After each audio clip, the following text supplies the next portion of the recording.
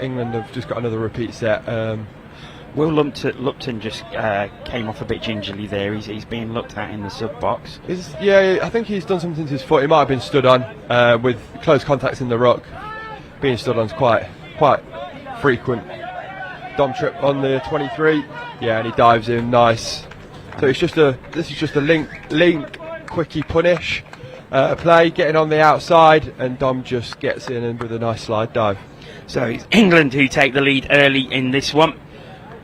Dom trip gets the ball back and then slides through. The gap just opened up nicely for him there. Yeah, so if anyone watched the England versus Ireland game yesterday in this men's open category, both teams were looking to just do link punish plays. They didn't want to show too much, and that's how England got on top of Ireland. And Germany coming right back. Yeah, nice little open side quickie there, but Louis was already on side and could chase out and get the ball, get the touch. Lucas Makavicius has the ball again, but unfortunately they've run out of touches, and England will start again from their own 7-metre line. A lot of speed in this England team, though. Yeah, I think that from when I've played with them, that they're definitely not running as hard as they could, but they're trying to get to halfway with minimal touches, so they've got more touches to play with at halfway, after the halfway. Here's JWS, John Weston Stanley with 32 long from Adam Brimlow, and that's a great ball by Horatio Price. It's actually just been called forward. Yeah, I can. We'll take a look at this again. Yeah, so this is really nice. John Weston Stanley just breaks out from the 33 trying to the 32. Adam Brimlow gives the ball to Horatio, and he gets on the outside of his play. I think he probably could have got in for himself, but he's throwing the ball, and it's just floated forward, and the referee Robin Budd was right to call that. So England still 1-0 ahead as Germany have the ball. They go towards halfway. Oh, there's a handling error, and that is going to be a gift for England. Yeah, Germany so far, I think they've had 3 or 4 sets from their own line, and they've only made it to halfway, and then they have a handling error. So they need to get past halfway and give England a bit of trouble. Here, Dom trip on the outside on link punish play, drops it back into John, and the defence looks after that one quite comfortably. Yeah, I think the Germans just need to get past halfway a bit more and trying to give England a bit of trouble. A lot of close play, a lot of close passing. Yeah, another punish play on that link. The referees called them for not walking forward. The Germans for not walking forward, so they've got a new set of 6 here. It'll be interesting. I think they'll do the same thing with Adam Brimlow on the other side. I know they actually go for a 32 dump. Horatio Price on the short. Touch is made, so they'll go back to 7 metres. Horatio Price and John Weston Stanley just passing. So they're going to try exactly the same, but instead of going short, they go long. And as I said earlier, I think Horatio Price could just get on the outside of his middle as he's just done there. So 2-0 England. Horatio Price popping the ball down, dodging his way through, and this is the start that England would have wanted. Yes, they're 2-0 up now. Start of day 3. They're getting their minds and bodies sorted. So yeah, this is a great start for the day. And unfortunately though, England have just been caught with 7 players on. They couldn't get their far side wing on, so you know that's very frustrating from an England perspective that they've been caught with 7 on, and Germany have got a new set of 6 here, so hopefully they can look to attack the line. They do attack the line. To Malopine. Good defensive coverage here by Sam Jones. Looking rather young with his new haircut as well. That produced a smile from Jordan Melling to our left. Yeah, I think Sam Jones was starting to look like his dog Lola a little bit actually. And Germany, good drive this as it comes along. Oh, I think he dodged it. Mark Davidson picking the ball up, and there's going to be a consultation between the officials. There is. Robin Budd goes back, and he is going to give the try. Yeah, so we've just got the replay here. It's a bit of a scramble attack, really. They actually throw the ball into a man-on situation. Vaughan Meredith he either slips or he can't get his foot. He can't get himself closer to the ball, and the German winger just snipes in between hit the wing and the link to get the ball, and Vaughan's left on the floor with his hands in his head. So that's 2-1. So we've got a game at the moment. It'll be interesting to see how England hit back. Yeah, I do wonder. It's a lot cooler today. A lot cooler this morning. I wonder if there's maybe a little bit of dew out on the pitch. Probably a bit of moisture out there. I think first game there's always a bit of moisture out there, and I think that was a slip by Vaughan. We won't say he misread that. I think he genuinely just slipped. So that does, and obviously there's a few handling errors to start with. As Dom Tripp just goes for a 23 again. Slides through. I think the touch was made. Instead of going on the outside, Dom just made a small step backwards, and the link was able to recover. Jörg Schlossmacher making the touch. Here comes again Louis Triez. I think has gone over. Yeah, so what England have done here, so they've been doing a link punish play, so the whole defence is now towards the right side of the field, so they're all compact. So as soon as Louis dumps the ball, he actually splits away from that last play, and that enables the player to get on the outside, and Louis then stepped back, and there's a big hole that he's dived into. So 3-1 England lead. Germany, certainly no pushovers at all. They played very, very well in this opening 9 minutes. Got themselves on the scoreboard. 7 metres away. That's final touch. As it comes to the right hand side, unfortunately can't be taken, and England will have possession once again. They actually don't here, Jono. They've Germany went for a mid quickie, and just on the out they threw the ball, and then the far wing from England has just touched the ball. So Germany actually have a new set of 6. Diving through was Arilan Gilmesh. They do keep hold of the ball though at the 7 metre.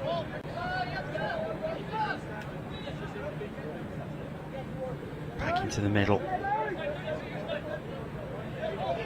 Good patient build up from Germany. I think that may be a roll ball, is it? Germany keep possession. So the referee's just penalised England for not walking forward. I think the Germans were 10-12 metres out, and the English didn't push out to go and get it. So I think next time if they go that far back, that they will try and go and get it. But the Germans will want to stay on the 7 metre line. It's an open side quick with a scoop. Comes back into the middle. It seems that they're looking to try and work it out to the wings, doesn't it? It's to start with, they're going from left to right. Now they're playing with the ball in the middle. So here's Germany at that 12 metre line. So England have just pushed them out. And they've run out of touches. Yeah, good defence by England. Yeah, absolutely. They stayed squared. No one was put under any pressure, and England are just going down. They're on their own 10 metre line already into first touch. They look to be on second just before halfway. So England make it to halfway, just over now.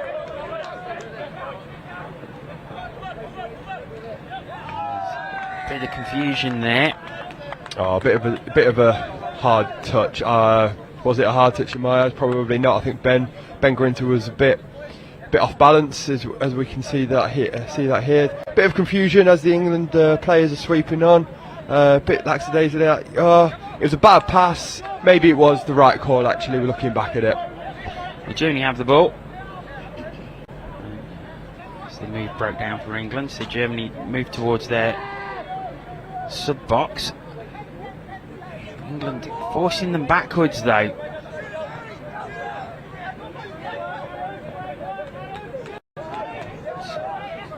Germany just struggling to get towards the halfway line on this drive. They're there now, but they're on final touch, and the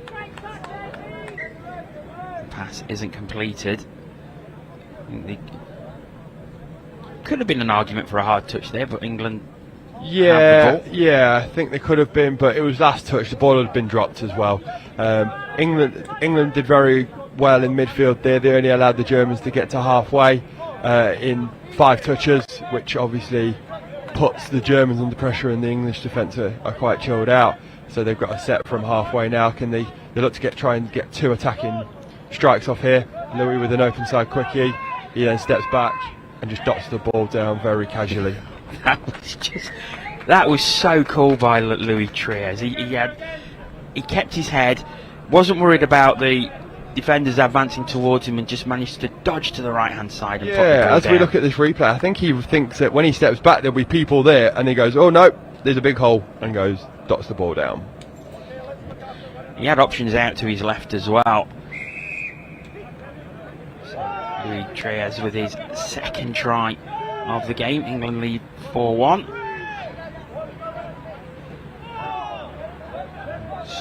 Screaming the touches, that's the fifth touch. Inside quickie if they've got an option. And Germany have managed to draw the infringement, so they will have a fresh set of 6 by the looks of it.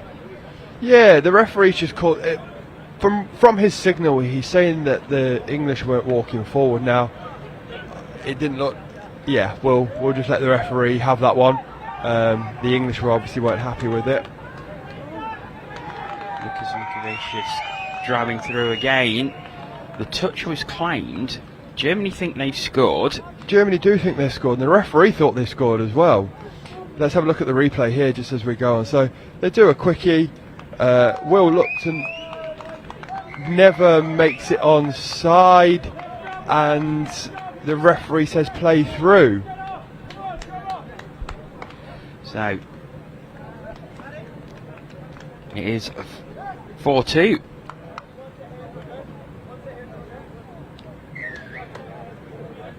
So Lucas Mikavicius makes it 4-2, saying that the England player wasn't onside, so the touch doesn't count. So work for England to do here. They're certainly not having it all their own way at all. And Germany, of course, they've played, this is their third game on this pitch, so they're actually used to this environment as well. As it comes into the middle, this space out on the left, and that is a very, very good try. Yeah, so that's a good score. It's a score that England have been doing quite a lot recently. If you watch the Ireland-England game today, and even this morning, they've already scored a couple like that. So they'll look to punish the link on the right, the near side, as we're looking at it. And instead of giving the ball back to number 5 Dom Tripp, they actually fire the ball out to Horatio, and he just gets on the outside and gives the ball into Charlie, who's dotted it down.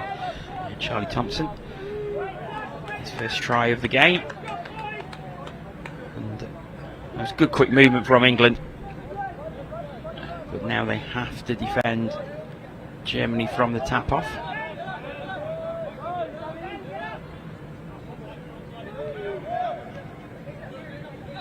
Germany at 7 metre.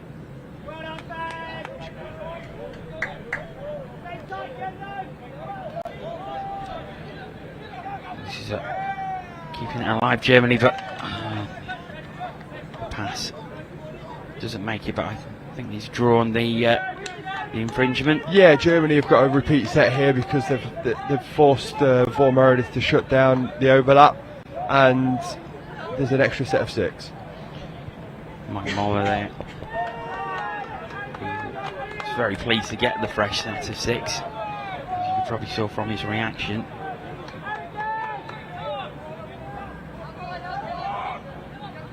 Another patient build-up from Germany, but good touch there by Josh Henderson. Yeah, just in a good defensive position. 4th touch. We'll see what the Germans can do for a 5th touch strike dump.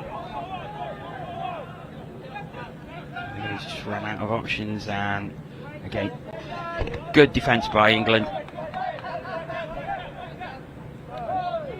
If they're going to make changes, they need to get over to the right hand side. They come over now. Fresh legs coming on. Good drive. Comes back into the middle. Trias again. Oh, great pass. And that is Adam Brimley who pops the ball down, and England goes 6-2 ahead. Yeah, shout out to Adam Brimley for NQ Rebels here. He actually starts this drive in the attacking half. He then gets the ball back from a Louis Trias scoop to go through the link hole to dot that down. It's a very easy game when it wants to be, isn't it? It's such a simple game. It's about getting on the outside and creating a 3-on-2, and then executing that 3-on-2. So we're 2.5 minutes away from half time.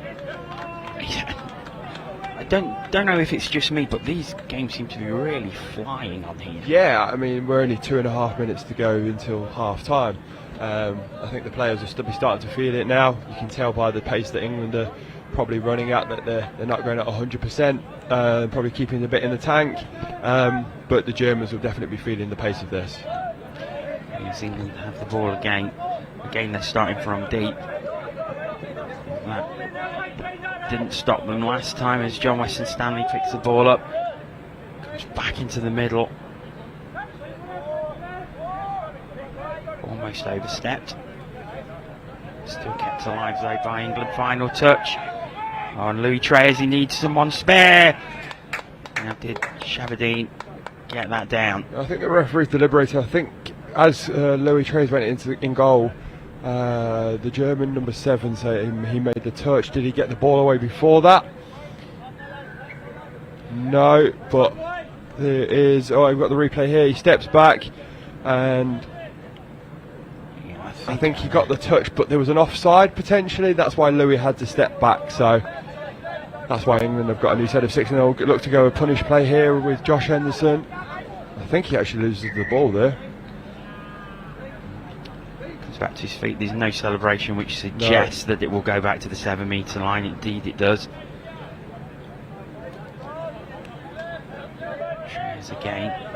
Champagne, Treyers to Champagne. Galaxy players working well in tandem as it comes out to the left-hand side, but it's well covered by Germany. It looked like there was a big gap opened up there. Yeah, they actually had an overlap. The winger shut in, they put the ball down. Here's another punish play, and Louis Trey just gets on the outside to Matt Sanderlat, who's just dotted the ball down. To 7-2. That is what England will have wanted. So close to half-time. 10 seconds remaining, so Germany may get a chance of one drive from this tap-off. There is the hooter, and indeed half-time is blown, so Germany don't get a chance to have a drive from the tap-off. And it is England who lead 7-2. Here's the highlights from the first half. Yeah, so England were dominant, but not as dominant as it would have been like. But the scoreline shows 7-2, and they have scored some good tries and got on the outside of Germany quite a few times here. But then the Germans have hit back with a few good scores of their own. This one is good quick passing. That was a really good shoulder drop there by Horatio Price. His first German try was that. Yeah, and this is that. I don't even think Vaughan slips on that one. I think he just misreads the ball and the player coming in from him. So it's a good score from the Germans. Louis Treyers has step back and dive. Yeah, he's been everywhere in this first half, and that was the one where it just opened up. Yeah, really nicely for him. I think he expected someone to be in front of him so he could pass the ball, but no one was there, so he put it down. Say Germany. That was the second try where Will looked at offside, which meant the touch didn't count. And England come back. Charlie Thompson with that try.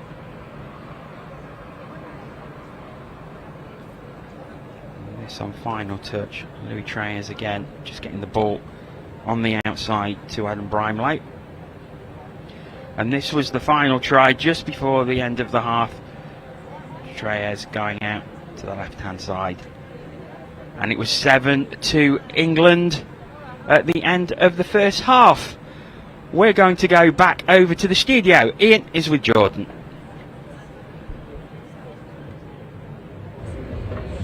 Welcome back to the studio, everybody, and England leading the way 7-2. Perhaps not the biggest shock there, Jordan?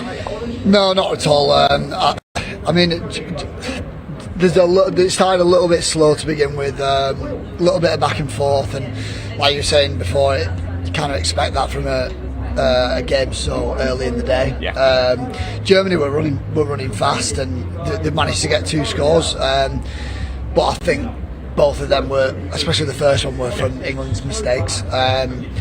England have looked quite composed at times. I won't say they look frantic at any point. They've not been able to go deep into their play, but like they kind of did against Ireland yesterday. They've been able to rest two of their more experienced players, Will Serracold and Max Howard. So I think England will be. You're never really fully happy.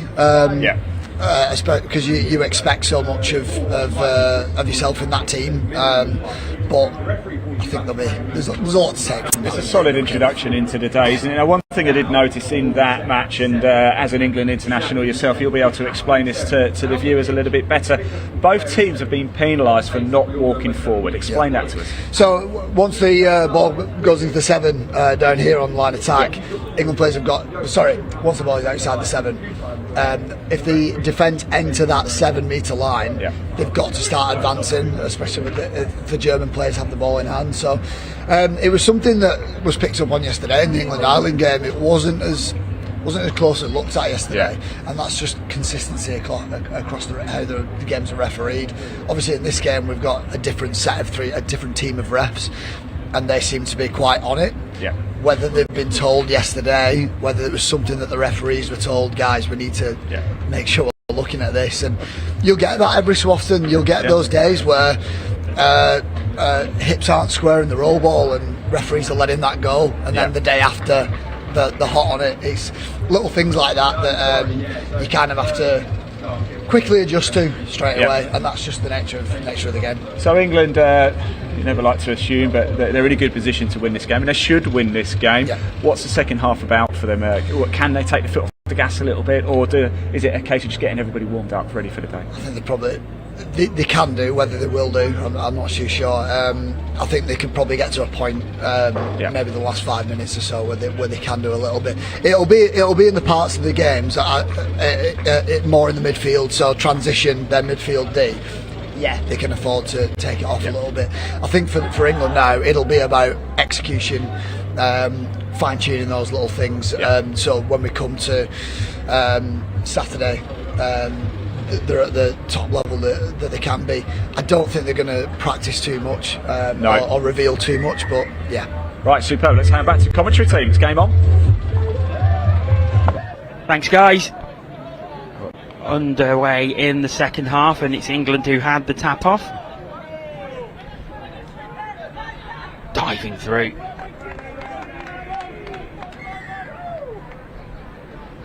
So that was Horatio Price just trying to get on the outside of the middle quickie, but it looks like the Germans weren't walking forward, so he gave the advantage, but no advantage came. So England have got a fresh set of 6 here. Again, they'll go for the 23 punishes they start with, and Will Lupton gets on the outside and dots that down.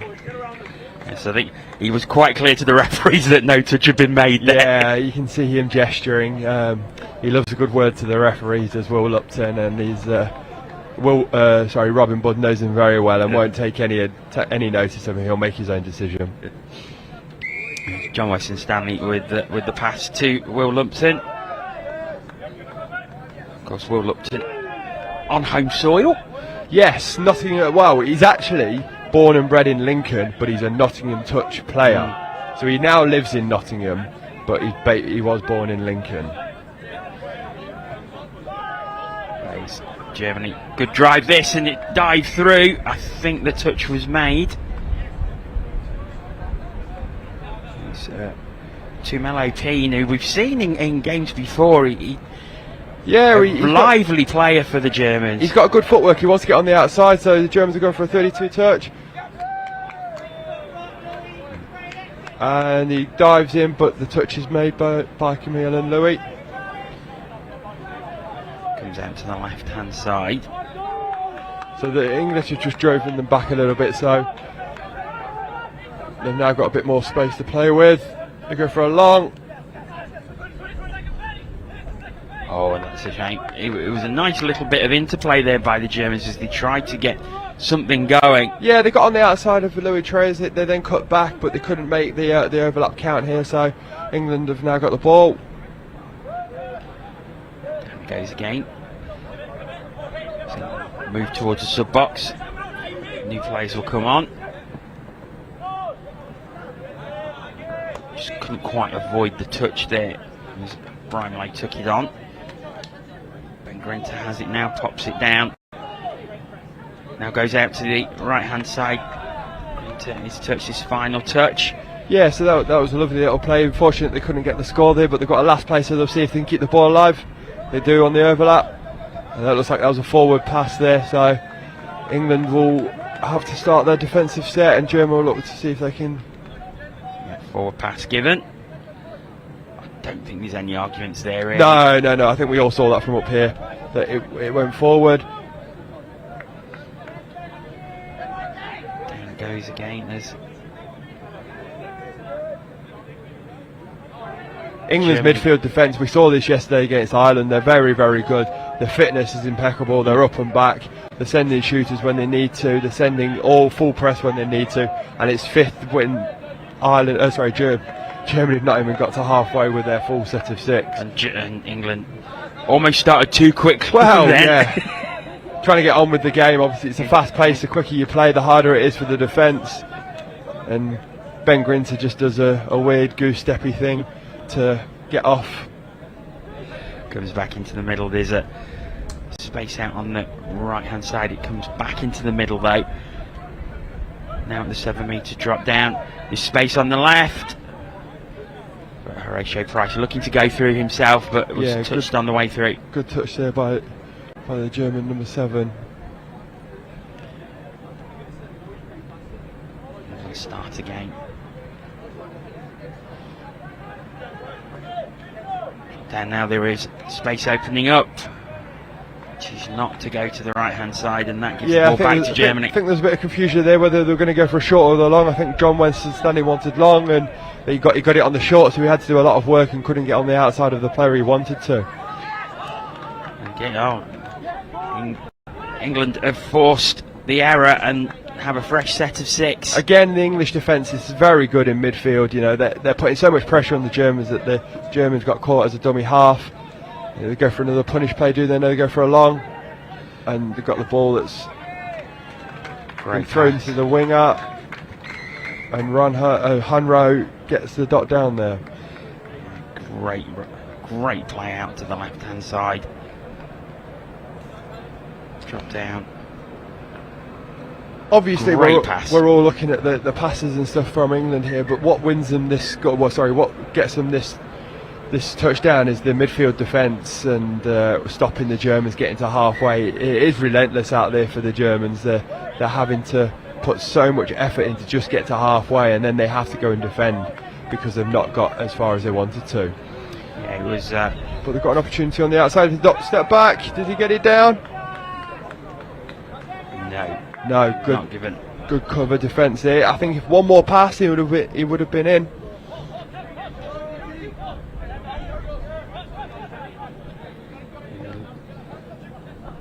Germany have certainly caused England a few problems in this game, and they have looked dangerous every time they've got to that 7 metre. Yeah, they have looked dangerous, but the English defence are just a little bit better on getting on the outside. It's more their defensive body shape. So if you just look at Louis Trez and how he made that last touch, he actually makes sure that he gets the outside of the attacker that he's made the touch on. He then covers that outside all the way until he makes it onside and doesn't change direction. That little nuance that you probably can't see, but if you start looking for it, it will really help the defence here.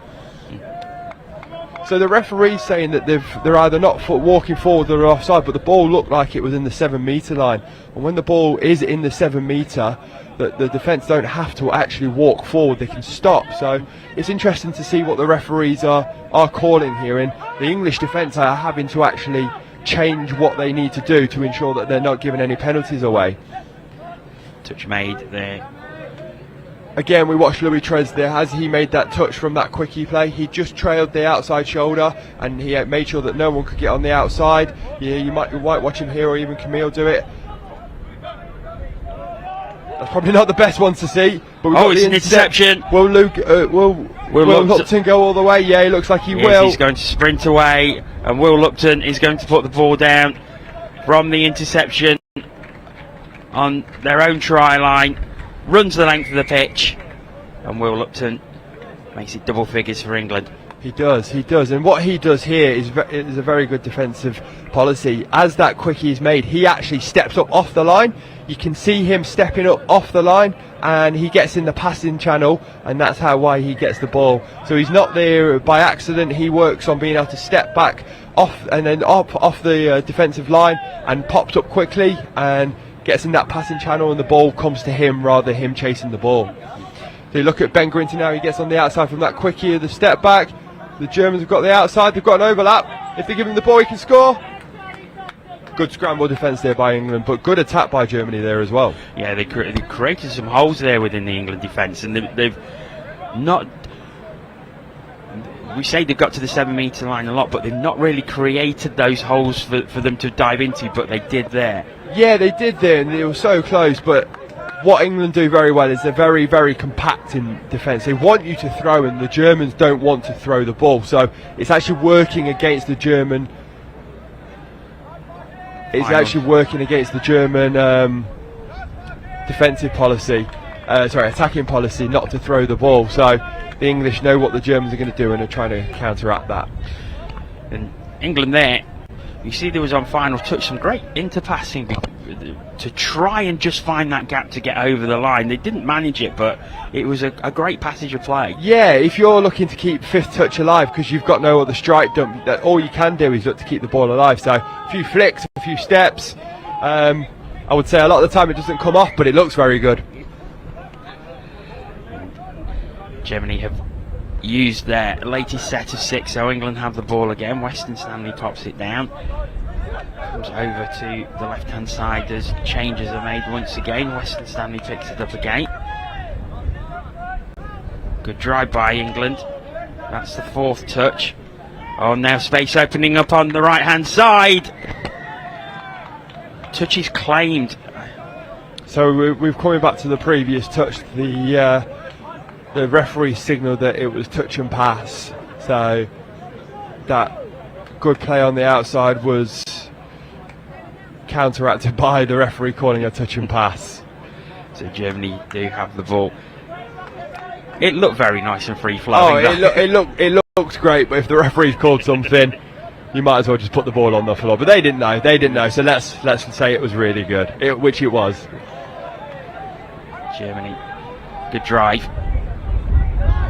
Coming back over to this right hand side, but the England defence doing so well, and it caused the panic there. It did, and you could see that panic in the German middle there. He had to throw the ball back towards his own sub box. It was a bit of a loopy pass, and they couldn't collect it in. So the English have got the ball just inside their own half at the moment.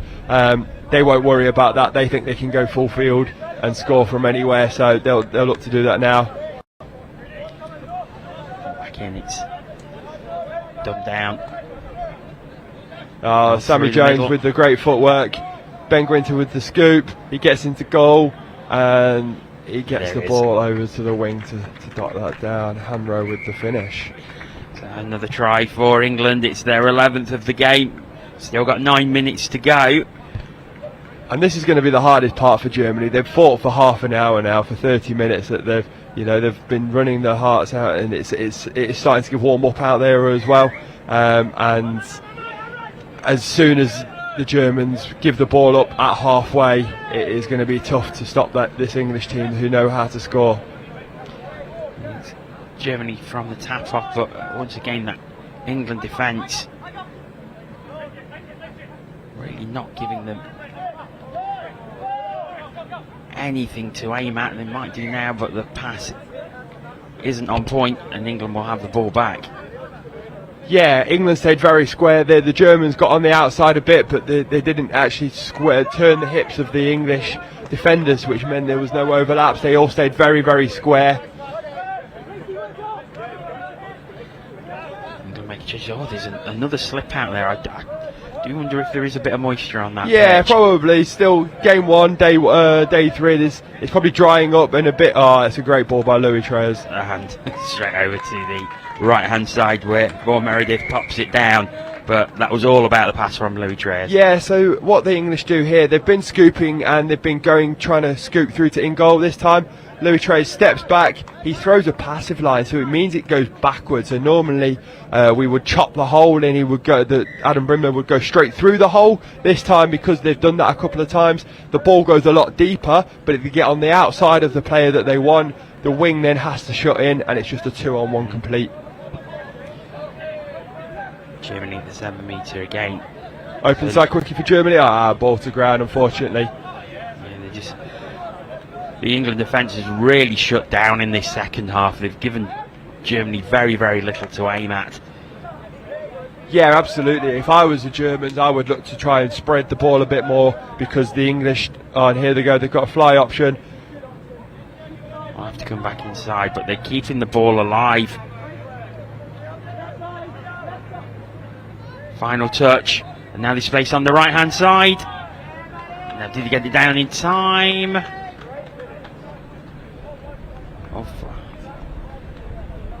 I think he did. Yes, he did. The referee's turned his hand to the sky and has awarded the score for Matt Sanderlat there. Good keeping the ball alive. So it looks like England were about to score, but the German scramble defence got across. They then kept the ball alive, and Horatio Price went for an open side quickie, got the ball over to Matt Sanderlat with a 3-on-2 pass out, cut out pass, and good finish. So another good score from England. But if we look at this German side, they are trying to get on the outside of the English. They're doing it very well, but at one point they feel like they're not getting on the outside. They don't commit the defenders. I would like them to see them run a bit harder and try and get on the outside of the English defence, whereas as soon as they compact everything, the English love that, because that's how they defend. They're very, very compact. If they can get on the outside, they'll cause a few more issues, but at the moment they're not trying to do that, and that's causing them issues because it's playing towards the English defensive policy. Yeah, the defence has been so good in this second half, as we've shown. Germany have quite easily got up to the 7 metre line, but once they get there, the defence is just closing in and just giving them absolutely nothing. Yes.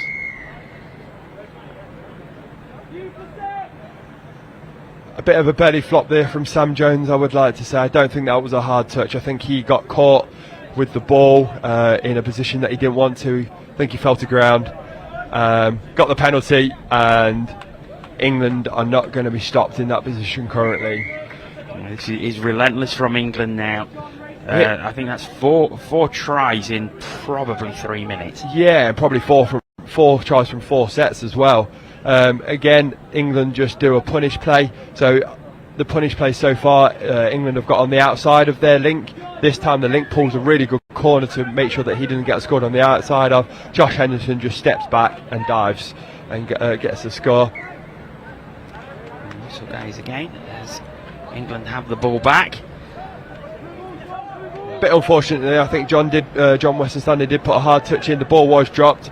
If it wasn't, I think it probably should have been a penalty, especially if Sam Jones got a penalty the play before.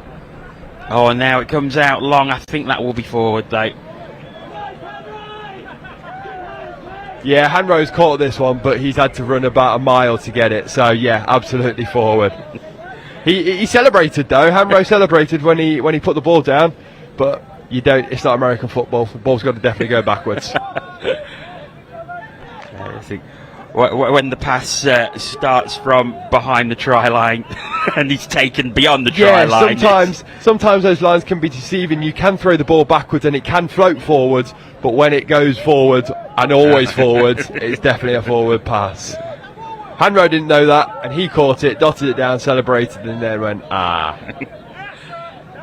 Germany. Oh, good hands by Germany. Here we go. Can they spread the ball? They've got the option. So that was the first time this half that Germany have actually looked to spread the ball.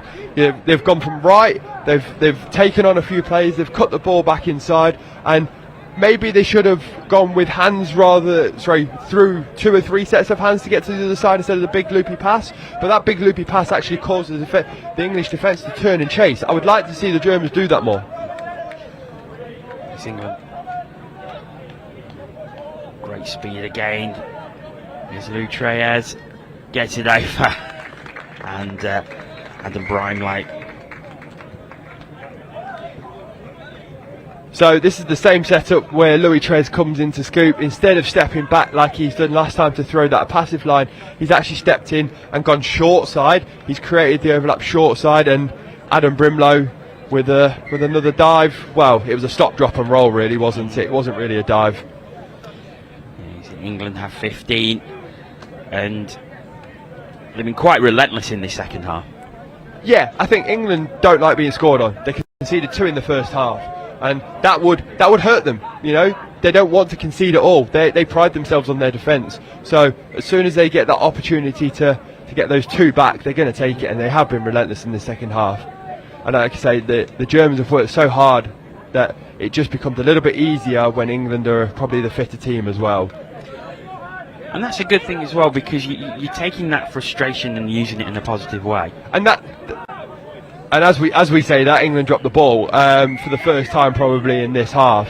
That's probably the first real error that they've made. So they'll be okay with that. 1 error per half is probably what they look for. But coming back to your point on using the frustration in a good way. Touch, yes, we all see the skills. We all see how quick they run, how far they dive, and how far they can pass. But it's being able to do all of this under pressure and making sure that you're cool and calm. When you're not cool and calm, you can't do what you want to do, and that causes you issues. Can Germany got the ball down? Referees, we're going to have to. I think we're probably going to have a look at this one again, because both players are saying they made the touch. Referee's taking a step back, and so Germany have their third. It'll be interesting to see if that one was actually a score. But you look at what touch is about. England made a mistake in their own half and they were punished. So we're looking to look at the replay here. Let's just see where the touch was made. Touch was made outside of the 7, so no one should be on the line. And it looks like everyone steps back. It was close. It was close. There can't have been an offside call, so the referee must have said the ball was down before the touch was made. It's one of those where you need a super slow-mo camera. Yeah, and you've got to trust that the referee's got a better vantage point than we do.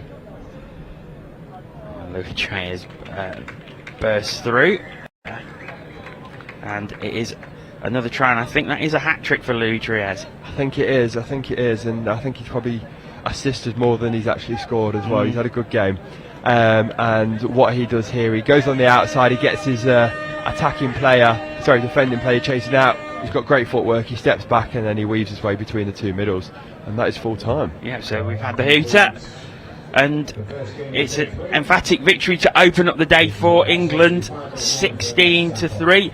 But Germany played their part in that game. They had opportunities, especially in that first half. They could have gone, they could have been a lot closer at half time.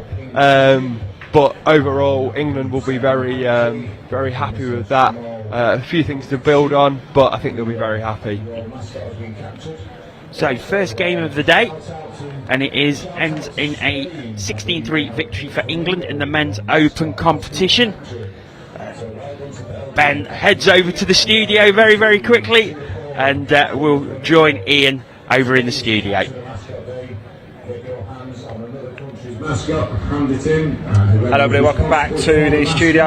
Ben commentated on the game there. Yes. Comprehensive win for England. Yeah, a good win for England. But the Germans, as we're saying with Jono there, they played their part in the first half. They had opportunities, and at half time it could have been a lot closer than it was. I think it was 7-2. Yeah. It felt like a 5-3 game really. England made a few mistakes. Germany couldn't really capitalise on them. But in that second half, England realised that if they kept that error rate down, that they could go on and score. I think they made only 1 error in the second half, England did, and actually Germany scored from it. So you've got to put the credit to England that they kept that error rate down, and they got the scores. Well, England be a bit disappointed at that, because they were on to nil Germany in the second half there. Were they trying to do that? So I know that England team very well. What they'll want is 1 error per half. In the first half they didn't do that, and they conceded a few tries. They conceded 1 error in the second half. They conceded a try. I think they won't be, but if they play Ireland and France and Scotland, they won't want to concede that score, because they pride themselves on keeping very tight, and it was through the middle, so England want to be tight and compact and want the scores to be outside of them, whereas that was through the middle. That's probably what they're most disappointed about. Fantastic stuff, Ben. Thank you so much for your time. Next game coming up already, mixed open, I believe. It's going to be a good game. And it's England-Wales. Yes, in the mixed open. Fantastic. Let's hand back to your commentary team. Stay through it. Enjoy. It's going to be a good one.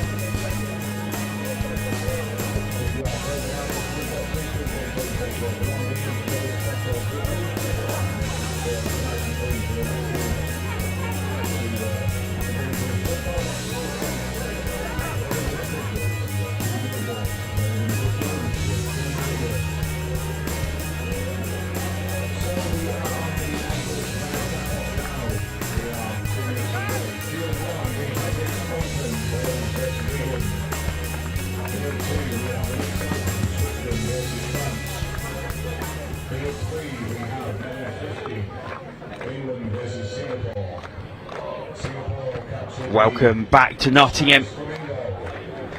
Game 2 of the day is in the mixed open, and it should be one of the games of the day as Wales take on England. Both teams unbeaten in the competition so far. And I say Jordan joins me for this one, and we're hoping this will be a cracker. I think it will be. I think I'd be really surprised if this doesn't, if this disappoints. Sorry, I think it's going to be a great game. Both teams unbeaten.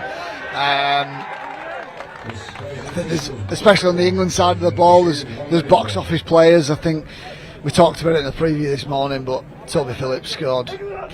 I'd be very surprised if it was top the score that he pulled off yesterday, and he's busted out some new yellow boots for this one. So keep an eye out for number 7. He's last through the tunnel. It's going to be a cracker, this one.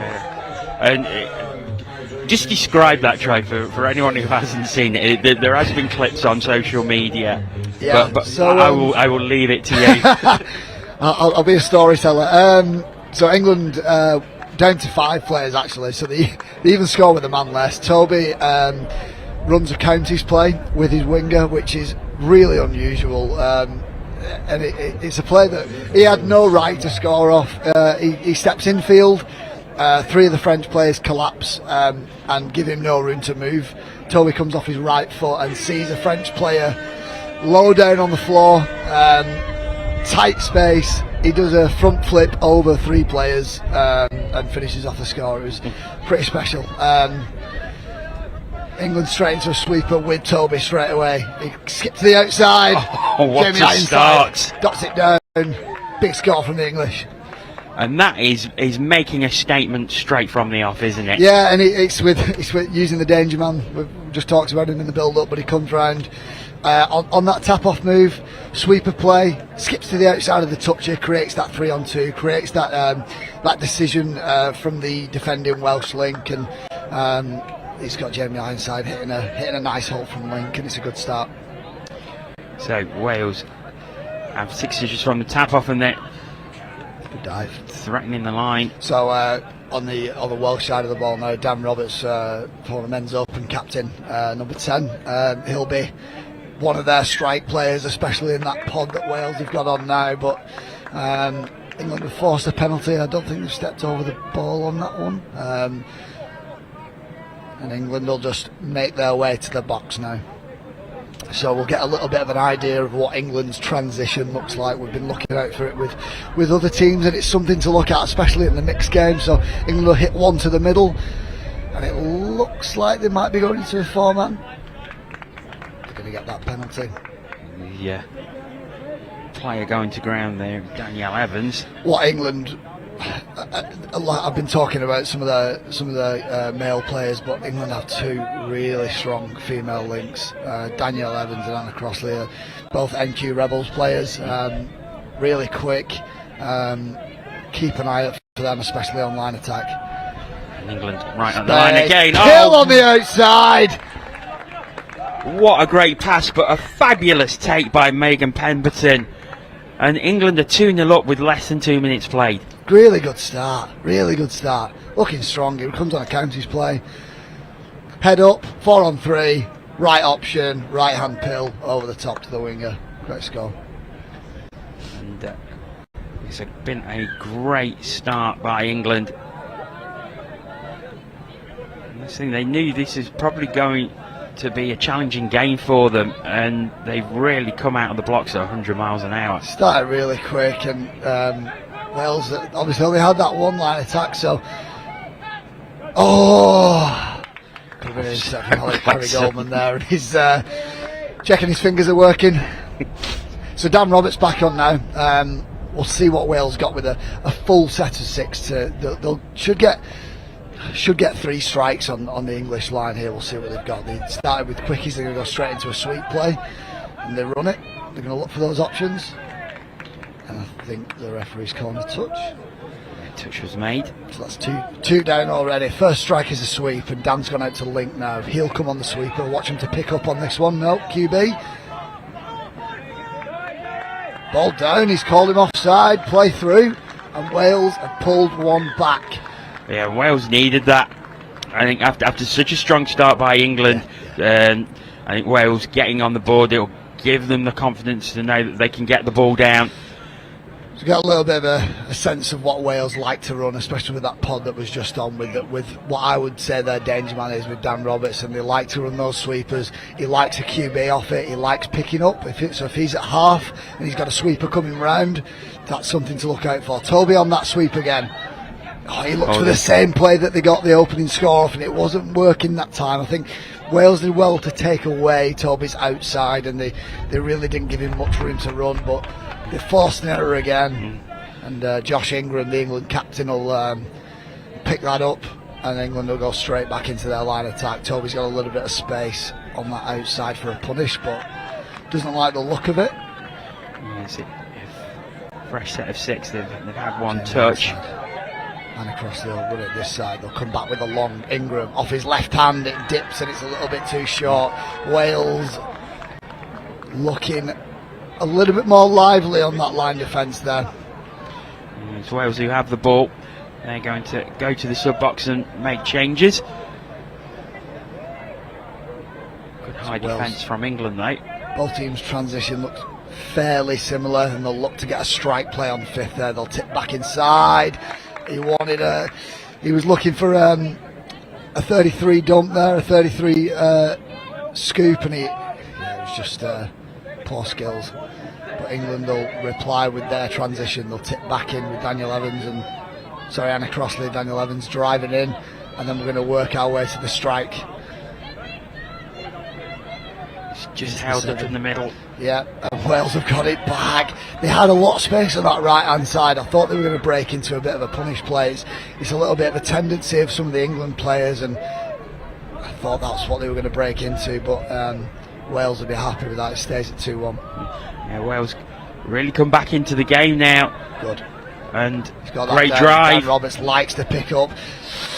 I think if he looks back on that, he'll be harsh on himself. Maybe not harsh on himself, but I think Dan really likes picking up from half, and he's dangerous on it. I think when he looks back on this footage, he'll know that he probably should have squared the toucher up, kicked to that short side, carried on going to the left, and I think they would have seen a bit of joy off that. Wales looked dangerous in that transition. Then that's the positive I would take from that. Thanks, England do. Great drive forward so far. They're up to the 7 metre. It's final touch.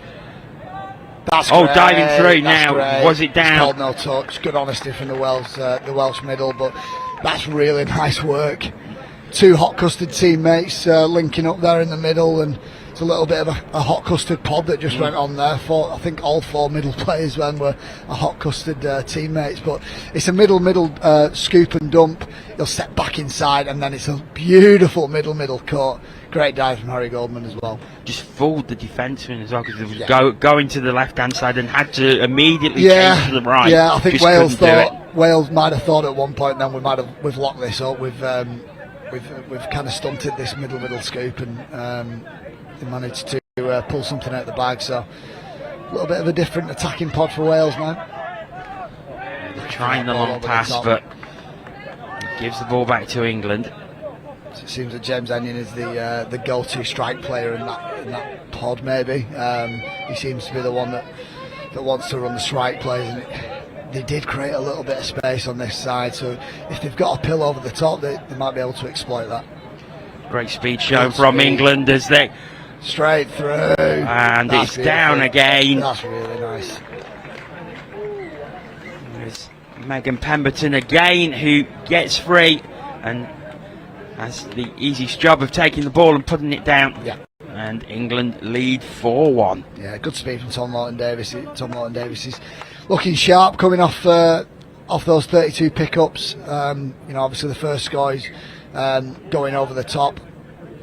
This time he's going straight through and he's looking really sharp. When England get the tails up on their transition, they look really dangerous. Watch for Dan to pick up here. No, he's given off. That's good. That's good. So what? This is what my thinking here. If Dan is at half, I would be thinking he's going to pick up. So that might be the reason why England were a little bit loose in the middle here. He actually gives the sweep, and that's why this middle channel opens up a little bit more. That I could be wrong on that one, but that's what I would be expecting from Dan, and he fooled me there. So no, it's nice play, good setup, and it's a good reply from Wales. They really needed that. Kieran Evans putting the ball down from the dive, but it's England who come straight back from the tap off, and the bit of space has opened up. I think the touch was made though. So we've got the hot custard pod on now, and Kendall Fry at female link on the right, Dan Mayall left link here. See what they've got. They're playing around with them a little bit. They've pushed themselves back at the 7. That's 5th touch. Harry Goldman worked his way into a corner there, and they'll be disappointed with that. But Wales will be really happy with that last couple of minutes. They got a score. They've D'd one out. We're a quarter way through the game now. 2 scores behind. If they can pull one back here. 4-3 looks a lot better for Wales. And that was good D as well by Wales. It was. They committed players over to that right hand side that gave England no space to play into. Yeah. They took away quite a few options for them then. I think England were looking for those 23 platforms, and it looked like Wales pushing England back out the 8 metres, 9 metres, 10 metres, not letting them really set up anything. It caused them a few problems there. So Dan Roberts back on. He'll look to get himself to half. That was beautiful. He's given the torch. He'll be really gutted with that. That was a beautiful setup. Nice little bounce play, and he gets himself to the outside. That's a great pill over the top. What a pill!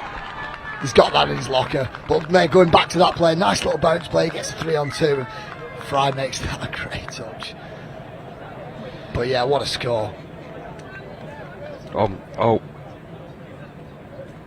Great score, and he's got that in his locker. It's a bit of a static play. Kicks to the outside, right hand pill over the top.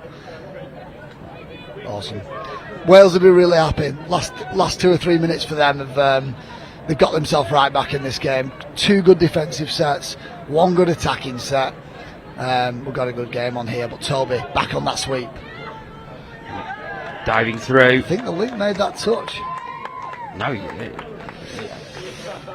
It's going to be given. Yeah, it's given. I think Wales will feel hard done to there. It looked like the middle was offside, and the ref was calling play through on the touch in middle, so he's calling him offside. It looks to me the link does make that touch, number 2. Anna Melmoth steps in and makes it with the left hand. I think unless the sideline ref is calling her offside, obviously on the footage there we couldn't see if she had made the line, but it looks to me that was a good bit of defence from her. Wales will come back with a reply. Oh, good take. And the referee was calling play on. That normally would mean play through. One of the England players is offside, so you don't really want to give Dan Roberts a fresh set of 6, and that's what England have done. He's taking it! He's gone! He's looking around. Yeah, he's good. Burst through. Slowing it down. I think some of his teammates will realise he's got 3 days to go.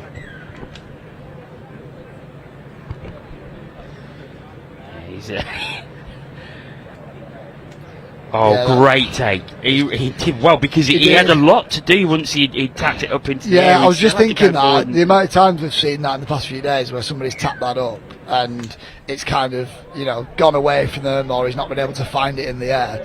So to actually obviously D them out, and for Brad Murphy to be able to tip that up to himself and have the concentration to be able to finish that off is really good.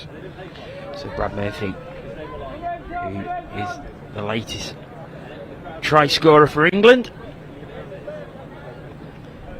he's taking a few deep breaths on the sideline there.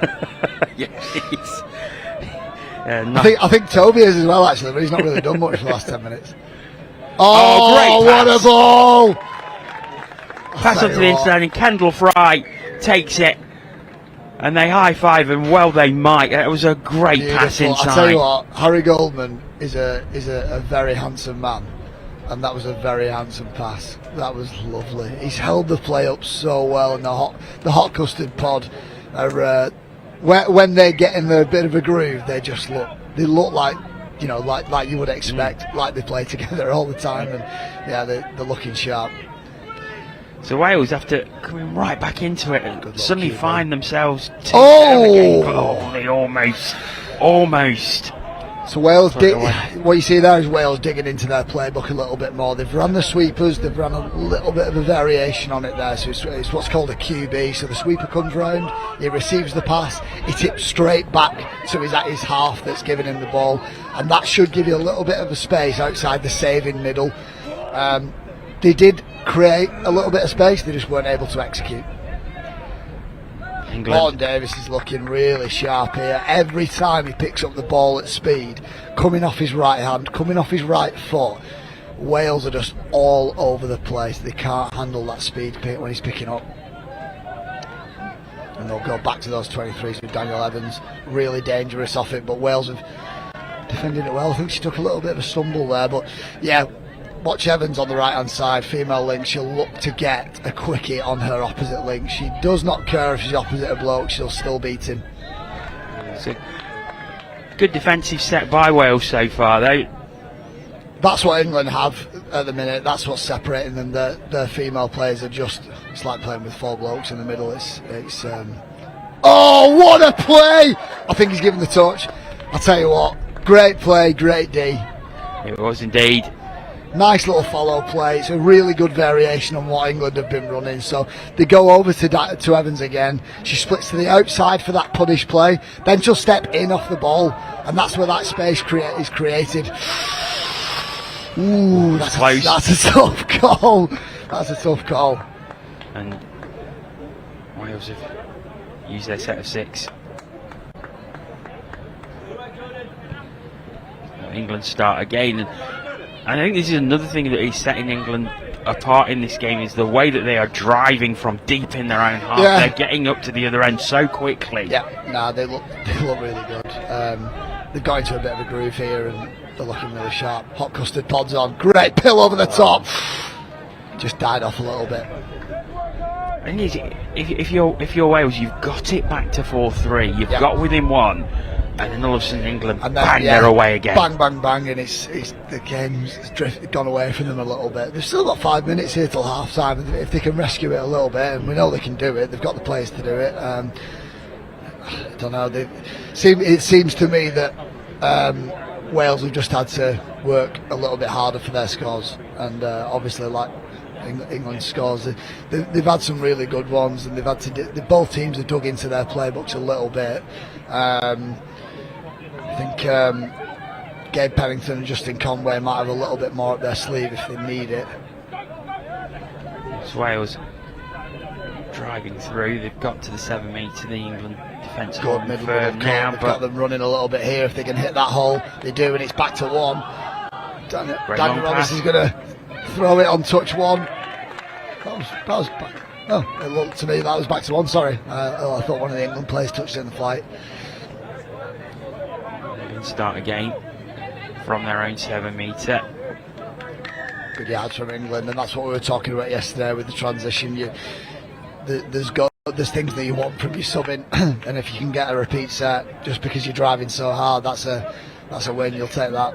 Josh Ingram will take some yards up the Welsh box and make his way down to the 7. He's got a couple of attacking threats here, Toby being one of them. He gets on a 33 counties, he's in behind his man, he's done that so well.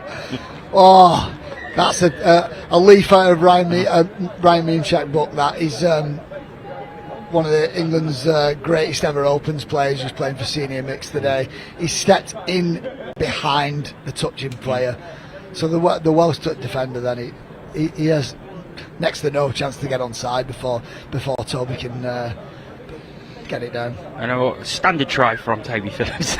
Yeah, just it was a bit boring. Yeah, if I'm honest, it wasn't really. Yeah, expect a triple Salco with Pike or something. Yeah, it wasn't too much to shout about. Disappointing. It's Wales who are making yards from their tap off. They're back to the 7 metre as the England defence again holds quite firm. England have been really sharp here, especially the last 10 minutes. Yeah, they've been, like I said, ever since Wales brought it back to 4-3, and they look like they pulled themselves back into the game. England have just been ruthless. Every time they've broke into their transition, they've either scored or got a repeat set from it and then scored off that repeat set. They've been pretty clinical. And good. Oh, that's a good. Wales back in it. Good. Yeah, really good try. Yeah. Good quick passing. Yeah, it's just a middle quickie, similar to what Toby ran before. He's not got in behind his defender. Sorry, it's a 33. It's a 33 county, so he's got on his other middle, but he's got to the outside of the saving defender, and the England link has got a decision to make, and he's decided to step in. The Welsh attackers has executed that well. 8-4. If they can defend this set out, that'd be huge for Wales. Long pass comes in. Oh, and they have defended it. So that's big for Wales, and they've got a minute here. Hopefully they'll get some comms from the box. If I were Wales here, I'd go into a 4-man drive, blow England off the park, but they're going to work into their sub-in, so they should get a good strike on England unless this midfield D steps up. Good yards. And they've coughed it up. Yeah, they'll be disappointed with that. Not only that, they've given England 30 seconds here. It's not a great deal to play with, but England might get a good shot on the Welsh line. They might get one play. Yeah, there is communication coming from the England sub box. You can see that. I wouldn't expect anything less from Gabe Pennington. He'll keep his eye on the clock, but it's just come a little bit earlier than I thought it would, and England haven't been able to get anything from it. So 8-4 to England as we go into half time. So the match living up to the hype that we gave it beforehand. 12 tries in that half, 8 for England, and Wales really came back into it. Came so close at 4-3, but then it seemed to flick a switch in England, and they just ran away with it. Then that's what the good teams do. They can ride that storm. England started strongly. Wales came back, and there was a good little back and forth from a bit. Like we were saying, it was 4-3. We had a really good game going, but England just turned it on. Like, they were great. I think there's players that are standing out here for England, and I think the hot custard pod are. Every time they're on an attack, they just look sharp, and Wales are finding scores difficult to come by. They're able to do it. It's that line defence that they just need to shore up a little bit, and a little bit on midfield. England's transition just looks so fluid, and they're really looking good. Seeing the highlights of the half here and some of the tries that both teams have been scoring, but that was great, just bursting into the end zone and then the pass coming out. So yeah, the staple of the Welsh attack is those sweepers, and they've got a lot of threats on when at dummy half with Dan Roberts, and when those sweepers are coming round, they've got players that can execute those dives really well, and there's some really good stuff here. This little bounce play, they didn't get a score off it, but that was nice. I'd like to see that again, because they caught Harry Goldman on his heels there. I think he probably owes Kendall Fry a beer for saving him there, but Dan Roberts just decided to get it back and rip one to the wing, and that's been really pulled them back into the game. Yeah, that was what made it 4-3, but then England were just bang, bang, bang, and it was all of a sudden it was 7-4. So good, and we built him up before, but Phillips is having a really strong game here. He set a few up, he scored a few himself. This was the intercept, and like we were saying, the concentration to tip it up to yourself, regather, and then finish it off. That's something worth noting, because the amount of times we saw yesterday somebody would flick up a little bit of a bobbled ball and it'd get away from them, or they'd lose it in the air. Yeah, that was great. This one, nice little pass inside. Down it goes again. Still England weren't finished. So this is what I want to see in the second half. Daniel Evans running those punish lines. It didn't get a score off that one. The ref called the touch, but that was a beautiful play, and that's something that Gabe Pennington will have got them running quite a bit. Their assistant coach this week, he unfortunately picked up an injury in round 3 of the men's NTS. Former teammate of mine, really experienced player. If he was out there today, he'd be having a field day, diving through the middle. But what he'll be offering now is just invaluable coaching, and those types of players, those little follow plays, they'll be something that he'll be loving.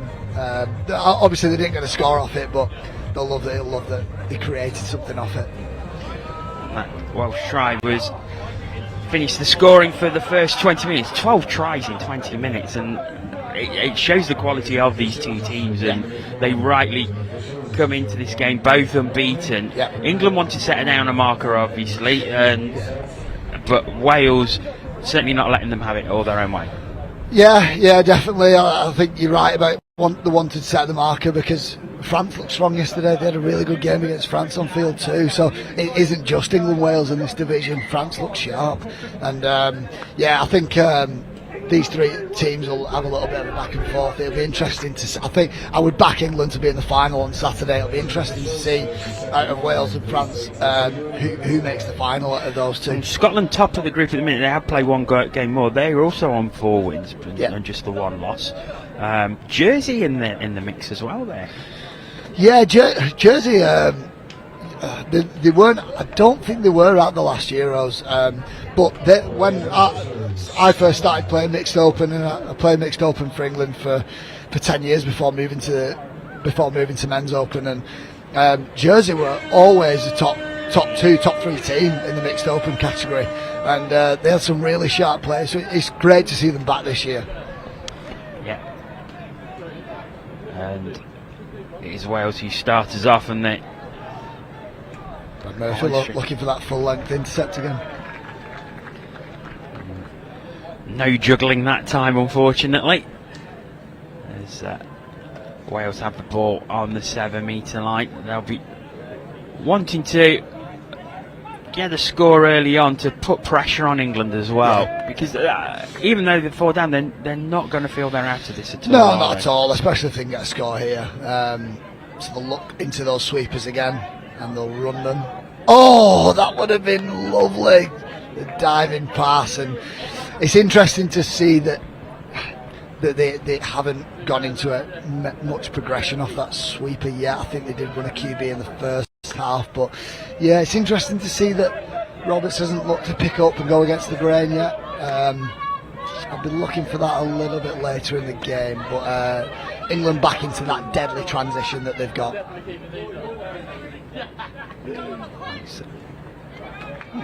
Quick passing, they're just not completed though, and both teams feel their way back into the game after a 5-minute break. Yeah, it was an interesting one from England. That I think I might have lost the count there. I don't know if it was me or the ref, but oh well. We'll not go into that.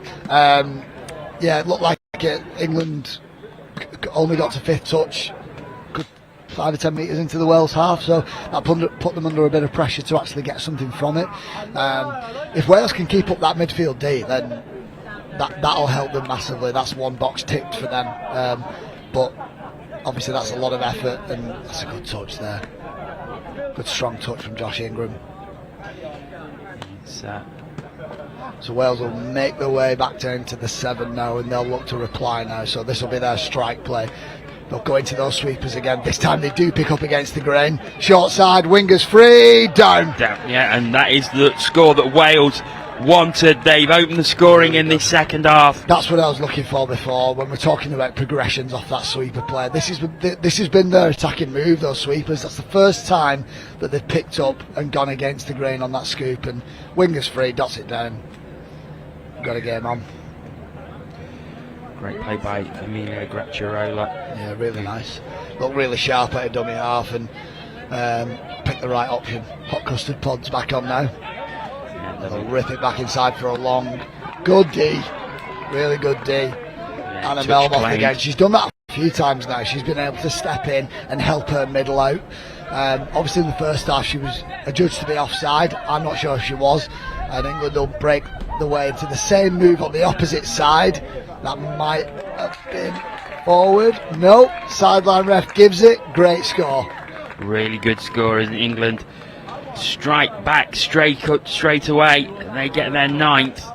A great long pass across the line. Yeah, really nice. It was good patience from England. They ran a punish play on the right hand side and ripped long infield. Anna Melmoth saving it on this near side for us, but they just remained patient, ran the same move the opposite way, and that's where the space came from.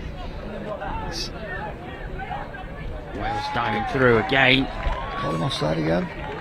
Yeah, Got a little bit of a shootout here at the minute, and I think from an England point of view, you're not going to be that disappointed that it's a bit of a shootout because you've already got that four score buffer. Obviously Wales, you need to be making a few stops, and they're not able to do that, and especially with Phillips back on at the minute. I need to stop inflating Toby's ego because it's too big as it is. Josh Ingram will look to reply with a pick up against the grain. What a pill for Josh Ingram! And he's given great pass out to the left hand side. Watch this again. Beauty. Ball comes down the middle. Toby on the sweeper. They're worried about the sweep. Josh picks up against the grain. Pill over the top. Down goes an almost carbon copy of the 9th try. It was, yeah.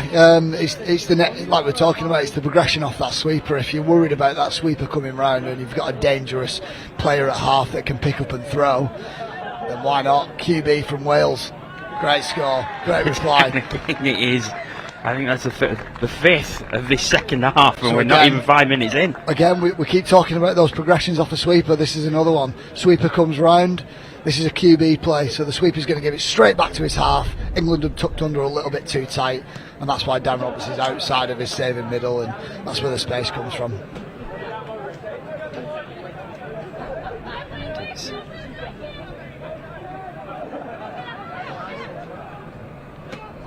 Oh, good day. Touch is made in the corner this time. England have been successful with the past 2 drives where they've got it over to the left hand side and scored. Wales learning though, and that's part of the game as well, isn't it? It's it really is. Cutting off those options. I tell you what, that was good on both sides of the ball there. It's a play that England were running before and they keep getting joy from. It's a punish play. A half will turn back in field to throw long, but this time Harry's gone the next progression off it. He'll come off his right foot and go back to the short side, and the Welsh winger has sniped that so well. No touch from Harry Goldman. Wales will be really disappointed with that. It was good flow. It was looking to be a really strong drive. As you say, it was flowing really, really well. They got over to their sub box, made the changes, and they was looking to strike in on the line, but unfortunately the error has given the ball back to England. 10-6 England lead. Wales by no means out of this. No, not at all. Like I said, they'll be really disappointed that they've given away a no touch space on the outside for England. They're going to go. That was interesting.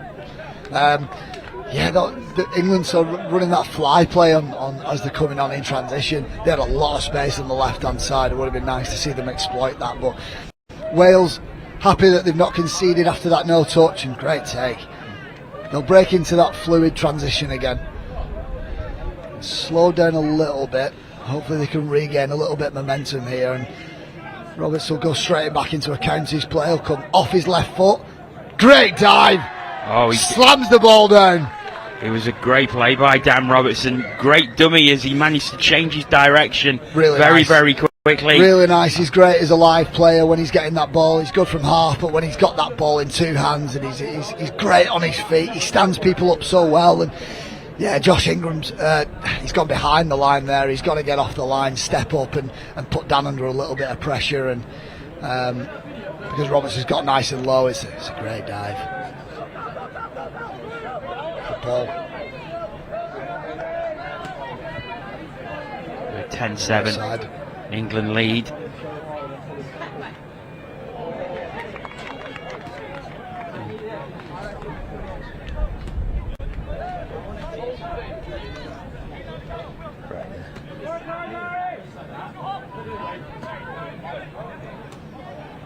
So England.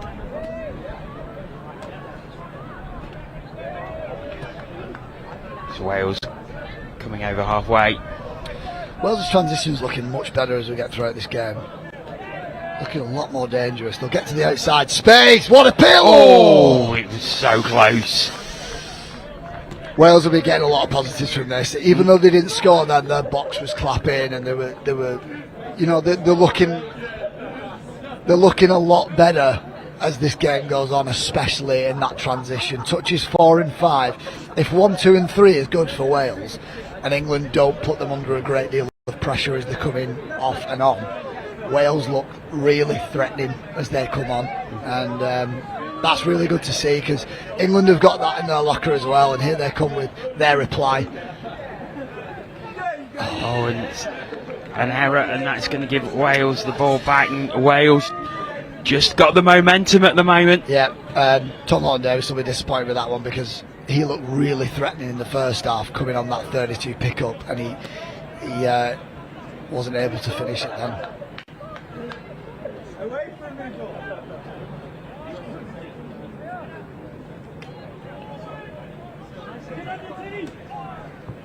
Robertson on the top, what a pill! Oh, brilliant! Brilliant. Amy Reese really taking that well. That's right. What a ball over the top. I keep going on about him, but he's having a blinding game here. So dangerous coming out of half, picks up against the grain. It's actually a pick up against the grain on the doggies play, so he's even got further to throw, and yeah, he's having a blinding game. Wales coming back again, they're within 2. And we said they weren't out of this. Nah, top game. Phillips on a sweep, off his right foot, down low, good touch. So now it's about the Welsh defence. If they can hold out here, get the ball back. That's the first time that they've forced Phillips to step inside off that sweep, and they'll get a penalty here, I think. Yeah, they will. You don't want to be giving Tommy Phillips 6 touches. So 6 touches for England here. The thing that they've got here, they've got a good balance of speed, execution, and scoring ability here with this pod that's on at the minute for England. Josh has just proved that he can pick up and throw from half and across leash. That's a big touch. Inside, Ingram, Crossley. They go on that punish and rip to the other side, and Wales have survived another, and their box is up at them. And that was really good Welsh defence though, because they gave England nothing to aim at, and in the end they essentially threw the ball away. Yeah. The thing is, at the minute, England aren't going too much into their playbook, and I don't know whether that's on purpose, and maybe they're saving a few things for Saturday. I wouldn't be surprised if they are. But here comes the Welsh transition. Oh, it's just beyond the reach of Amberley Rook. Yeah, there was a little bit of an opening there. Josh Ingram did well to force Wales to come back into that middle channel. James Enyon he had a look at the outside of him and wanted to come back in off his right foot. And England will just work their way up the field now with some good yards. England.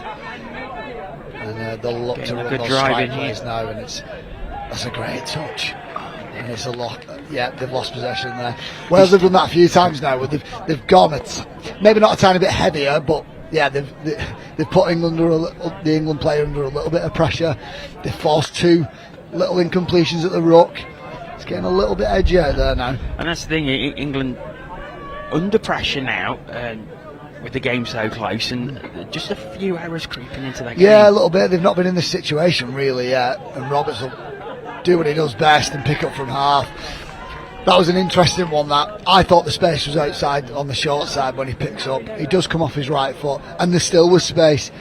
There's things opening for Wales here, and I think they'll be really happy. There's space on the right here on that punish play. Oh! Now, was the touch made? I think it was. Yeah. Again, Wales looking to step back inside, and I would just like to see them test England's outside edge at the minute.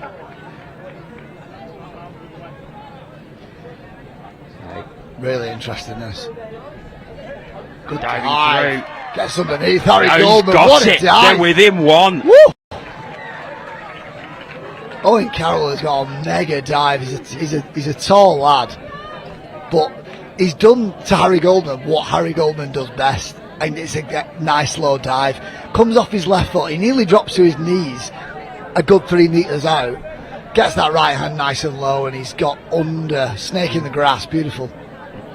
So Wales within one.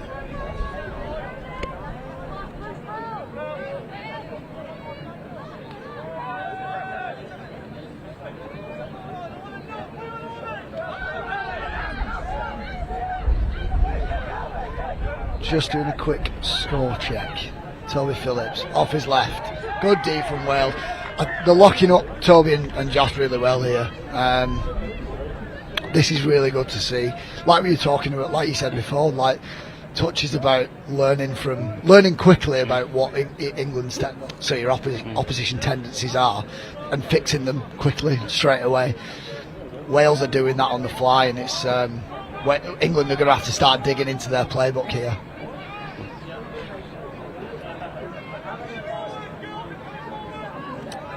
Got a great game here.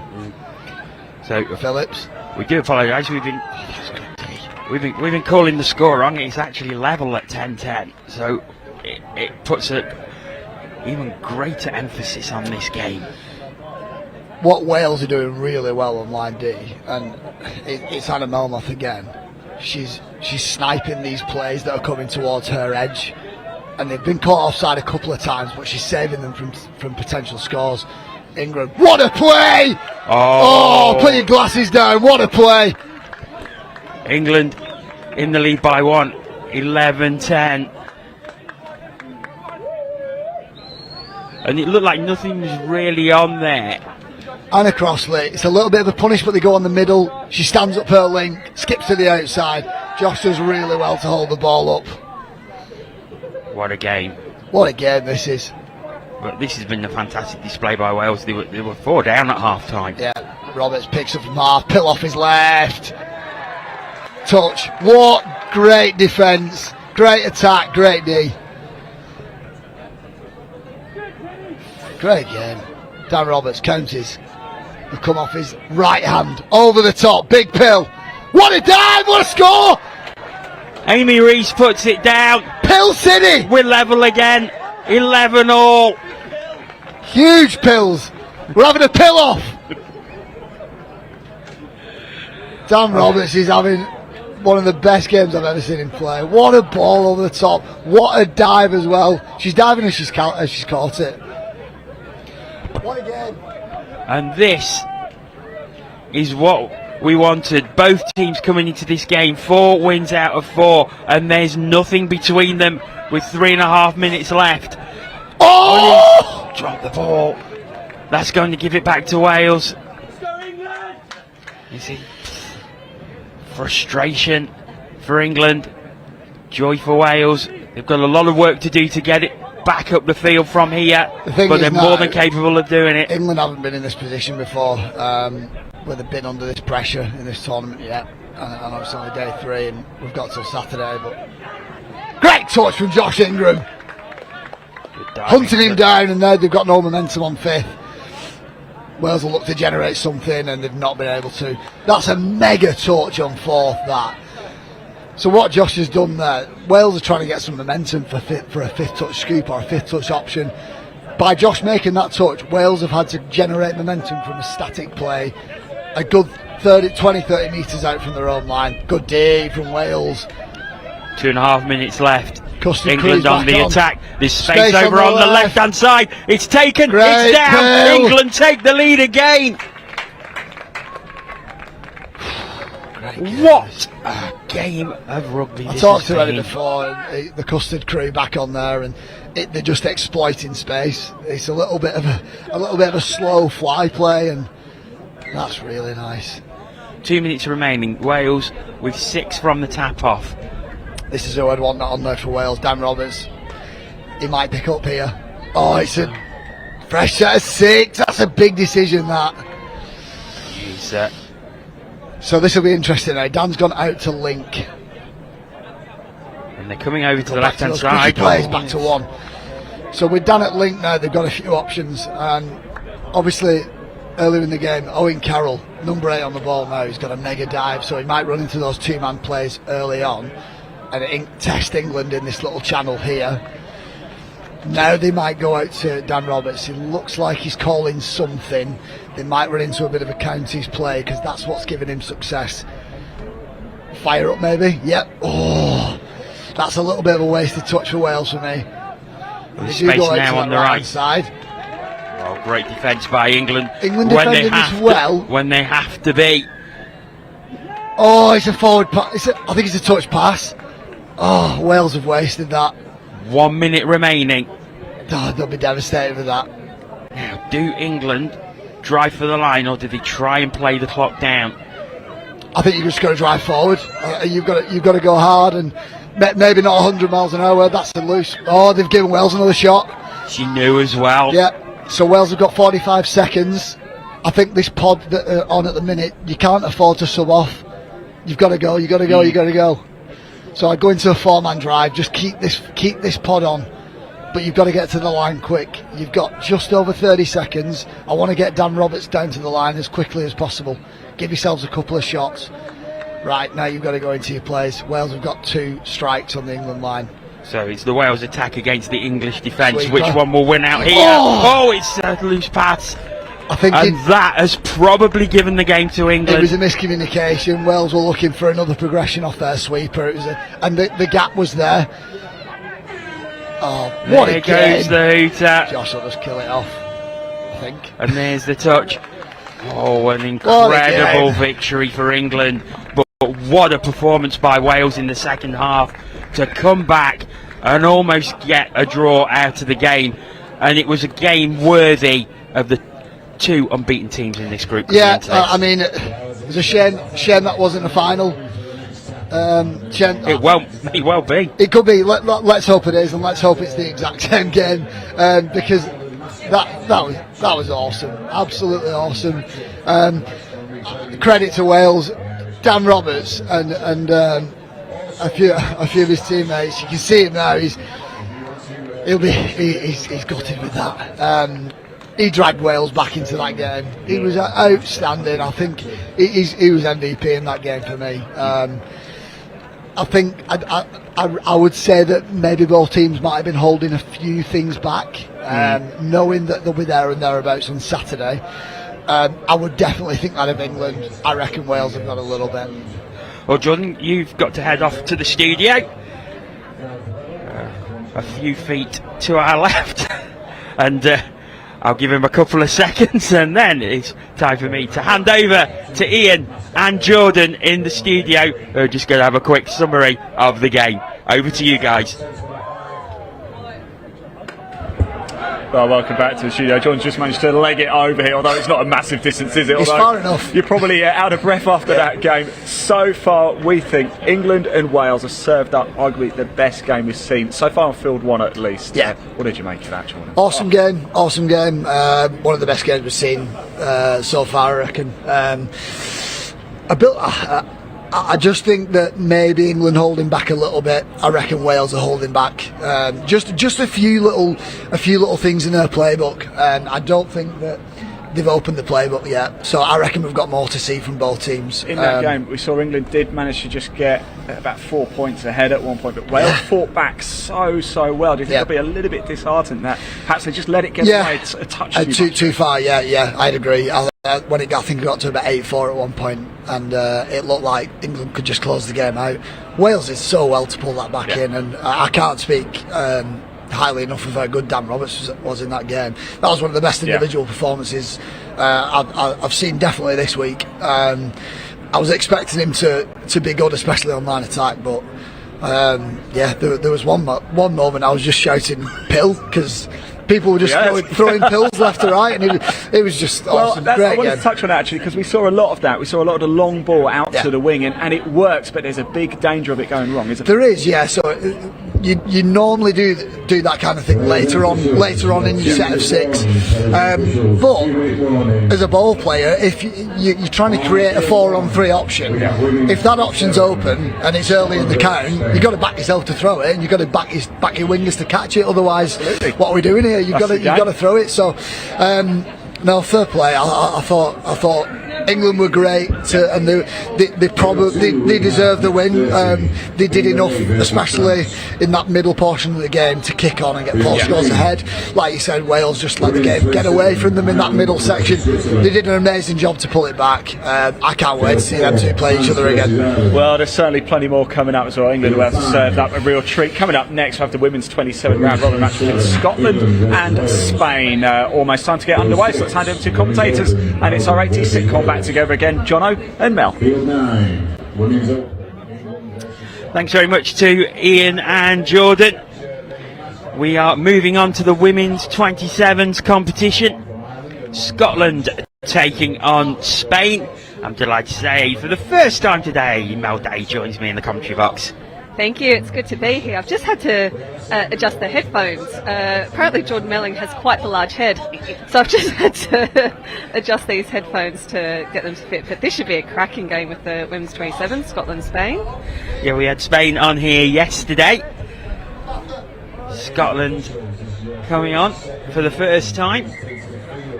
And, you know, in a way you feel a little sorry for them, don't you? Because they have to follow the game we've just had. Hopefully they'll ride on the coattails of that game. That was absolutely cracking. The commentary box was going off like raw chicken up here. Massive crowd for that game, and you know what, suitable between two titans of mixed touch, England and Wales. Definitely putting on a show. Going off like raw chicken. I am going to remember that one. And this is going to be a great game, the women's 27s. We've got Scotland and Spain. Scotland currently second on the table. They've only had the one loss to a very strong England team.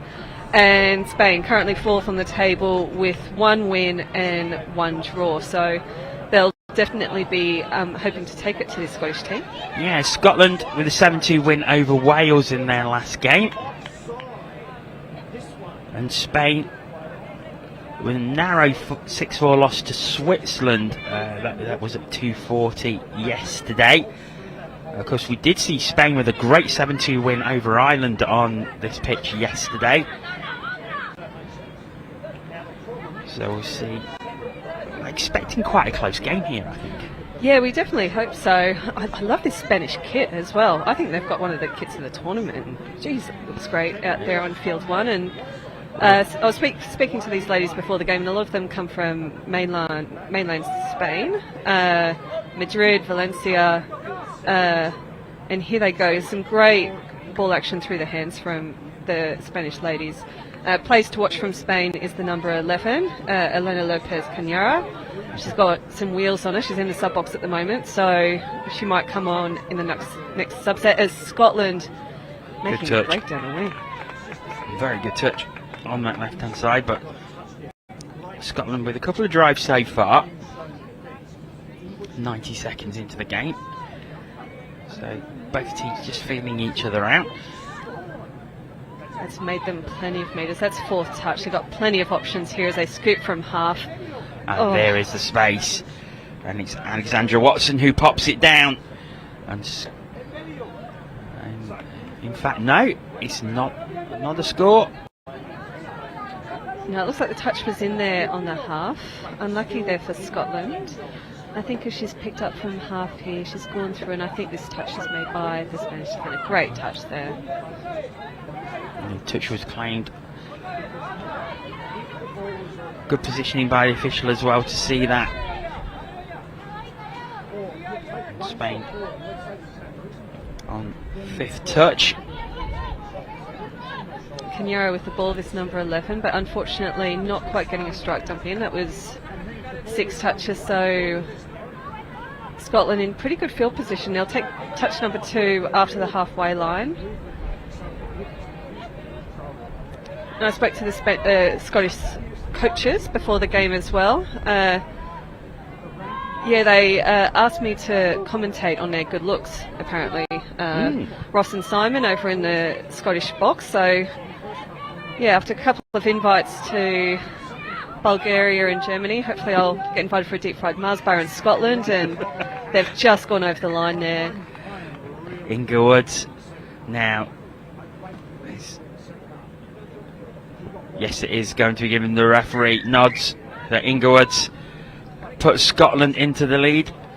And I love these games where, to get these scores like that, they have to beat some incredible defence. And number 8 there, Ruth Esteban Marin from Spain, a diving defensive touch and almost good enough to stop the score. But, great ball out to the wing. Nice put down by 15 Inglewoods from Scotland. Spain from the tap off. Not quite got to the 7 metre line yet, in between the 10 and 7.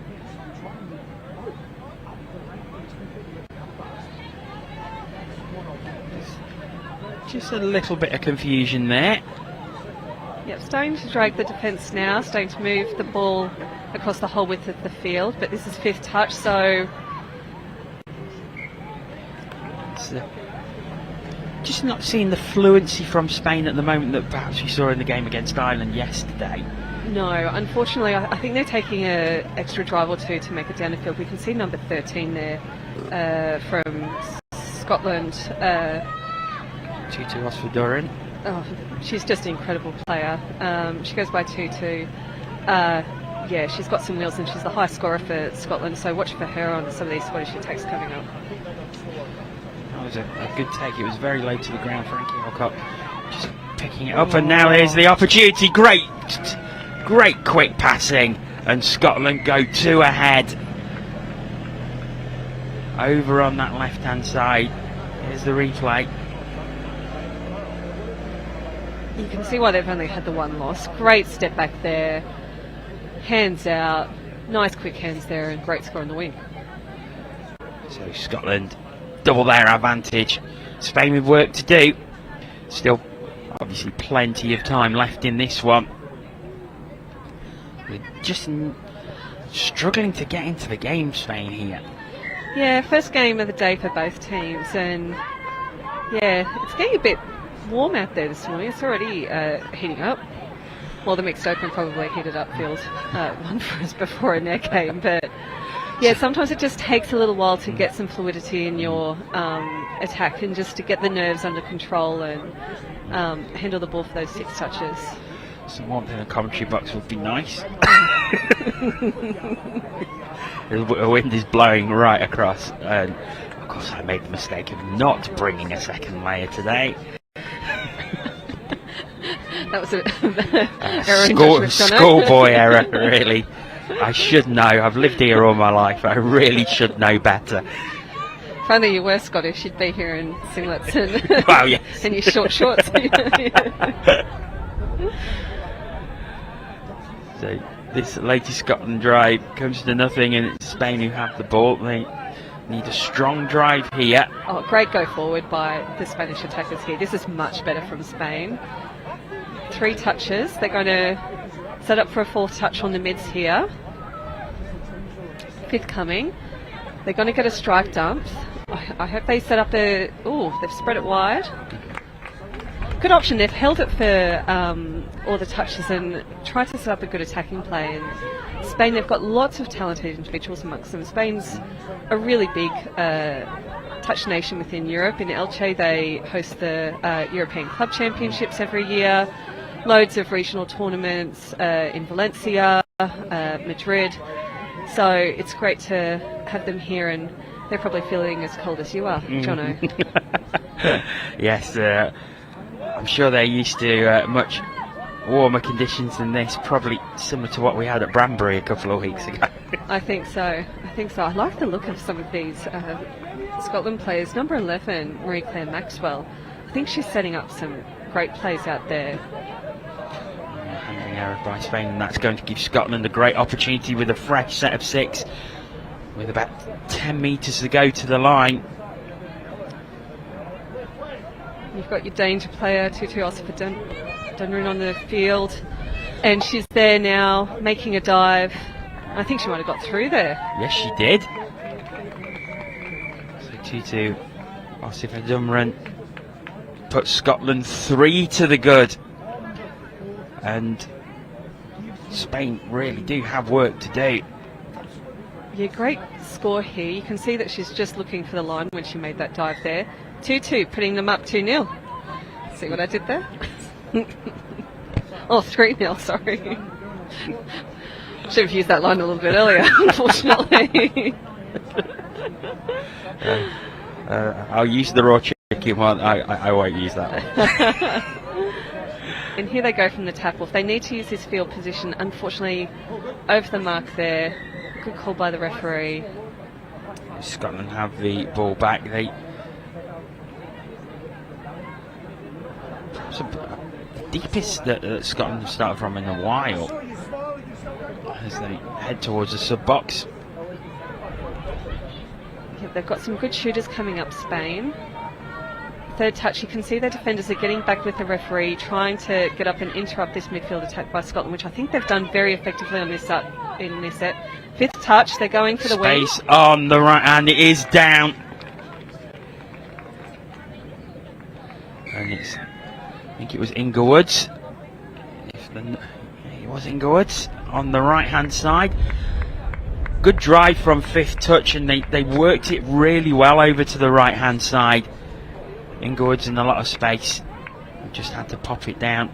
4-0 Scotland lead, and it's been a really dominant performance by them so far. Yeah, it has been, and as we've seen, they're scoring everywhere. Left wing, right wing, through the middle. So we are going to take a short break from commentary. We're going to throw to the studio. Over to you, Ian. Hello everybody, welcome to the studio. As you can see, I'm delighted to be joined by a couple of Portuguese players. Introduce yourselves, gentlemen. Walter Rodrigues and André Miranda. Now, it's great to have you over here. Let's ask you a question. How's it been going so far here in Nottingham for Portugal? It's been going great. A lot of learning. Yeah. We are on the stage that we are learning. Good games. Every game is a different game, so we're going a little bit further in each game. I think we're coming. It's not easy for us because we haven't been playing touch for so long. Yeah. So we're a very recent country playing touch. Yeah. But we are learning. We've had very good games. Yesterday we had a very good game against England. Yeah. The day before against France and Scotland also. We had a less best game against Swiss. But today we've got 2 good games. We're hoping we can go forward. Fantastic. What's the expectation for Portugal? Well, the expectation for Portugal is, first of all, to have good games and to try to difficult the tasks of our opponents, because we need to have our foot on the ground and think that we are a Portuguese association was created in 2017, so we have 5 years of touch. So it's a very young, which is great. That's why. And we are, all of us are learning a lot and very paying attention to the simple details of the basics on the touch rugby. So that's it. Gentlemen, thank you so much for joining us, and I can see it's all smiles. That's what we like to see. We're enjoying ourselves. It's very nice. It's very good to be. Brilliant weather, so it's very good. And I appreciate you making the way up the stairs as well. So thanks Lord. chaps. Enjoy the rest of the tournament. We will be watching as well. Thank you very much. Bye bye. Thank you. Back to the Commons team. Thank you. Thanks a lot. Many thanks to Ian there. We've had a couple of scores while that interview was taking place. Here's a replay of the latest try. Jennifer Wright, such speed going straight through the Spanish defence. Stephanie Cole putting it down. Of course, there was a try for Spain as well, just as that interview started. Marta Recio putting the ball down, and I think that'll be good for Spain to get something on the board. Oh, no, I think they've just got their second here. They have indeed. It's been much better from Spain. Much more positive driving and great setup here. You can just see them pass back in, strike dump on the 7, catching those defenders offside. Excellent touch there from Spain. They've scored 2 through the middle there. Scotland really have to make that line and then just take that step up off that line, because Spain has shown them that they've got great dives through the middle of the field. Marta Ayana scoring. So 5-2. And it's good to see Spain come back into this. They started incredibly tentatively and allowed Scotland to get quite a good lead, but that first score seems to have given them quite a lot of confidence, and they're driving much, much better now. Yeah, both of those scores have come from really confident drives down the field, and I think their midfield defence has also taken a step up. Really good body shape in this line defence by Spain, and have held out Scotland, so they've just got to keep the ball safe, drive forward. Once they get these their players just running really direct lines forward, they're really making some momentum. And this is the thing as well, isn't it? Because if they can get a really good drive here and maybe get it to within 2, then their confidence builds. It starts to put pressure back on Scotland. And we saw it in the last game, didn't we, where England were a good 3-4 tries ahead and Wales brought it back, and in the end it was just that 1 try victory. Yeah, absolutely. Momentum plays such a big role in touch and building that momentum, and often when you score you'll get another couple, and Spain definitely with the upper hand in the last 5 minutes or so. Scotland with the ball now though. Get it towards sub-box. Oh, good drive. Nice bit of speed. It has to be pulled back now. But it allows the good transition from Scotland as they bring new players on.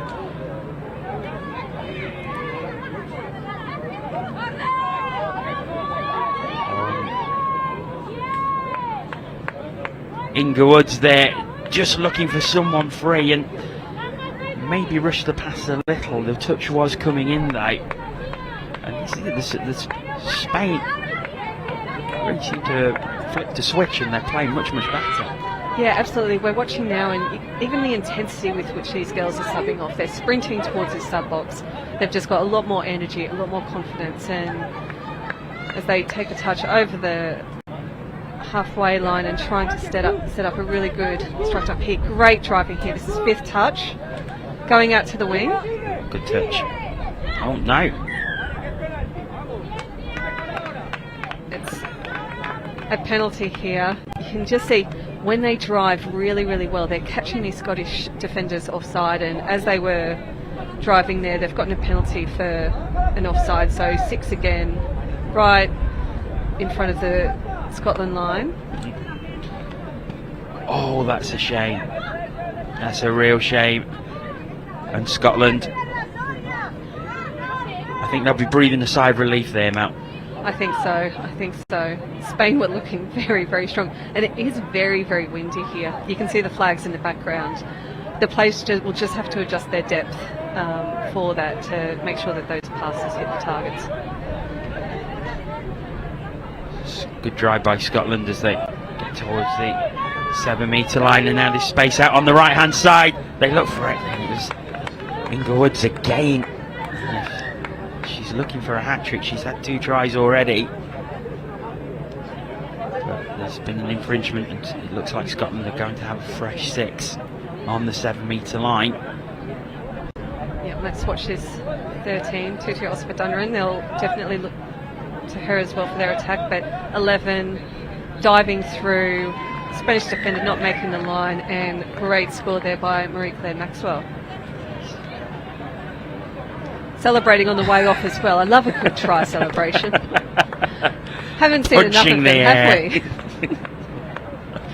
we? She was stoked with that score. And unsurprisingly as well, because Spain have probably had the better of it for the past 5 minutes or so.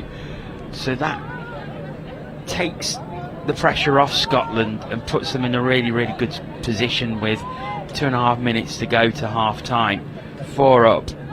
And if they can manage to defend this set, I think Scotland are going to be absolutely delighted. I think so. They've just run a sweeper play. This is 5th touch now. Going for the wing. Great long ball And there. interception, so 0 touch. Oh, excellent drive down the middle of the field, Scotland. So they're only at 1 touch now. That's 2 at halfway. They'll bring fresh players on. So this is looking good for Scotland here. Yeah, nice step up by the defensive link there, but Great Scotland straight speed, through and there it is, and there is the hat trick for Inglewood's. 7-2 Scotland lead, and that all came from the interception. Yeah, absolutely. And you can consistently see these defenders, they're coming in but then just struggling to pull their corner just with the speed of this Scottish attack. And nice easy pop pass over the top. Those middle attackers make it very easy for Inglewood, but you know, Inglewood's is catching those balls and scoring the try, so she'll be stoked. Yeah, she's getting into great positions on the right hand side in lots and lots of space, and you've got to give credit to the links and middles as well, getting the passes over accurately for her to take and put down. Yeah, absolutely. Spain coming again, fortunately. They've let the ball go, and Scotland will have the ball back with a minute to go until half time. I think Scotland was starting to look a bit shaky as Spain came back into it, but those couple of tries have put Scotland back in a really good position. Yeah, they just seem so much more consistent. Excellent driving here. You can see they're making 10 metres on each of these drives. It's just incredible watching this Scotland 27s team at the moment. Great speed, great ball skills.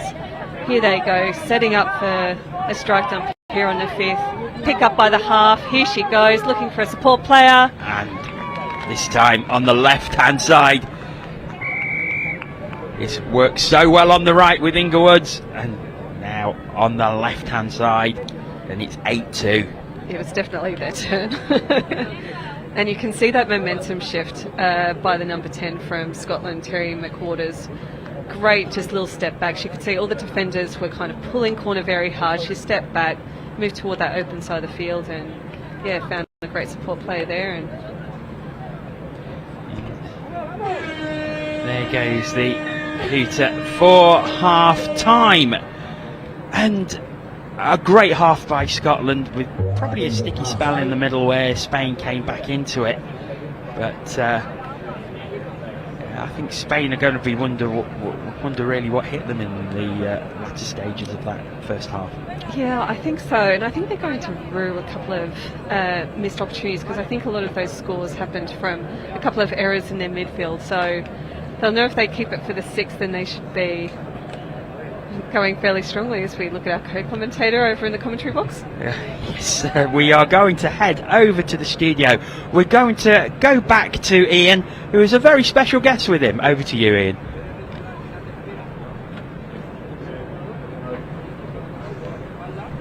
Yeah, thank you, John. I certainly do. This is the pink flamingo, the mascot of Spain, and now it's day 3 of the 2022 European Championship. So what that means is it's Capture the Mascot Day. Every single team here has a mascot similar to this, all sorts of different animals and mementos going on out there.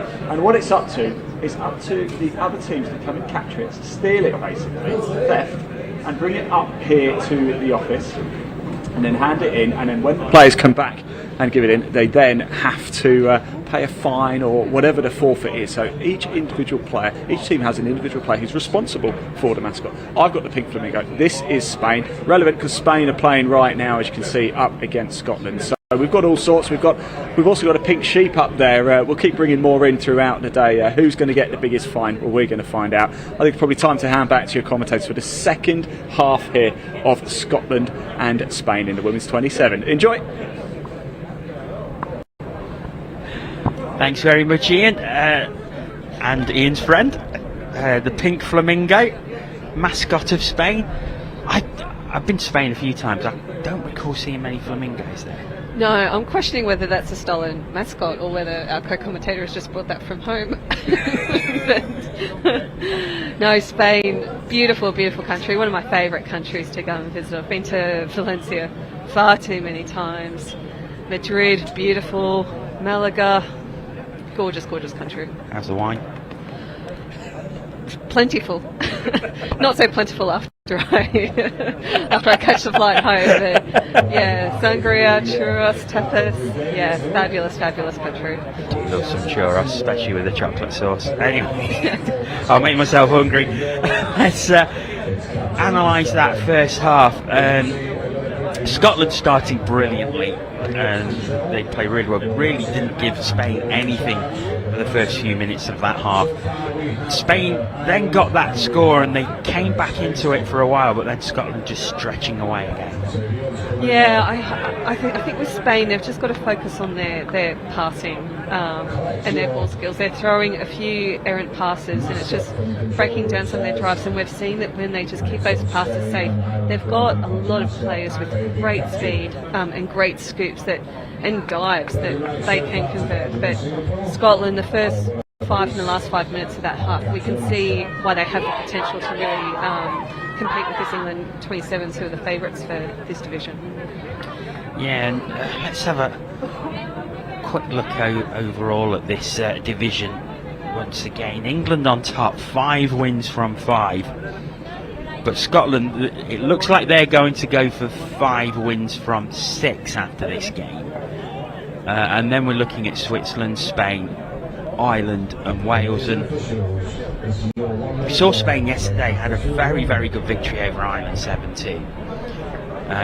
So I think they're going to be in the mix when it comes to the knockout stages, semi-finals. And this Spanish team, they look like they play really well in sort of pockets of the game.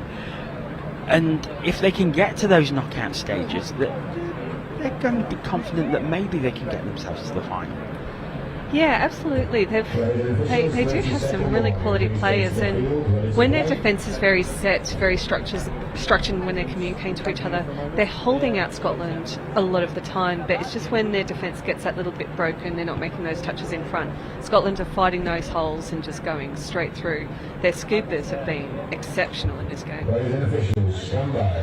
The wing play has been excellent from Scotland as well, as mentioned it quite a few times. Inglewood's 3 tries in that first half. Exceptional at finding space on the wing. Yeah, she definitely hasn't put her foot wrong this game. She's having a rest in the sub box, I think. They're trying to distribute their scores and giving another few of their wingers a go. Good start by Spain. It is good passing. Still got a couple of touches to play with as well as they're at the 7 metre. It's been a good drive from the tap off. And now they're on last touch. Well, it might have been a handling error there. They've been allowed to continue, but now Scotland have the ball back. I think you might have just got your level 2 referee badge there, Jono. It's taken me long enough to work out the rules of this game. And here we go, Scotland. This is where they're making this ground. Just exceptional drives, really strong in these rocks. You can see them initiating those touches, and there they get an offside penalty, and that's because of how strong their rucking is up the field. Scotland 10 metres from the halfway line, driving towards the 7 metre now. This is the first drive of this half. Chance now on the right hand side, but diving through. A couple of holes on that right hand side as well, but as we speak, Spanish defence really tight and some options coming to the left. And we're going to take a short break on commentary. It's back to the studio where Ian is with Josh Ingram and Jordan. Right, welcome back to the studio, everybody. We're delighted to be joined by Josh Ingram, the captain of the England Mixed Open team. Now, Josh, I must say congratulations, first of all, on getting the win against Wales. It was very tight indeed, wasn't it? I know you're a little bit disappointed though, because you did have a solid lead at one point, didn't you? So we were up 4 at half time, so a little bit disappointed they managed to bring it back to 1 in the end. Took our foot off the gas a little bit in the second half, so a few things to work on there, but Wales played a brilliant game. Dan Roberts played light side touch, so you can't be sad by being beaten by someone who's that good. So they beat us in the second half, but 1 overall, so that's good for us. Fantastic. Jordan? Yeah, it was more of a question, an individual question for you, Josh. So obviously you're at the point where you're quite an experienced player now. Started playing in for England for 2015 World Cup. We had the unfortunate, we had to play together, unfortunately, didn't we? Yeah. But, very sad, yeah. But this year you've stepped up into a captaincy role, a leadership role. If anything, how things changed for you? It's been a little bit of a change for me, but it's not necessarily as hard as you might think, because the group that we've got, it's not like managing a team at all. It's more like you've got a group of your mates, and basically I just say what everyone's thinking anyway, so it's not tough for me. I'm really enjoying it, so yeah, I love managing those guys. It's great. Before we head back, quick one for you.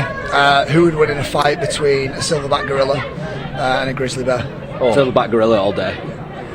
Good answer. Good question. That is the answer. Yeah, you're right. Good answer, Josh. Thanks so much for joining us. You weren't expecting that, were you? Right, let's hand back to Jono and Mel for the rest of the second half. Many thanks, Ian. Great insight there from Josh Ingram on that fabulous game that we saw second up here at the Mixed Open. Victory for England against Wales in a quite incredible match. No further additions to the score in this game. It's still Scotland leading 8-2, but we've seen a couple of really good drives from the Spanish. Yeah. They're starting to really build momentum. Number 6, Sarah Diaz-Guzman, she's got some great speed on her, and she's really trying so hard in defence and taking a real leading role on the field right now. This is Scotland. I think they've got a fresh set of 6, have they? They may just be playing the touch here, a roll ball.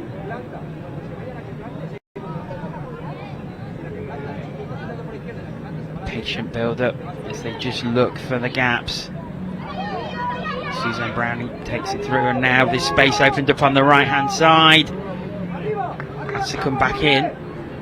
Oh, they're doing well, Scotland, to avoid the touch, but it was last touch. And Spain have the ball back, but really good ingenuity there from Scotland to keep the play alive. Yeah, absolutely. I thought they almost had space in there. I think if the pass just came that little bit earlier, I think that ball play just ran into that little space a little bit, and you could just see the Spanish defence close in, and they have adjusted for those long balls. So no scores yet, but not for lack of trying.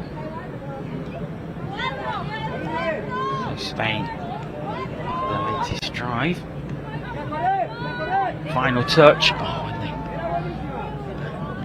a handling error. That's unfortunate. A trip as well. There's an injury to Concepcion Colli.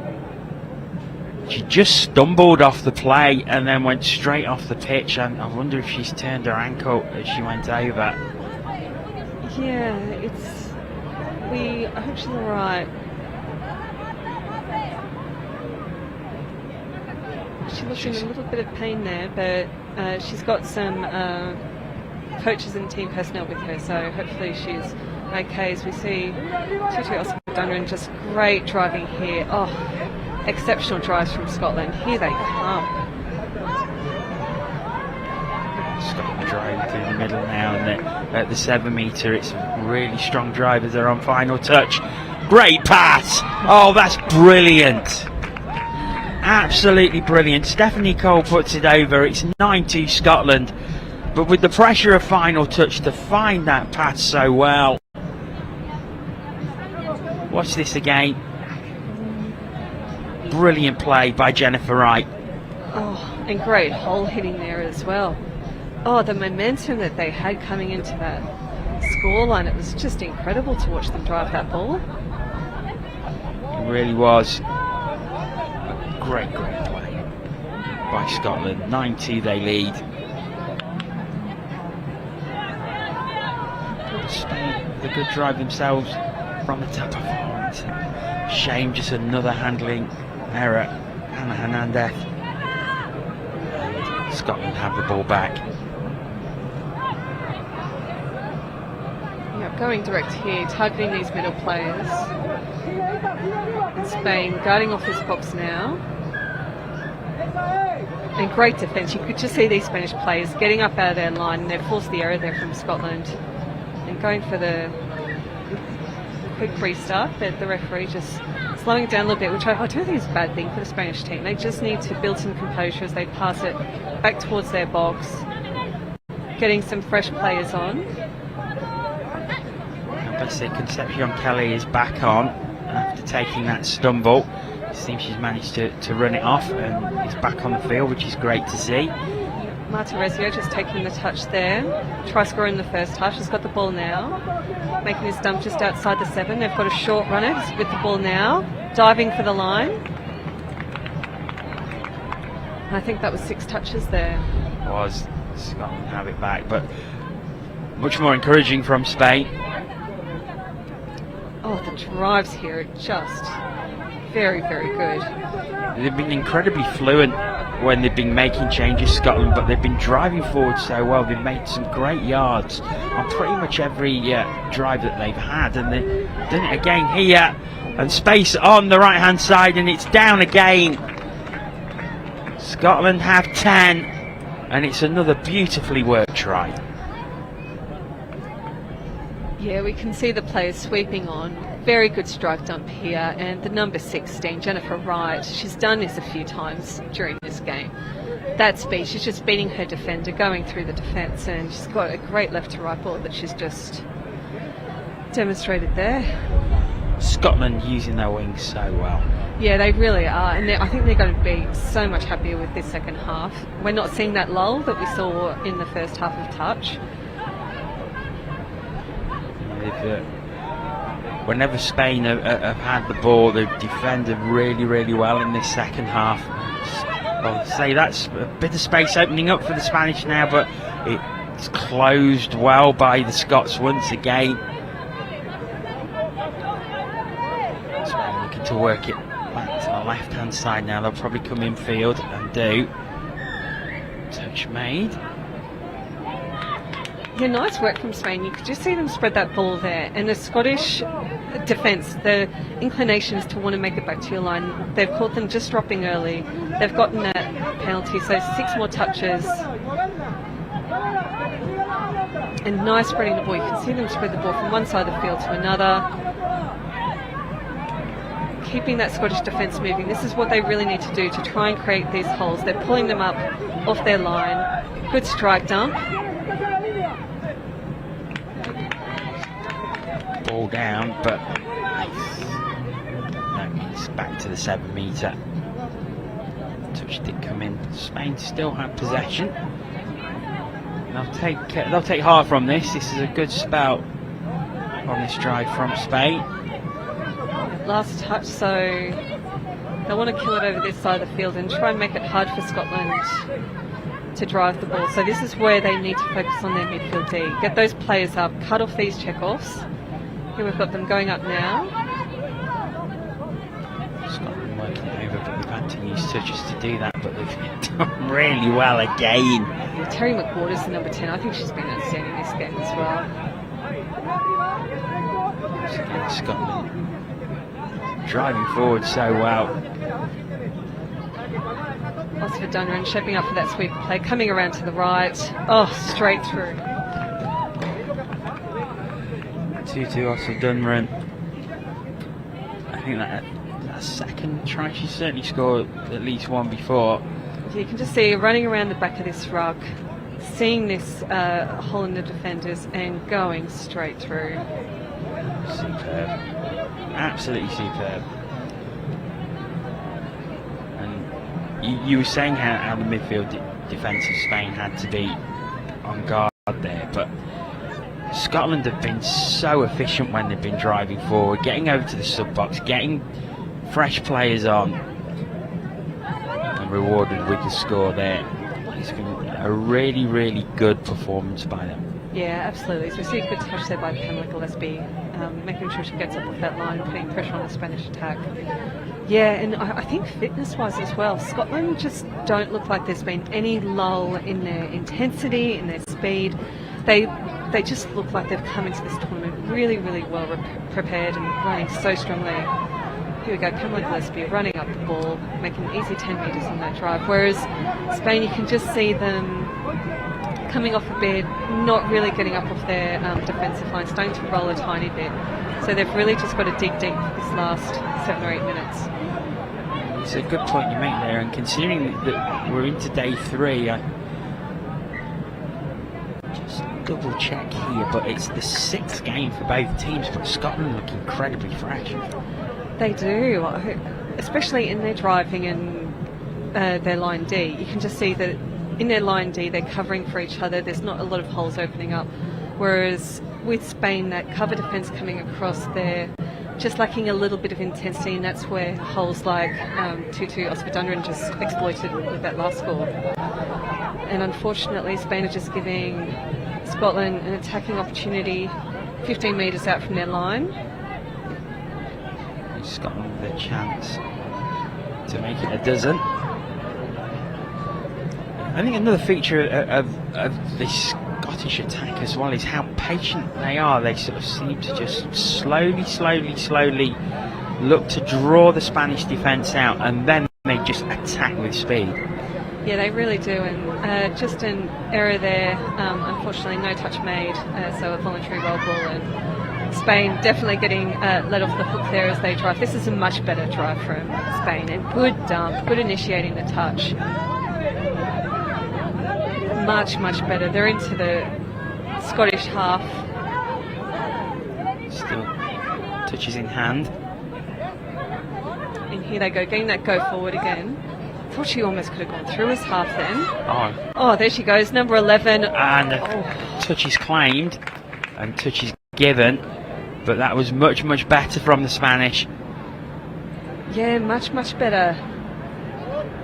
And Eleanor Lopez Cañara, we picked her as a player to watch, and you can see that she has speed. Here she goes again. Close down there. It's tricky when you are running from half, and I think she was so focused on looking for that support player, knowing that she was half. There she goes. It's almost like if she just put her head down and ran straight through that gap, she would have been through on the scoop. But there she goes again.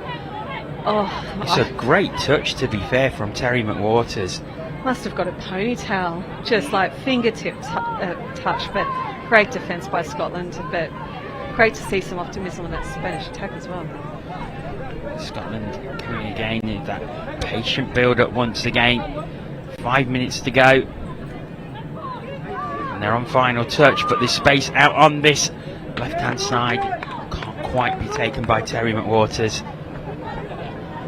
Spain will have the ball back.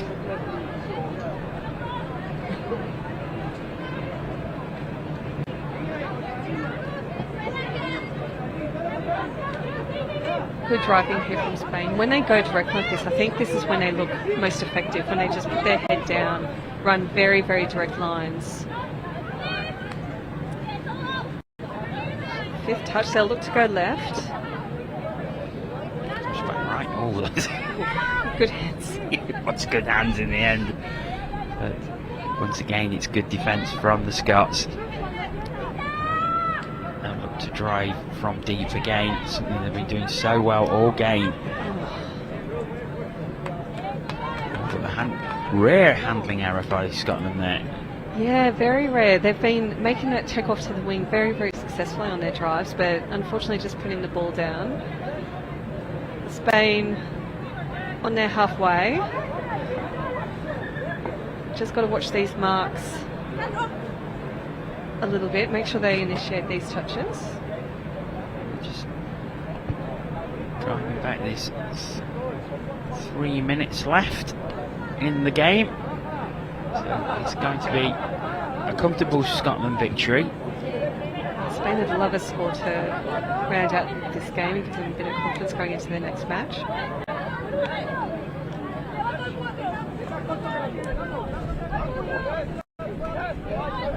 Well, back into the middle, but again, it's great defending by Scotland, and that's a bit of a waste, really. Yeah, unfortunately, just maybe not quite counting those touches. I think they're getting a little bit surprised by that fifth touch coming up, and then not structuring their plays to really know they need a strong strike dump. It's just a little bit of hesitation. When you make that fifth touch and don't have a play coming off the back of it, it just really limits your options, unfortunately, in the last play. Scotland, again, with the patient build-up. Final touch. Nice dump by number 1, Frankie Alcott. Touched on the way through. So that will give the ball back to Spain. We've got a couple of minutes. Strong drive needed if they're to set up a scoring opportunity.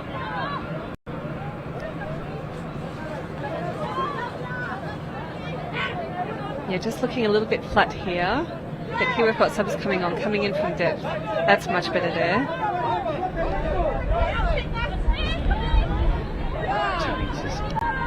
From halfway to drive towards 7 metre. Oh, I think she's avoided the touch. Can she make the line? And Amasa Peredo did really, really well, but just couldn't avoid the touch on the line. And it's probably the best. Well, it is, I think, the best drive from Spain in this second half. Yeah, fifth touch, there was nothing really happening, and she's gotten the ball, had a quick step back. You could see plenty of air between her and the defender, and then she just put her head down and unlucky not to make that score. But once again, the Scottish defence recovering well and closing in. Final touch here for Scotland. Spain have the ball again. We're into the final minutes of the game. It's been a very, very professional performance by Scotland. Yeah, I'd be very happy if I was Simon and Ross in a sub box. Firstly, because they're a couple of good-looking troops, and secondly, because of the performance of their team. Just an absolutely cracking game, and not a lot of improvements to make about this Scottish team. We keep on talking about that lull that they had in that first half, but geez, if they brought it back. Yeah, and they totally and utterly controlled this second half of the game. As the hooter goes, final touch is made, and that will be that. It's a really, really good victory for Scotland. 11-2 over Spain in a game that you may have expected to be closer, but Scotland excellent all the way through. Yeah, what can we say about Scotland? I thought their driving was just incredible, and they've got incredible ball skills. There weren't a lot of handling errors from Scotland in that game. They drove very, very hard and very, very well structured attacks as well on the line. You can see them running consistent sweeper plays, targeting their key players like Tutu, and then conditioning the defence, and then running a few sweeper pickups the other way. So I'd be stoked if I was coaching Scotland at the moment. You certainly would. Well, Mel, thanks as ever, and we will see you again a little later. But coming up next, it's another big game from the Men's Open. Scotland taking on France. Do join us for that very shortly.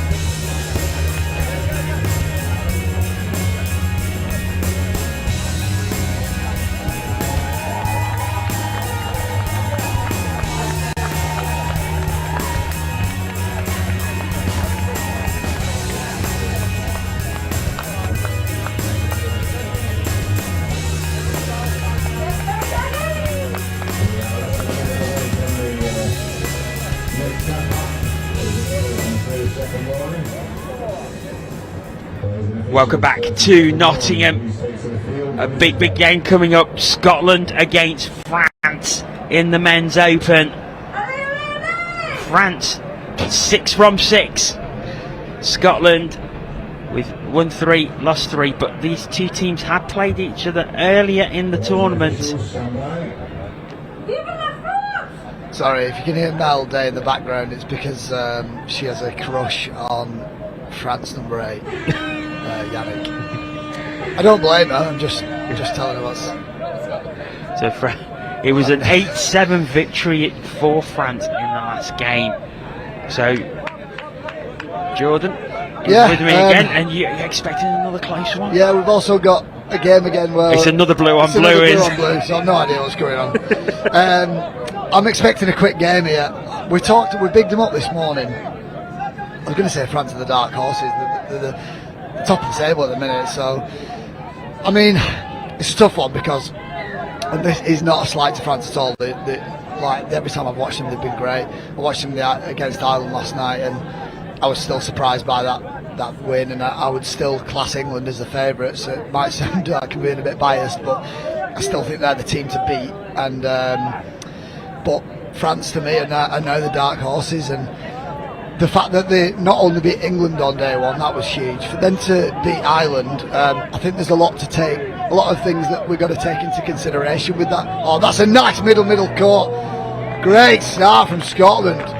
Great transition early on. And Rory Grant puts the ball over. I mean, you say about France being the dark horses, but they're 6 from 6. They played every other team in the group, and they've won every game. That's why I was quite hesitant to say it, because I just still think that England are the team to beat. That, and again, that isn't a slight to how France have been playing or how good they are. They've obviously been great, and they're worthy winners against England and Ireland. They were great in that Ireland game last night, and they're danger man on at the minute number 8. So we'll see what France have got on line attack. I think one thing you can say about the French victory so far, though, Pill! Oh, great! And France comes straight back. Jérôme Mazars putting the ball down from the fabulous pass from the middle. He's the guy you want to look out for. Yannick, he's gone on that quickie play, stepped outside, come off his right foot, 4 on 3, see you later. Sydney Alba Bridge pass over the top. Down it goes, 1-1.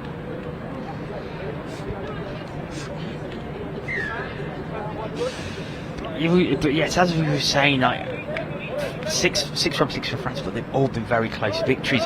But does that show another quality as well, where you can battle out the victory even when you're under pressure? Yeah, no, I think you're right. I think just touching on the France Ireland game yesterday afternoon. I think, I was just having to think about. Oh, that's a big error.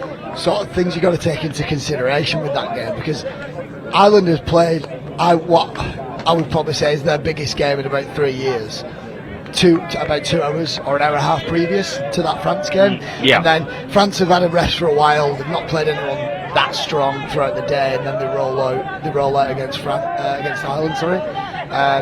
Oh, that's nice. Scotland are starting well here. Really good start. Diving through, so Scotland retake the lead. Strong start from Scotland. Sorry, they're just looking sharp, and that middle channel seems to be opening a little bit too much for France. It's a nice little step back and picking the right options, and France have got Yannick back on here, so he's going to work his way down to the 7. And we'll see what he's got. He's going to go counties to begin with. Right hand, right foot, link hole. Good defence. James Pinkerton stepping up there and making the touch. I think the wing option was on again there for Yannick. He's going to pick up from half. 33. Almost an interception. Yeah, so they're changing up what they're doing a little bit there, France. It's nice to see that Yannick is running as a live option player on his counties, and then he's happy to go into half and be a threat from there. He's going to go straight into those 2-man plays again. And let's see what we got. Skips to the outside. I thought he caught him there. Scotland have got away with that. So light on his feet, ball in 2 hands.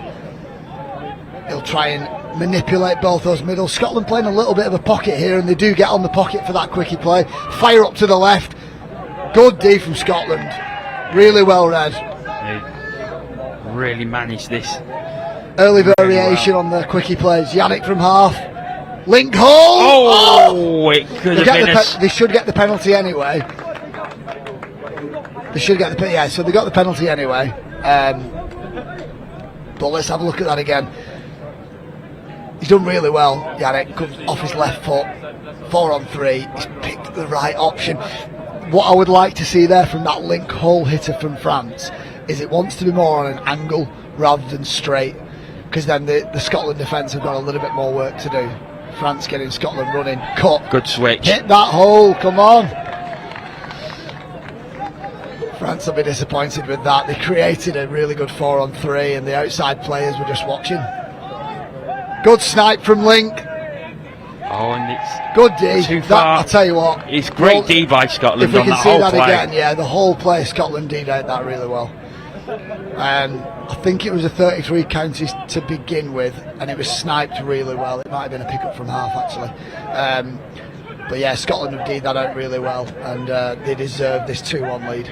We'll take a look at that again when the play breaks down again. Woo! Oh, this bursting through, I think France are calling the touch. and that No, he's not. is a great try, great speed down the wing. It's 3-1 Scotland, Wow. I don't know what's going on there. or is it? There's a player calling the touch here. He doesn't seem that convinced. He's not convincing me anyway. Skips through, no touch called, and then they start claiming it. Yeah, I think you've got to give that. Finley Lockhart putting on the burners, and the bagpipes start. So they've given I think given a penalty for offside. That was a strange one. That, I mean, looking back on it, I'm not convinced the touch was made there. That'll be interesting to see again. But you're right, the bagpipes are out. So right foot, Can they make it 3 again. now? Ball down. yes, Scotland having some it great is success. 3-1, or is Oh, it? No. Scotland will be devastated the last minute of play. They've had 2 scores given and then both overturned. I think it was a forward pass. I think the sideline ref came in for that one, so the on-field ref, Robin Budd, had give that score, and one of the sideline refs had judged it had gone forward, and that's a tough call. That they're always those passes on the scoreline. They're always going to be flat, and yeah, that's a tough call. That. Scotland not letting it affect them. Their defence is still holding really firm. They've forced the error from France to get the ball back. I think Scotland will be really happy with this start. I think not only are they'll be a bit disappointed with that. I think being up by 1, obviously, but I think the fact that their strike players, especially Lewis Burns, is looking threatening on France's line. Middle hole and link hole is way too loose for France at the minute. They've got to lock that up. The thing is as well, Scotland do have a long ball threat, so if they do shore up those 2 holes, long ball options on, so we're going to start seeing some big pills. And the bagpipes continue as well. They might. It's been a really good start to the game by Scotland. 8 minutes in, they lead 2-1, and they're threatening again here. Again, it's just a little bit too loose. It was a good touch and he got there, but yeah, it was a little bit too loose. Got a mascot joined us up here. More interested in the bottle of water than what's going on the field. France's transition looks not as sharp as it looked yesterday, and they're really under a little bit of pressure here. Scotland are playing really well. They've got a good coaching setup at Scotland at the minute. They've got some really experienced heads in the box, Gareth Revel and Robbie McKenzie. Just link hole. There great you go! What a pill! Great pass, and beautifully taken by Arnaud Carrier, and that is 2-2. He's done that twice now. It didn't work on the first one. Middle scoop off your right foot. There's your 4 on 3. There's your link hole. Beautiful. Yannick Bizek showing how important he is to the French team. That was an absolutely stunning He's top. I pass. tell you what, when you talk of box office players, Yannick's it for France. He's the man at the minute. To Scotland, and they'll feel a bit hard done to Scotland. They've had those 2 tries chalked off. Yeah. And found themselves at level pegging when it could have been 4-1 ahead if they'd have been given. Yeah, definitely. I think they'll feel a quarter of the way through. It's a really interesting game this. So Lewis Burns, number 12 for Scotland, will look to run into those quickies, and he's got really light feet, but I think he was looking at the line before he caught the ball there, a little bit of white line fever. And France will break back into that hard subbing transition that they've been so good at in earlier games, and they're slowly picking things back up. Scotland trying to slow it down and retaliate with some good midfield D. And we saw it yesterday in the game against Germany, how quick the French were, and they've shown it again there. It's a drive from so deep in their own half, and they put the ball down and they take the lead in this game for the first time. I think the Scotland winger will be looking back on this, will be disappointed he's not trusted his inside here, because if you see that, Link's got him all day. You've got to trust your inside. If you're not hearing any comms from the middle, trust your inside Link, trust your mate to make that touch. And I think Marshall was all over that. He'd recovered well, he was chasing him down. I don't know whether he did say anything to his wingman, but I think James Pinkerson will be a little bit disappointed that he's not trusted his inside there. But like you said, that came from good transition from France. They earned that score. Scotland On the play. He's coming called through. play on, he's called offside, but I think that last player was onside.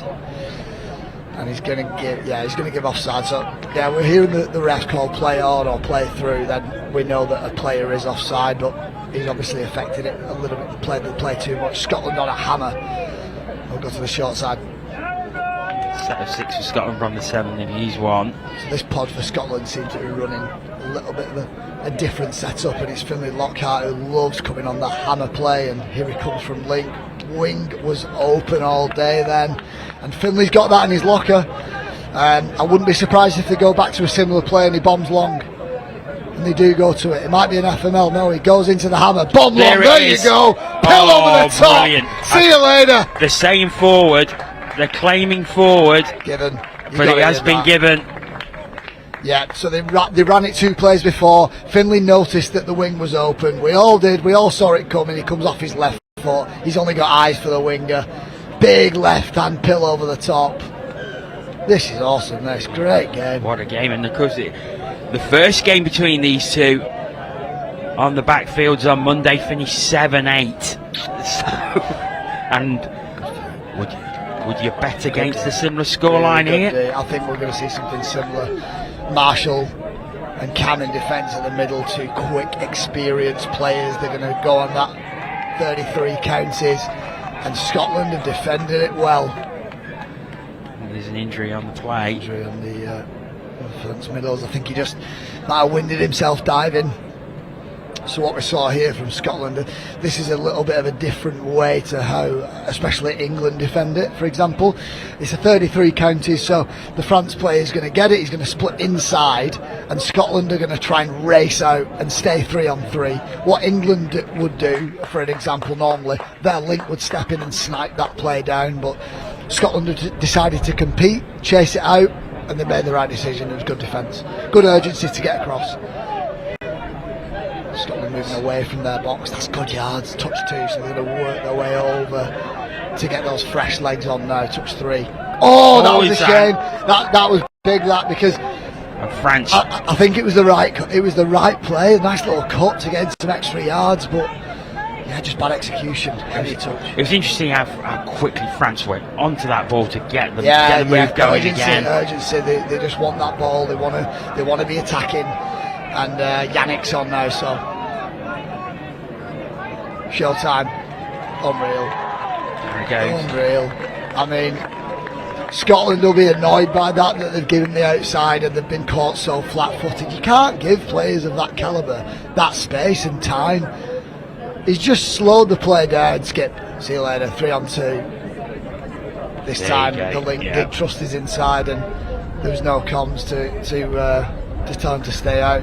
Yannick's having a blinder here. Well, you say that he's one of those box office players, and he's having a box office performance so far. Yeah, in he this is. game. We saw it with Wales and Dan Roberts in the mix this morning. Sometimes you've got those players that go lights out and just turn it on. And Yannick's doing it for France at the minute. Diving through. What Scotland have got in their pods, in their setup, they've got quite a few experienced players, and some have played for BBR in the NTS, obviously not this year but previously, and they've had plenty of years at Scotland Mixed Open and different men's opens players. That was a shame that set kind of went to waste. Lewis Burns will be a little bit disappointed with that. Heavy touch may have been called there. France start again, they're over the halfway. Really strong moving the way down to the line.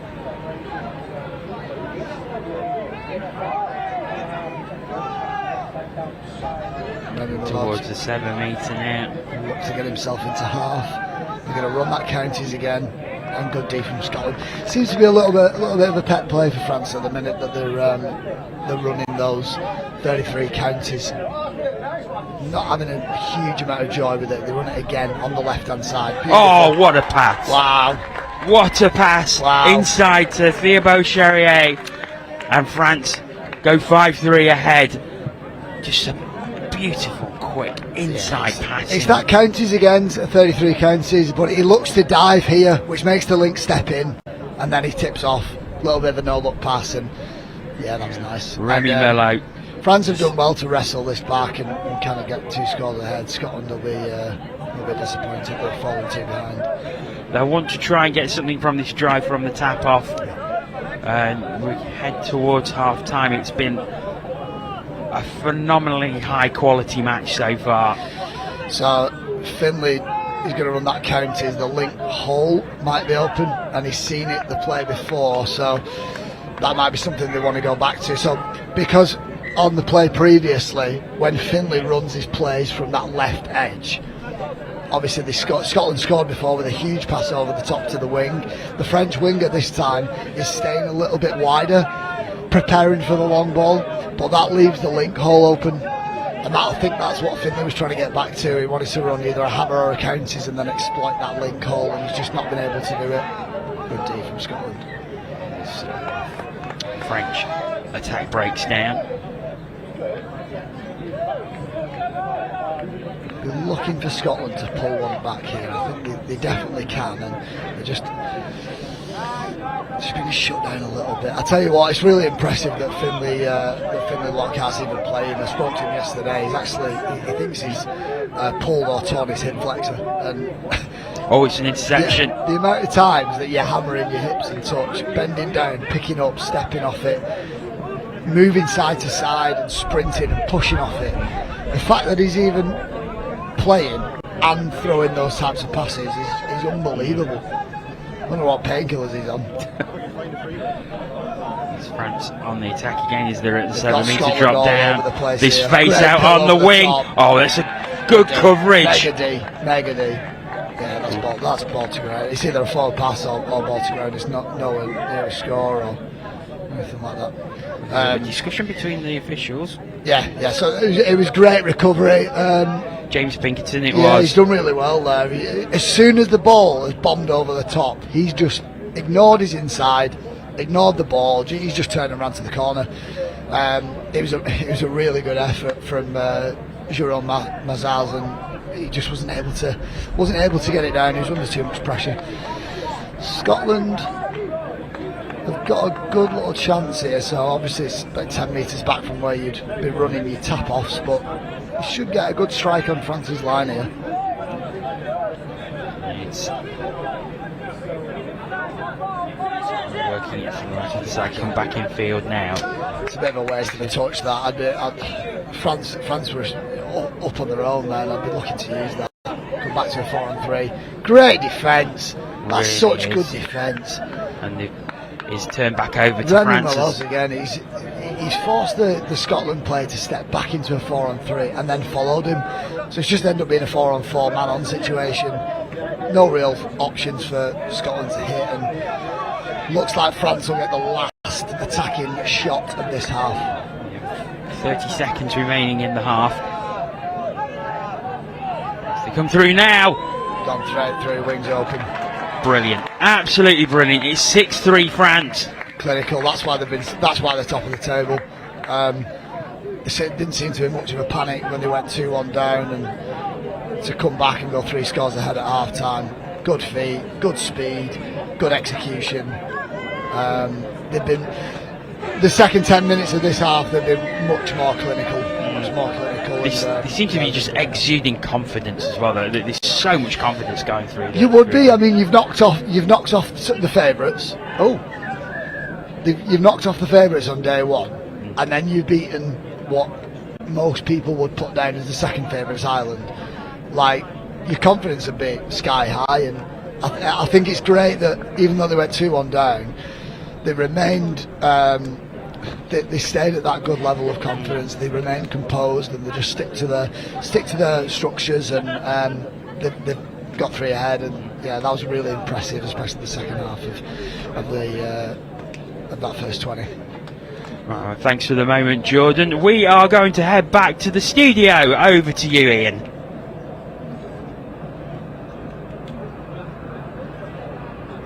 Yeah, thanks, Jono. Welcome back to the studio, everybody. And France just getting their noses ahead in that game. Second half coming up very shortly. We thought we'd just give you a quick update on the mascot scenario here. As we said, it's day 3 of the European Championship. That means it's still a mascot. Every single team has their own mascot here, and there's a forfeit if you have yours stolen. It takes up to the office here, and there's fines, there's forfeits, there's all sorts going on. A little bit earlier, we saw Spain's flamingo. Well, a couple more have been stolen as well. Right now we've got Singapore's bear here, so anybody watching from Singapore, you need to come up and claim your bear. We've also got Ireland's pink sheep as well. What is it about the colour pink today? What is it about that? We also had Scotland's big teddy bear come in as well, so anybody watching from those teams, come up, you need to get it back. We're going to have a lot more, and I'm hearing a rumour that one of the other Scottish teams has a giant octopus, which is literally the size of this table. We're going to see if we can get our hands on that too. Right, I'm going to hand back to your commentary team for the second half of this thriller between Scotland and France. Enjoy. Thank you very much, Ian. So we're back in half time here. I think Scotland started off really, really well, and they'll still feel they can get something from this game. Yeah, like we were talking about before, they've sit at the table at the minute. Obviously, it seems to be. Sorry, that's meant to be table. I was thinking why Ireland at the moment. Yeah, just going back to Scotland, like we said before, they've got a really good coaching setup at the minute. Gareth Revel, former Welsh mixed open player and coach, really experienced, and Robbie McKenzie's a former mixed open player. I played against him once upon a time, and then he moved into the mixed open coaching. He's a bronze medal winner at World Cup, which not many people in Europe can say. I think.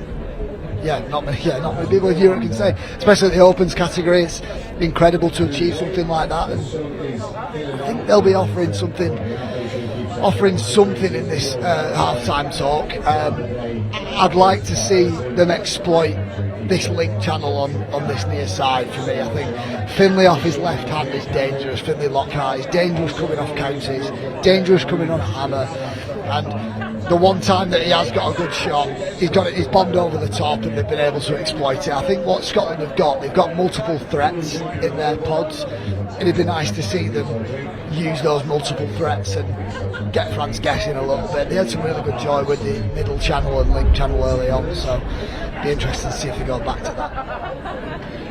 As for France, though, I mean, they certainly the second half of that first half, they were absolutely dominant. The fluency of their play going from defence to attack was just a sight to behold. Yeah, they were great, and that's why they're top of the table. They were just so composed, and they were fine going behind. They didn't seem that rattled, and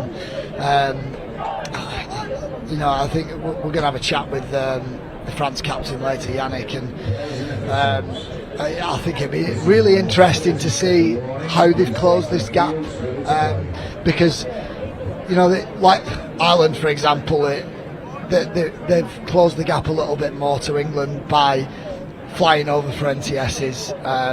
They played in the autumn internationals in Manchester last year. They've had multiple years of competitive touch at club and international level. France, we've not played France since the 2018 Euros. It's been 4 years since they played any high level touch. So I think it's incredibly impressive that they've been able to close the gap to this degree. And whether they win the whole thing, even if they don't, I'm still incredibly impressed that they've managed to get to this level. Well, we shall see on Saturday. Nice. As He's given forward on that side, but that's a really nice play that they haven't run the whole first half. So it's a 32 short with Yannick, so he'll come hard on this short angle. Normally he's going to attack outside or inside. This time early release, he's got 3 on 2 and then they've got to execute, and it's just gone forward. It's a really nice little addition to their playbook, and it's interesting that they've not really conditioned Scotland with a normal version of that move early on. It's interesting that they've just kind of come out all guns blazing. We're going to run this early release on you and see what happens. And really good start. This is it. Scotland. First drive of the half as they come through now. It was offside then, but Scotland trying to work their way for a fifth touch option. We've got a good little attacking pod on here. Sorry, that is 6. That's a turnover. That's great midfield team from France. And we're going to take a short break in the commentary box. We're going to hand back over to the studio as Ian has a guest with him. Hello everybody, welcome back to the studio. I'm delighted to say we're joined by Hannah, one of the referees here. Now Hannah, you've come all the way from South Africa just for this tournament, haven't you? Yeah, it's been quite a good experience so far. Looking forward to the rest of the tournaments. How has the first couple of days gone for you?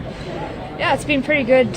Working hard on some skills that I've been trying to get passed down, getting good feedback, and just really enjoying the different competition levels. Now you're a former player, of course, and you've been reffing since 2019. And you said to me off air, actually, you prefer reffing. Is that right? Yeah. So when I started reffing properly, I went in thinking, I'll learn the rules so I can bend them, and then I realised that it was just so much better to ref. So yeah. I love that. Learn it so I can bend it. Great. Look, how many games do you have to do then over the course of the week? Probably about 15. But I'm fit, I'm strong, I'm young, so it'll be good. Definitely. And when we come to the games, we see there's multiple refs, of course, out. You don't all just stay in position, do you? Rotate referee throughout the game. How does that work? So we do a general consensus, if there's an opportunity to change over, we do it just to keep us fresh. We've only got 2 subs, the teams have got about 10, so we want to just keep it rotating, catch our breath, grab some water. Especially in the sun as well, because you'll be used to the sun, won't you? It's a bit unusual here in Nottingham. Hannah, enjoy the rest of the tournament. Thanks so much for coming up, really do appreciate it, and we'll see you later. I'm going to hand back to your commentary team for the rest of the second half. Thanks very much to Ian and Hannah there. No further additions to the score here. We've seen a couple of really good drives from both teams. There's France on the ball at the moment. That last transition from Scotland, it was a shame they didn't get anything from that. They got some space in. They ran so hard on touches 3 and 4. They were like sprinting into the France defence, and I would have liked to see Lewis Burns pick up and go short side on that one. He wanted to come back off his left and go 4 on 3, and it would have been nice to see him pick up and just go to the short side then. It was very interesting listening to you actually. He was coaching away as the drive was going on. Too giddy. I was getting too excited. But yeah, that's what Scotland have got that in the locker, and that matches what France are doing, and it's just be good to see him turn up the heat a little bit on that subbing in transition a little bit more. But France have got a good chance to start closing this game out if Scotland don't be too careful, especially Yannick on Into the zone. Oh, that's brilliant. That's really good. So they've kind of used Yannick as a bit of a foil now. So with him going down and looking for the ball back, so watch him get. He doesn't get it this time, and the half will just use him as a bit of a foil. Go the other way against the grain. Scotland aren't prepared for it. They're expecting Yannick to get the ball back, and that's where the space has come from. And it's quite a simple play in the end. Great play by Valentin Merlot to get into the end zone, and a great pass and a great take. Scotland will try and reply here. He's trying to get Finlay on the hammer again, and it's broken down. And that was a shame. That it was a poor roll ball. Finlay looked really frustrated there. France look to drive again, and they're driving so quickly and getting some great yards on all of their advances into Scotland's zone. And here they go again. I think that was a touch pass. Referee's got it. Injury on its way. To play down again.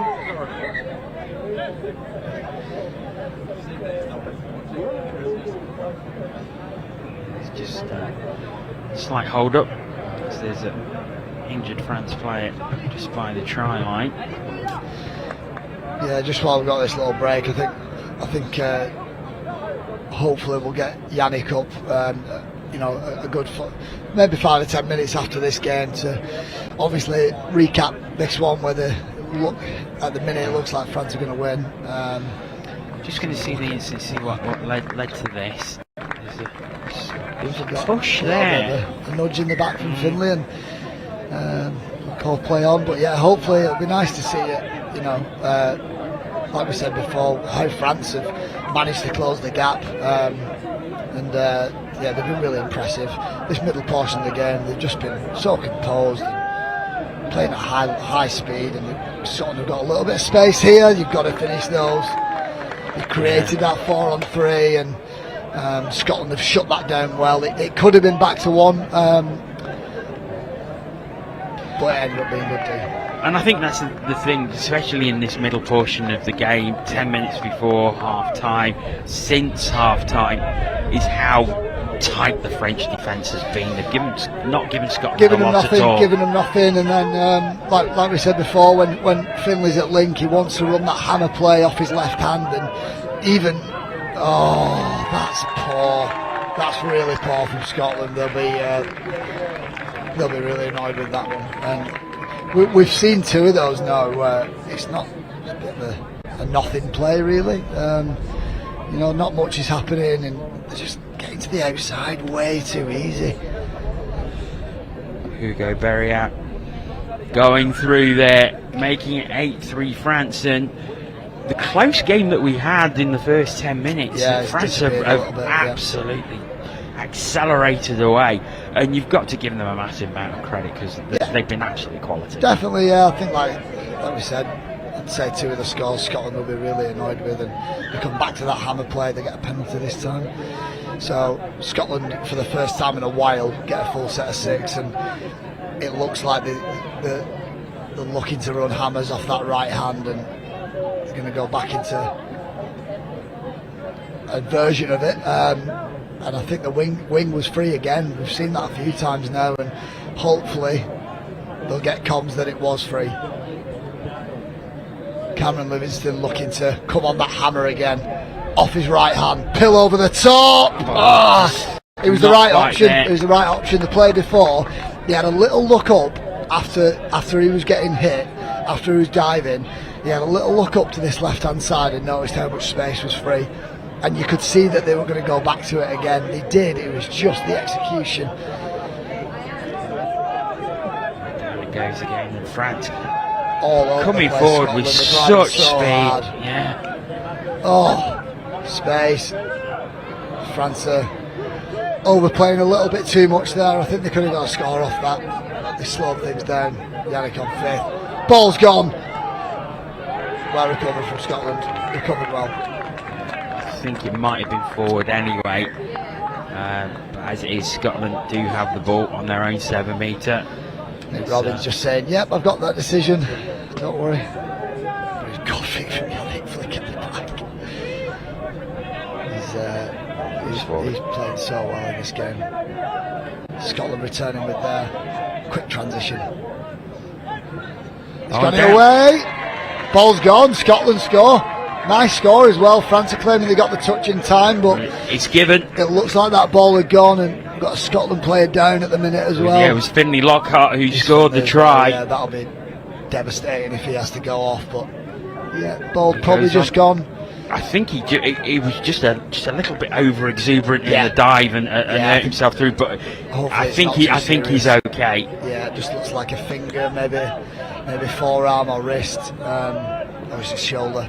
Yeah, he's landed on his shoulder. And France reply.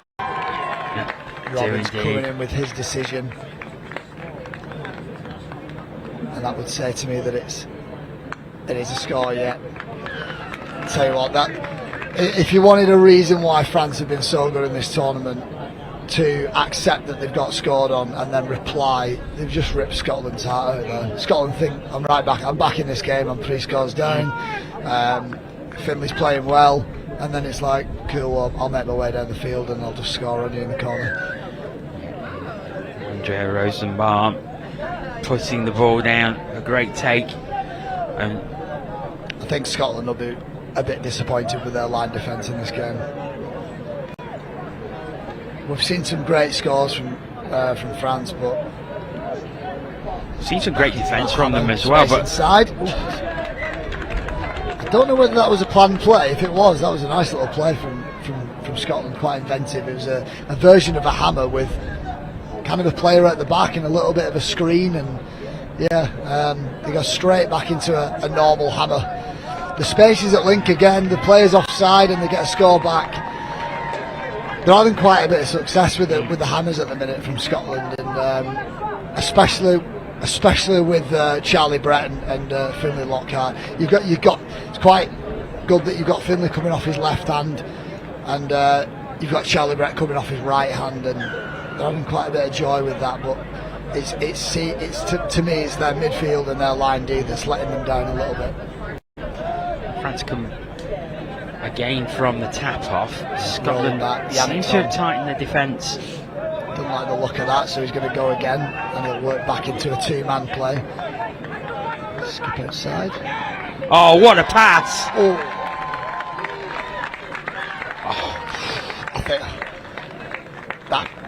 I think that could have been a touch pass for me, but if that ball's gone in time. So yeah, Scotland are quite loose in defence, and Yannick just spots a little space to the outside, skips to the outside. Ooh, it's a tight call. That is a tight call. I think I would have gone touch pass on that one, but again, we've seen it a few times where France are static, Scotland are static, and Scotland just sat on their heels, and they're just getting beaten to the outside on dead plays, and it's quite a strange one. So they're going to work their way over to a counter with Lewis Burns off his right hand. Gets it back! Oh! It was off the French defender. It's not been given. Is that not a score? It's either a score or France's ball then. Because that's back to 1. Lewis has got it back. He scored anyway. Yeah. But yeah, that was an interesting one. Scotland have pulled one back anyway. Marshall getting over for one, and they go back to the same play with Lewis Burns on a counties off his right hand, holds the play up well and hits hole 1. France have been quite susceptible to that throughout the game. Just that middle and link channel just a little bit too loose. And straight back into those sweepers, and it's good defence from Scotland. As they go back to the 7, but still France's ball. Scotland have got to tighten up on this line D now. They go straight back into a sweep, but pick up against the grain with options on the left, and Scotland survive for the first time in a while. And a rare loose pass from the French there as well. We've not seen. Well, I don't think we've seen it at all in the game so far. That was smart from Scotland. a little bit like a rugby league hooker throwing into a man on the ground, but they've managed to get the decision from the refs, and they've given the ball up. That's poor. 5.5 minutes remaining. France 4 ahead, 10-6. Heavy collision there. And you have to feel, I think, if France manage to score from this play, then that will probably seal it for them. Yeah, they can put this game on ice now, and Starman's back on. And this time he's not able to get anything from it, but it is back to 1. And they've given France number 8 a full set of 6. And also the delay runs the clock down further. 5 minutes left now. So Yannick into those 33 counters again. Inside, down. That's the top.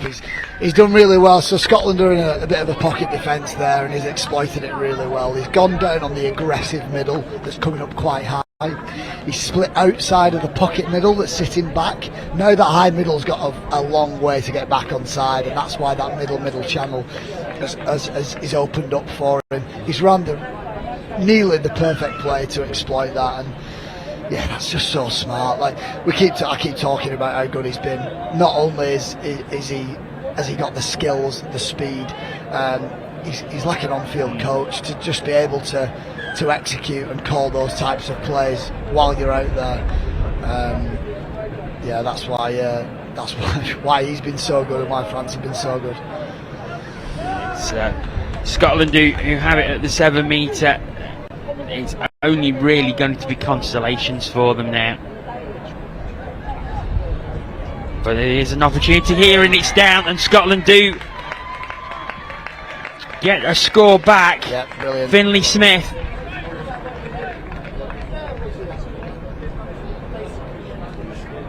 Drop down here, and as the ball is put down, it comes over to the left-hand side, and Finlay Smith has got quite a gap to go into, and he exploits it. It's a nice play, that, and it's strange that they've only run that for the first time 36 minutes into this game. Lewis Burns likes to run counties, and what he's run there is a variation or a progression on a counties play. It's a counties relay.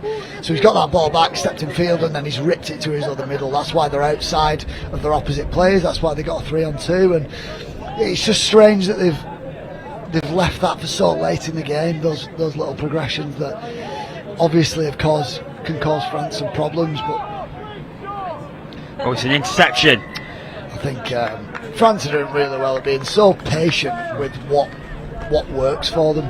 33 counties has just worked so well for them all day, and they just seem happy to run quite simple plays. Running it again, the same move. Give that France half and just held his line a little bit. Bastien Vassar just held his line a little bit. That hole would have been open for him. And Scotland with some good transition. Scotland, good drive here. Yeah, Whistle's gone, and well. they're going to get a fresh set of 6. There's been a little bit of back chat there from one of the French players. I think Scotland have got a set of 6 here. There's only 2 minutes to go, so they'll be looking to take something from it. They'll run a hammer. Charlie Brett, middle channel, straight open. That was quite interesting, that, because the hammer was actually run on the wrong middle. Don't know whether that was intentional or not. But yeah, when Charlie comes in on this hammer here, really this middle channel shouldn't be open. He's gone straight off his right foot. Yeah, he's got no business going through that channel, but France have left it open. But that's twice in the last 2 drives where they've found them holes. And it's the same move. It's the same move that they've been running all afternoon. And I think there's a few instances where that's good. Again, it's Valentin Merlot again. We said it before, but France are so good at just ripping your heart out. You score against them, and then Yannick just works his way up the field and delivers something that you've not seen all game. And this time it's a quickie QB, and it seems like they're just pulling moves out the bag that they can destroy you with. And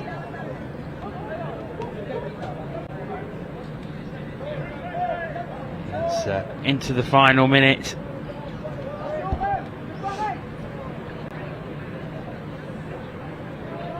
Scotland on the attack again, and these Burns on the counties. 30 seconds remaining, and it'll give Scotland a boost if they can get something out of this right at the end of the game. Yeah, definitely. I mean, they've had some good periods of this game, and definitely started really strongly. The stuff that they can take from this, and over the top, pill over the top. Beautiful. Oh, and they have got it. Great little pill to finish the game. James Pinkerton pops it down. Always nice to see a good 4-on-3 pill, and Lewis has been looking at that for a while. He's got it off his right hand. Probably his pet play is to run that county's play, and steps in field, rips over the top. Good game. It was a good game. I think France just stretched away, didn't they, which meant Scotland were always chasing, but to be fair to them, 3 good tries right at the end, and that'll give France something to think about. It will, yeah, and there's positives for both teams, there's negatives for both teams. I don't think you're never going to be fully satisfied with the performance, and we keep saying it, and we keep doubting them. We keep doubting this French men's opens team, but they're the real deal. 7 out of 7. They're the real deal. They're up there, and when England play France again, that's going to be outstanding. That's going to be outstanding. Well, thanks a lot, Jordan. I know you've got to get over to the studio in a minute, but first we will head over there. Ian has got a guest with him.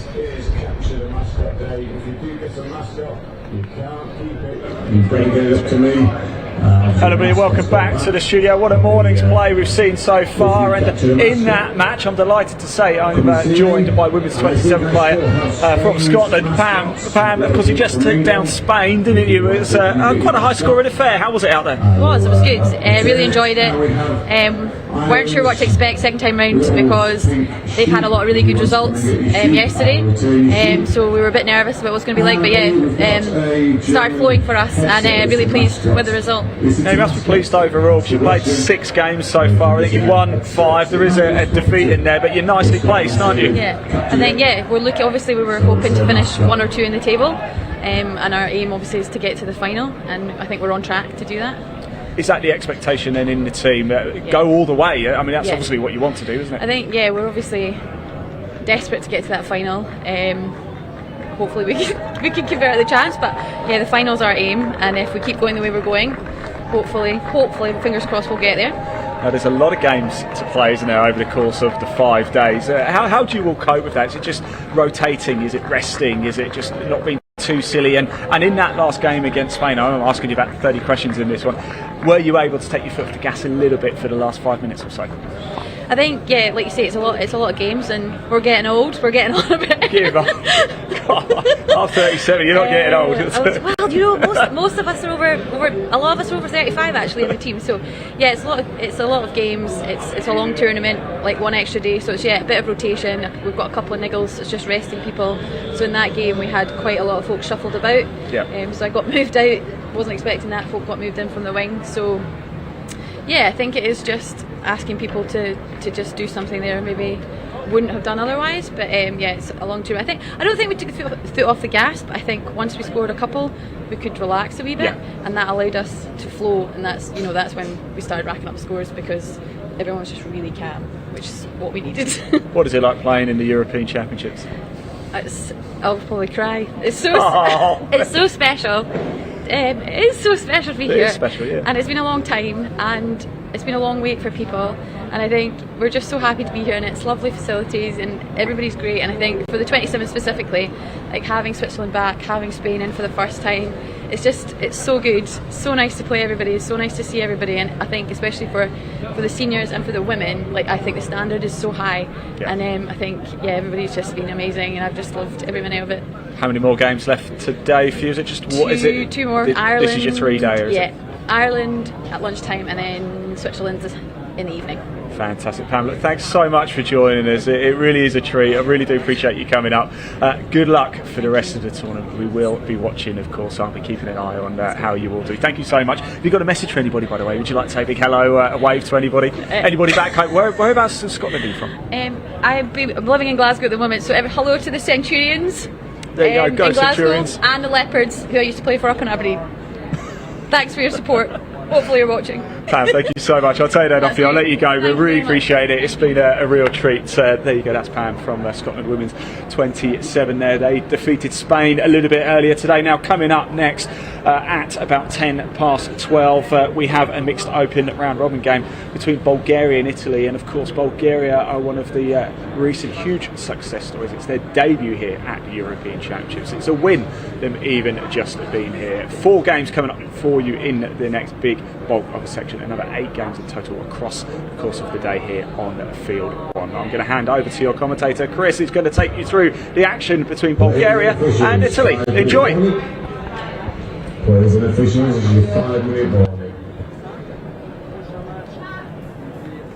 Thanks, Ian.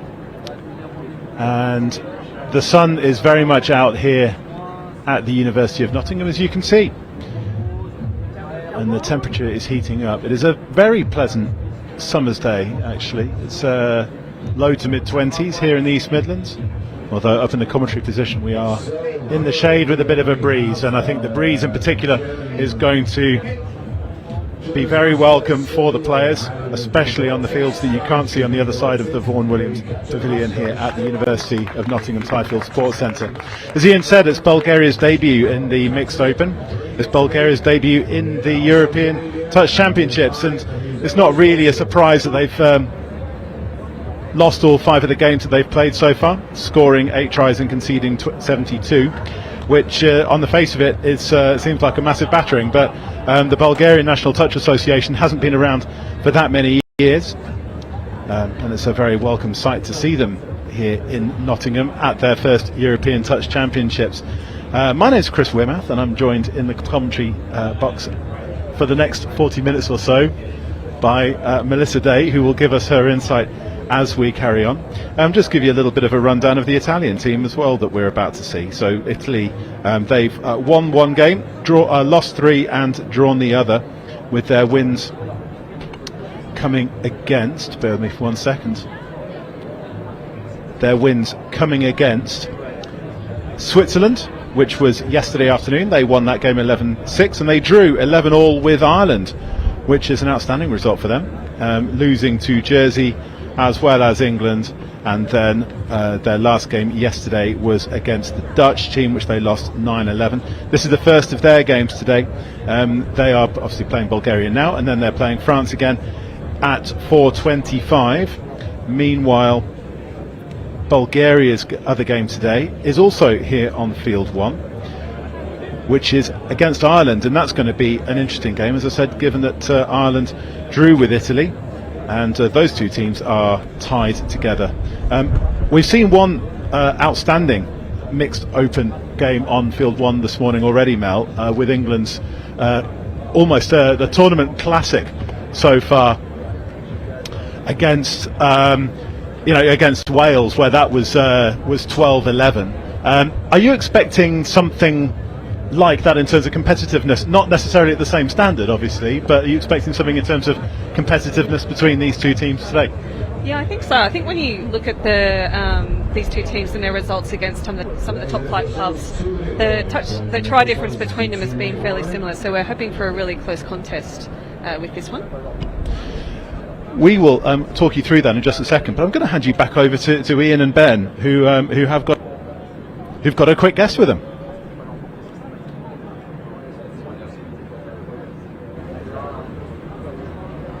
Hello everybody, welcome to the studio, and we've got another treat for you now. We're joined by Yannick, the captain of France at the Men's Open. Congratulations, Yannick, it was a great game. How was it out there? Yeah, it was a tough battle. The Scottish guys are very good, they run fast, they're good ball players, so it was a very good game. It's been a very competitive tournament so far. Where has been the biggest strengths for France? We've got young players, so they don't feel the pressure. I think that's a good thing for these Euros, because there's a lot of great team against us, so yeah, it cools down a bit the team, and it helps us being easy and play calm, and yeah, that's good to have young lads. I think watching that, you look so calm when you're playing. Why are you so calm at the moment? Like, I've seen you play in the past, and what you've done over the last 3 years personally, you seem to have chilled out a bit. So what's been the outcome of that? We've got the way that we play. It's a lot easier because we've got 3 lines that play, so it gives us the time to rest a bit in the box, and then we come and the pitch. A lot of pre-season training as well. Okay, so talking about your training camp, we've not seen you for 3 years. Yeah. 2019, you know. I wouldn't say it was a shock, but that first result against England Men's Open, no one expected it because we've not seen France play. What have you been doing for 3 years? Please tell us about what you've been up to, because for us, it's lovely to see. We want to know what you've been up to. We've been watching the games a lot, the British games, like England and Scotland, Wales and Ireland. So yeah, that helped us a lot, like working hard and keeping the fitness level very high so we can battle with you guys. So I think that was most of the pre-season training, like very hard fitness training, and then a lot of camps as well. Okay. Maybe like 10 a year. Okay. And you know what? We're talking about the games that you've got coming up. Every team in the Men's Opens have got a 1-2 game day, and yours is actually on Saturday, whereas England and Ireland play each other in the first game of the day, and then potentially, depending on the results, you might play one of them, or if you go unbeaten, you then play someone else in the semi-final. Is that going to be a benefit to you in coming into Saturday?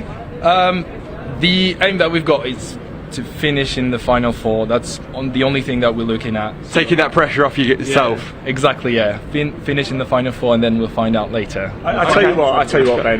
That's a very nice answer. However, let's put a bit of pressure. Do you personally, France going to go all the way?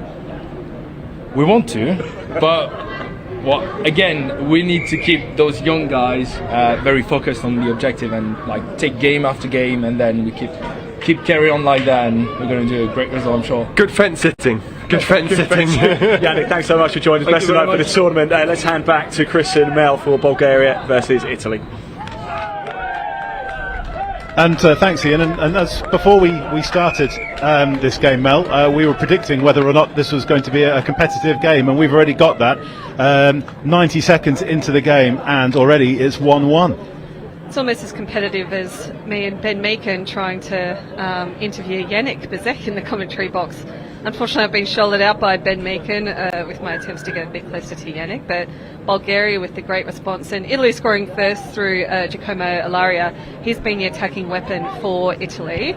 He scored their first score, and I think that's his 12th score in what's now his 6 games with Italy, so definitely keep an eye on the number 20, Giacomo Ilaria. But Bulgaria hitting straight back, and with the intercept, running down that far wing. He doesn't look confident, he's pulling up. But fair play to him, he's also realised that it was a 0 touch, but they're going to have to play with this now, Bulgaria. It's already been, they've kind of impressed, especially with that score that they had. Oh, this is turning into Intercept City. And we saw a lovely created try there from Snezhina Marinova on this near side, as Italy's defence just got caught being sucked into the Bulgarian player, and that was a lovely pass that was out there. So we've already seen that both teams have got the ability to cause each other problems, and they're very much on a similar level. Yeah, absolutely. All credit to the number 7, Nikolai Lazev, just turning his back in defence there, but long ball to the wing. Jordan Melling is not going to have a monopoly of the pills today. What an absolute stunning try from Italy.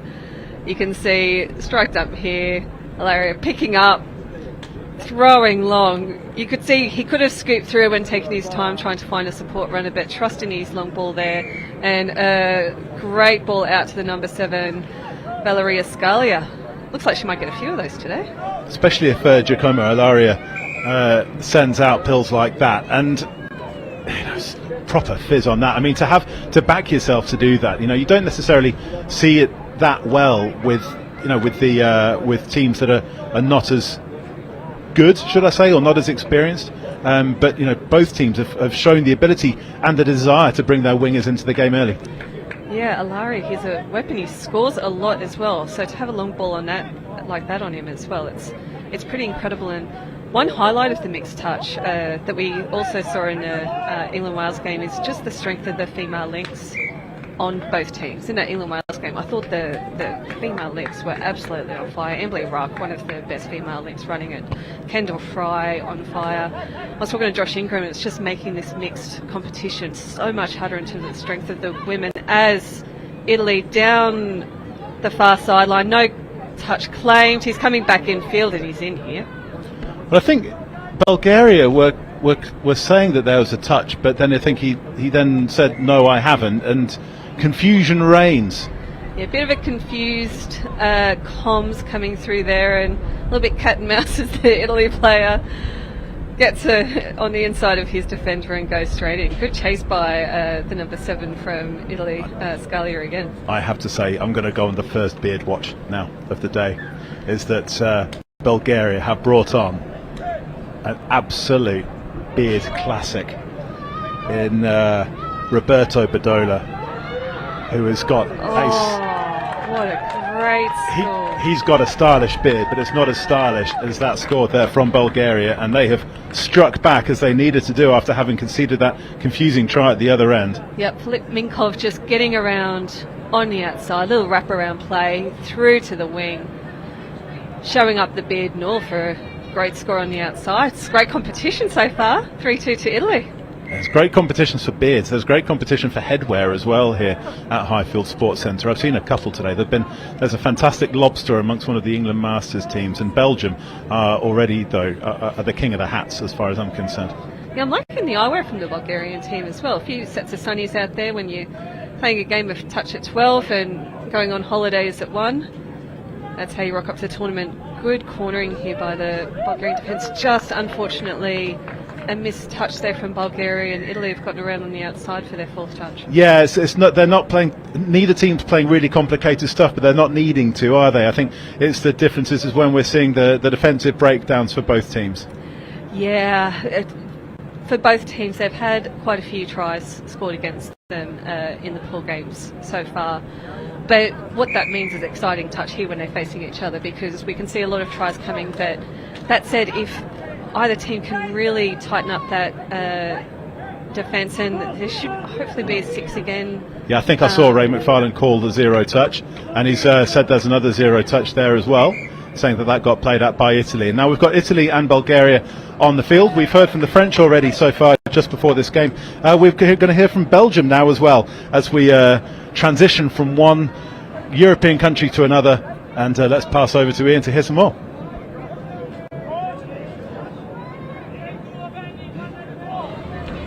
Hi everybody, welcome back to the studio, and thanks Chris. It's not Belgium, we are with Victor from Spain. Victor, how's it been going out there for your team so far? It has been absolutely fantastic. We just came with very little experience, and we just wanted to see how far we were from the rest of the European teams. It has been a pleasant surprise that we are competitive. Yeah. Which is basically was our main target.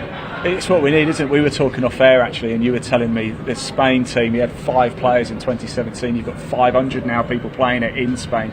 It's all about growth, isn't it? Yeah, it's all about growth, and it's all about trying to develop the sport. And it has been quite a lot of initiatives.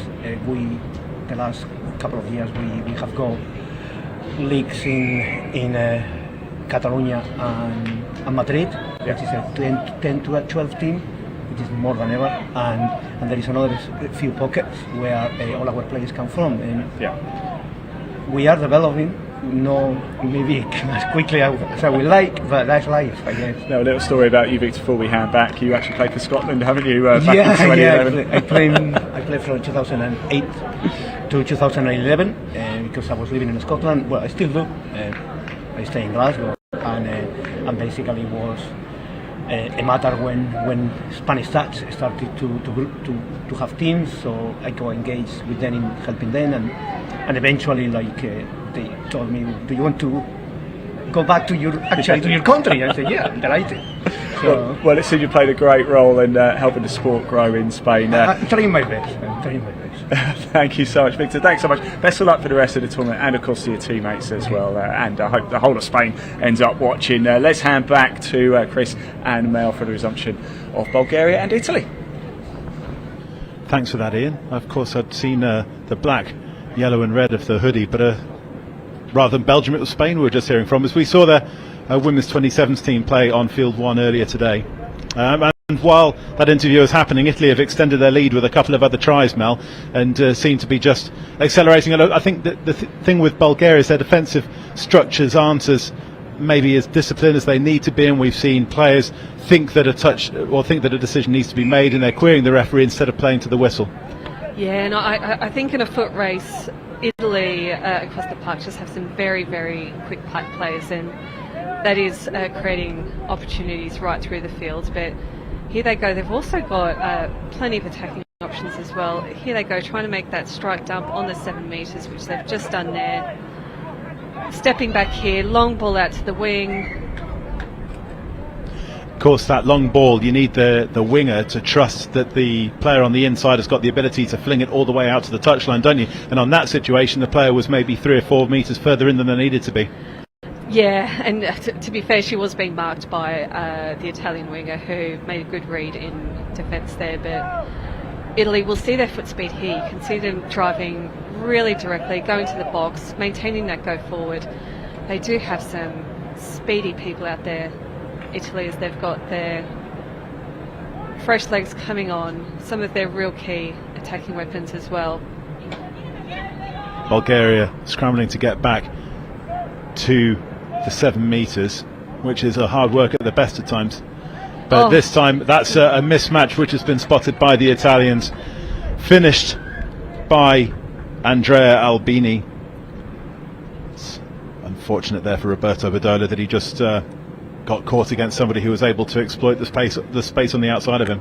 Yeah, and not to take away from that line running from Italy as well. You could see that link player just getting on the outside of him and running that outside line, which definitely helped get through that hole. Oh, they're looking good. And Bulgaria, to their credit, as you say, a very, very new touch-playing country. I think just accredited this year. And 2019 they're accredited to FIT. We had a FIT like a Future of the Game symposium conference on the outskirts of Paris back in 2019, and Bulgaria had just joined, and they were there, you know, with England and Scotland and Wales and Australia and New Zealand and all the more established national touch associations, and they were just hoovering up every bit of knowledge that they could possibly get from all of us. Unfortunately, just put down. They had an overlap of, had a queue of players on the right-hand wing lining up to score that, but just unfortunately putting it down. But Bulgaria responding very well with the nice drive down this. Yeah, not using up too many touches. That's just unfortunate. Step on touch just as he was putting the ball down. Velin Lambov, number 9, and they weren't using up too many touches to get over to their box, which is something which can often happen. But now it gives Italy the perfect platform from the Bulgarian 10-metre line, and Annika Kozova is just hitting the deck because she thinks it's you can see perfectly well what she thinks has happened just there. She thinks that the Italian player has gone in using his shoulder first off. Yeah, unfortunate there, and it's quite hard with touch. Sometimes we do have these clashes, and obviously in the opens division you will see, although it's minimal contact, when you've got attackers and defenders running very hard at each other, you are going to occasionally have this kind of contact. I don't think there's anything malicious in it at all, but it looks like she's recovered well, and a continuation. But it also looks like there's a forced sub there coming from with Bulgaria's number 10. Stefan Dojcev looks like he's been forced subbed, and Italy have got a penalty coming as well. Wasn't the clearest of indications from the referee, but I think there was a little bit of back chat because of the questioning about that challenge, and he's got to work hard to get to the sub box before somebody else can come on. Yeah, it looks like they're still playing with 5 players here. Bulgaria, unsure whether it is a forced sub. He hasn't gone down to the sin bin, so we'll keep an eye on this. But Italy taking advantage of it. Oh, great ball out to the right hand wing. Solid score for Italy there. They've got some great passers who can ping it out there. Yeah, and the wingers who are able to exploit the gap and to capitalise.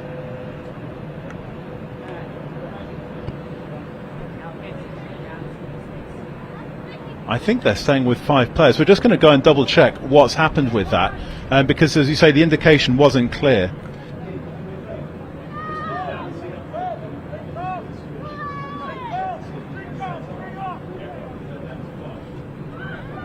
Yeah, so we're just going to double check what's happened there, because there's a little bit of confusion up here, because there wasn't a massively clear, as I say, a massively clear indication from the on-field referee in terms of what was going to happen there. But Bulgaria have just been on the back foot for the last, certainly 4 or 5 minutes. They've conceded tries, and they're just in a little bit of disarray. But now they've got an opportunity to build from that penalty, but then the ball hits the deck, just rebounding off Filip Menkov.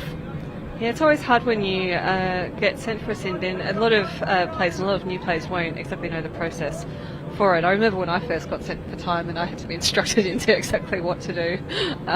Especially well-behaved players won't know what to do, whereas some other players, a lot of those men's open lot, they know the exact procedure to the T. And your sweetness and light on the field, Mel. It was definitely an incorrect call when I got sent for time, that was for sure. Well, it wasn't me refereeing you, I can tell you that much. No. At Bulgaria, though, they've have restarted play close in their own half, and now they've got some period of time. Now, number 10 is back onto the field, Stefan Dojcev, and Bulgaria are still down to 5 players, though. Yeah, Stefan Dojcev, their captain, very involved in Bulgarian touch and trying to grow the sport over there. This is obviously the mixed open division, and they do have a lot of older players who are actively trying to grow the sport in the country, which is amazing. And they live in such a beautiful country that once they start hosting some tournaments and travelling for some tournaments, you will see the quality of players and developing players come through, which is great for Bulgaria. Yeah, it's going to be a great place to go in terms of the in terms of Eastern Europe, as you say, somewhere to go. Let's pass the microphone just over to Ian, who's been down to the touchline just to explain to us what's been going on. Yeah, thanks, Chris. Yeah, I just nipped down to chat to the gentleman down there. It turns out Bulgaria, they haven't had a player sent off, but one of the female players has got injured, and they don't have enough female players to replace her, so they're going to have to play for 5 for the rest of the game. Thank you very much for that update. That is going to be tough. Oh, I didn't even appreciate that about the sub box. Seeing that now, we can see that their sub box, they are missing a female player as Italy go through and score. So this is going to be a very tough rest of the game for Bulgaria. It's unfortunate. It's really unfortunate as a developing nation as well. Touch, traditionally being a rugby style sport, there's a lot more men that play, and sometimes a lot of mixed touch teams have limited women who are involved in the sport. So let's hope Bulgaria can use 5. Sometimes it's actually quite hard to defend against 5 players in terms of marking up and the plays that they run, but hopefully Bulgaria can get on top of this and start to limit this Italy attack, which is looking pretty free-flowing at the moment. Yeah, Nikolai Stoyanov there, just losing control of the ball just at the roll ball there, the play the ball, and Bulgaria really going to have to cut that out and even keep it simple and just to trust their processes on that 3-man drive, but it's going to be in defence where they're going to be found out, as we've just seen there. That's where it's going to be really hard. And their defensive structure wasn't that hot to begin with. No, but that said, they're not giving away easy scores. You can see this score here, a flick over their head, great hole hitting. Really tough to score that. So Bulgaria are not making it easy for them. So Bulgaria, we've got 2 minutes or so left to play in this first half. I think, the halftime hooter can't come quickly enough for them, and I don't think it's necessarily in terms of the physical side of this. All these teams have been playing multiple games per day. It's more about being able just to collect themselves, and we can see that discussion already starting to happen in the sub box just down a shot. Nikolai Stoyanov having a chat with plenty of other players around, and they're just going to need to stay, just work out what they're going to be doing. And this time Italy, they've sucked in the defence, they've kept their handling neat, they've kept their processes simple, and it's just creating space on the right wing, as we see just there. That said, I think this is going to be called back for a forward pass, so it looked like a great ball out to the wing, but referees on the spot in line with that ball, so forward pass. Yeah, and it's a good let off for Bulgaria. That keeps the score at 10 for Italy and 2 for Bulgaria. And it's so hard when you do have limited people and you're starting to fatigue a little bit. The key thing is to drive hard and direct, exactly what they're doing right now, and try and get as much field position as you can. That's going to limit the scoring opportunities for Italy and hopefully give you a bit of a rest. But unfortunately, a forward pass coming in there. Yeah, Velen Lambov, I think, was touched before he passed it, and now we're seeing the Bulgaria defending tight with the three on that far side, but they're leaving a fair bit of space here on this side. And Italy, it's a good touch there coming in from Sive Jabar. Excuse me, I'll take the frog out of my throat. Jarabarov, sorry. Yeah, it was a great touch from him, and here he goes again. Yeah. Italy then, it looks it looks uncomplicated, but it's quite difficult to execute that from Italy. And as you said, Mel, they're having to work for their scores. They're having to create their scores, even if the finishing is out of the top drawer. Yeah, absolutely. Look at that pass from Alberto Amore. Amore in name, Amore in nature. Love that last pass. Absolutely excellent to finish the first half. It's going to be a grind this second half of Bulgaria, though, isn't it? It is. They're playing into the little bit of a breeze. They're going to have a little bit of sun in their faces as well, and they are down to 5 players. Bulgaria trailing Italy 11-2 at half-time. As we go through the first half, and we didn't have a chance necessarily to commentate on these tries as they went in, because we were having a good number of guests from across Europe, from France and Spain. Yeah, Giacomo Lara just straight through there. He's averaging 2 touchdowns a game. And Bulgaria at this point was still playing some really neat stuff. You know, it's we saw that with some great interplay from Roberto Badola, Stefan Deutschev there, and then Deutschev flinging the pass out off his left hand to Snezhina, Marinova. Here we go again. These passes from the middle of the field from Italy, it's the kind of quality that you see in any mixed open side. Just great passes, really flat, really direct, and they've got wingers who can catch them as well. I think the Italian wingers have done an excellent job this game. And this is the point now where it started to fall apart for Bulgaria. I think that was the point where the female player got injured because she was chasing back and maybe something went ping in one of her legs. So I mean, we don't know. We're not speaking to them. But I think that was the point. There was a little bit of there was disarray in the defence there. They thought that a touch had come in midfield and it hadn't. And then you start to see a couple of defensive breakdowns. And this now is where Italy start to cut loose. Yeah, absolutely. 5-on-6. It's always going to be a tough little session. Alara again, just with the ball out to the wing. He's scored plenty of them himself, but I think he's probably got just as many assists on the board with passes like that. But at least Bulgaria now will going to have the chance to be in their box. We can see Stefan having a chat to the team as captain, just gaining some composure. And I'm sure they're going to come out full of confidence in the second half to really hopefully get a couple of scores on the board. Yeah, you said in the game that sometimes it can be tough for the 6-on-5, for the 6 players to cut loose against the 5. Is that because, especially in mixed, is that because people start to be a little bit selfish, get some white line fever, and then think it's just going to come naturally? Yeah, it's just quite tricky. And I've been in plenty of teams where we've had a player on our team subbed off for various infractions. Obviously not me, and it's quite often that we do score from it, because I just think it's quite hard to sometimes man up, and you can maybe get a little bit complacent, and everyone will think someone has a play because you've obviously got the 6-on-5, but Italy are looking very, very strong here, and I'm sure they're going to take this confidence into next round games. Yeah, I think Italy have definitely had the style, and Bulgaria on the field. But Bulgaria, as I say, have got the stylish beard, and fair play to some of the fact that they've got players of all ages. It really shows that the mixed open is you've got the ability to have players of multiple ages playing with it, with Roberto Badola, Sive Jabarov. Certainly on the elder statesman side. Yeah, absolutely. And you know what? Italy are playing France mixed open in their next game, so they do need to build a bit of confidence, because France have a very strong mixed side, strong across all divisions. France, they're a really strong touch country, so this is probably a really good set up for them. Yeah, France have really stepped up. I mean, they were strong in the seniors and masters in 2018, but now they've certainly lower down. We've seen their men's open team beat England on day one. They beat Ireland yesterday in a bit of a feisty match.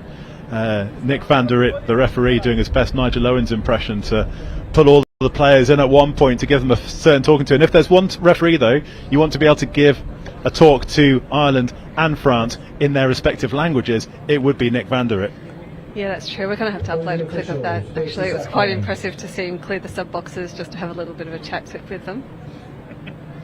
We see there, it was commentated on their men's 40s yesterday, and they were on Tuesday, and they looked really, really good, really fit, really strong, and you can see France leaving Nottingham with more than one title this year, or at least it's going to go down to the wire.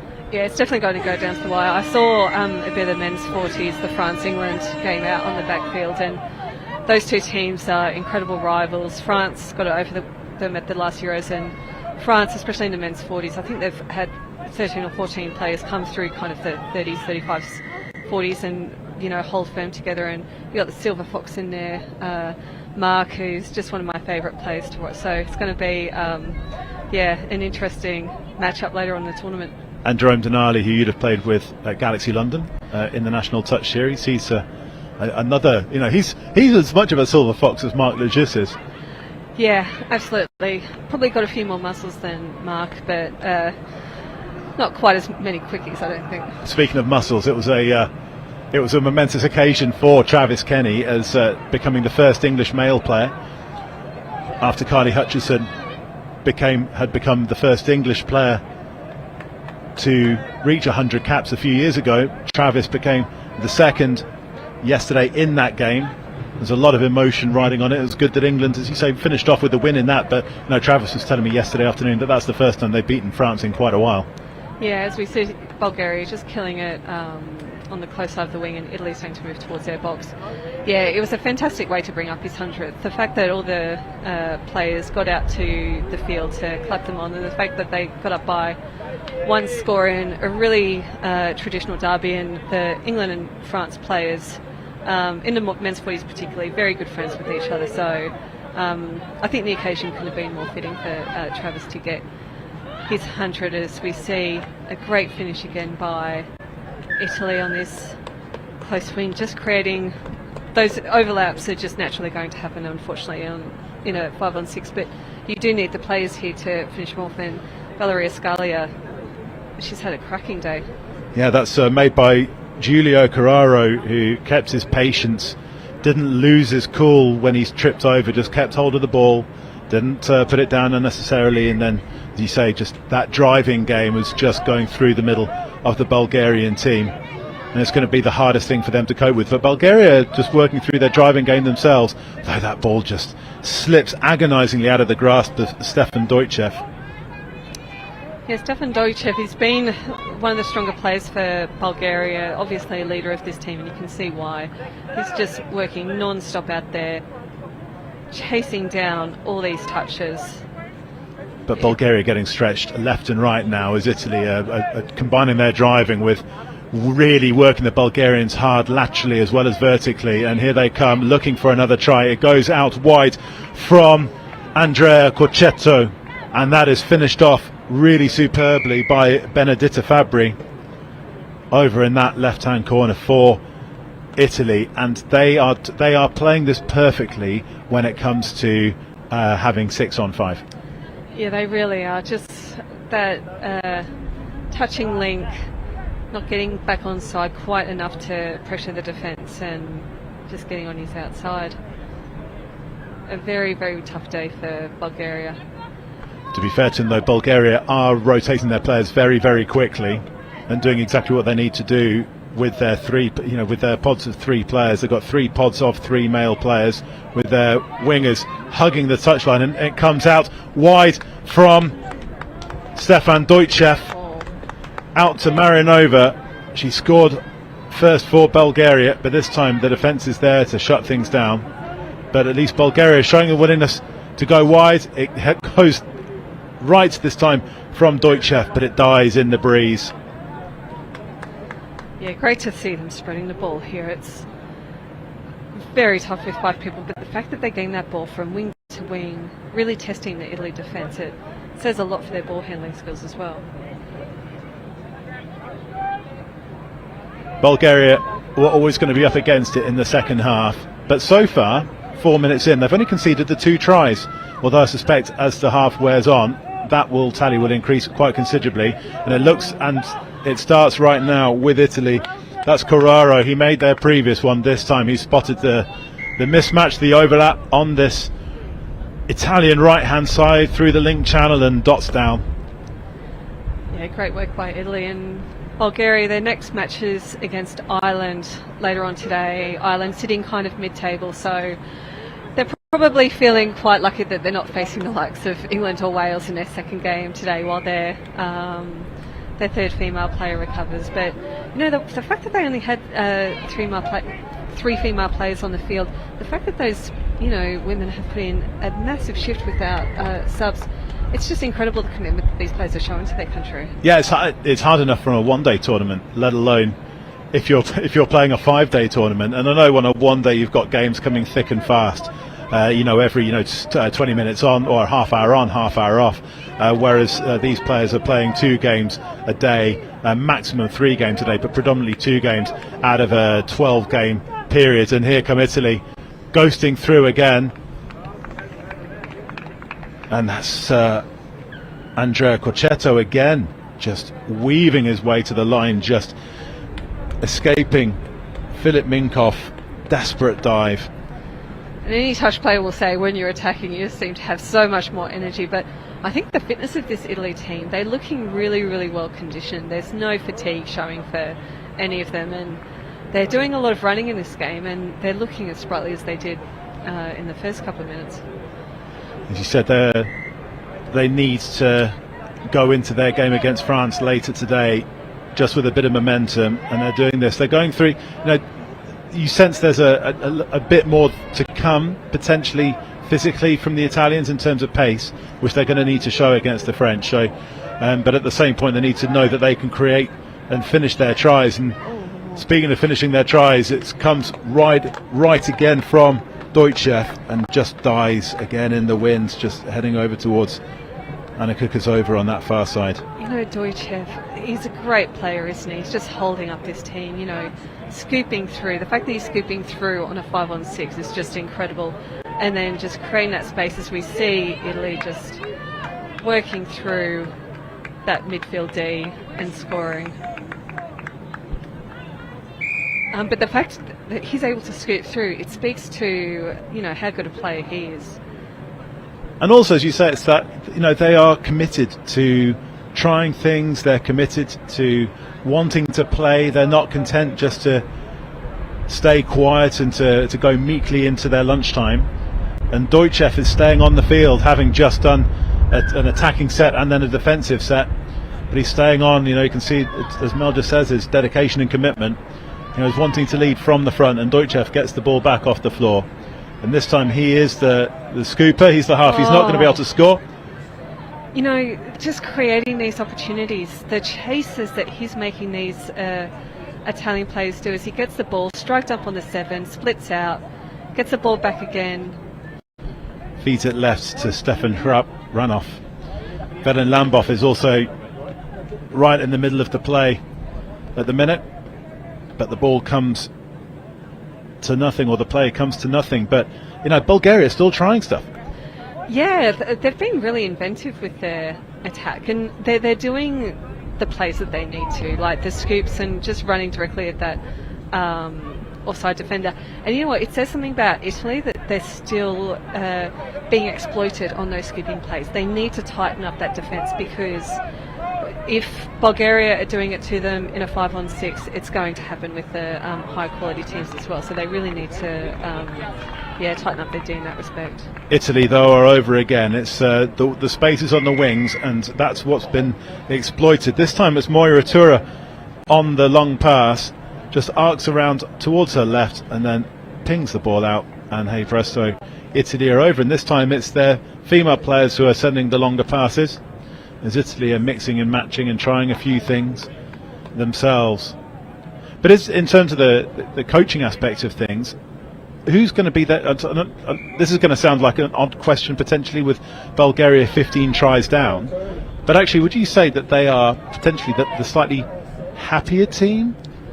Yeah, they've got a really good spirit amongst them. I met a couple of players at the captain's dinner on the first night and seen them wandering around the backfields, and they just seem like they're having fun with this opportunity and testing themselves. Like, you can see them here competing against the best in Europe, and it's just fantastic to see. Their sub box is still looking very positive. They're talking to each other. It's also looking very tired.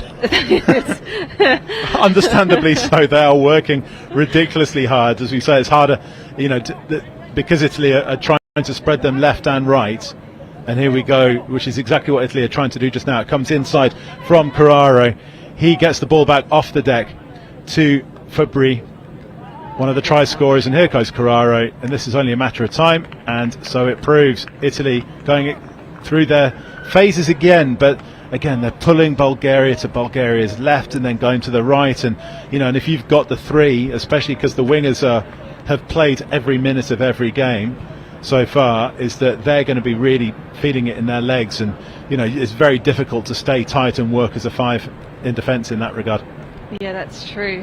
And in this division, in the mixed open division, over the last 3 days, the highest number of touchdowns scored by any one team is 18, which Italy has now equalled. And I think if you had a tenner in your back pocket, you're thinking they're going to head towards... And here come Bulgaria, though. Oh, that's just such a shame. That was a lovely arcing run from Filip Minkov. Finds Kotsova on that far wing, but unfortunately the pass inside just hits the deck. Hasn't he been good, Minkov, for Bulgaria? Oh, nice little dummy from the Italian link as they come sweeping on again. They're still playing with the same intensity, Italy. Their fitness, their speed, it's just been incredible to watch. Little inside ball, space on the left-hand side, acres of space. Bulgaria need to work hard to try and shut this down, and work hard they are, but Italy come left. Oh, have great that, defence. Yeah, fantastic defence there from Kotsova on that far side, with Nikolai Stoyanov as well. He was making some crucial touches in the midfield. Oh, great little switch around from Bulgaria here. Italy, though, Italy are also letting Bulgaria make meters. That's the second touch, third touch on halfway. That's great driving play from the Bulgarians to get those fresh legs on. And here comes Deutschev once again, their talisman. Yep, going around for his winger. She'll pass back in. I think this will be fifth touch coming by the looks of it. And here comes the scoop from Bulgaria. It's the long legs of Nikolai Langev. Long legs and sunglasses to match. He's in a very cool... It's almost like... I hope they've got a hammock or like big bean bags in their tent, because I think he'd fit right in. Oh, and here come Italy. Fresh legs on again. Straight through the middle. Good touch by Stefanet. He's turned around. Not quite there. You could see the Bulgarian winger shutting him, but just not quite enough to prevent that score. Ball goes inside to Leon Prete, and then he finds Carraro for the score. They're just Italy's interplay, just being a little bit, it's just, this is where that extra player is starting to count, as Deutschev is just deceived by the 1-2. Nothing much he could do about that. No, there wasn't. It was a good play made by the Bulgarian winger to shun him, but just not quite getting there in time to prevent the try. And Bulgaria are really starting to struggle in terms of numbers now. Players starting to feel the heat, as we see Stoyanov is on his knees just outside the sub box, moving very gingerly, but on the field Bulgaria is still looking to stretch Italy left and right, but Italy's defence is staying pretty well structured, shutting things down, but Bulgaria is still trying things. And with that score, Italy the highest score at this Euros, 19 scores. And still with 6 minutes to play in this mixed open round robin. That's a lovely little touch in the back, and he does get penalised for a heavy touch on that far side.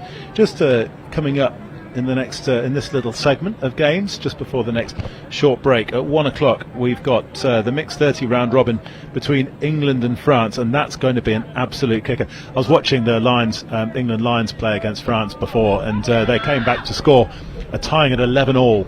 It was an absolute belter of a game. Yeah, the England Lions have been incredibly impressive. As Italy, another score out, fantastic wingers for Italy, safe set of hands every single time that they've passed out to wing. But the England Lions, obviously in England's second team. Oh, that's been given for a forward pass. Great hands, forward pass. Oh, forward pass.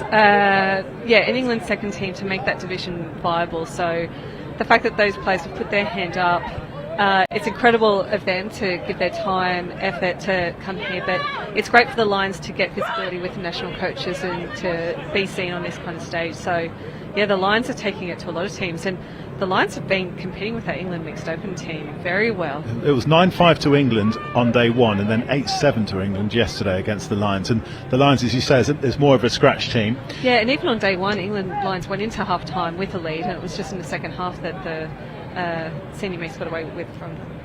And then at 1:50 we've got the Women's Open game between Belgium and Scotland, and Belgium, I think, are going to.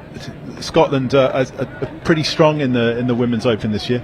Very, very strong. Hannah Crisp, one of my favourite players, one of my favourite people. She's got an engine on her. She's just so quick, and captain of that team, and creates a lot of opportunities for that Scotland Women's Open.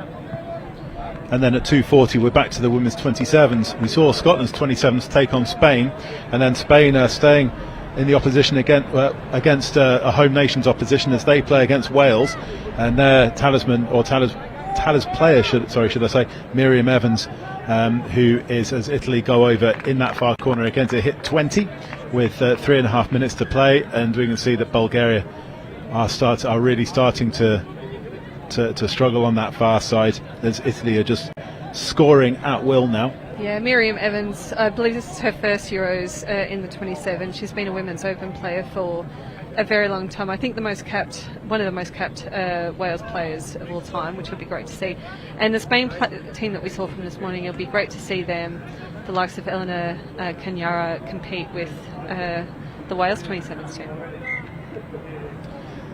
We've got 3 minutes and change to play in this mixed open game between Bulgaria in the green, playing from right to left.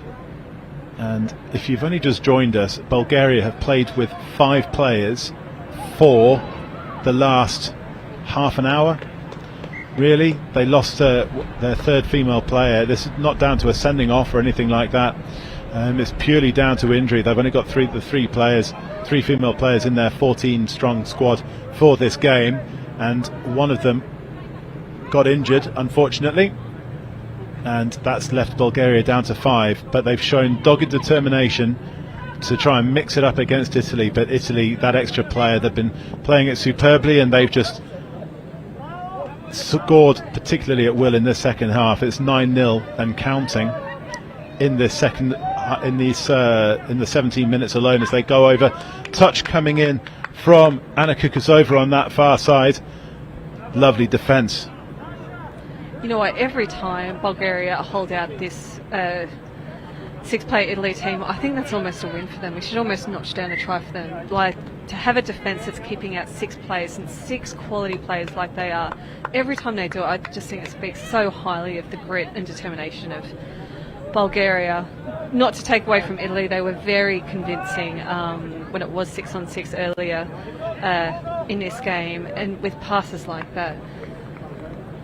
Yeah, they're keeping their wingers right on the touchline, and Valeria Scalia is the beneficiary this time. And I think that's the thing. If you know, we talked about things that Italy can work on in defence that they're going to have to tighten up on, but one of the things you can't take away is the finishing of the wingers, that even if passes have gone forward, they've still been caught. We've seen very, very little. In fact, I can hardly think of any balls that have gone to ground when they've gone out wide to the winger in the scoring positions. Yeah, they've been exceptional, the Italian wingers, and especially the number 7, Scalia. She's been impeccable. I think she must have 4 or 5 on the board now, and she'll be very happy with that. And she's being peppered with balls, and she really is converting every single time. the bearded Roberto Badola combines with the suave and sophisticated Nikolai Landjev in the midfield, and the ball goes wide and it's just a little bit too strong for Snezhina Marinova on this near side. The last set of 6 for the game potentially, with 30 seconds on the clock. Italy passing out to their sub box. Very good defence by Annika Kozova. I think she's been one of my favourite players in this game. She has shown, an incredible amount of physicality in this game and competitiveness. I think she's been outstanding, and she's prevented 3 or 4 scores on her, and you can see her just treading space there, making the right decisions, shutting in, preventing yet another score. Those kind of decision-making skills from your winger is just incredible. Here we go. Italy have one final play, but the ball hits, even though it's played at by Nikolai Landjev. And you can see just how hard the Bulgarians have had to work over in the background as Stoyan Pishev, he just rolled over onto his back, taking a massive breather. There's great spirit between the two teams as they share handshakes and hugs coming off the field. But Mel, just, as we say, it's 21-2, but Bulgaria are still going to be, well, hopefully they're going to have a bit of a smile on their face coming off, because they did some really good stuff. Yeah, they did. I thought their scoops were exceptional. They were getting through a 6-man Italy team purely on scoops, and their determination in that game was second to none. And as we say, that far side winger Kozova, I thought she was exceptional in terms of her physicality. Italy, their wingers were absolutely outstanding today, but they will just have to tighten up that defence, especially on those skipping plays, to prevent those future scores against quality opposition. Well, coming up in just a couple of minutes' time, thanks very much to Mel for her insight over the last 40 minutes. And coming up in just a couple of minutes' time, we've got an absolute must-see game between England and France in the mixed 30s. To preview that, Ian is with Jordan.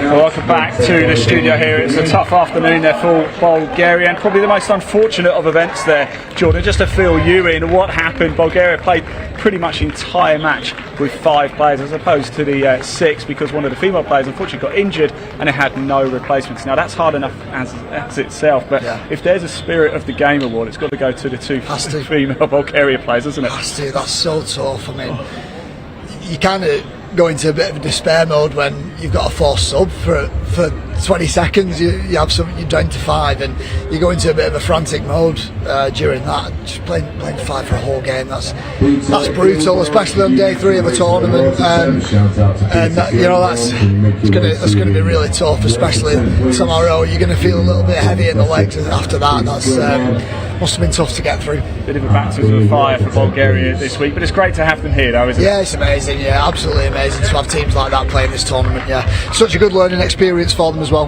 Yeah. Now, we won't stay too much longer, but I know you want to have a quick look ahead at the next game coming up, the mixed 30 round robin game between England and France. It's going to be a good one. Can't wait. Something you're going to see quite special now in the England's chant. They pick a different song every time rather than do England on 3, so it might be something to keep an eye on if we can, but I don't know if we're going to hear it from here, to be honest. Oh, here we go. Might get it. Right, might get it. Try and hit. Here we go. They're doing Avril Lavigne, I think. They're singing a song. They're doing Avril Lavigne as their 3-game chant rather than England on 3. I mean, this is going to be a great game. This was 5-5 yesterday. Going to be a really quick game.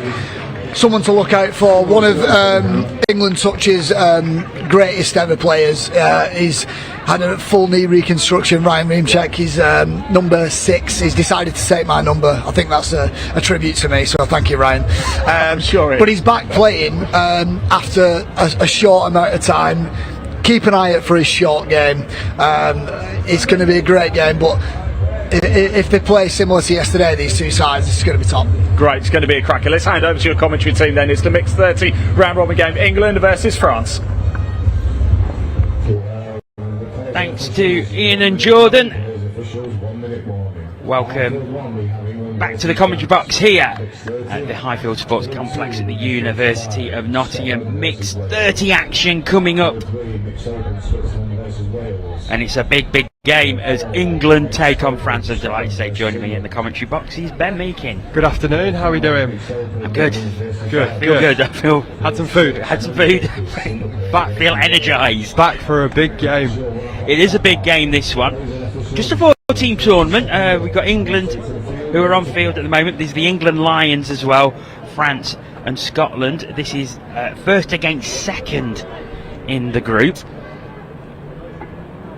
And they have faced each other yesterday, and it was a 5-5 draw. Yeah, so I got to watch that one actually. I was sat behind the England attacking try line, and I got to watch that, and it was a very good game. England were out on top to start with, and then France came back into it actually. So it'll be really interesting to see how this game pans out, and I think they're going to play once more before the final series as well. So England are off, they're on the 7-metre line already, and they're going to run a screen. It's got out the back, and they've got the long ball, but it's actually gone forward. It's a really good setup play, their tap-off move. So they've taken 2 touches up, they've got to the 7-metre line. Sean and Ryan have both chopped in. The person that gave Sean the ball went round the back, and they had the overlap. Unfortunately, that ball went forward. So a great start from both teams. Yeah, it's France who have their opportunity for their first drive of the game. They use their sub box, but not the smoothest of changes, to be fair. No, I think it was a bit stop, and yeah, you're right, absolutely right. England get the ball back just within the French half, so I think they'll look to strike again. Ryan Meemchek just makes a settle play here, and he's going to go forward to Sean Ferguson here. I think Jordan's just said in that prelim, number 6 Ryan Meemchek has had his fully knee reconstructed, and look at him run here, and he's going to dive in for that score. That is a brilliant score there. And just gets on the outside with a quickie play in. If anyone's watched Ryan in the Opens mixed grade and men's over the last probably 13, 14, even longer, yes, he is that old now, but he's been doing that for his whole career. He's well over 100 international scores, and he is just one of the best players we've ever seen at England touch. I'm glad you put international scores at the end. Yeah, because the way he was talking. I mean, if you count his club scores, he's definitely got over 1,000. And France have turned it over again. So England with a chance to drive and try and make it too. Cagey start from France here, isn't it? Yeah, very, very much so. And you think they'd come into this with a bit of confidence. England top, but they managed to hold them to a draw yesterday. But well, when I watched this game, this is how it started yesterday. And we've got to pick up 4-on-3 scoop. He's got the long ball. Can Megan Clayton get the ball down? He's made the touch. That's a great defensive touch from the French winger. She closed the space down really, really quickly there. That was fantastic. Yeah, she did. And what she did, as soon as that ball left the hands, they step back, and that winger goes. As soon as that ball goes long, she just doesn't care about the ball. She just chases out to that winger and makes that touch. It's a really good defensive read. Charlie Macartan. Fabulous touch. So French will look to try and get their 5th touch scoop better than they did last time here. It's a good hold-up play from the middles in England. They got one more touch. They're going to try and scoop off this one, and the link's free. Yeah, that link hole was just free, so he went through it. It's just a nice little quickie out. Lionel Tommaso.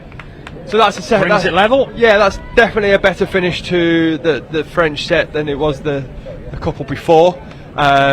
And yeah, we've got a bit of a frantic start and a really good start, should I say. So 1-1.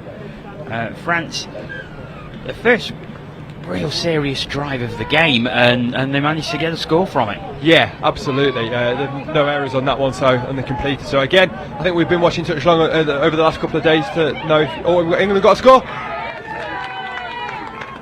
No, number 12 from France, Romain Fremez, just makes that touch. He flicks it, gets back on side, and then makes the touch. So good. England. And England are on the outside now with the middle chasing. The wings open. Is he going to get the ball down? That is a great finish. Yes, they've given it.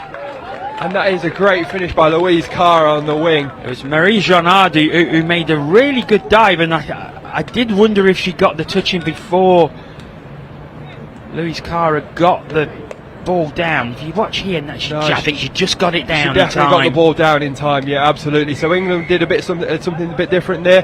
They went to a 32 long because the French defenders tucked underneath. They had a bit of space on the outside, and they exploited that. So that's very good score from England. Are we going to have a shootout like we've seen a lot of times this week in England? France are going to throw the ball to the wing, but nothing happening there. It's England who start again from deep. Oh, it's a handling error, and this is a golden opportunity for France to bring the scores level once again. It is, and it was a bit of a scrappy subbing pattern from England. They couldn't get the ball to hand, and it went to ground, but France trying to get some subs on. I think they've wasted 2 or 3 touches here. That's a pity. They should have been looking to get another score on the board with that free set essentially, but they're going backwards. So yeah, unusual tactic. You would think they would have just left the 6 players on for this drive, and still might come to something. It's a good take actually by Marie Jeannard,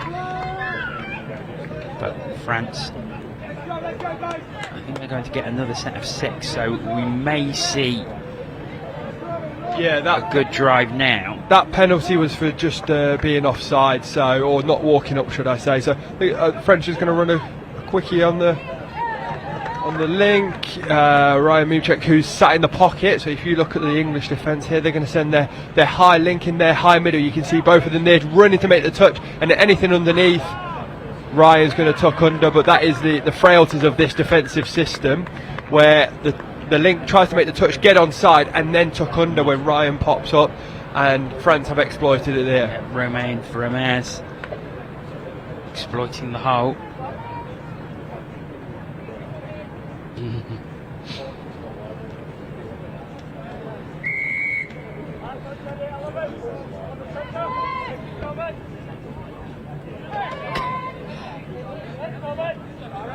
A couple of gremlins in that replay system. We'll get that sorted for you as England look to come straight back, but not the greatest pass, and it's quite easy for the French defence. England look a little bit rattled here. Yeah, absolutely. It's 2-2 on the scoreboard. England have been in the attacking a bit more than the French, attacking side a bit more than the French have, and had probably 4 or 5 sets. 2 have gone to ground and 2 have scored, so they've got the ball now just inside the French half. This is probably going to be their 5th or 6th time, and at the moment they're 50%, so it looks like they should score on this set. But you're right, international touch, we can all get a bit confused at times, and we'll see what they can do here. So they're going to run a short here. Early release, no, the long ball is on. Great take, fantastic take once again by Louise Carr, and she's in plenty of space to put that down. Absolutely. So this is a nice little run. If we watch this replay when it comes up, that Peter gets the ball, Peter Bauer, number 1, he gets the ball on a short. So we're going to watch this again. He gets the ball on the short. He just arcs his run, and what that does is cause the defence to just shut in and create that overlap. And then Louise Carr, having a good winger in mixed touch, is one of the most crucial things, and she's there to just put the ball down once she's caught it. And I say it's not just, it is one of the most important roles in the mixed touch. Yeah, she's proved her worth with 2 of England's touchdowns out of the 3 they've scored so far. So England are at 50% essentially of their defence, their attacking policy. They'd like to improve on that, but so far so good. It's just a bit of a delay here. Yeah, there's a tangle of legs, I think. I think the pass was forward from the ruck. The referee was showing that the pass was forward. So England have now got the ball, and we're all back to playing friendly touch again. I love how simple this game is at times, but sometimes it can be so confusing. Oh, yeah, absolutely. Commentator's nightmare, but it's England on the attack once again as they race towards the 7-metre. Good drive from them. Oh, that's unlucky.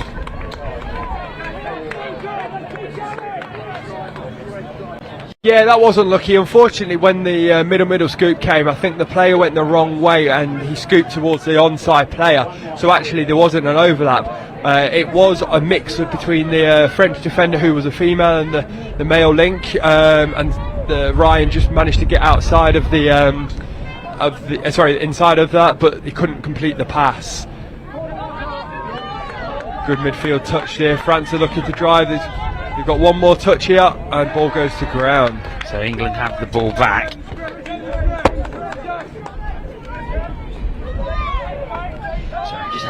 Having to make some adjustments. It's a bit windy up on the gantry. It's a bit windy and equipment is starting to blow around a bit, so we're just trying to commentate and make things safe as well. Oh, the joys. You think TV is so glamorous. Yes, absolutely. So it is France coming over halfway.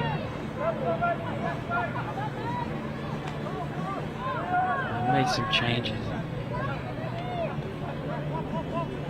I think fifth is coming next. They'll try and set up a scoop play, I think.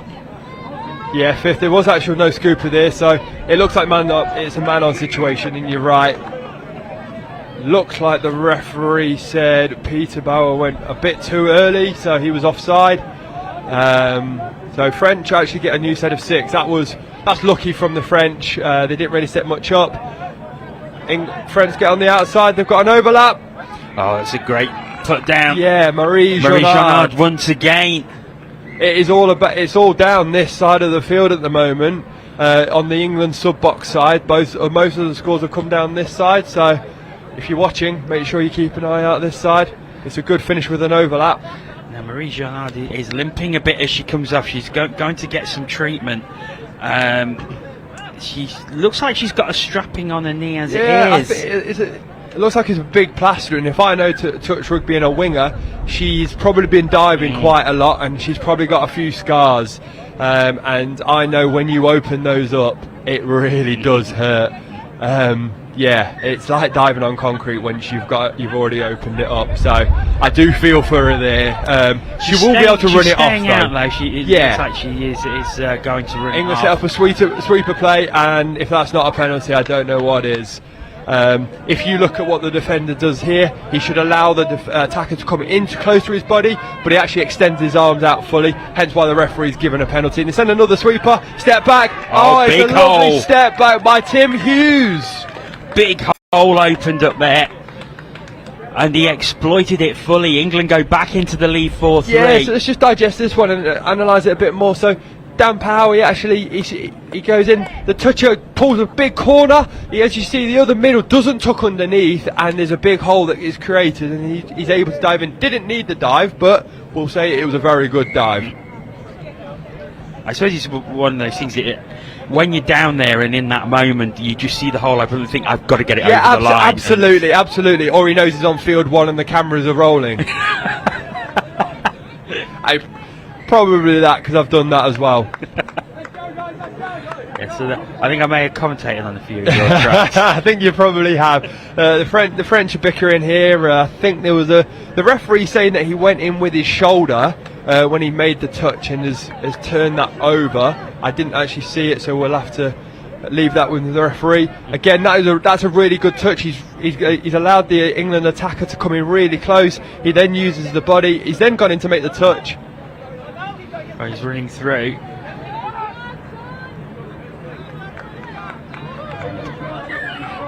Okay. I think was that 6 touch? Or? No. It was actually touch and pass, as the referee just shown with the hand signals. Just 2 scrappy sets, really. And France have possession again, and they're going to use their sub box. New players coming on.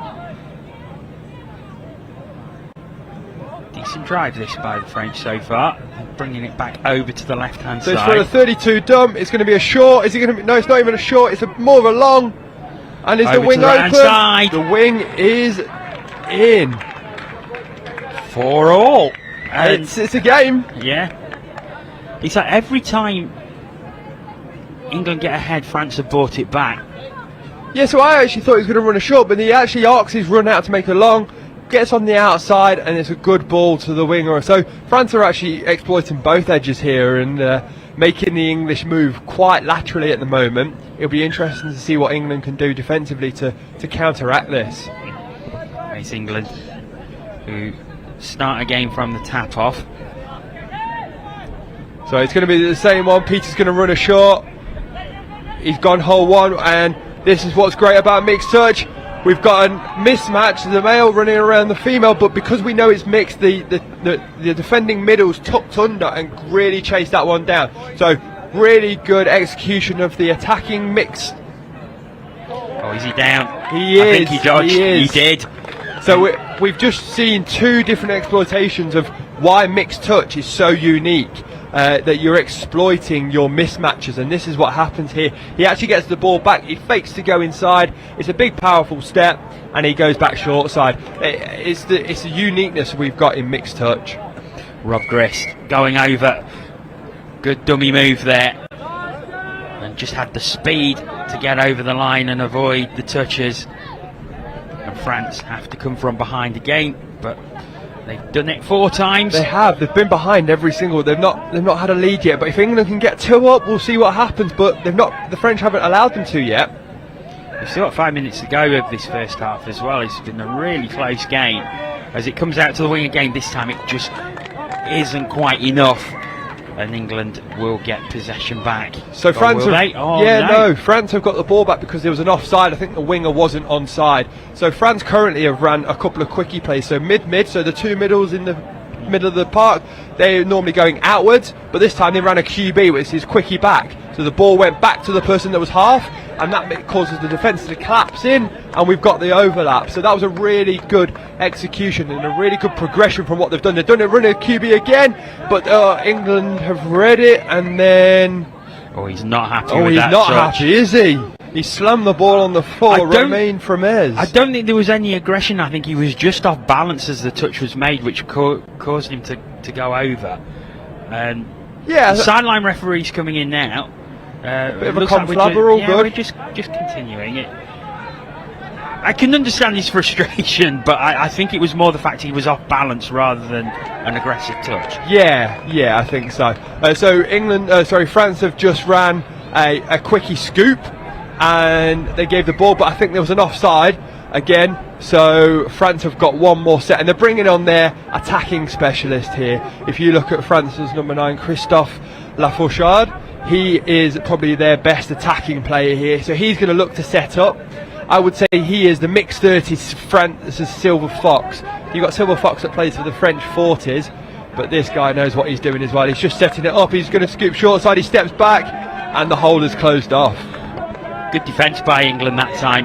Yes. As France retreat back a He's little. going to run now a they're short, going to drive in now, and he goes through hole 1, but good defence there. Again, that hole was closed off by Cara Roberts.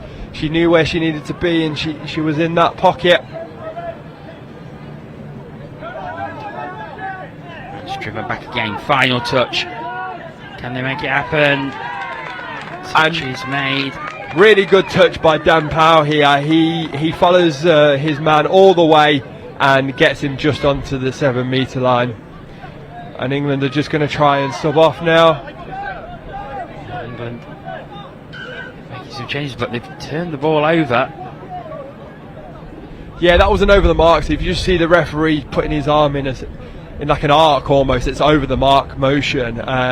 So France have had a couple of sets now. England defended really well, but they need to make this count. You can see the English box. They want to get on. You can see Ryan Memchek organising, saying, "You're going to do this. You're going to do that." He probably wants the ball down for him, and he'll probably be able to do something. But they've got to defend this set out. Ball out to the wing, and that was a touch. And we've had a lot down this side so far, haven't we, Jono? We certainly have, at both ends. But France knocking on the door again. They're not going away, are they? No, they're trying to get back to that 5-all, and England are giving them opportunities. They're offside, not walking forwards, drop balls. There's a lot going on. Yeah, they're over into the end zone. He needs to find someone, and the touch is made. And that was dummy half court, Jono. So England get the ball back. So England will look for a strong drive here. They're very deep in their own half. Yeah, they are going to use the sub box. It was quite a long defensive.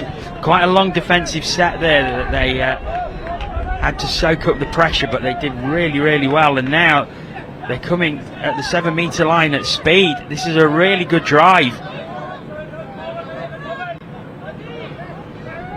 Down it goes. In the middle is the space.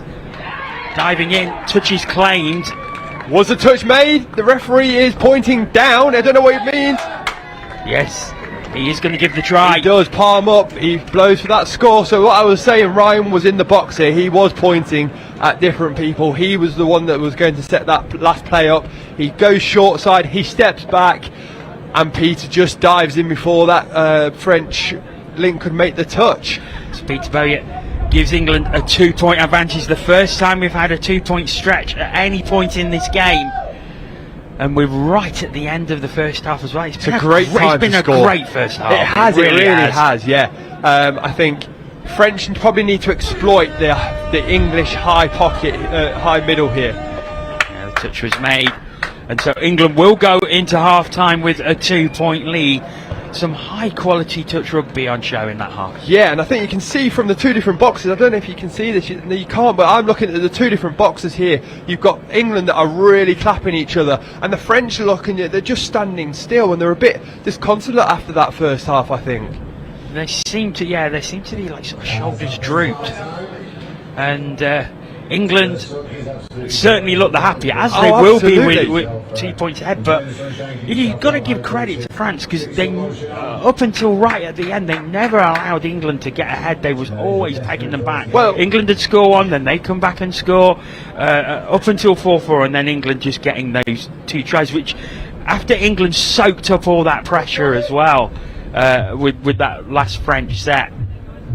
Yeah, they'll be delighted. Absolutely, and like I say, I watched the first game between England mixed 30s and the French mixed 30s, and England were up by 2 or 3. So the French shouldn't be too worried about this. They know they can come back from this.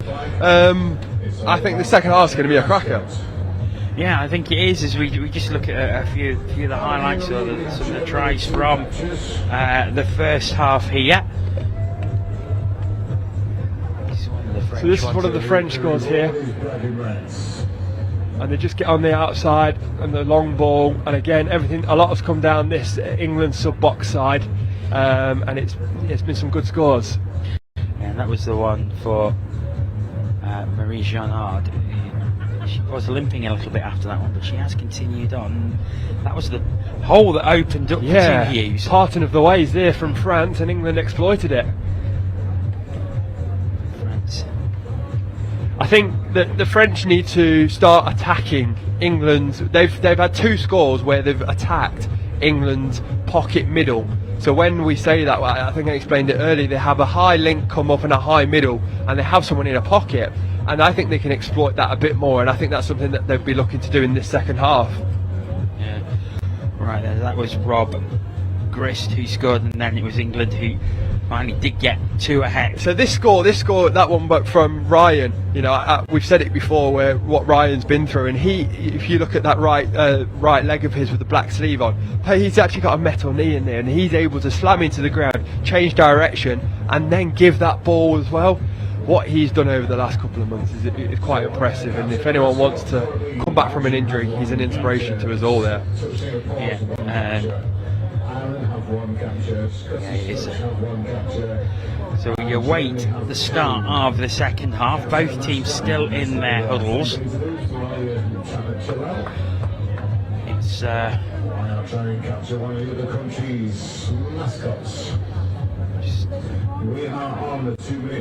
2 minutes until the second half starts. So let's have a bit of a more detailed look at the table. England at the top, 4 wins and a draw. France second, 2 wins, a loss, 2 draws. Then it's the England Lions with a 2-2 and 1, and then Scotland, who have lost all their 5 games. But if we look at some of the results, England A 11 all against France in a game earlier today at 10:25. Well, that England A side have got everything to play for, and I think that how this is set up with a fit Federation of International Touch, that England A side can't actually make a final, but they can compete You know, and that just shows the depth that England touch have got currently, that they can put 2 teams in and they can compete with the best in France, the best in Scotland, and do really well. They only lost to this England one side, should I say, the top England side, by 1 yesterday, and they've got something to play for. Really, they want to prove that they should be in this England side and not in an England A side. Yep.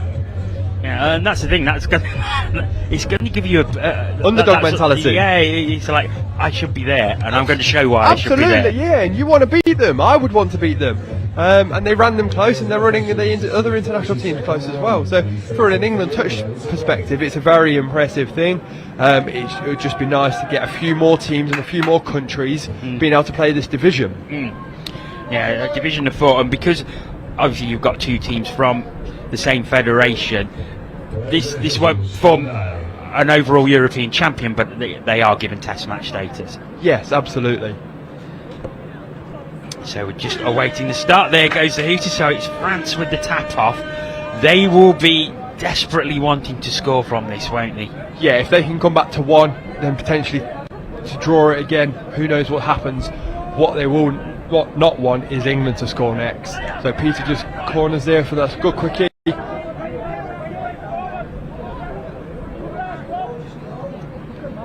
Yeah, he's still there for France. It's going to come out long. It's Marie Jonard again, and she just can't quite take it with her. No, so France have actually over the mark, or not incorrect roll ball. Kevin Hobbs, the referee, has said that ball was rolled incorrectly. So England have now got their ball, and unfortunate for France there. Now, if they'd have scored, they'd have been buzzing for that. So England now come on. They're about to go into the French into the French's half. Yeah, good drive from England, but they're on final touch. Just a little bit of a disappointing drive there from England. Personally, they should have gone forward, whereas they went sideways, and that doesn't give them the territory to pick up the right to get the right option off the scoop. So we've had 2 drives. Great hands there by French's 13, Thomas Plaisance. Yeah, it's France still driving.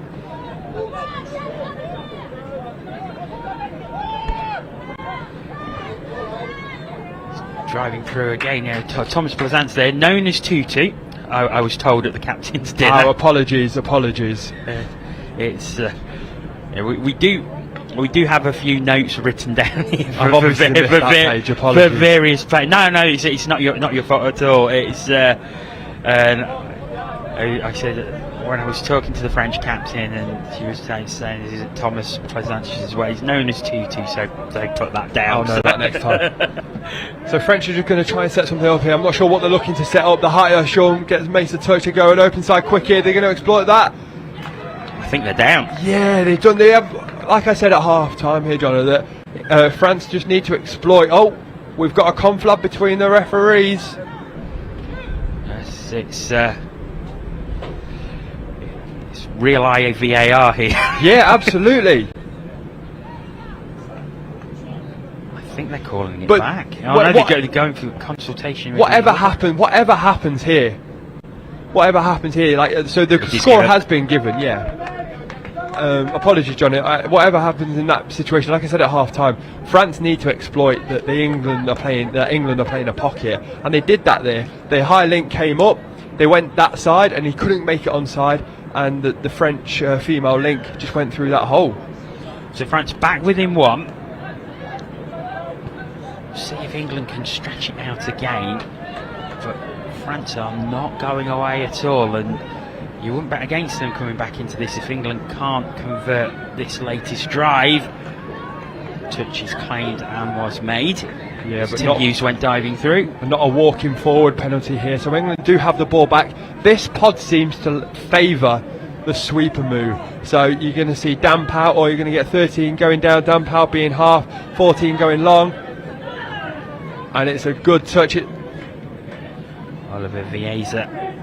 Yeah, Tim Hughes thought he was quicker than everyone then. He ran across 2 people and nearly got in, but he was unfortunate there. So we wonder what England are going to set up here now. Dan Powers is going to orchestrate that. Is he going to check it back in? It's going to come wide on the right. It's touch is made. Good defence there by the far female French link. And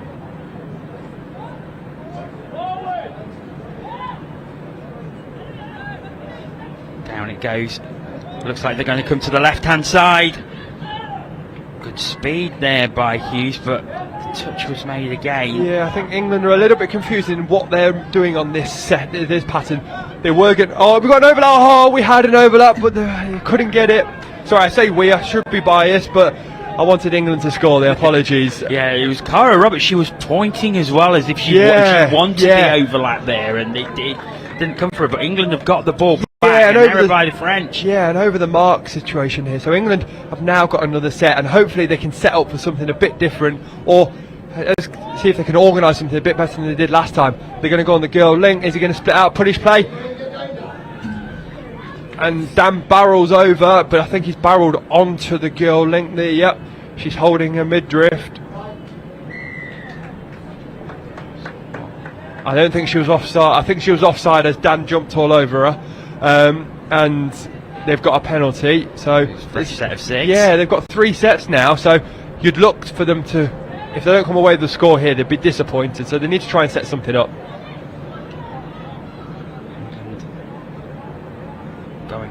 Dan Powell with the sweep up. Down it goes.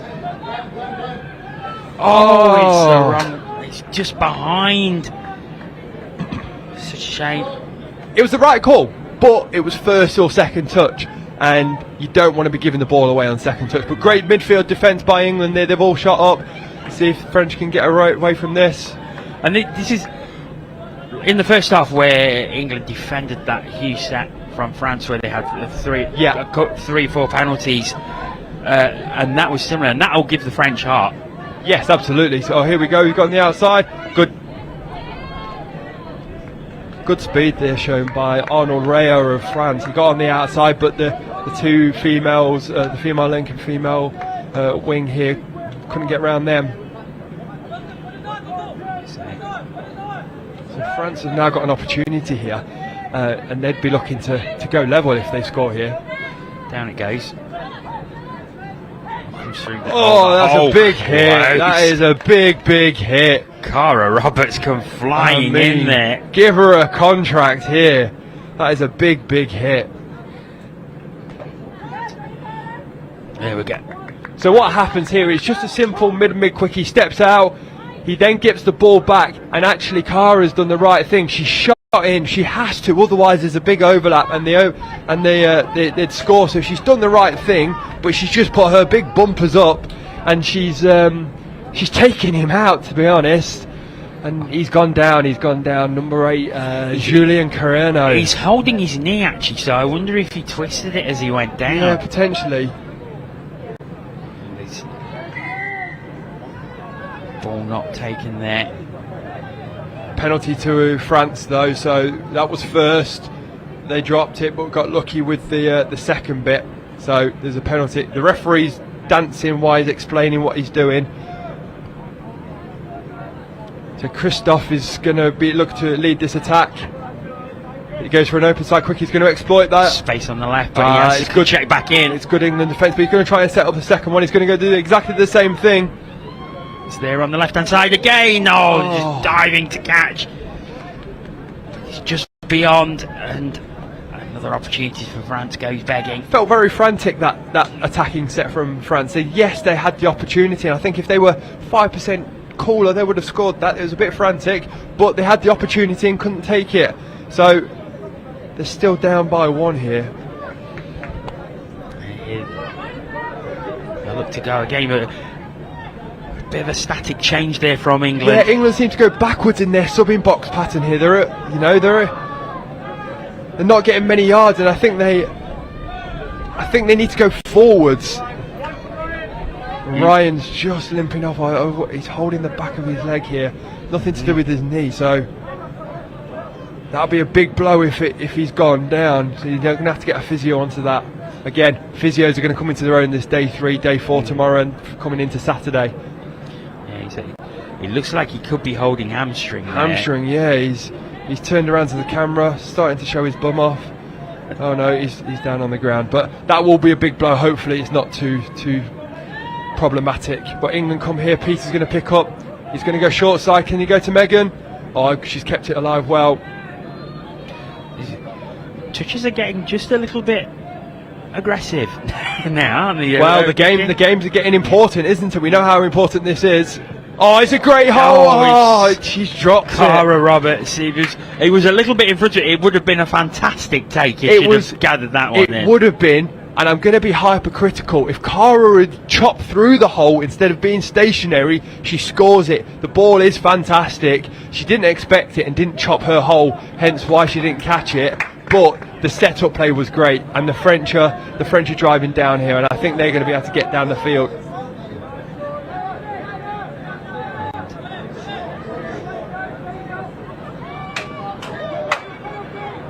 France have turned the ball over.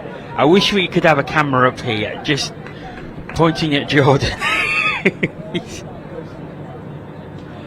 And Jordan now heading down to the bench. I think he's just going to go check on Ryan so we can get an update for you. And it's great up here. It really is. What a game.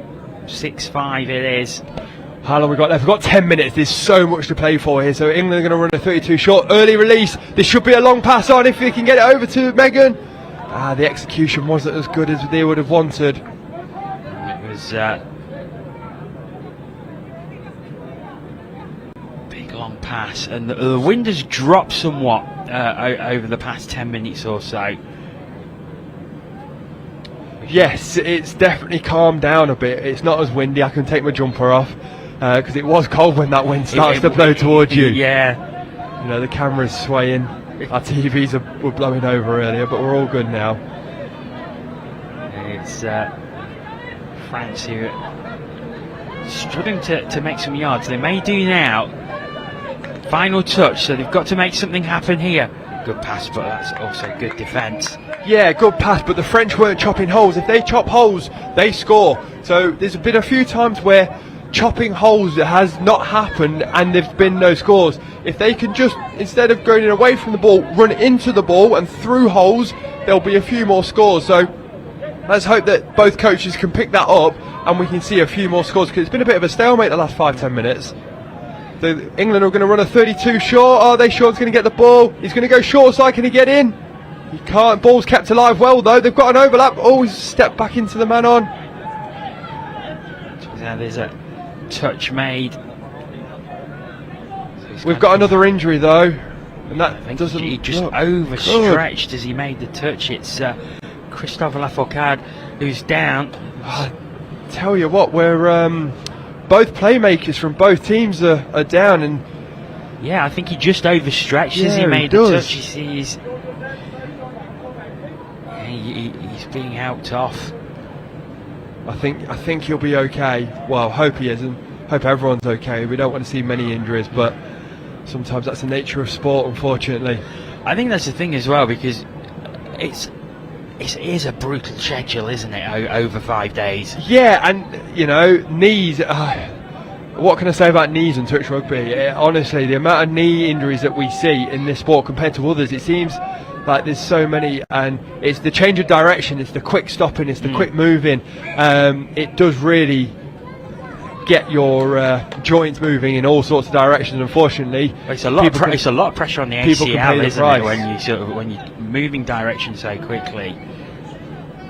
So just a bit of an update on Ryan there. His hamstring looks to have gone. You can see him just holding that number 6 in the box. We'll hope that he can get some ice on that and be recovered for tomorrow and Saturday, because that's where he'll be needed most. And same with Christophe, the French number 9. He looks like he'll be back on, but yeah, let's hope that Ryan can get some ice and recovery for the rest. He's got ice on it now, I can see.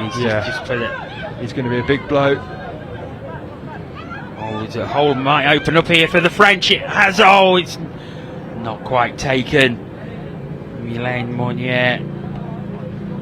So it really has been a stalemate the last 10-15 minutes, or 10 minutes, hasn't it, John? We have not seen many scores. We saw the French score at the start of this half, and then we've not seen much else. So yeah, I think so much at stake as well.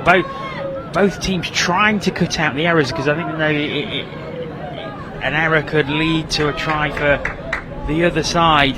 Yeah, I think whoever makes the least amount of errors, I think I say that every time I commentate, but and England are on the overlap. Have they got this? They've got a 32. Can they pick up a scoop?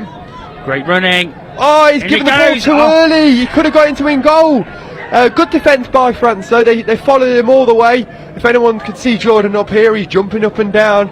We need a static camera pointing. We do. It was a great setup, but it was just the wrong option off that scoop.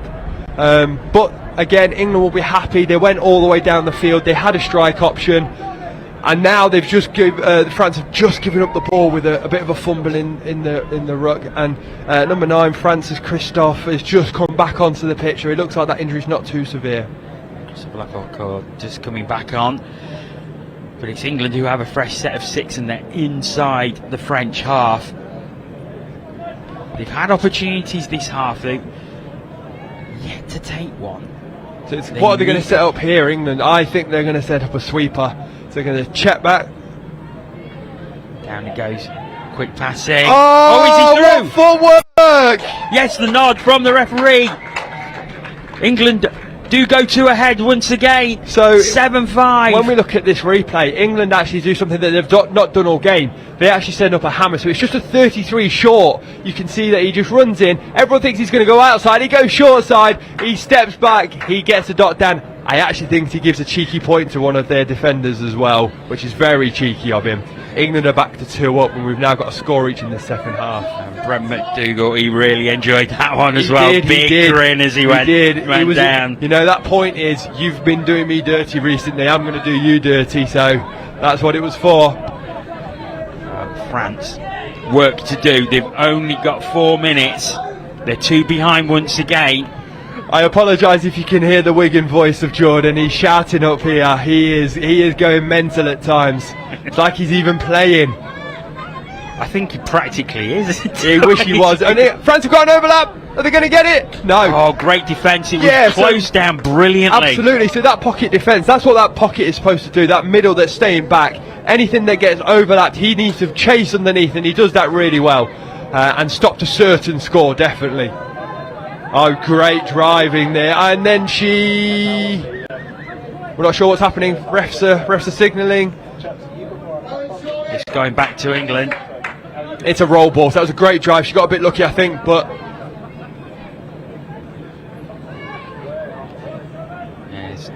this is going to give England a really good attacking opportunity with that really good drive from England there. So it's 5th. They should have set up a strike play, but it's very static now. They've got nothing, and you know, there was no communication, unfortunately, and Dan Powell throws that to ground. Wouldn't say that was anyone's fault. I think it was a team error rather than a singular error.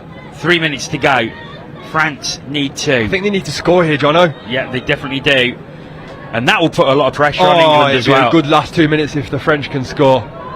They can't make any errors, and they've got to go forward. They go 2 laterally here. They can't go. Now they're going forward. Can they get a scoop? They're going to pick up the scoop. Oh, they actually look to punish the girl side link. Oh, have they got the ball away? Great touch. Oh, and everyone's tucked under. That was, I think the referee's given 7 touches here. Yeah. But I've just been told I can't count, so I'm probably wrong. But now, whether it's 6 or 7, England defend it out. So they're going to look to go up the field, and with only what? Is it 2 minutes left? Couple of minutes left. So England with the drive, and they made some good yards here. Goes back into the mirror. Oh, she's done it again. England's Cara number Roberts. 10. She is smashing these drives. She's getting so many yards. It's going to be a short ball. Can Shaw give the ball? Sean's in! He's down! Oh, he's in! I think Jordan enjoyed that one. Jordan Melling enjoyed that one. He is very close to Sean. They both play at Wigan, so you can see that how excited Sean was when he scored this one. So we just break this one down. It goes for a 32 short. Sean just arcs. He actually gets on the outside of his defender, and you know what? That rugby league kind of style dive. He's got the ball under his arm, and he's put it up his jumper and scored. Yeah, great. It's the stretch. Look at the eye. He gets it down. He does actually stretch it out this time. Normally he doesn't. So Sean McDonald takes it to 3, but France are going to come back to 2 straight away, I think. The referee's pointing down, they've hit straight back, and this is the first time that France have ran this move, the same move that England did in the second half as well. France actually do a 33 short, something that we call a hammer. He then stepped back and thrown link hole, and the French female link has just gone straight through it and scored. It's hit back again. 86. I think England are going to hold on here with 45 seconds left, but what a game this has been. I've really enjoyed this one. I think we've all enjoyed it up on the gantry, and I'm looking forward to seeing these two play again soon. So 30 seconds remaining, and can England put the cherry on top of the icing on the cake? See if they can. Well done from England there. Good patience. They were moving the ball around to try and manipulate the French defence. They get a penalty, and it looks like they're going to be able to stop this clock. Down he goes. Oh, he's going. Here we go. Pointing down.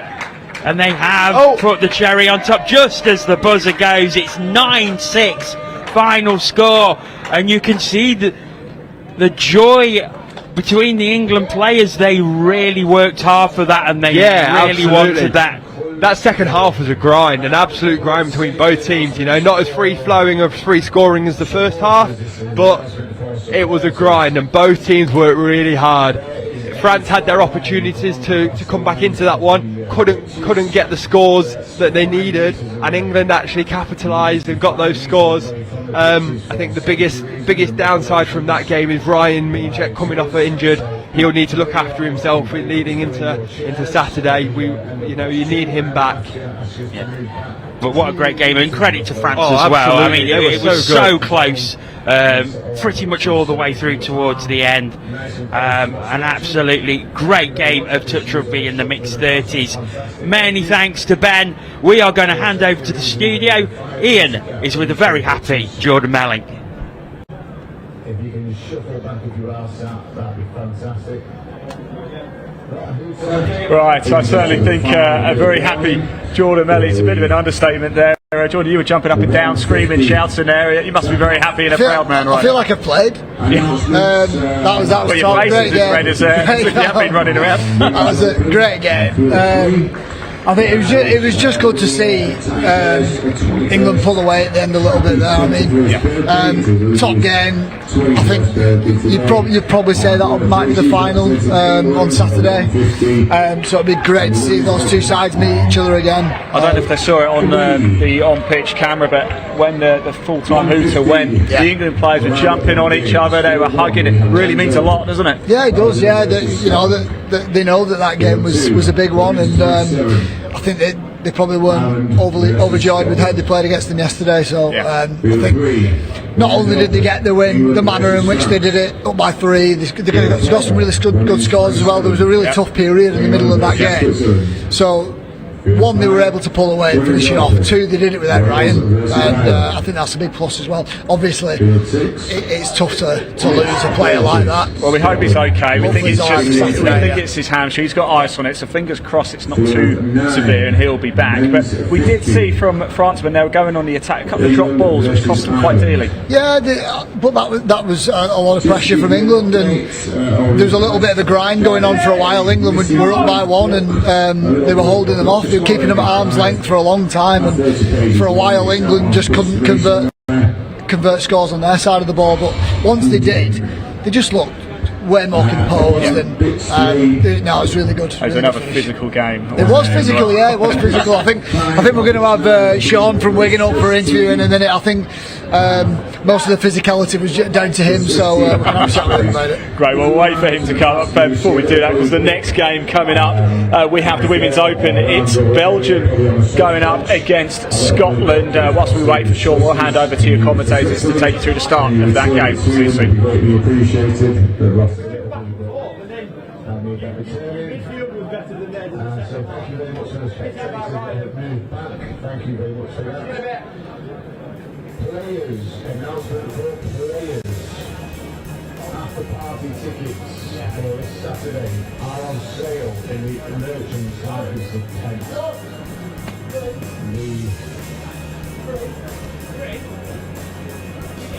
No, you want to interview. So, players, this is out of the players. The advanced purchase of after party tickets are available in the merchant's tent. This is for players. They will go on to general sale tomorrow for everybody else. Please note, supporters, this is sale for players only today. Players, please obtain your tickets.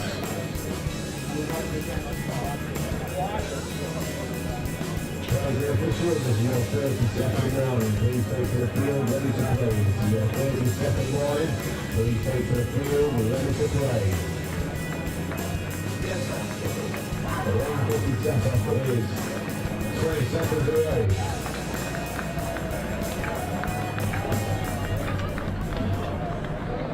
Welcome back to the Highfield Sports Complex here at the University of Nottingham. And the action comes thick and fast. We've got a women's open match now as Belgium take on Scotland, and Ben is still with me. And this one is going to have a lot to live up to after the last game. I need to have some. I've just had some sweets because I need some sugar after that game. We got into it a bit too much. It was a cracking game, but I'm really interested to see how Scotland bounced back after their defeat to England earlier today. And do they finish with start with a score? No, good touch between the two middles. I actually didn't know how Belgium did earlier today, John. Do we know, or are you going to have a... Sorry, I've now put John under pressure, so apologies. As we look, Scotland are going to run an open side. Belgium lost 14-1 to Wales. Scotland losing 11-1 to England in the games earlier today. England 6 out of 6 at the top of the table. Scotland in third place though with 4 wins and 2 losses, so they will want to win. They're level with France at the moment. Okay, interesting. So there's a bit of confusion on field at the moment. Hannah Crisp ran an open side quickie. I don't really know what happened. I think the Belgian player didn't make the touch, and she said that she didn't. The referee thought she did, started to say 6th touch, but great honesty from the Belgian players here. They've said we didn't make the touch, and that's what we all love about this sport, that there's so much honesty. They all stood still and said, this should be a score, can you come and award it? And the referee did. So it's 1-0 to Scotland. So Scotland in the lead already. Belgium look to try and get straight back with their first drive of the game, and they're looking very static, to be fair. So they're going to send a sweeper. She's gone very wide, so I don't think there's any real threat here, but they do check it back. Oh, no.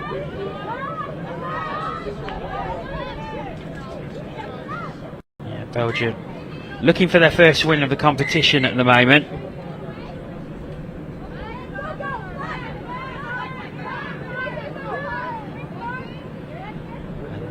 As Scotland start again, we're going to hand back over to the studio. Ian has got a guest with him. Over to you, Ian. Yeah, good stuff. Thanks, John. I'm delighted to say we're joined by Sean from that thrilling game we've just seen, England-France. So, Sean, first of all, congratulations, but it was quite a physical game out there, wasn't it? Yeah, it was intense. We spoke about being disciplined. We've not hit the ground running yet. I think we're still at 60-65%, and we spoke about being a bit more intense. A few times, especially when we're attacking, we're a little bit lateral. Sometimes we're not, taking advantage. So we want to be a bit more up front, a bit more physical with them, and take it to them as well. Because we know when we get a roll on, normally teams can catch us in that roll, and we've got some pace that we to burn. So we just wanted to make sure we get on that front. And like I said, I don't mind a bit of a physicality game as well, getting a bit more into the mix than that. Can you hear the crowd going wild? Because there was one man in particular who was screaming, shouting his way. A certain man from Wigan. Could you hear this man from up here? Oh, good way, mate. You can hear him back home. I mean, it's a very distinct voice as well, isn't it? Let's face it. It's hearing all those, but yeah, I mean, we're loving the support. Like I said, everyone's been amazing. Any team that's nearby, they're coming over and watching. Like I said, the support's fantastic. It really is. It lifts you as well. Lifts you, puts you in the right spirit. Jordan. It was sort of an individual question for you, Sean. Obviously, you're making your debut for England and your first Euros. How are you finding? Obviously we're 3 days in now. It might be a little bit. Obviously, we've played 2-day tournaments together, but day 3, day 4, day 5. That's when things will start changing for you. How are you finding it all so far? Yeah, at the moment not too bad. Body, touch wood, it's all right. Body's feeling good. I think it's just about getting hydrated afterwards. It's all the boring stuff in it, like you need to concentrate on. It is. It's what you get told. Drink water, stretch off, do all the cool downs, do your wipers. Just have a little Aussie's captain in there as well with those. It's just about looking after yourself. Like I said, at the moment feeling good. I think we're all looking after ourselves, doing the right things, and at the moment it feels good. We're on a roll. We're undefeated still, and I think we've just got that momentum. And momentum's key in any sport, but especially now. If we can take this undefeated run, keep it going, we'll plough through to Saturday. Something we noticed, and I've noticed a few times watching you over the past few days. You have quite a unique sort of pre-game chant. And it's correct me if I'm wrong, but it's unique to each game as well. Yeah. Basically, if you didn't catch it before, the Mixed 30s do a chant with a different song every time from your playlist. So on that theme, your question for today, and I think I might know what it is, but what's your karaoke song? I mean, it's got to be Backstreet Boys. I Want It That Way. Absolute unbelievable. You want to give us a little bit? Okay, I need to end the rhyme. You are my fire, the one desire, believe when I say I want it that way. Tell me why. Ain't nothing but a high. Tell me why. Ain't nothing but a mistake. Now number 5. I never wanna hear you say I want it that way. God, I've got to say, that was really good. That was the best one. He's got a great voice, Sean. Well, on that note, and it was a very good note as well, we better hand back to John and Ben to catch back up with Scotland and Belgium. How do we follow that? Which way? So I'm not singing. I really wouldn't want to inflict that on anybody listening today. I know Sean, and he loves the sing song. It's his wedding next year, and he is going to be rocking the mic because it's his day, and he just got his day against that French team. As Scotland score another score back here. Lucy Witherspoon, it's Scotland's day at the minute. They're Yeah, 4 absolutely. ahead. Really good try here. See, as it is worked over to the left-hand side. Acres of space for Lucy Witherspoon to pop it down. And Scotland are 4-0 ahead after just 6 minutes. And it's looking ominous for Belgium already. Yeah, unfortunately it is. They're, in defence they're very tight, but because the Scotland girls the Scotland women can throw the ball quite a far distance, they're able to get on the outside. And in attack, Belgium are just a little bit behind where they need to be. They've got one. It was so close. They just seem a little bit unstructured, and hopefully over time, they're here to learn. Again, we spoke about, I think it was the Belarus team, was it? Did we speak about yesterday? Bulgaria. Apologies. They're here to learn, and they're here to gain as much experience as possible to take back to Belgium and improve their game, and that's what they'll do, and that's what they'll take out of this tournament. And that's the thing it's not only about winning. I mean, there are teams who have come specifically to try and win this tournament, but there are other teams here who want to learn, who want to get better, who want to develop. Absolutely, everybody comes here for a different reason, and everyone's got an end goal and an end outcome. And Belgium's here will be, how do they learn? How do they get better? Who can they speak to make their touch in Belgium better? They'll be picking everybody's brains. You spoke to Peter Walters yesterday, Mr. Touch, who's with Sweden this week, and he could, if 1 hour with them, they'll get so much more knowledge than they'll ever get by speaking to him and all the different coaches. Just being on this field with these girls from Scotland. They've got an intercept. We're going all the way. I think this might be Belgium's 4th score of the try. Keep going. Sprinting away. She's gone away. Brilliant. And the joy on the sub box. They love that. A brilliant interception. Best celebration of the day. Let's look at the replay here. And brilliant. The speed that she's got here. She just keeps going. She thinks, she doubts herself, and then she's in. What a score. She just turns away. It was Stephanie Tulloch and Lucy Witherspoon who were pursuing her. But Sis Dazzler sprints away. With a Bobby Dazzler of a score there. No, very Well done. amazing. Thank you. I'm definitely clipping that one up for later. But no, we were speaking about Belgium and their goals, and something like that. We'll remember that now. She's been to a European Championship. She's caught an intercept at halfway, and she's gone that off the rest of the field to score. That is something that they're going to take away. There's something like that is the lift it's going to give them as well, because you saw the reaction The on smiles, the the bench. celebrations, that's what they're here for, and it's amazing. It's so good to see. Sometimes we take sport so serious, and actually we should look back at why we play the sport, and it's the enjoyment side, and that is the real reason. And it's Scotland who are pressing again. They're looking to get their 5th try of the game. Belgium tightened up a bit, and getting that score will give them a bit of confidence, and they've defended well here. They're just going to run a normal quickie, regular quickie. So I think. Yeah, and that was just a regular quickie, step back and dive in between the two middles. So again, maybe we just need the Belgians just to tighten up a bit more in defence. But again, that's something that they'll pick up over time. So 5-1. That Scotland lead now. It's a good drop shoulder and put down by Hannah Smith. 10 minutes gone. 5-1 Scotland lead. Belgium from the tap off. Can they build on Sis Dazzler's breakaway try? Unfortunately not. There was an over the mark there, so the referees pinged them for that, and Scotland have got a new set of 6. Started with Hannah Crisp. We've actually not spoken about Hannah Crisp currently at the moment. She's, the speed that she's got, she will really take this Scottish team forward. Great MC skills as well. Has she really? Yeah, she was obviously on the opening ceremony. Oh, was she? I missed that. Yeah.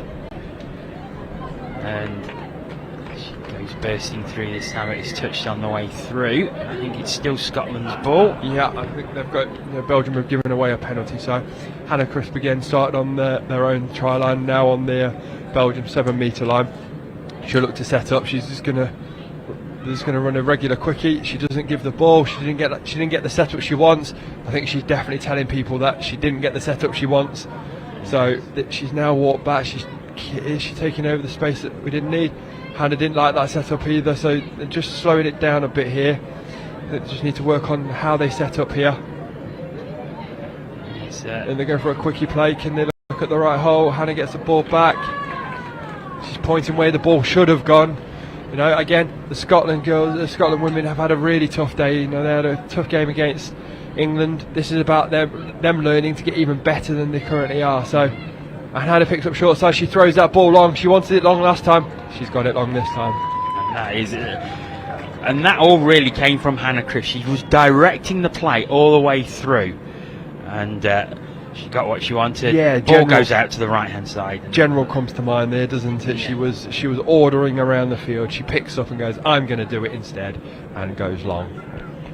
So Scotland have their 6th.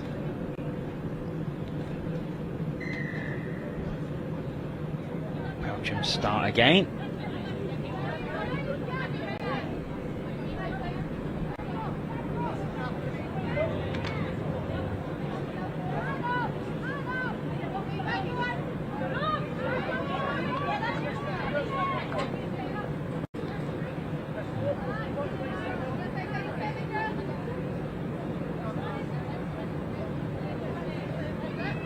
Belgium just drive in and they're going to pick up. They're going to go short. They're going to go long side. Apologies, and it was just a drop ball. That's a shame because there was space opening up on the left hand side there, and I think that was where they was working towards.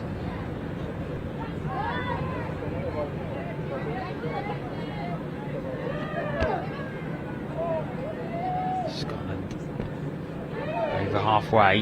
Yeah, the substitutes coming on now. They're going to drive in between the middles and look for a scoop, I believe, or they're going to go for a 32. They're actually going for a 32 option. It's going to be a long ball. Can they get on the outside? Good goose step.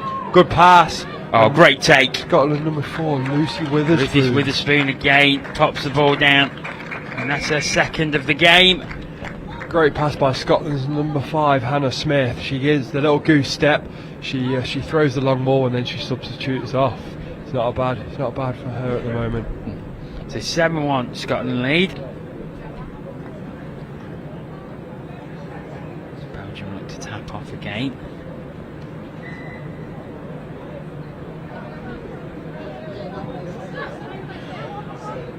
What is good to see is that they're in the sub box. They're talking to each other. Belgium. They're running through things. It's not as if they're just standing hands on hips and accepting their fate. They're communicating with each other to try and improve things each time they go out there. Absolutely, and that's all they can do. You know, they can talk about what they want to do and then try and execute that out on the pitch, and that's sometimes the most difficult thing. They actually know what they want to do, but they can't execute it because they've not played at this level or this speed before.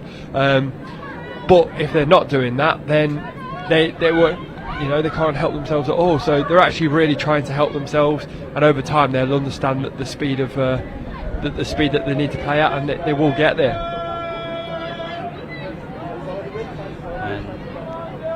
Anna Crisp is on again, and once again she's directing things. And now there's space again on the left-hand side, and once again it's Lucy Witherspoon who pops it down, and I think that's a hat-trick. I think it is, and we're only 15 minutes into this game. I would put some money on that she's going to score again today, and especially in this game. Let's see this one from... Yeah, so Hannah Crisp just takes a dump on the link, splits naturally, and throws the ball to the wing for a dot down there. Scotland dominating the game so far. Of course, Belgium down out on that interception try. And so would I. And I think their goal is going to be to just try and get another score on the board, isn't it? Absolutely. Give themselves another opportunity to get that score.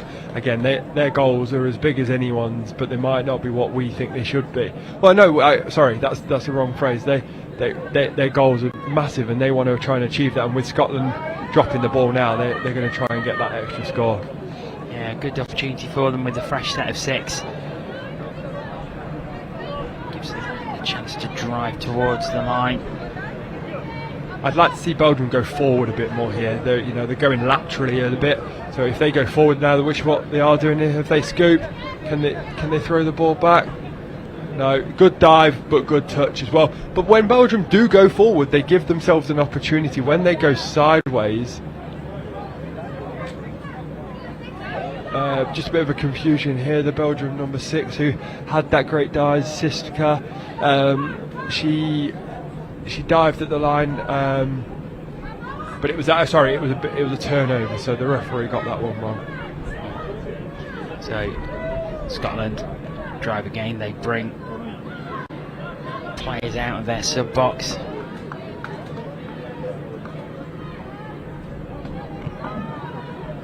Back into the middle now. 7 metres out. It's a long ball again. Step back. Lucy Witherspoon's there, but on the left-hand side, but not needed as they dive through the middle. And this time it's Carmen Crete who puts the ball down.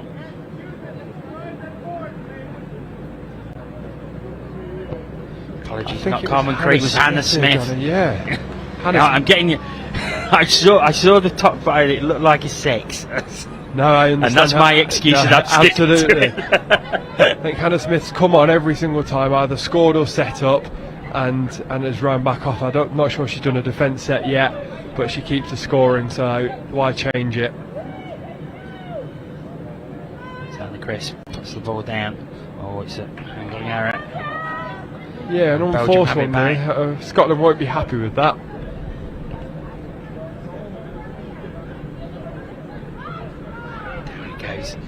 Belgium coming through the middle. This is better. So them going forward actually puts Scotland under a bit of pressure. They're now going to try and put the ball towards the wing. Oh, nice. And Lissy just makes the touch there. Almost came off there. Just that little switch pass, a close pass in. This is much better from Belgium. Yeah, I like how Belgium go when they go forward. They put Scotland under a bit more pressure than they do when they go laterally. So it'd be nice to see if they could do that. Scotland is looking to get some subs on now, so they're just going to go towards their sub box. They run a nice play. It's third coming up here. They'll be at halfway. It's probably a new set of 6. No one knows. The referee's not actually given it yet. So is it a new set of 6? We don't know. If it's 4, this is 5th. So they didn't get a fresh set of 6. So they've got to throw the ball. Unlucky. Almost went out to Lucy Witherspoon once again. It's Belgium who have the ball. They're deep in their own half and 40 seconds remaining in the half. So they're going to have to work hard to try and get a scoring opportunity here.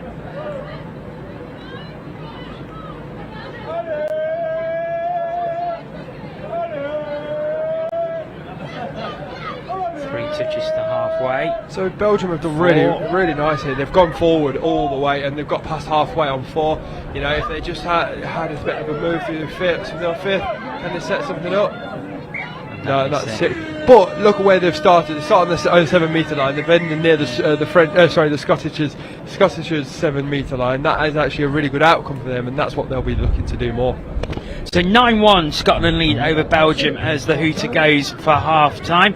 We are going to head back to the studio. Ian, over to you. Yeah, thank you very much, John. And as you can see, we're going to give a little bit of a mascot update. It's day 3 of the European Touch Championships, and that means we have quite a lot of fun. The rules are simple. Every team has their own mascot, and it's up to the other team to steal it and bring it into the stadium. If you lose it, you're in charge of the mascot. If you lose it, there's penalties or all sorts of fines, or you name it. It's decided by the team what you have to do. It could be a forfeit, who knows. At the minute here, we have the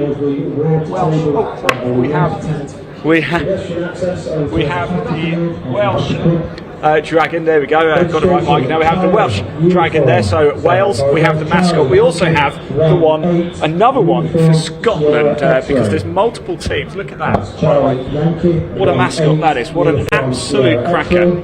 That looks really, really good. Right, let's pop that down. Because I'm also getting reports that there is a giant octopus in round 2 as well. Yes, one of the other Scottish teams has a giant octopus. We're going to try and get our hands on that. But what a day we're having, day 3 of the European Touch Championship here in Nottingham. The weather is playing its part. The atmosphere and the action on the field has been heating up, and it's only going to get hotter as we make our way through the afternoon. Let's hand back to your commentary team for the second half. Enjoy.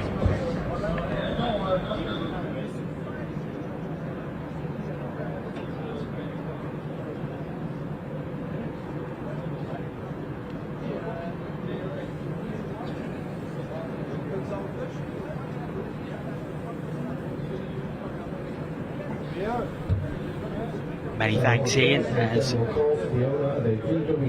we're waiting for the start of the second half. So Scotland in a very, very strong position, 9-1 ahead. But Belgium certainly can be not happy because they're down, but they can be happy with some of the things that they've done in the first half, but mainly that breakaway try. Yeah, absolutely. And you can see, we can see the field here, John. And the Belgian coach is actually trying to explain what they need to be doing, and he is really trying here. And you know, he's learning. The Belgians are learning. The Belgian players are learning, and they should be really happy with what they did in that first half. They didn't do much wrong. It's just literally the speed that they're not used to doing that at this speed. So I think there's a few things that they can fix up, but I think over time they'll get there. 2 minutes to go until we start the second half. Let's have a look at this women's open in a bit more depth. So England top 6 from 6.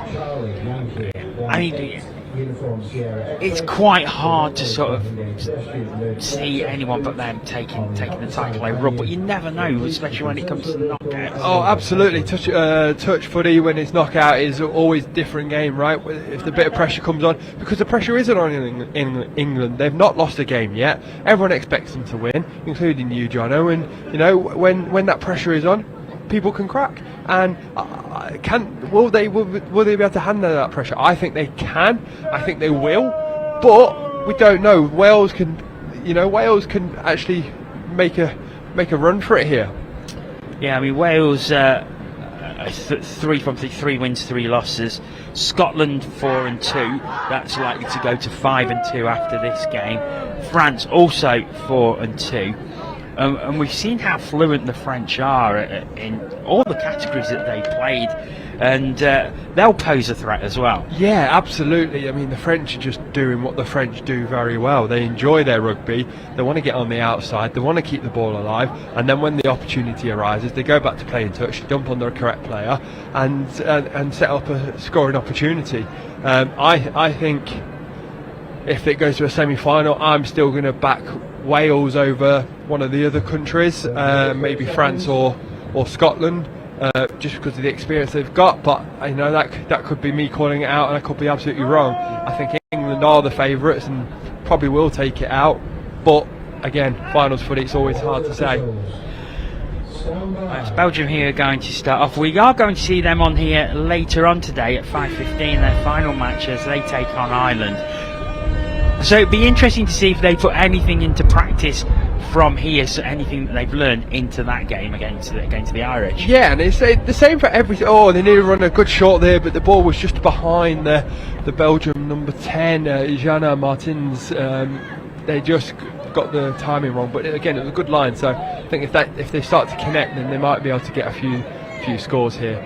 I think like every other team here, they want to build from game 1 to game 10, 11 and 12 into Saturday, and then take away from what they can take away. So it'll be really interesting to see. It's just got to get the ball away. No, good touch by the Belgian winger number 2 there, Jean. So yeah, really good defensive set by Belgium. And so Belgium have the ball back just beyond that 7 metre. Just a slight delay at the moment. I think it was a hard touch there, so Belgium get a new set of 6.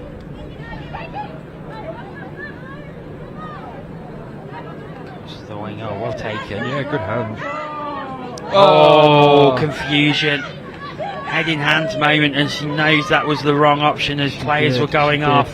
No communication there, unfortunately. And I actually like how Belgium, apart from that mistake, which was unfortunate, the way they sub off, they've got that bit down to a T really. They take one up the middle, they then take one to the sideline, and then they take one direct drive, and they do that pretty much every single time. So they're obviously working on that from training, and then they just need to work on what they do. Oh, is that a good dive? That's a great touch by the touching middle there, number 1, Clara Drews. She actually, she made the touch. She turned her back on Hannah, unfortunately, which we don't advise doing. She's then got onside anyway and still made the touch from a diving Hannah Chris. Chris has it again. And just a conventional quickie. She's going to step back. Good ball to the wing. Well covered. It was a man-on situation, so probably the wrong idea. But the ball was great. And next time she sets this up, she'll look to step back, I think. And there she goes. Now she's got the overlap. I can't connect this time either. So Belgium will have the ball back, sucking up some Scottish pressure here, but coming out without conceding, which is they're going to look at as an improvement. Well, absolutely. They've looked after their short side. So we talk about short side and open side as defensive policy. And anything short side you shouldn't concede on, and Belgium have just done that twice really well. So it's really good. I think you just need to look on their open side defence a bit more. This is the best drive I've seen Belgium do. They've got their hands away. Can they get on the outside? Go!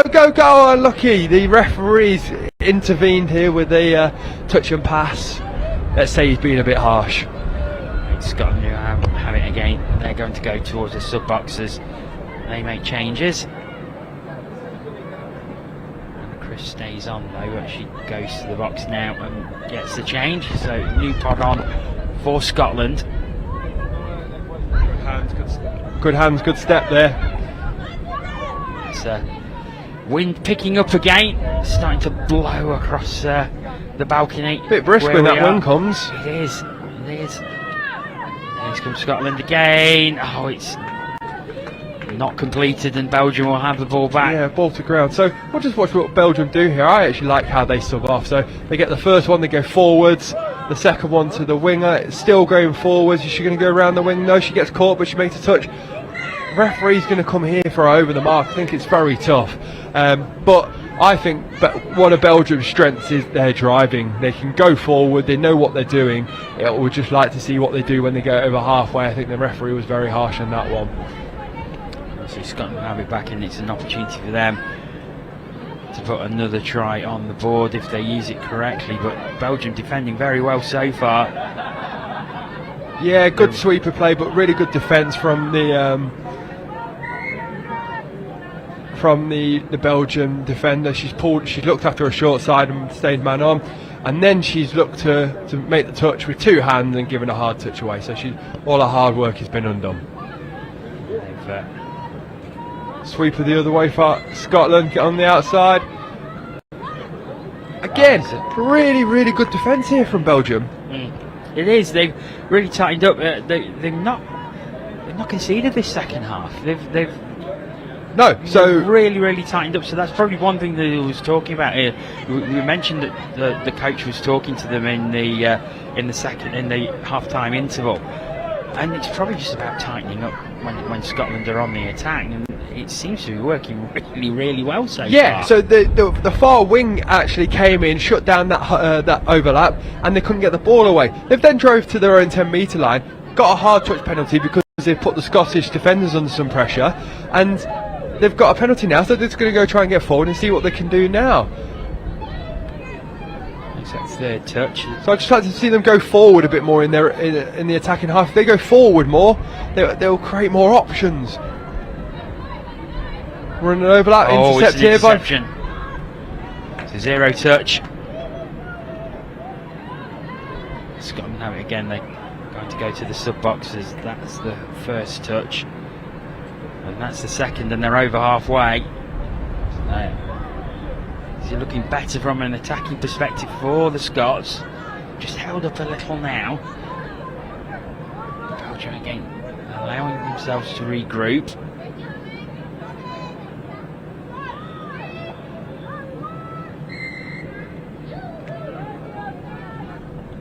Belgium have it back.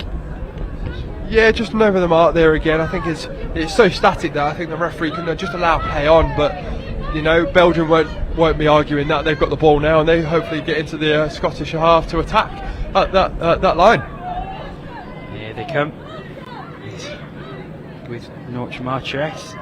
Fifth touch. They've got a scoop. They've got an overlap. They got the ball away. Unfortunate. And I think that's just maybe their lack of experience is they just seem to panic a little bit in that last and just tend to just throw it to the side, and it's more of a hit and hope than a structured passing. So if you look at their driving pattern, we'll talk through it again when they next get it, because I actually backed them to not let Scotland score in this set because the defence has been so. Watch me jinx it. But as Scotland scoop through. And I have jinxed it, haven't I? I apologise, Belgium. Yeah, Hannah Chris goes through and puts the ball down. Good move. Oh no, I haven't jinxed it. It was a forward pass. And I'm sorry, Scotland, I'm celebrating because I didn't want to jinx Belgium. So if we watch Belgium's drive here, they always go forward on number one, and that's a brilliant skill to have. Number two, they're always going forward. Number three, can they go forward again? They are. So they're halfway now on third touch. I'd just like them to go forward a bit more on four, and then when they set up this touch for five, they go forward instead of sideways, and I think that is just the experience that they haven't got, or are they dumping on the correct player? So we look to scoop on a player that's offside, whereas at the moment Belgium are going towards a player that is 7 metres back and is onside. So I think that is the experience side, but on the positive side, they're getting up the field, and that's really impressive to see. And the defence has been brilliant in the second half, by the way. It's been absolutely superb. You can see they almost did there, but there was a forward pass. I don't think it was a hint, just missed. And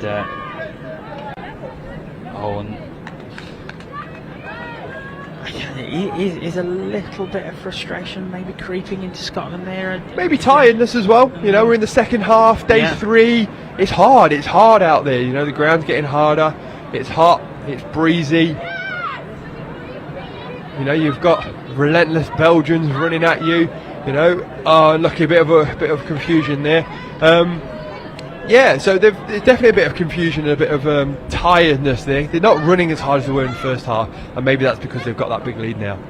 Yeah, so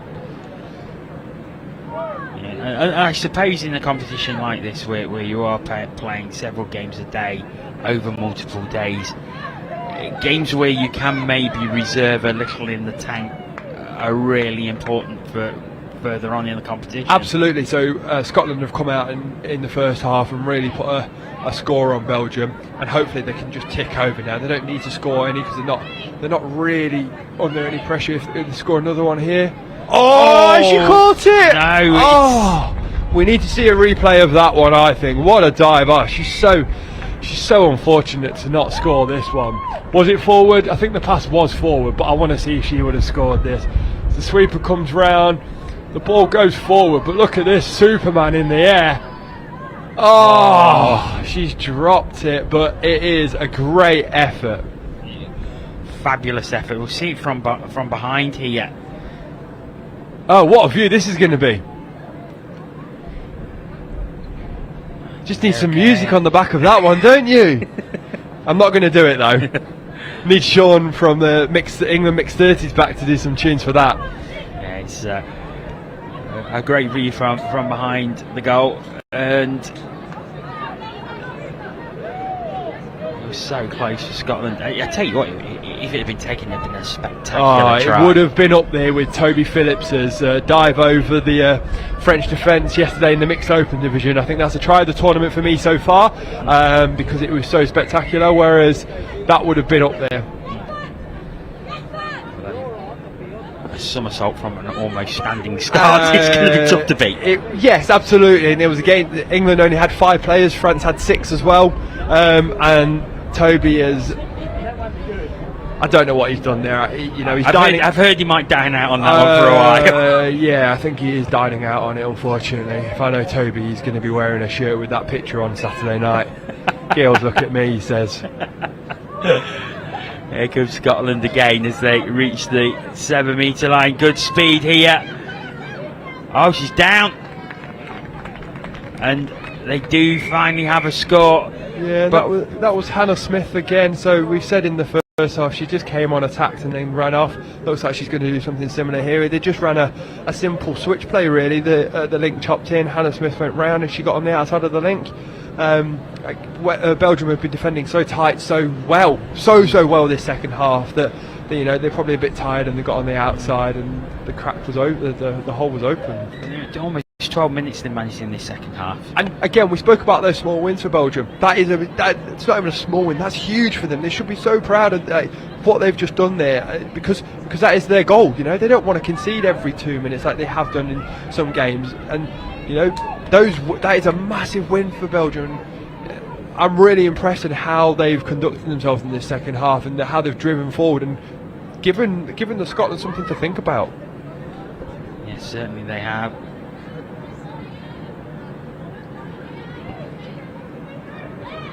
Belgium at the 7 metre. Now they space out. There was space out on the right hand side. And I suppose that's going to be their goal now. Is try and work and get that second try. Yeah, absolutely. And again, I've been saying it all half. They've done so well to get up the other end of the field and give opportunities. And they had an opportunity there. It doesn't matter about the outcome of that, of whether they score or not. It's about whether they actually set that up. And they had that opportunity to scoop short side. Everyone shot in. The winger was open. Unfortunately, the execution wasn't there. But that's okay because you're doing the right thing. If you keep working on that in training and in games, that execution comes. You can't do it if you're not trying it and executing the right thing. So yeah, fair play to Belgium here. They're really putting in an effort, and they're not even allowing Scotland to go all the way down the field now. They're beating them in the midfield defence as well. Belgium on the ball again, looking for another deep drive. trying to make the change here. Final touch as they get fresh legs on, but it's turned back over to Scotland. Good midfield defence there by Scotland. I think they'll look to try and get another score. If you look in their sub box, they've got their sub players ready to go on. You know, they're priming themselves, going, you know, get off, I want to get on. So you can see the 4 of them walking up and down that sub box. There'll be 4 coming on now. It'll be interesting to see what they do. Straight drive, winger gets the ball back. She goes forward. Lost a bit of momentum, but the last subbing player comes on. They're going to run a 32 player, 32 short. If the wrapper on, they're looking to go scoop. And they've got a long ball. Space on the left-hand side, but not taken this time. So Lucy Witherspoon, and that, in the first half we saw how superb she was on the wing. Just unfortunately not able to grab the ball that time for yet another try for her. No, but Scotland, really good drive, really good set-up play from their transition.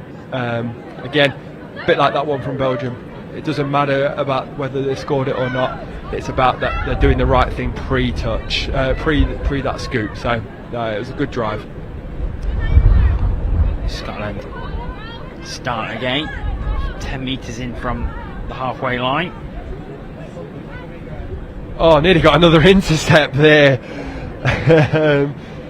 It was Belgium's number 6 who nearly got that intercept, and imagine if they got 2 intercept scores in the game. Dazzler, she got the first one as well. Oh, she did. Imagine if she'd have got. She'd have been dancing off the field. So into the final 5 minutes now. Scotland certainly not had things all their own way this second half. They probably did in the first, but just the one score they've got to show in this second 20 minutes. And that's credit to the work that Belgium have put in.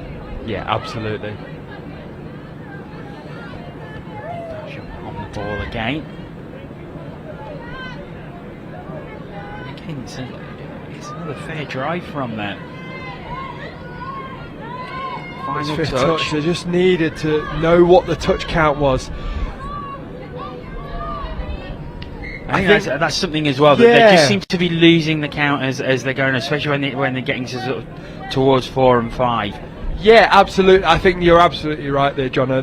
They're working so hard. Oh, that was a touch pass, was it? Or ball down at least anyway. So the outcome was the same for Belgium. They've got the ball back.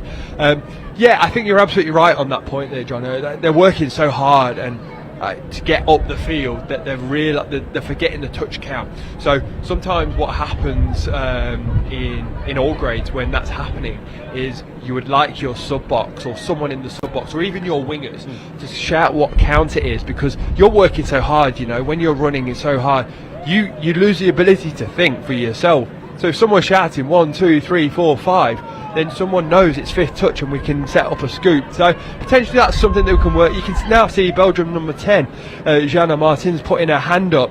You know, it was 5th, so she's just done it, and they got it was just again. But so this is what the same thing that happened last time. Jana Martins was like, it's 5th touch coming, so they've set up a strike play, so they actually know when it is 5th touch what to do. It's just they need to make sure that they know it's 5th touch each time. So potentially they have their wingers in the future counting the touch count, and potentially that will help them on that 5th touch strike done. Scotland driving ahead, but again, this Belgian defence has been excellent. It really has. It really has. Scotland have gone laterally a lot more. They haven't gone as forward. I think it's the same thing that Belgium did really in the first half. They went laterally and instead of going forwards. Good through. She's the half she needs. Somebody open, and she finds Stephanie Tulloch, who puts the ball down. Yeah, and this one's just a great step from Scotland's number 7, Leah Gladding. She just steps off her left foot, she goes right into goal, and you can see the number 6 of Belgium just saying, everybody stay on your man, she can't score. Unfortunately they get free and they get that score. So 11-1 Scotland lead, but when you consider that Scotland were 9-1 ahead at half time, Belgium are going to take great heart from this second half performance. Oh, yeah, 100%.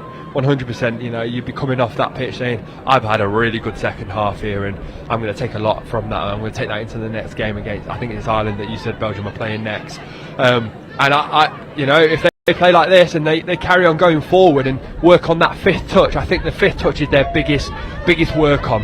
And if they can work on that, then I see them scoring more tries. And that was just another score by Scotland there. Yeah, it's Carmen Cree. Yeah, going over. That was Hannah Smith just setting that scoop up. So Hannah Smith has done quite a lot of work in attack this game, and they've set up try number 3 for this half. So Belgium will start again with the tap off. 40 seconds to go in the game.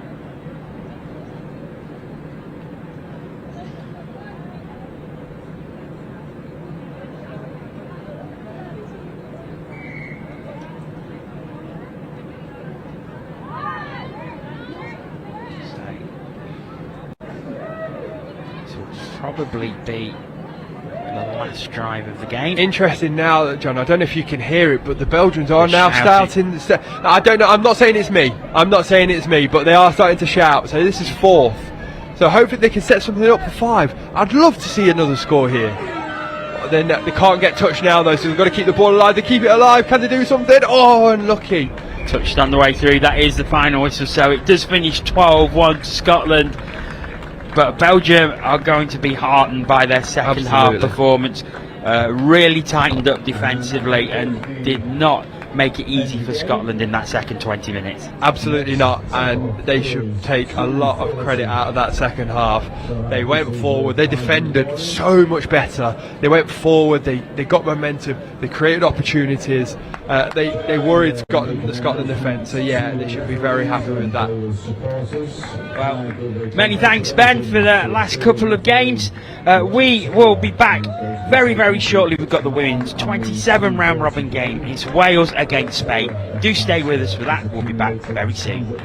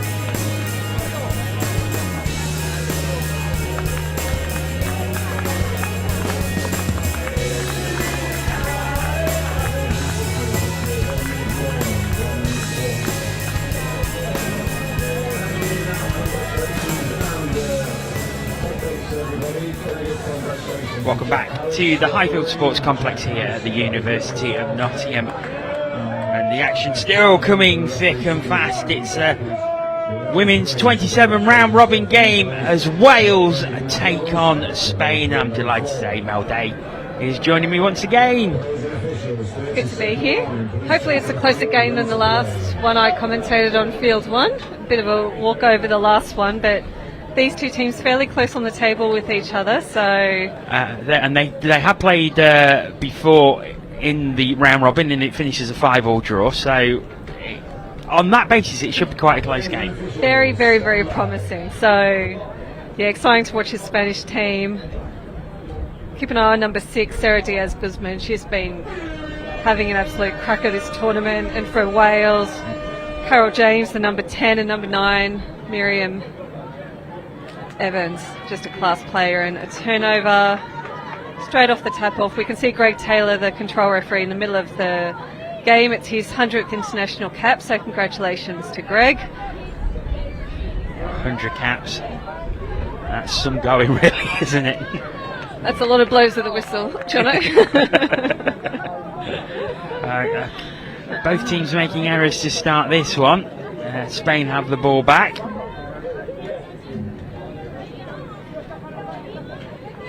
A few nerves coming into it for both teams. Probably very conscious of their 5-5 draw last time and wanting to come out strong, just putting a bit of pressure on themselves. But third touch, good drive up the box side by Spain.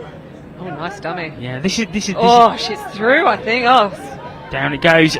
Speed coming through, and there it is. It's there for Spain, I think. Is it? I think it definitely should be. I think all those defenders were offside with that. Great, yes, it is given. And it's first blood to Spain. Ana Maria Hernandez getting the ball down as we see this replay here again. It's nicely made open, and we're going to take a quick break in the commentary box, and we're going to throw over to Ian in the studio. Ian, over to you. 22 degrees. Hello everybody, welcome back to the studio balcony. I'd like to say we're joined by Jana, the captain of the Belgian team. Jana, you've just finished up your game. I appreciate you coming upstairs. Probably need to catch your breath for a little bit, but how's the tournament been going so far for Belgium? It's a learning process. We're a very young and experienced team, so we have a lot to learn and we have to grow throughout the tournament. I think we have made progression, but it's not there yet, so we keep working on it, and for every score, really, I'm very happy. We saw a great score, actually. I think it was at the start of the second half. The camaraderie between the team and the atmosphere in the camp, is it good? Yeah, it's very good, especially when we score. We're getting a bit tired, but it's good. And in the evening as well, it's very good. There's not a lot of back chat, so I'm happy with it. Fantastic, Ben. And obviously, I've just commentated on the game. You'll hear the commentary back. What was the learnings that you took out of that game? I mean, for me personally, I'll tell you what I thought. You know, that first half it was tough. Scotland were very good, but what you did in the second half in terms of compacting your defence and then looking to go forward, what do you think you'll take from that game today and this tournament in general? Well, today I asked them, especially in the second half, to just drive forward and get the movement going. So I think we did it a bit more. Absolutely. I hope we did. And more talking. We get tired. It's like the third, fourth day, I don't know anymore. Third, I think. Two to go. Two to go. But we're getting tired, and we need to get the communication level up. So I think that's the thing we need to work on, and the speed. And for Belgium in general, what is it you're looking to get out of this tournament, and you know, hopefully build on through the future? Are you looking to gain more participants? What is it you're trying to get from Touch Belgium? We're trying to get more players, more experience, more clubs building up. So we have no competition in Belgium. So we just have like the Belgium competition, but that's it. I also play 15s. I play every 2 weeks, but it's not the same for Touch. So I really would like some more players so we can build up a bigger team. So I think this is a shout out to anyone in Belgium. If you want to come and play some touch, hit the touch your Belgium's up. I think the real question is why are you not already playing it if you're watching this from Belgium? Come on. Yes, absolutely. So 2 more days. You know, what is it you're trying to get out of this now? And you know, your men's team, how have they gone so far? We've not actually seen them yet. We'll get them up here. What are you looking to get from them? I saw the men's 30 played against France. Okay. I watched it for like 15 minutes and then tried 3 times. Amazing. I was very happy. Shout out to Trent because you played very good. Perfect. Good stuff. Thank you so much for joining us. Yeah, best of luck to Belgium for the rest of the tournament. But let's get back to the action with Jono and Mel. Thanks very much, guys. Welcome back to the commentary box. There has been a score while we've been away with that interview.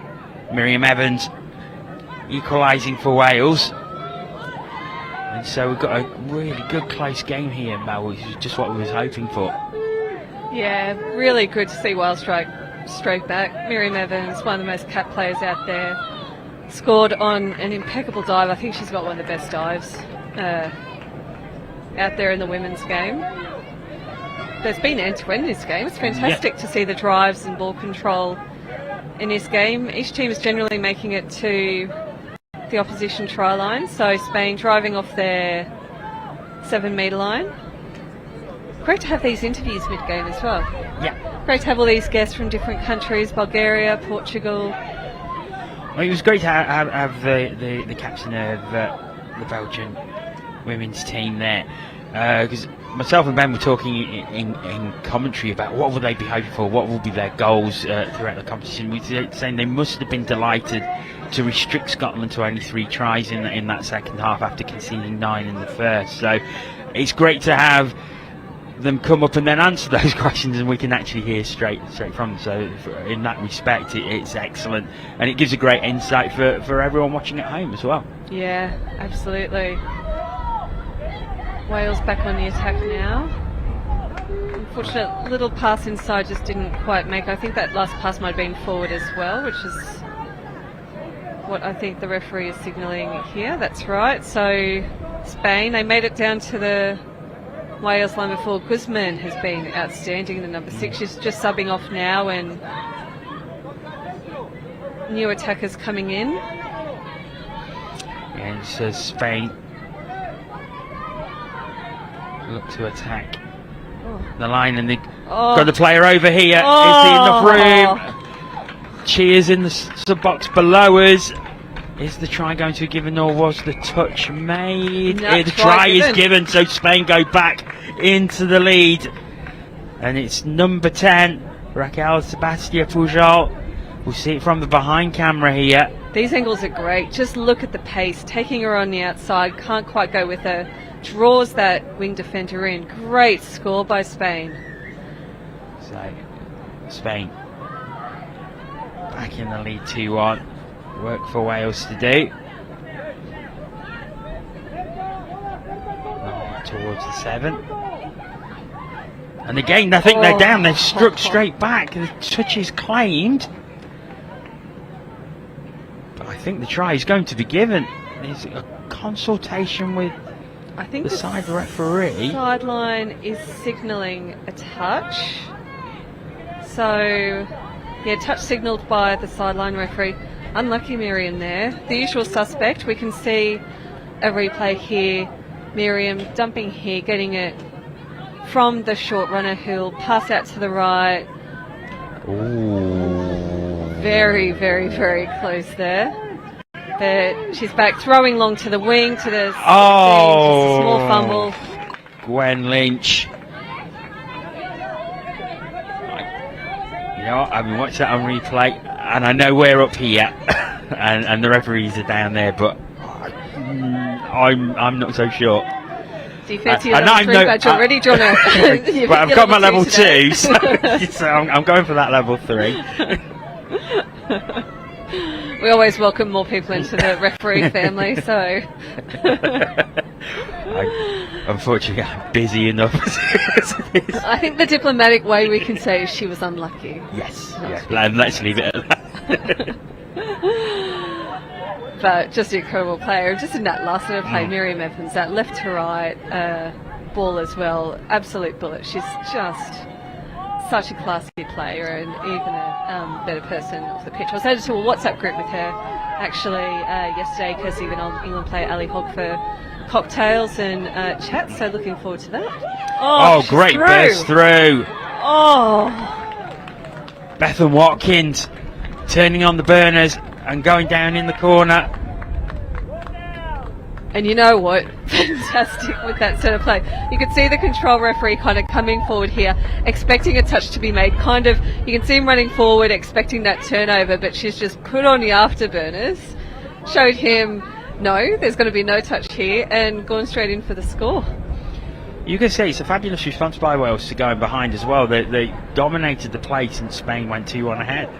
Yeah, absolutely. They've had a couple of scoring opportunities. I think they're driving the ball a lot better, but Spain, they'll definitely be wanting one back, and I like the look of this number 13 with the yellow boots on, Marta Rezio. She's been very strong in some of their early games. You can see her calling for the ball, running an outside line here. Good to see wearing the bright yellow boots on field 1, so we can identify her very easily. Goes really well with the kit as well. You already mentioned earlier today how much you like the Spanish kit. I love the Spanish kit. I think it's yeah, definitely one of the best out there. I think Sweden are up there for best kit. Yeah, we've not seen Sweden on pitch 1 yet. I think we get that pleasure tomorrow. I think so. I was speaking to Pete Walters at the back, and one of the Swedish men's 30s players who has a Kiwi accent, which must have been from somewhere in rural Sweden. But yeah, they're excited to come on the show pitch and show what they've got, as Wales have a overlap here. And down it goes. Oh. Karen Davis gives Wales the lead, but it was a great break. And Davis did really well to get into space here. She really did, and I think they had a couple of options out here, but she's gone long, which I think is exactly what she needed to do, and Davies puts it down nice and safely. No need for the dive. Always happy if you can avoid a dive.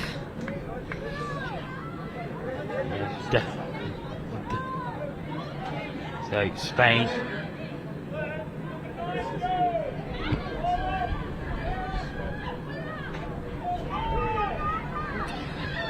Spain attacking again as they look to get back on level terms. So Wales leading for the first time in the game. One of my favourite people has just entered the commentary box, Eddie from Scotland, and Hannah Crisp, my favourite player. If you've heard the bagpipes during a Scotland game, it'll normally be Eddie. We did earlier, I think, when Scotland were playing, we heard the bagpipes over on the far side, which was great to hear. I think he'll definitely be the culprit, and Hannah Crisp, one of the fastest women in the game.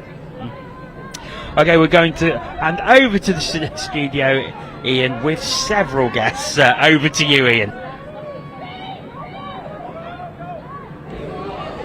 Thanks, John. As you can see, we've got two very special guests of us now. We've got Eddie and Hannah from Scotland. Eddie, as you're sitting next to me, let's start with you. How's the tournament been going? Loving it. It's really good. Really different dynamic this time with so many streamed games and a round robin format. We play each other twice. There's a lot more strategy involved, tournament strategy, which makes things really different and adds an extra level of spice. Yeah, it certainly does. We've seen some of the games get quite physical as well. Hannah, let's come to you. What's the atmosphere like in the camp?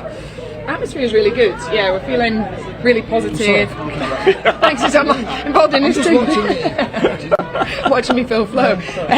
Yeah, atmosphere is really, really good. Positive in camp. We've got a kind of I don't know if I'm allowed. What, can I use bad language? Probably not. Only be a nice person in camp. Very well said. Very well said. Only be a nice person in camp, and yeah. It's making everything really enjoyable, and girls get on really well, and we've had some really, really good results the last few days, so very positive, very happy. Superb. Jordan? Yeah, I'll go with you for this one, I think, Edward. Must be an intelligent question then. I wouldn't hold your breath. So, us three originally came through playing mixed. So 2008 was that your first final? 2007. We're old now. You're older. Well, we won that, but anyway. Yeah, you won them all. Don't be man. What's your thoughts, feelings on how the past few years European touch has sort of followed Australia and New Zealand in being more dominant on the men's and women's game rather than the mixed stuff, which is what we originally started on? I think it's excellent, first and foremost. And we needed to make that change to develop the strength and depth. We didn't have a strength and depth before, and that's mixed worked in that respect, where you could have 8 strong guys and 6 strong girls, but now for the game to grow and develop, we need to push the boat out more there and develop more talent, more people. Yeah. And then final one before we go back, I'll start with you, Hannah, first for this one, then I'll come over to you. Ice scrunch, that's not the question, is it? Oh, it's worse than that. If you could replace all the grass in the world, what would you replace it with? Spaghetti. You know, like crocodile tang fastics? Oh yeah. Oh, they're my favourites. Brilliant. Yeah, they'd be everywhere. You'd be walking on them. But they're comfy. Yeah. They're squidgy. Spongy. Like, Squidgy. What would you run on? Because you got no go forward. You just have to work harder. I really feel like we might be overthinking this a little bit. I'm not so sure it's going to happen. You can't overthink this. This is an important question. This great is how question. our team meetings often go. Great question. I can see why the atmosphere is so good in the camp. We're going to get back to the on-field action. Let's hand back over to John OML. Thanks, guys.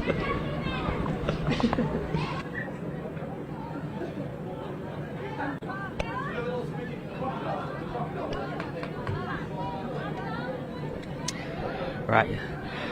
Thank you very much, Ian. I'm not sure about Sweets' footwear, Mel. What's your feelings on that one? I don't know whether it was he was replacing the actual grass with it. Which, if you're running on Tang Fastics, did I say that right? Yeah. I was really nervous. I swore in that word somewhere. Yeah, not quite sure about that. I think I would turn into a definite cow if that happened. If you're replacing grass with Tanfastics, I will become a touch rugby player and I will be diving all the time. that would be my one incentive to dive. And speaking of diving, Karen Davies went across for Wales' fourth score with an amazing dive, putting herself on the line over on that far side. She didn't need to dive on her first one, but for the second, body on the line, and she scored a great try and very close of Spain to look to be getting their third, but just Colette Laborde just diving over, but the touch was made. Yeah, Karen Davies, 2 tries in this game, both one on the left wing, one on the right wing. So Wales lead 4-2, and while the interview was going on there, we had a quick look at the table, didn't we? And Wales with just the one draw to show so far from their matches, so they desperately need a win. Yeah, I think a touch was in earlier. It looked like she might have got her ponytail, but yeah, Wales just with the one draw against their current opposition, so they'll definitely want the win from this game, and they've definitely started in a positive way. But from Spain's point of view as well, they've had the draw and another win. Another win for them just put them in a strong position as we're in day 3, and we're looking at sort of semi-final positions. Yeah, absolutely. The final structure for this division, the women's 27s, we have a 5th and 6th playoff, and then it goes straight into the semis for 1st to 4th. So yeah, Spain will definitely be wanting to consolidate that 4th position to make the semis, and then hopefully get another couple of wins on the board to hopefully overtake Switzerland, because I don't think any teams in this division want to face England in their semi-final. Yeah. I don't think they particularly want to face England in the final either, but I think that might. Yeah, we've seen already, haven't we, how strong England are in this competition. But you never know when it comes to the knockout stages, anything can happen. Yeah, absolutely, and I've seen Spain play a couple of games, and I think they've stepped it up a couple of big levels from the opening games. I think England have come out very strong, but I think all the other teams are taking it to that next level and could definitely rival them. Great strike done by Miriam Evans. Good touch. Oh, fantastic pace of some of these Wales ladies. There is indeed. I think both teams, there's quite a lot of pace in there. But Spain making some changes in their sub box. New players on. But they're not getting much forward momentum. They may do now. It's some good yards made. Yeah, good touches made here by Kaylee Tom-Jones with the visor. She's going to have to fight back here. Now. And Massa Paredo goes over, and the try is given, so they pulled it back within one. Unfortunately, the Wales defender making this touch and then just getting caught behind the ruck. You can see the touch being made here, getting caught behind the ruck, and from here she's running behind that attacker. Overlap easily happening, and a simple case of ball down by Anna Massa Paredo. So Spain within one, and we're in the final throes of this first half, so that'll give them a massive boost going into the half-time interval. Fastest 20 minutes of my life. It really has gone quickly. We have had a couple of interviews we've had to throw to though, so that's... This is true. This is true. We'll blame it on the interviews. I'm sure it wasn't so short for the players out there in the midday sun, but I think Spain are going to be very relieved to get one back just before half-time and make the score 4-3. So here are the highlights of the first half. And great camera angles. They've done this a couple of times. They did it on their most recent score, but just very strong dives, that scoop, getting those defenders sometimes behind them, so offside, and then just driving through. Here we have Miriam Evans. Oh, classy all around the pitch. One of my favourite players. So good to watch her play. She's just so fluid in her running and diving. And then Spain hit back fairly quickly. Good dump there. So hard to control that dump when a player is making a very firm touch in front of you. And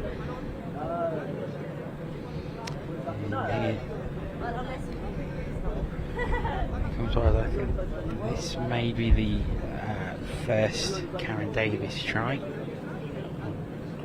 No, this is the first Karen Davis try.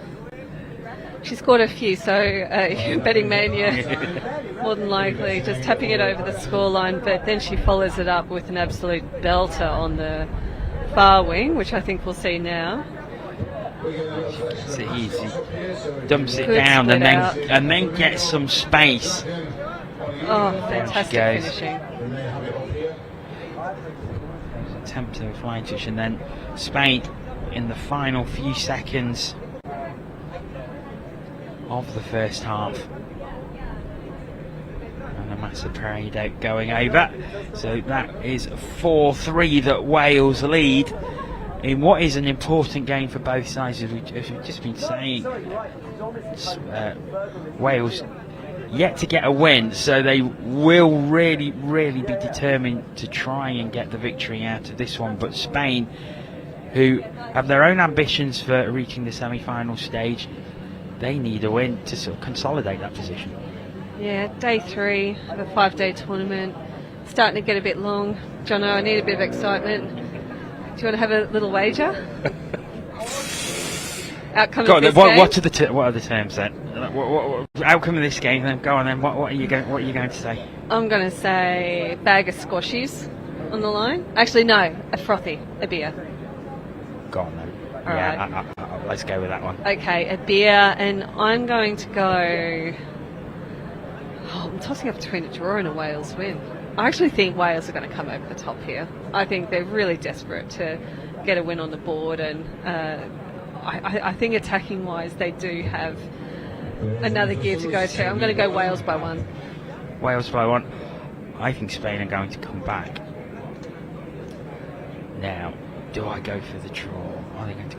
No, I'm going to be brave. I'm going to say Spain take it by 2. Oh, you really want to get me drunk, don't you, Jono? And remember, at home, when the fun stops, stop. Yeah, it sounds like a good bet, good bet. You know what? I'm a fair woman. Wales are already 1 ahead, so I'll give you the draw as well. Okay, I'll take that. Done. You have been. I'll tell you what, I'm thirsty as well. I'm pretty thirsty. Does the bar open after this game, by the way? I'm driving, so it will have to be an alcohol-free one. Oh, okay. I'll drink yours.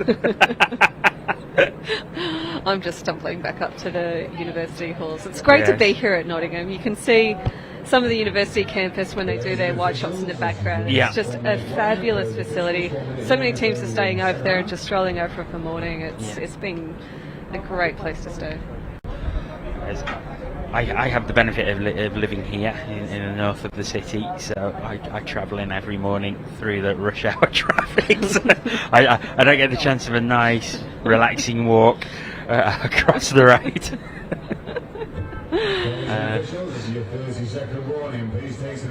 It is a beautiful part of the city. A fabulous campus with a lot of great facilities and some beautiful old buildings, of course. The university founded by Jessie Boot, the founder of Boots the Chemist, which is just behind us as well. Fun fact. So well, I used to work there, so that's why I know quite a lot about it. Back in a previous life. So seeing a lot of pills getting thrown up your street as well. I was more on the personal care side more than anything. You can tell me more about that when we're off air, but Wales, unfortunately, I think maybe not quite square hips by the looks of it, and a roll ball restart by Spain. Unfortunate from Wales, because I'm pretty sure during their halftime talk they would have been saying they really do want the first score from this half, and tap off gives you the best opportunity to do that, but they're defending very well in their midfield. Spain. Giving Spain a bit of room to just compose and play with the ball a little bit. That was fifth touch. There's a bit of space now. A good switch play. Touch miss, and now she's through. Now, was the touch made? I don't think it was. And yeah, it's given. This was nice. As you say, lovely switch, I should say, run, and she's already scored once today, but Anna Massa-Paredo, she's everywhere, isn't she? She's one of their players to watch. Spain draw it level right at the start of the second half after getting with their arm right at the end of the first, and that's going to be a hammer blow to Wales, who they could have gone in to the half-time 2 ahead, and now very early in the second half they found themselves all square. Yeah, and a great score from some really dynamic play. Usually we see, scores from them running outsides and running scoops. It's really good to see them start to run those cuts. It's exciting to watch and very successful. Indeed it was. Spain have the ball back. Very deep in their own half, so good drive required if they to get a scoring opportunity. They're going to come towards their sub box, maybe get some changes. It really is a good drive, and they're over halfway now as fresh legs come on. Good speed shown by the Spanish here.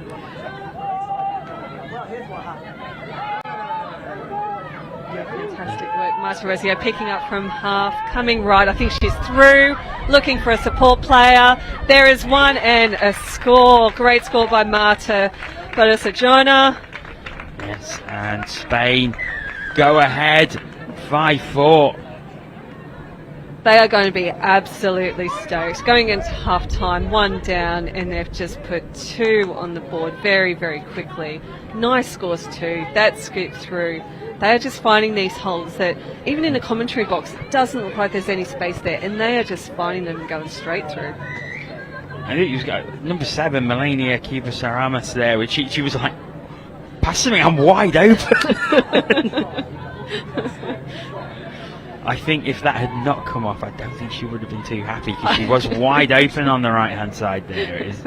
It's very easy to forgive as long as there's a score on the end of it, for sure.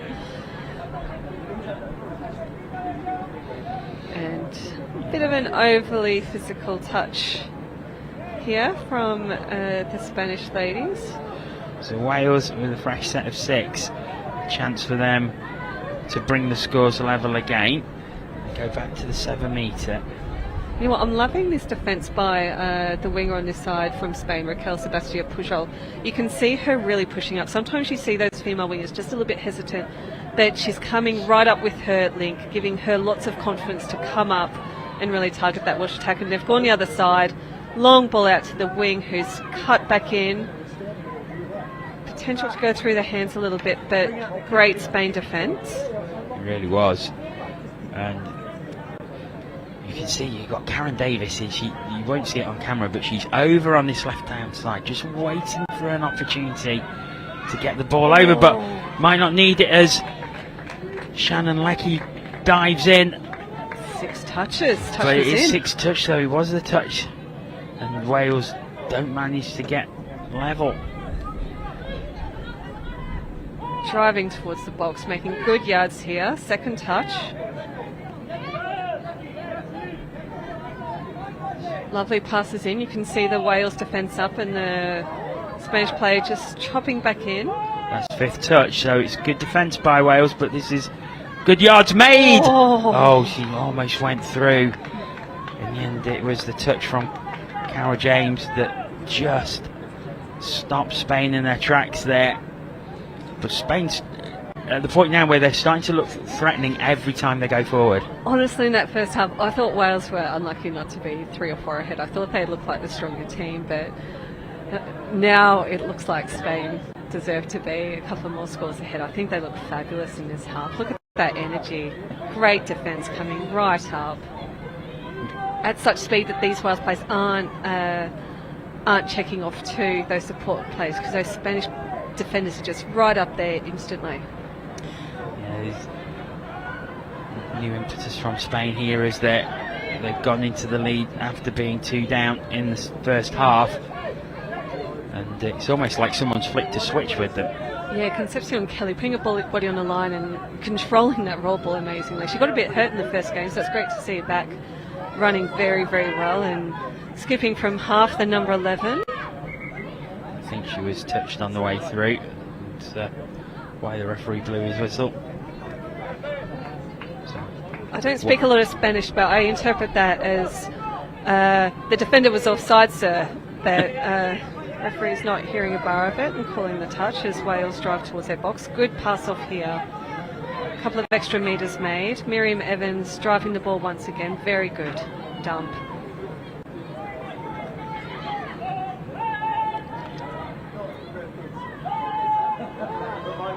Down we go. A chance where it was looking for Karen Davis on this left-hand side, but the ball didn't quite make it to her, and Spain have it again. Plenty of time left, still 13 minutes left in the game. Yeah, wee touch pass in there from Wales. Oh, this game is flying. Already 7 minutes Oh, to great go. bit of speed. Oh, she's straight through. Elena Lopez Cañara bursting through down the wing. Cañara, she's amazing. So Spain do have a 2-point lead now. Oh. Can stay like this, do they? I was just about to say, you've called it early, Jono. But yeah, I don't think any of us are in doubt that there's going to be a few more scores on the board, but I don't doubt that Spain definitely have the upper hand in this. This is a cracker for field 1 from the 227s ladies, and definitely living up to their 5-all draw earlier in the rounds. There's work for Wales to do here. They now find themselves behind by 2. We saw Spain battle into it. Wales going to have to do the same here. Unfortunately, it was a little bit early in the touch count. I think they were just feeling a bit of hesitancy with those initial drives, Wales, and throwing the ball around a little bit. We've got a bit of a physical touch in here. I don't think there was anything in this personally. I think the defender was quite still and standing their ground, and it's just one of those unfortunate collisions that's happened. You'll see the collision here. Ooh. I mean, I think the defender was standing very still. Attackers gone in, unfortunately, quite upright. I don't think there was anything there. Oh, so no, well handled by the no referee. intention at all. It was just a complete accident. It just looked. It just looked quite bad the way that they came together. Oh, yes. Quick pass is not taken, and that's going to give Wales the ball back. I mean, it's a great sport to play. We talk about touch rugby and expect it to be just little taps and things like that. But when you're in the middle of these rucks, you are putting your body on the line. And it's not like that at all. And you see a lot of these teams now, as we're in day 3, they're coming on this strapping on the legs, strapping on the arms and shoulders. I was saying to Ben in the last game, it is a really brutal schedule. it's really tough. 5 days, brutal for the players, brutal for the refs, even for the commentators. Larynx is feeling a bit tired on the 3rd day, but these players would have trained for this. A lot of them have regular training camps across various weekends, and tapped there by the Wales player. I think perhaps the mark just hadn't been given, so Wales tapping again from their 7-metre line. They are indeed. So, good opportunity for Wales here. Bring it back towards the middle. Touch made. Down it goes. Good defence by Spain so far. And even if she hadn't been given the mark there, it was good of Miriam to just go in and throw in that dive, because it does attract defenders to her when they know that she can pull off those incredible dives. Has she I think done the it? ball was down there. Yeah. Yes, it was. Try is going to be given. Wales are within 1 again. What an incredible score. I think this is Linus Honeybun, the number 1. Yeah, she was down. Yeah, it was Linus Honeybun, number 1. Linus for Wales. Honeybun. I think that's my new favourite player name. Fabulous player name to be calling out, and what a great score. Can't shout that name loud enough after a fabulous diving try Spain like coming that. straight back. Oh, good touch. I think it might have overtaken Jefferson Cruz, which was my previous favourite player name. Spain going along the line. They've worked it out to the left. Comes down now. They'll probably work it back into the middle, but the whistle has gone. Looks like an offside here from Wales. Either just not making their line or perhaps not moving forward. When teams move it quite laterally like that, the temptation is to drop early, ready for a touch. So Spain 6 more touches. Down they go. Coming back to the right hand side now.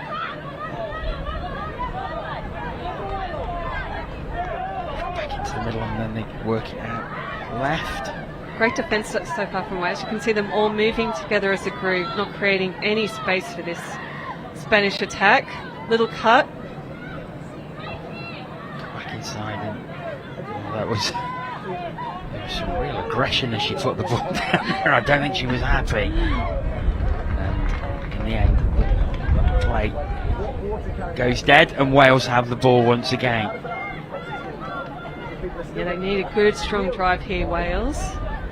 First touch, they need to start going forward. Have some strong dumps. Great work there from Louise Cox. Excellent drive, continuing on down that sideline.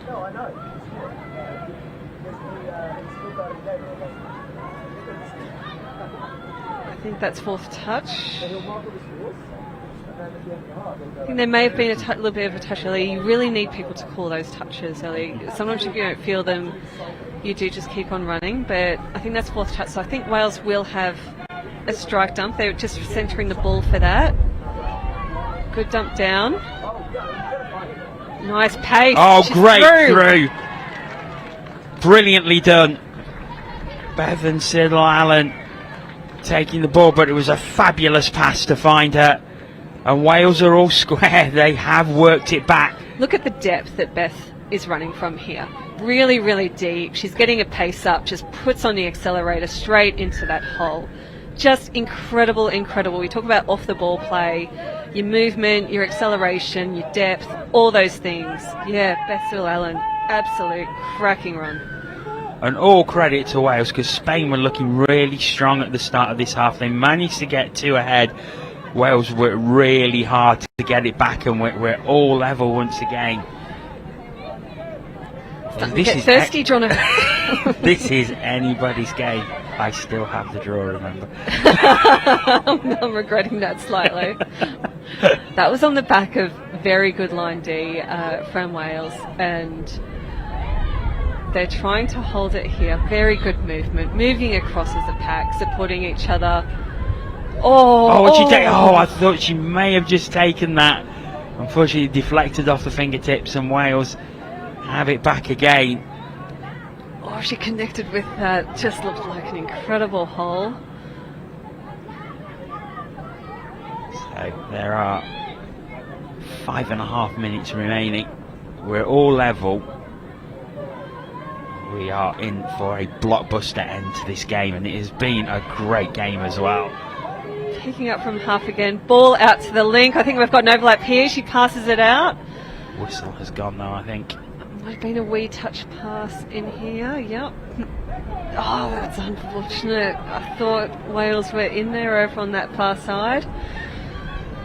They've worked it across the right hand side really, really well. Unfortunately, the infringement had been made, and Spain have the ball again, and they work it towards their sub box. Something they've been doing really, really well all game. And fresh legs on, and they're coming at pace. It's a great drive by Spain here. Yeah. Eleanor Lopez-Cañara, she's just driving so hard. Ball out to the wing. Touch in. No, that didn't look like that pass was on, or she was going to. It was a great take, to be fair, from Melina Cuba Aramas. But unfortunately, the ball is back with Wales. And I agree with you completely in terms of those Spanish drives, like those check-offs that they're getting, so beneficial for the Spanish at the moment. The ladies are doing so well. They are indeed. It's Wales' turns. They go towards their sub-box, and they've got a bit of space to drive into now. They're at halfway.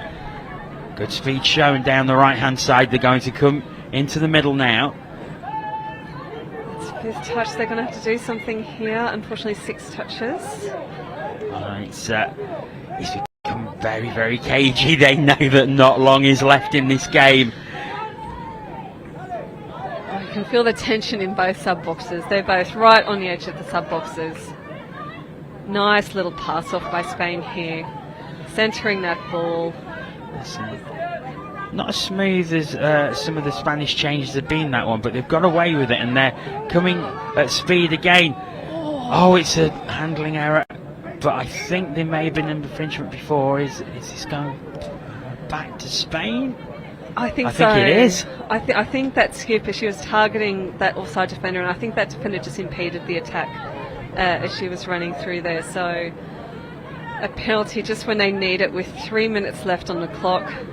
6 touches for Spain from the 7 metre. One used up.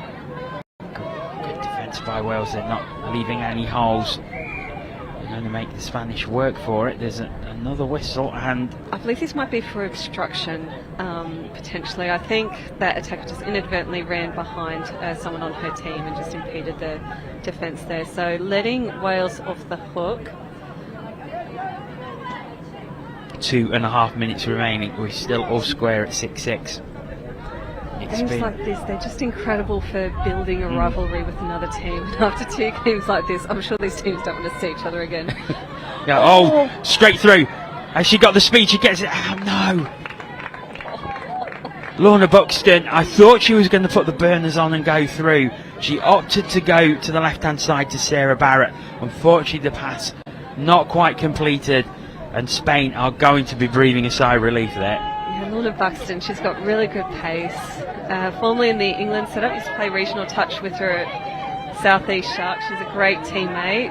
Bossing the defence right now, Lorna Buxton.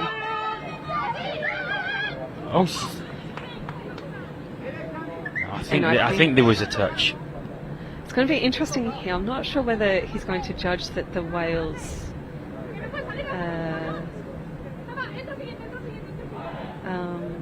he's talking to the Spanish player here and saying yes. I think the Wales defenders did make it on side, so touch was in. Yeah. 90 seconds remaining. So it really is a crucial part of the game. Strap in, folks. We're going to have a great final few seconds here. Oh, Wales are going to be so desperate to get a score. This is going to be one of their last chances with the ball. Fifth touch coming. They've got Miriam Evans on the field. This is fifth touch. Taking off from half. Space on the right-hand side.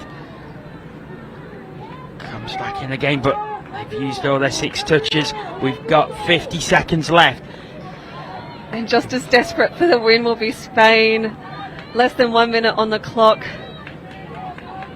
A little bit of a Good stuttering high defence drive, but by they get some Wales. momentum here.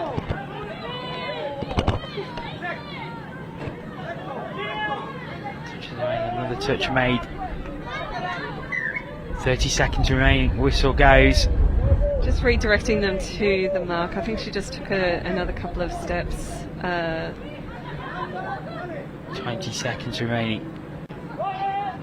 Another touch.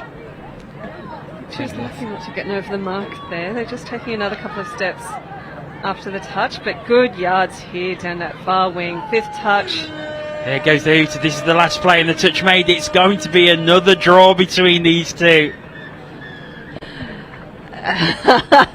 Jono is celebrating beside me in the commentary box. I'll have to buy my own beers, unfortunately. I'll go and see the German team to see if they'll get me a stein, but I think the right result, actually. Yeah, absolutely great game. A really cracking game.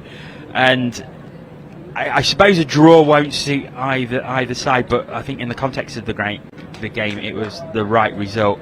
And 2 good comebacks from both sides. Wales 2 ahead early on, Spain coming back, Spain going 2 ahead, Wales coming back. Just a really close, hard-fought game, no quarter given, and yeah, I think anyone watching that will have enjoyed it.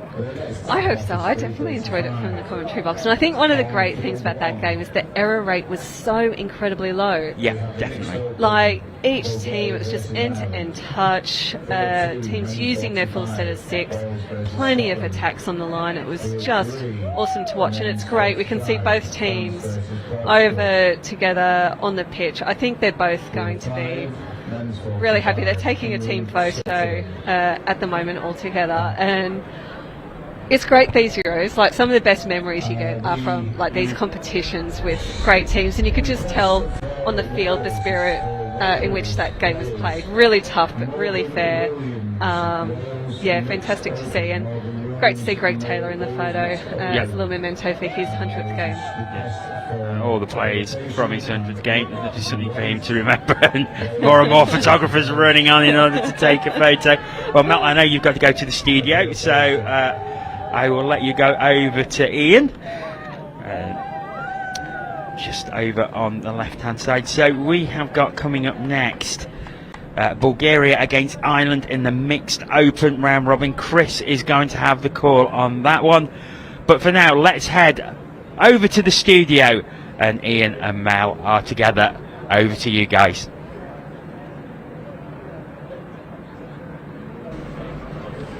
Thank you, Jono. Well, what a game that was. I'm joined by Mel, who's just been commentating. A little bit emotional there. Spain and Wales just can't be separated, can they?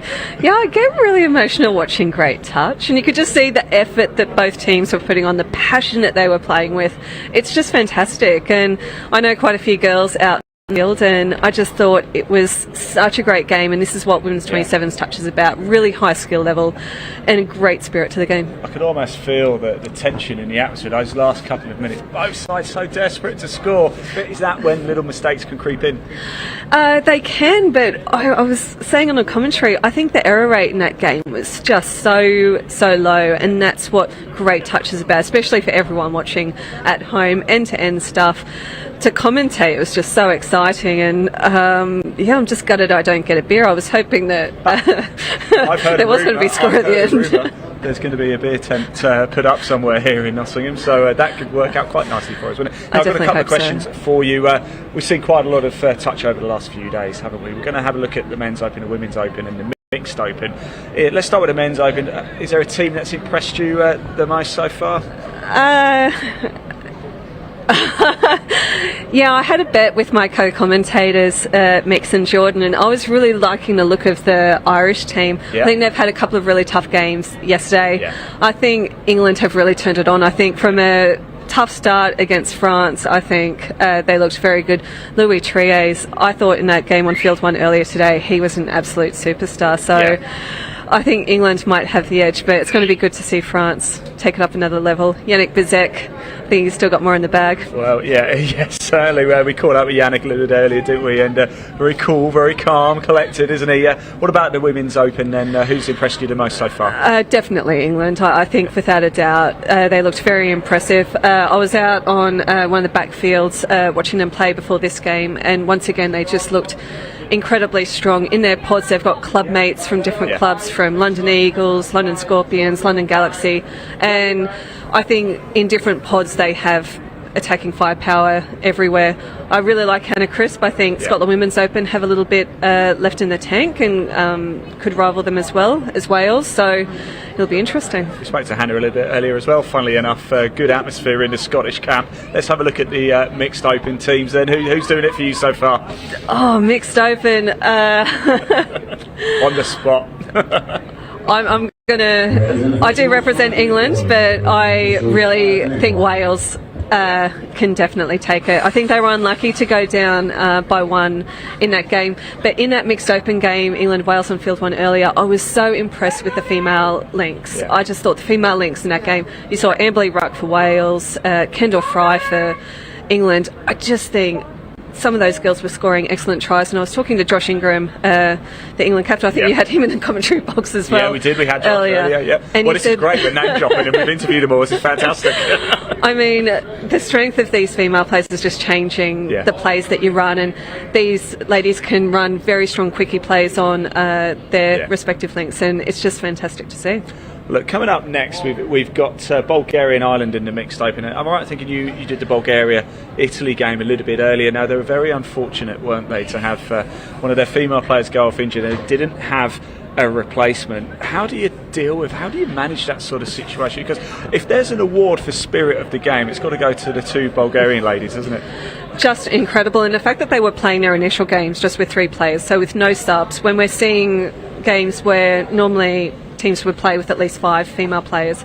I think just the grit shown by those Bulgarian women is amazing. We're looking down in their sub box, and it looks like they've got their 3rd woman back, so hopefully they'll be able to field 6. But you know, the way the rest of the team stepped up, especially their captain Stefan, I just thought was so impressive and really inspirational. You know, I didn't like the head shot. They stayed in it, didn't they? Okay, they did end up losing the game, but that was to be expected. But they bring something so nice, don't they? It's their debut tournament. We've mentioned it a few times now, but it's growth. It's good for the game. It's another country into the mix, and they're certainly a pleasure to have here. We're hopefully going to grab Stefan a little bit later too. Mel, so. Look, I'm going to let you go and have a bit of a rest now. Go relax. Thanks for joining us. It's Just realised I wore my towel hat on the camera. I've noticed your towel hat all day, and it's a fantastic hat. Class. My towel hat. Right, so I think it's time to hand back to our commentary team. We do have the mixed open round robin round. It's Bulgaria taking on Ireland. Enjoy. Thanks very much, Ian, and I'm very glad to say that Bulgaria are lining up with 6 players to start this game. We had them on Field 1 earlier in the day, and they lost one of their female players. They only had 3 female players in their match day 14, or their match 14, one of whom got injured. By the way, that other voice is Ben Meakin, who was a couple of feet to my right, and one of them got injured after about 7 minutes, and they had to play half an hour against Italy, succumbing 21-2 was the final score, but with 5 players for a half hour, and it was absolutely brutal for them, but they kept on playing, and especially sorry, bear with me for 1 second while I just bring up the team sheets. But especially Stefan Deutschev, who is lining up in the mids as we start. Number 10, isn't he? Yeah, he is, as well as Nikolai Lanchev. He's the very tall and svelte number 7 with the shades.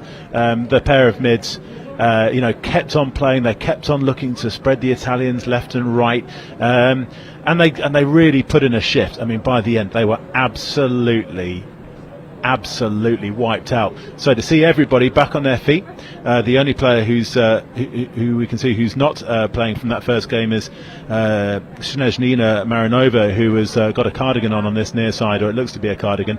Anyway, she was one of their try scorers early doors in that game against Italy, but seems to be sitting this one out. Anyway, we'll just have a quick look at Ireland as well. Just before they start, because earlier in the day out on field 2 they beat Jersey at 10-5. That's moved Ireland up a couple of Ireland and Jersey swap places with that, but they were leapfrogged by Italy's massive win against Bulgaria, and Bulgaria still sit bottom of the table with 6 losses to their name. But as we say, plenty of credit to their spirit and their dedication and their attitude, as well as no little aptitude. They do spread the ball left and right. So with this one, it's all about proving a point now for Bulgaria, Ben. Yeah, absolutely. I think obviously after that tiring performance they had against Italy, that they're going to have to put in another big shift here against a talented Ireland team, and they're going to want to try and put a few scores on the board, and I'm sure they've set a few goals for this game, and I'm sure they're going to achieve them. We have, I'm a fine one to say, but we had the Irish player who's about to tap off, but I haven't seen his number, but he is Mr. Mullet. He came up here as part of Grab a Mascot. Did Ireland's number 17, Alexander Cassidy, and he's just taken the touch again. It's impressive, really, isn't it? Oh, it's worse. I hope his touchability is as good as his mullet. And he spreads it. Oh, he is. He's in. It's not mullet, but he is the one that's dummy half to pass the ball. Slick skills from Cassidy there to open the scoring for Ireland. Fergus Flood, the beneficiary. And this was just a simple sweeper play.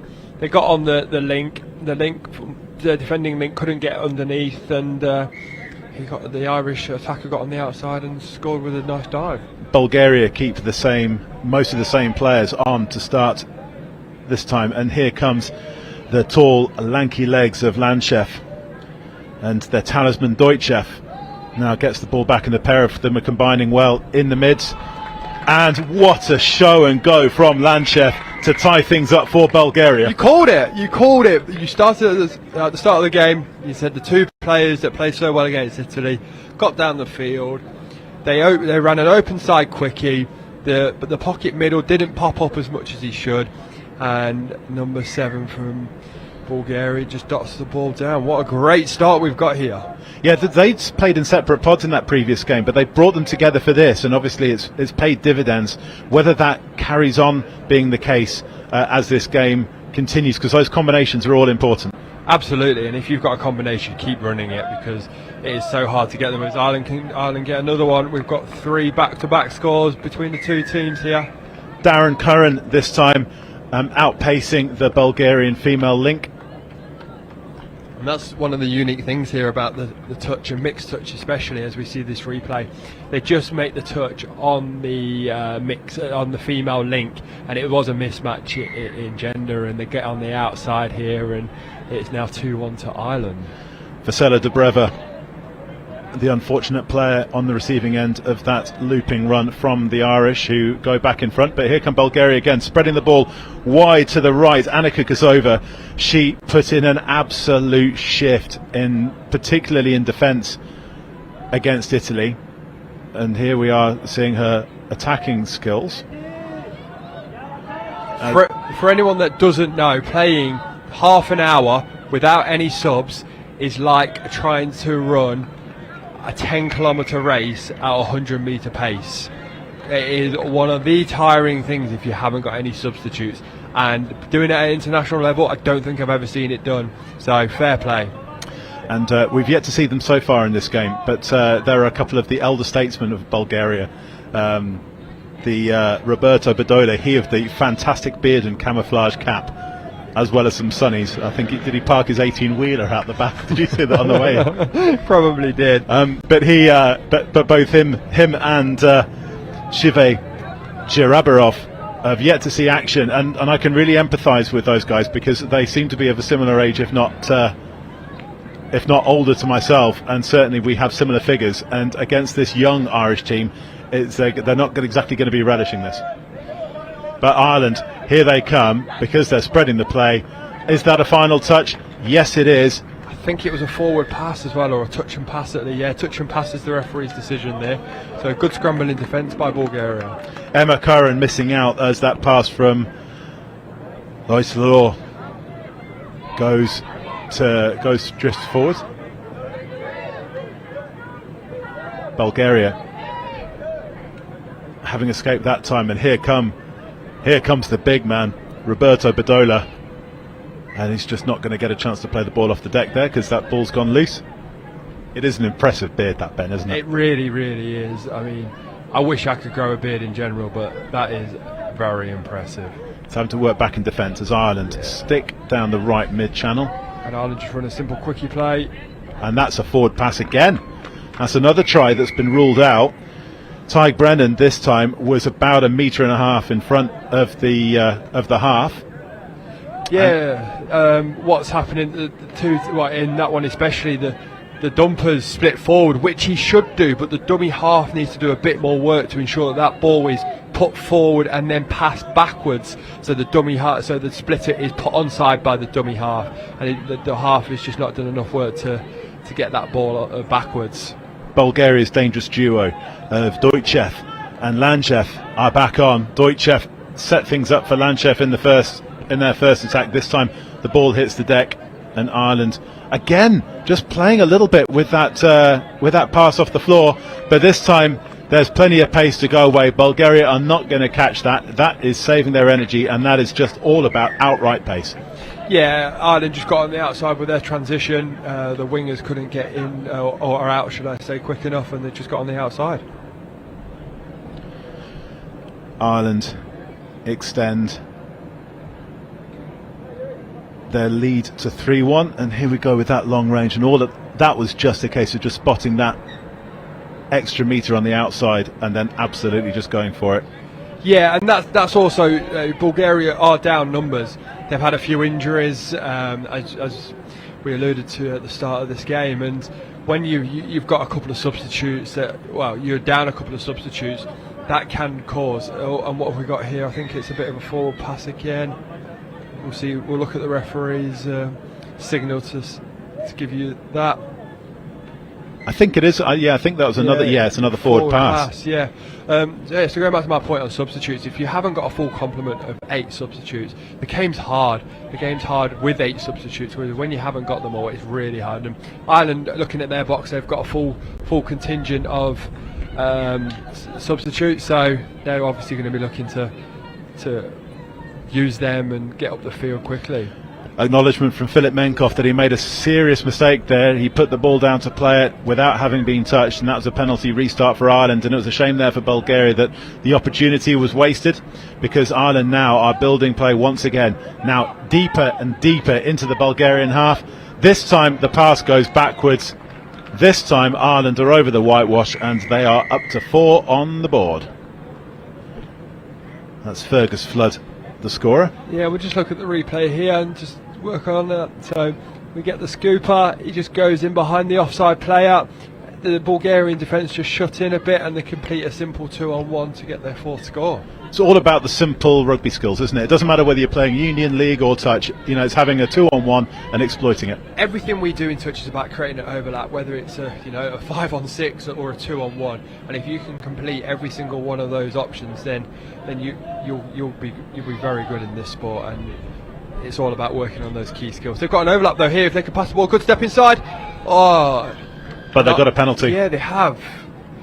This is echoing what we saw in the Italy game. Is Bulgaria are absolutely determined to play. This time, that's Miglena Vasileva, who was just denied by the touch. Deutschev and Lanchev again are really dictating things for the Bulgarians. Yeah, I think they're trying to do an open side quickie here. They're trying to get on the play that they make the touch on and go on the outside, which they've done here. If they step back, they should have the same play. Oh, unlucky. So if Bulgaria's number 10, Stefan Deutschev, just stayed in his hold, he would have been in. But it's a really good setup play. They're going to try and do the same thing, whereas they go the opposite, say, and they look to go long. I think I just heard the referee shout forward, though. I can hear it from up here, so good communication from the referee. It was a forward pass, and Ireland have got a penalty. Yeah, some decent setup play from the Bulgarians. Again, they're just intent to play, and they're going to get another ideal opportunity to build some pressure in the Ireland half. Ireland are error-ridden so far. We've seen 3 forward passes. That's a fumble at the breakdown, at the play the ball, and Bulgaria now are going to have the chance to go through the phases a little bit. Little bit of indecision coming on. Yeah. And that's really not helped their team at all. This is the one thing that, again, we saw against Italy, was a little lack of cohesion. Obviously it's understandable, this being the first tournament at this level. Yeah, and time playing together as well. You've got to be playing together all the time to ensure that you know what each other's doing, and when you don't, that obviously causes confusion, which we saw there. And Ireland's number 4 is Kean Cunningham. Sorry, I missed that. Yes, she's went round her winger there. Great footwork to get round, and great speed to finish that score off. And is that try number 5 there? It's 5-1 now. Yeah, 5-1 midway through this first half, and that's the second time that Ireland have just been able to exploit that outright pace on that left hand, on their left wing. It's just feeling a little bit sorry for Annika Kozova, because, as I say, she put in a hell of a shift in the first game. Maybe she's a bit heavy-legged coming into this one after having had a couple of hours to cool down and then warm up. And here comes the big man, Roberto Badola, and now taking the touch, Velen Lambov, and back to Badola, and he finds Minkov. Is that a fresh set of 6? Yes, it is. I think it is. It was a bit of a desperate lunge from the right defending middle from Ireland, and with that touch, Belarus get Bulgaria. Sorry, I'm having a shocker of the bees here. They get an extra set of 6, so it would look to put another score on the board here.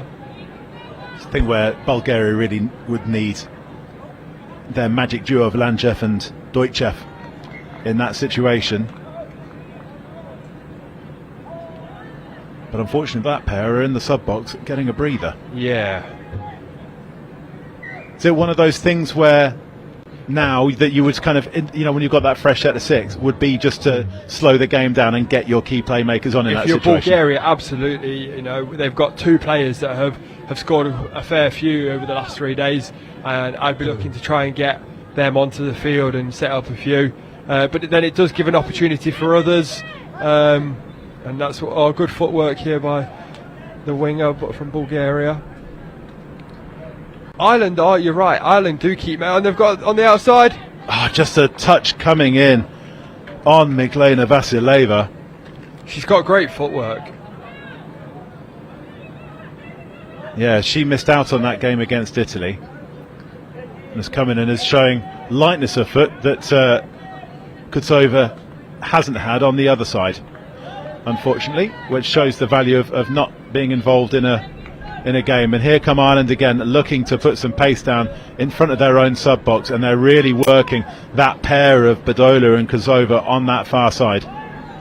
Yeah, they're always going towards that sub box, their own sub box, and they are making the Bulgarians pay on that outside, and now they're spreading the ball from left to right.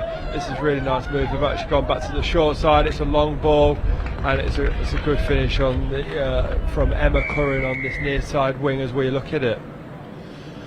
Not a lot that Bulgaria could really do about that, because as soon as Ireland put the pedal to the metal, the defensive line was absolutely dismantled. Yeah, so we've seen a tale of 2 stories from Ireland so far. Every time that they complete 5 to 6 touches, they actually score. But when they don't, and they in their own half, they're making mistakes, and that's allowing Bulgaria to have a go at the line. I think if they can just take 5% off the pace and complete more, then they'd get even more scores. If you're their coach, are you pulling your hair out, or are you just trying to remain calm? If I'm the Irish coach, I would be a bit of both, really. I would ask them to do their subbing off pattern just 5% slower. They're always going to get up the pitch because of the opposition that they're playing, and that's no slight on Bulgaria. They've obviously had a really tough match earlier. I would look them to just do 5% slower and make sure that you're doing the right things at the right time. And they're doing this now, so they're going. They're into the Bulgarian half. They're spreading the ball. And just like that one there, you know, if you initiate the touch, you keep that flow, stop that flow. It's allowed Bulgaria to reset, and if you just initiate that touch, you then and same again there. I think initiating the touches and not overstepping the mark is going to be key. Ball is away as the touch was coming in, and Ireland are up to 7. And it's interesting now with Bulgaria is that they've got 3 female players on, but they haven't got any female substitutes. So those 3 players are putting in again a hell of a shift, and it's interesting that Bulgaria are now rotating around the female player who's playing the link and the wing on this near side, and they're also keeping those players on this near side to try and protect them from the pace of the Ireland team as they come from the sub box. So it's, you know, it's intelligent set-up play from Bulgaria. It is. They're obviously wanting to ensure that those players are not getting injured, because if they get one more injury in their female contingent, then that's going to be a real struggle over the next couple of days. Especially because they've got to play England. Yeah. Oh, absolutely.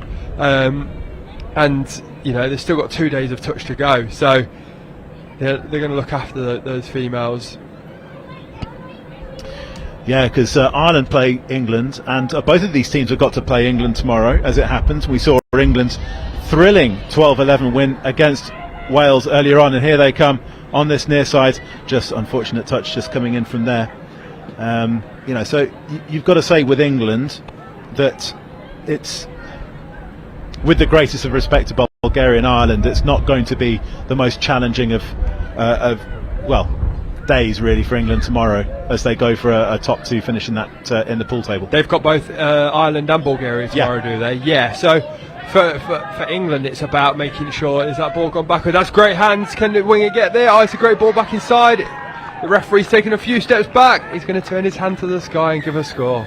Barbarian style touch coming in from Ireland there. Lovely interplay on this near side. And we've seen Emma Curran, it is, on this near side, score a couple, be on the receiving end, and this time she shows great awareness to find Fergus Flood on the inside, number 25.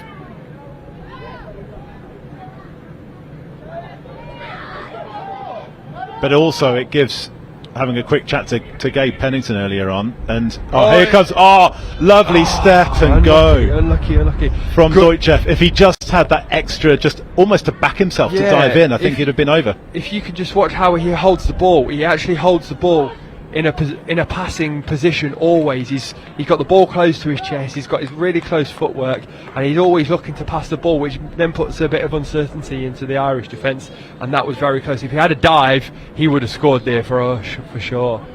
Yeah, and you think that after that game this morning, you know, both, as I say, I was chatting to Gabe Pennington, England's assistant coach earlier, you know, Wales and England are going to be very mindful of how they manage their resources going into finals day. Yeah, absolutely. It's all about looking after the bodies. Ireland just going to get on the outside again, and all passes have gone backwards, and we've got another score for Ireland here. Yeah, that's Emma Curran once again. I think a lot is coming down to this near side as we're looking at it, and Emma Curran's got a fair few already. Yeah, they've identified that. You know, we're talking before about Bulgaria, how they've kept their female players on this near side from them. But obviously, as the game goes on, I mean, we've got 3 minutes and change to go until the hooter. It's you know, lots of running up and running down. It's a lot of, you know, it's a lot of meters going into their legs, and it's just going to start to take. Well, it's already taken its toll. Yeah, it's taking its toll, and it is hard. We've all been there. What a dive! What a dive coming Robin in. Bud's just having a word with Ireland number 19. What a pity. He's explaining his call. Fergus Leach there was on the receiving end of a Robin Budd telling off, which is not anything that people particularly want to be on. No, I've been there. I've seen it. Once or many times. I think we're into triple digits, to be honest, mate. Yeah, that's Velin Lambov was denied by the touch coming in from an onside player, but referee Robin was doing the right kind of thing there. It's just keeping a lid on the situation, keeping things calm. And here come Ireland. You know, the spaces are opening up on both the left and the right. Bulgaria still crowding through the middle, but Bulgaria now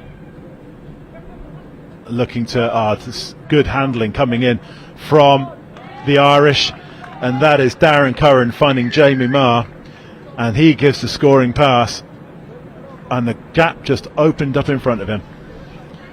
Yeah, I thought there was going to be a dummy half court then, but he managed to get the ball away, and they managed to get into a hole and dotted that ball down. Little show and go, and David Glenn's the beneficiary as Ireland hit double figures, and we've not even got to half time yet. Yeah, coming back to your point about Gabe Pennington and the England mixed open, looking after their bodies, and it's the same for any team really now. You know, they've got some big games coming up. We're now coming into the most important part of this tournament, and looking after your body. We've got an intercept here for Ireland.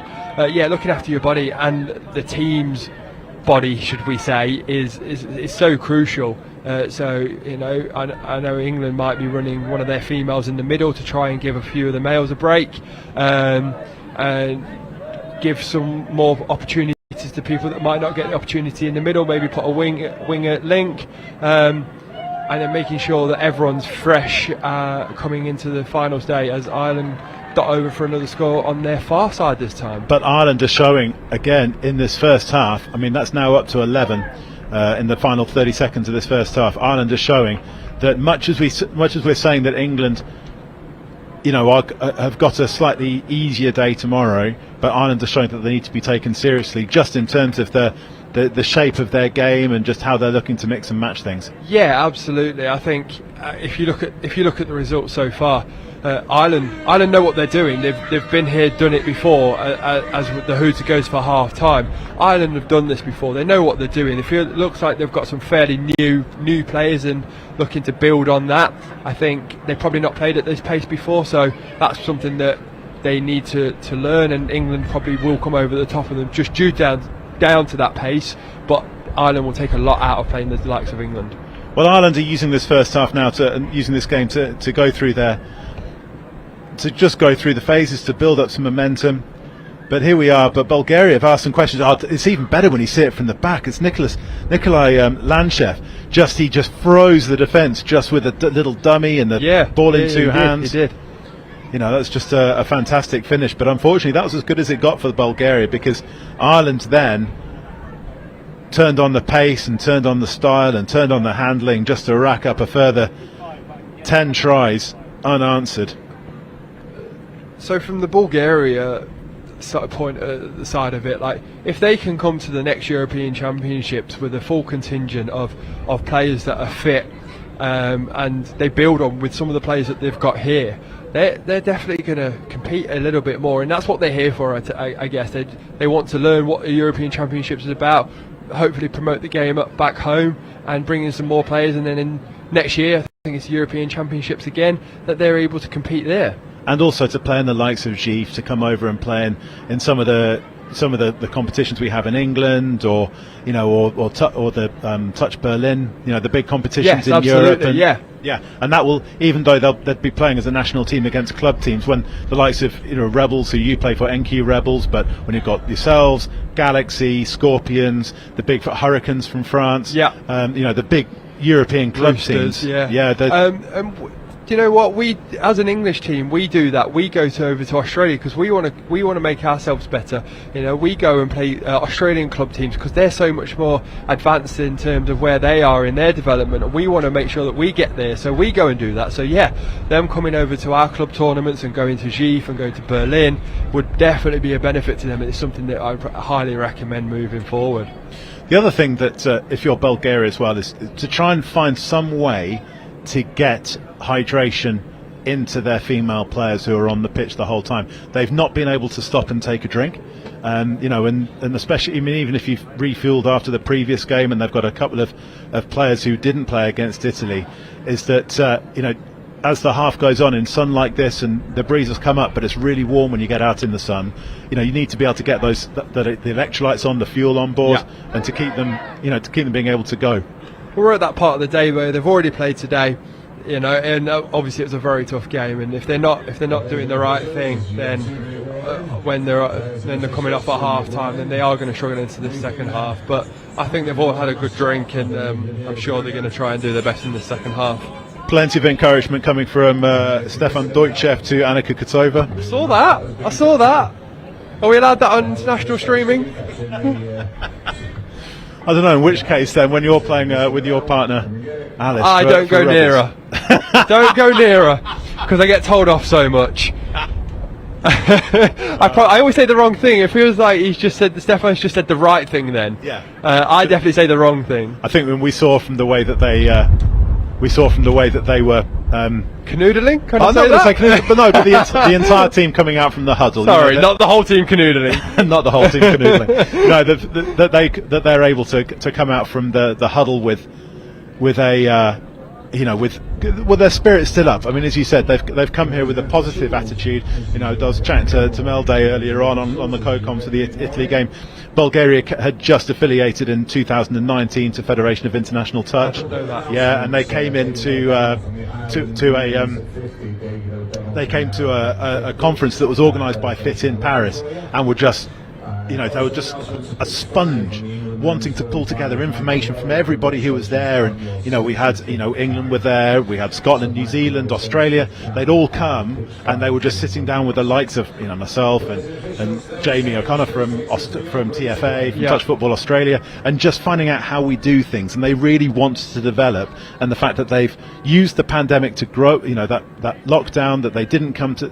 I think they were thinking of coming to 2020, but they've certainly built over the 3-year period, and it's great, as you said in the first half. It's really fantastic to see them here in their debut European Touch Championships, even though they are now having conceded now 104 tries during their 7 games so far. Unfortunately, you had to rub that one in, didn't you? Unfortunately, I did. You have to mention it, but I commentated on the Belgium women's game earlier, and I said something similar. Obviously, I know Belgium have been around, affiliated to FIT for a lot longer. As Stefan Deutschik goes towards the line, one thing I can say about Stefan Deutschik, he's going to the line so well. I'd like him to work on his slide dive. If he can look at his slide dive, I think he scores a lot more. And I hope. Good footwork again. She has really good footwork. Miglena Vasileva there, she's got the dancing feet. Yeah, absolutely. So go back to the Belgian point. I know they've been affiliated for a lot longer, but they're going to come here and take so much out of it, because they're just going to want the information from everyone. They're going to want how we gain players, how we do fitness, how we do skills, how do we run leagues. And that's what the captain of Belgian Women's Open said, that they wanted to. They want to know how to run leagues, because they don't have their own league yet, and they want to get more players. So they're like a sponge as well, and the same with the Bulgarians. They're going to want all the information so they can grow their sport domestically. And it's we've got 17 nations here, and it's a big European family, and everybody looks to help everybody else. Just in terms of what's coming up next, though, we've got 3 more games still here at Highfields on this Field 1 live stream for you, and Field 1 live stream, or if you're watching us on the quad box and you're watching outside the fields as well. Coming up, speaking of one of the developing nations, Netherlands are taking on Wales in the mixed open, and that's at 4:25, followed at 5:15 by women's open, as we see Bulgaria once again, through their dynamic duo of Deutschef and Landchef, ask questions of the Dutch defence. That's a women's open round robin game between Belgium, who you've just been talking about, and Ireland, and then the day rounds off with a men's 40 round robin game between Belgium and France, who we saw yesterday, and we commentated on that, and they were very, very impressive. So stick around for that. Keep us as your second screen, whether you're on the quad box or on the live or on the Field 1 live stream.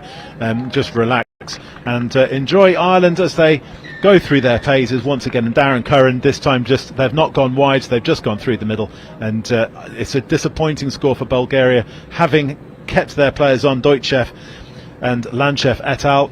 Throughout that defensive set after having done the attacking set, and Ireland just make them pay with fresh legs. Yeah, absolutely. I think at that point, Ireland, every single score has gone very much out wide. So this time, maybe the Bulgarians thought they were going to spread the ball. This time they didn't. It's a game of chess at times. They've gone through the middle instead, and that's obviously against a tiring defensive line there.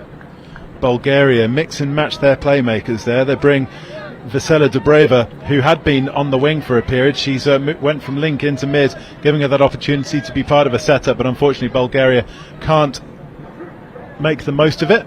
although they are making the most of the opportunity to test themselves against Europe's best teams here in Nottingham.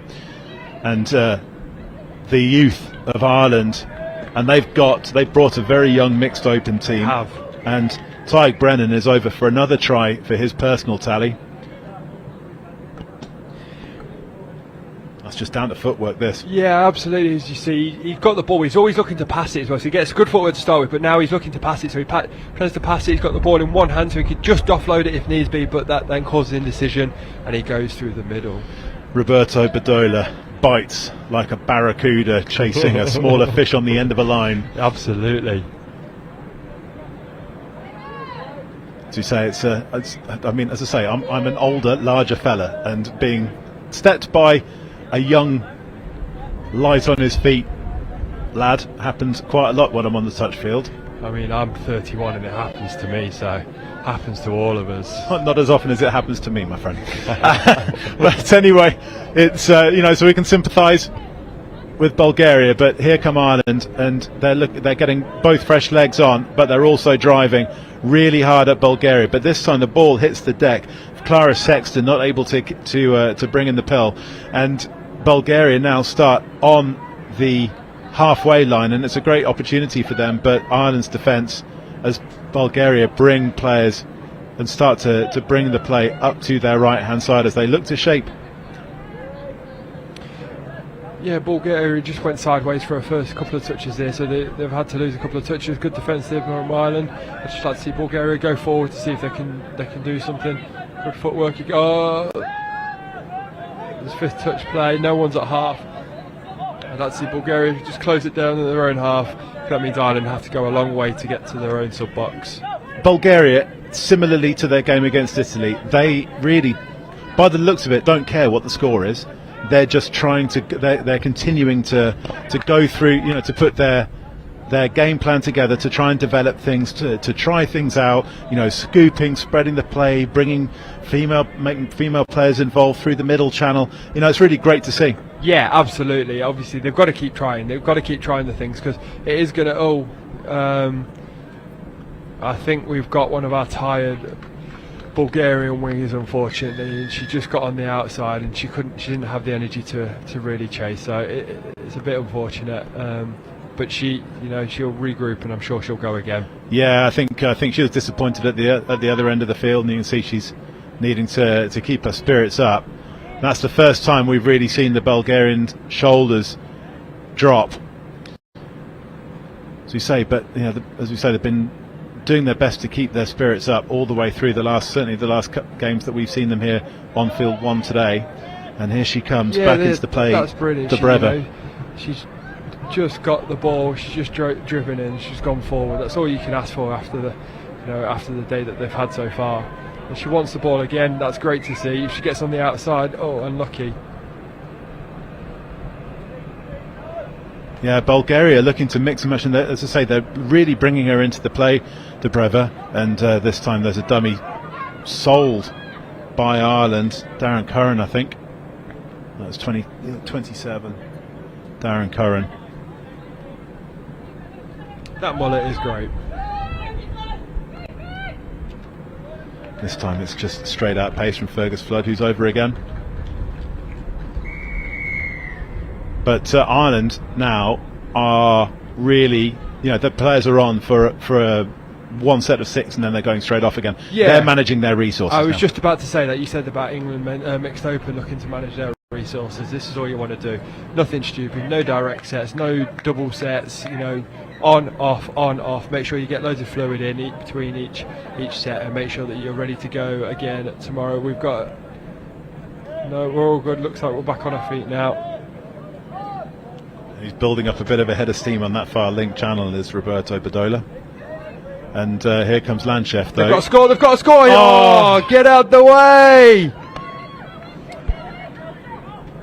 I know we're not supposed to boo, but I'm going to boo that, because that was a lovely pass from Lanchef coming inside to Velin Lambroff, and just unfortunate that Joe Balance was there just to snaffle up the interception. I don't think he needed the dive or the flick pass back either, but I actually really like the setup from Bulgaria. So what they did, I don't know. Yeah, so They went against the pocket middle, so they dump on the middle, they step back, and the pocket middle just gets the ball in time. If they just get that ball away just a fraction of a second earlier, they get their second score. I think that's their way here. They need to get another score, and that is how they're going to do it.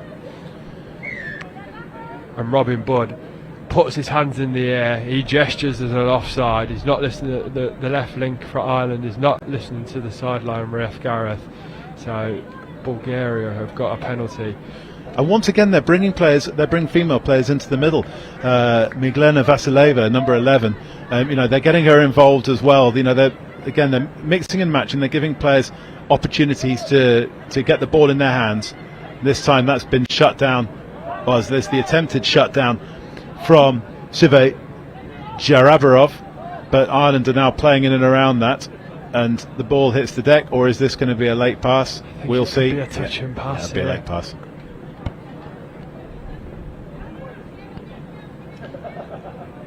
Midway through the second half, and Ireland have added 5 to their half-time tally, and you can see them adding another 5 and at least another 5 in the final 10 minutes. I think so. Yeah. Gareth just called an over the mark, which was the right call. Ireland wanted to go quick, but I think Gareth's just allowing the Bulgarians to get on and get some substitutes and get 6, I wouldn't say fresh players, but refreshed players on the pitch. Yeah, we saw Stefan Hranov come on, and Lanchev now has got his sunglasses back, but it's not enough to stop Bulgaria biting in and having the space over, and Emma Curran, who has stayed over on this flank, so she was playing on their right wing in the first half and the left wing in the second. I think we've seen that quite a lot, Fergus, to Emma here on this far side, on this near side, quite a lot this game, haven't we?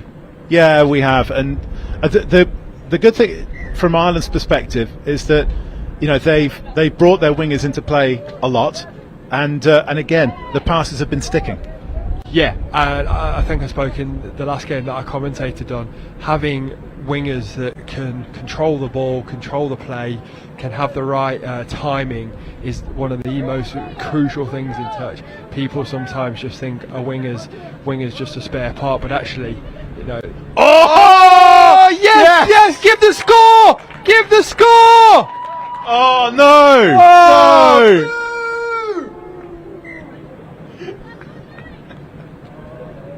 This footwork, we've been saying it all game here, haven't we, Chris? Oh, footwork. She absolutely skinned Emma Curran there. Migalena Vasileva, her footwork is incredible. We've literally just been saying how good Emma's been playing, and she really has. But this time she just sits on her heels, and she literally gets skinned this time, unfortunately. But what a cut diving tackle. I really wish the score was. The whole crowd was booing, I was booing, and I think even Robin was booing himself. That is one of those ones. When I was originally trained to be a rugby referee many years ago, one of the assessors said to me, "You never apologise for a decision." But in that one, you do look at the player and say, "You know what? Sorry, I've got to give the touch." I think it was the right call. It was the right call, but it wasn't the right call. But what a magic moment there from Miglena Vasileva, and I know Ireland has scored at the other end. But it's these things that Bulgaria, as I said, Bulgaria have the ability to threaten, and it's the thing now where it's about numbers of personnel being able to rotate around, just getting up their experience, getting up their fitness levels generally, building up their base of players to be able to play at this kind of level. And they're going to, you can see there's a massive amount of potential there. Yeah, absolutely. Some of the things that they've done are good. Step back, there's a whole one, yeah, we got to score! Lanchev is over for his second. The guns are out, the shades are on, the guns are out, and he's over for another try. Stefan Deutschev and Lanchev combining superbly there to create that hole. And it's the same score that they did in the first half, actually.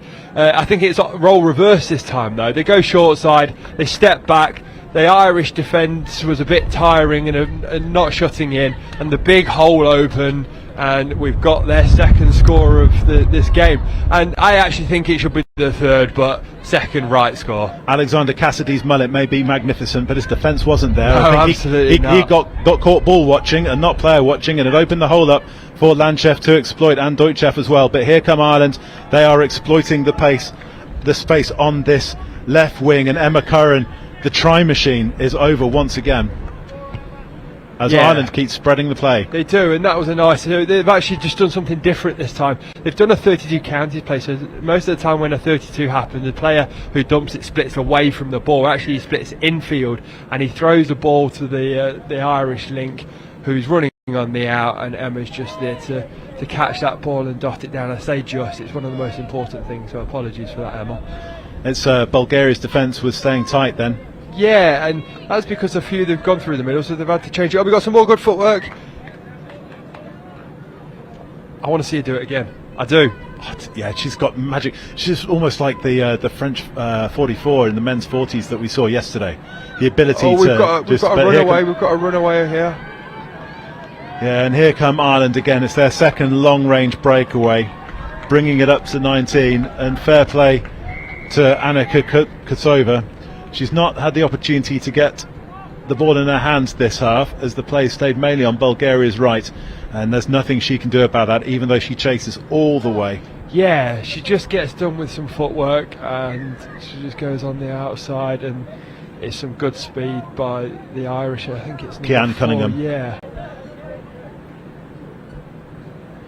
Lanchef, he's got 2 tries to his name, and he's on again.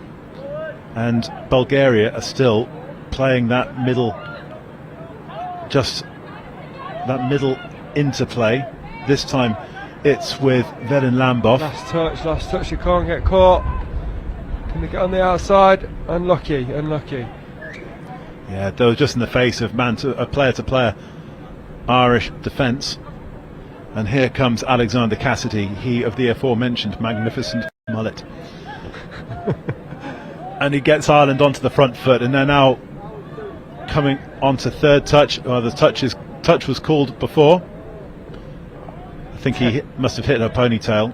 Yeah, you can't always feel the touch, but we have a great honesty policy here. If a player calls touch, then we have to honour that, and we have to go back to it. So it's good that we all understand that. And Ireland are setting up for another strike play here deep in the Bulgarian territory, and this time we saw Cassidy bite in at the other end of the field, and this time it's Lambov who's done exactly the same. 2 players going for the same attacker, leaves a hole for Ireland to score.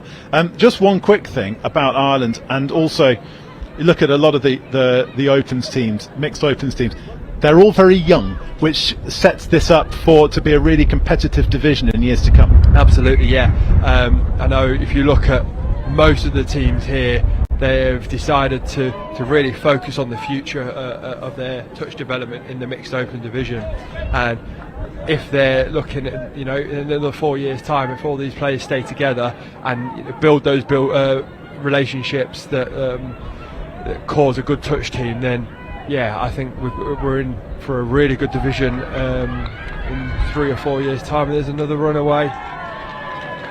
More desperate Bulgarian defence. They are not giving up, but again, it's too much pace coming from the Irish, and they are now up to 20 with 3 minutes to play.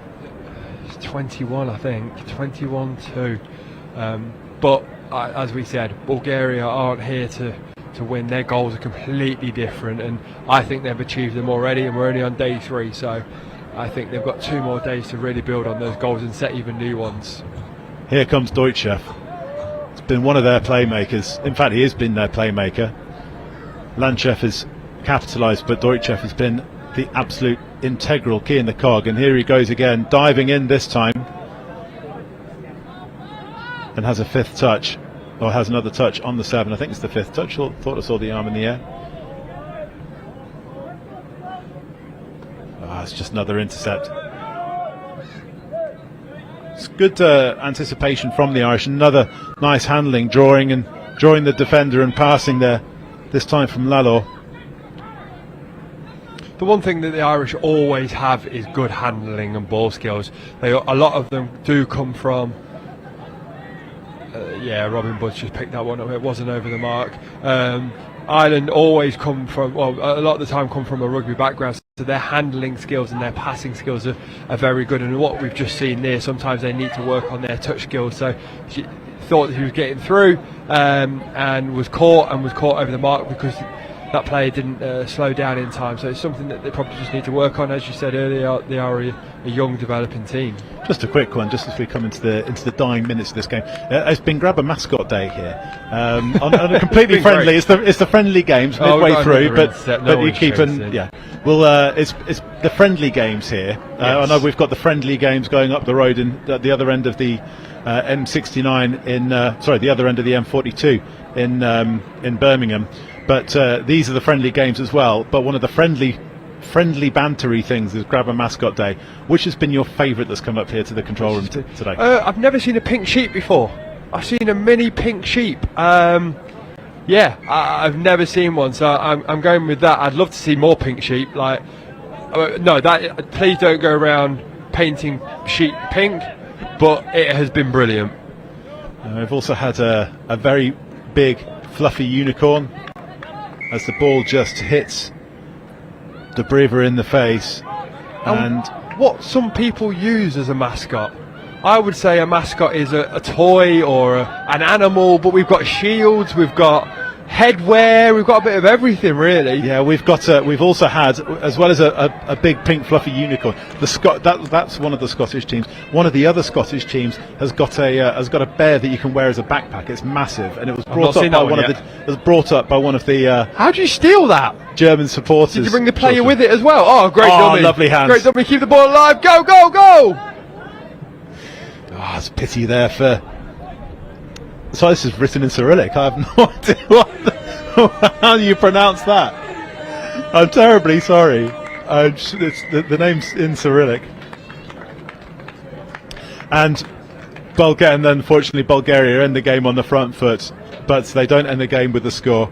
Thanks very much to Ben Meakin, who's going to have a quick summary of the game and a chat with Ian. And just coming up, as I say, we've got a mixed open round robin game against the Netherlands and Wales, and that kicks off at 4:25. Don't go anywhere, but make sure you take your second screen just to watch this chat. So just over to Ian. So that brings up the end of the game. We have everything going on at home. Everyone's Nice. Hello everybody, welcome back to the studio. Comprehensive win there for Ireland, but it's great to have Bulgaria. Great scenes there when they managed to get over the line, Ben. You enjoyed that? Oh, absolutely. Bulgaria have given me so much joy today in that game. Like what they've managed to achieve as a new fit registered team, they've just given so much joy. So I'm glad they're here. I'm glad they're learning, and some of their footwork and everything was brilliant. So yeah, really impressive. Superb. Now, as you can see, we're joined by a very special guest. We've got Matthias here, a referee from the USA, of course, originally from Argentina. How's it been going out there this week? Oh, it's been wonderful. The culture has been great. The people have been unreal, very respectful. It's just astonished by this. How did you get into refereeing? How did you get into touch? Injury, to tell you the truth. Either coaching or reffing. I couldn't quite make the team, and the best I could provide for my team was to become a referee for them down in Seattle. Oh, superb. What's the touch scene like then down in Seattle? Oh, it's been great. We've been playing some old school rules, but we're developing more into fit rules, and that culture's now growing for the Nationals in the U.S. We're looking to put in 3 teams this year. Oh, wow. So you come all the way over just for this tournament? Yes, of course. I actually was invited originally by Bulgaria to be a representative of them as a ref. So it was a great opportunity. I thought I would take it. Superb, Ben. Is this your first European Championships? Oh, absolutely. And so what are you going to take home? Obviously, we're only on day 3. You've got 2 more days to go. What are you going to take back to Seattle with you? Just the knowledge and the coaching I've been provided by the staff and everybody. Okay. Yeah. And with that, are you the referees out there, are you looking to try and build on their knowledge as well? Absolutely. I'm currently trying to develop in the area in Seattle as our referees are coming up, and we're building on that because the foundation always seems to be the referees. And the next step, it's the players just develop from that. Perfect. And World Cup 2024, you in? Absolutely. Before we let you go, Atis, I understand you've got a very special shirt you want to show us. Look at this. Why? Amazing. What's the inspiration behind this? So there's a good team called the Pizza Cats that showed up in Spain. It was our first European tournament, and one of our rules is always be catting, the ABCs of Pizza Cats. Amazing. I feel like that should be a mascot and someone's going to try and get that off you today. Atis, thank you so much. We really appreciate it. I'm really glad to have you over from the States as well. What a treat. Thank you. That is. Thank you very much. Right, Ben, I think it's almost time to get going, is it, for the next game? So I'm going to hand over to your commentators. We've got Jono, and Jordan is now in the box for this one too.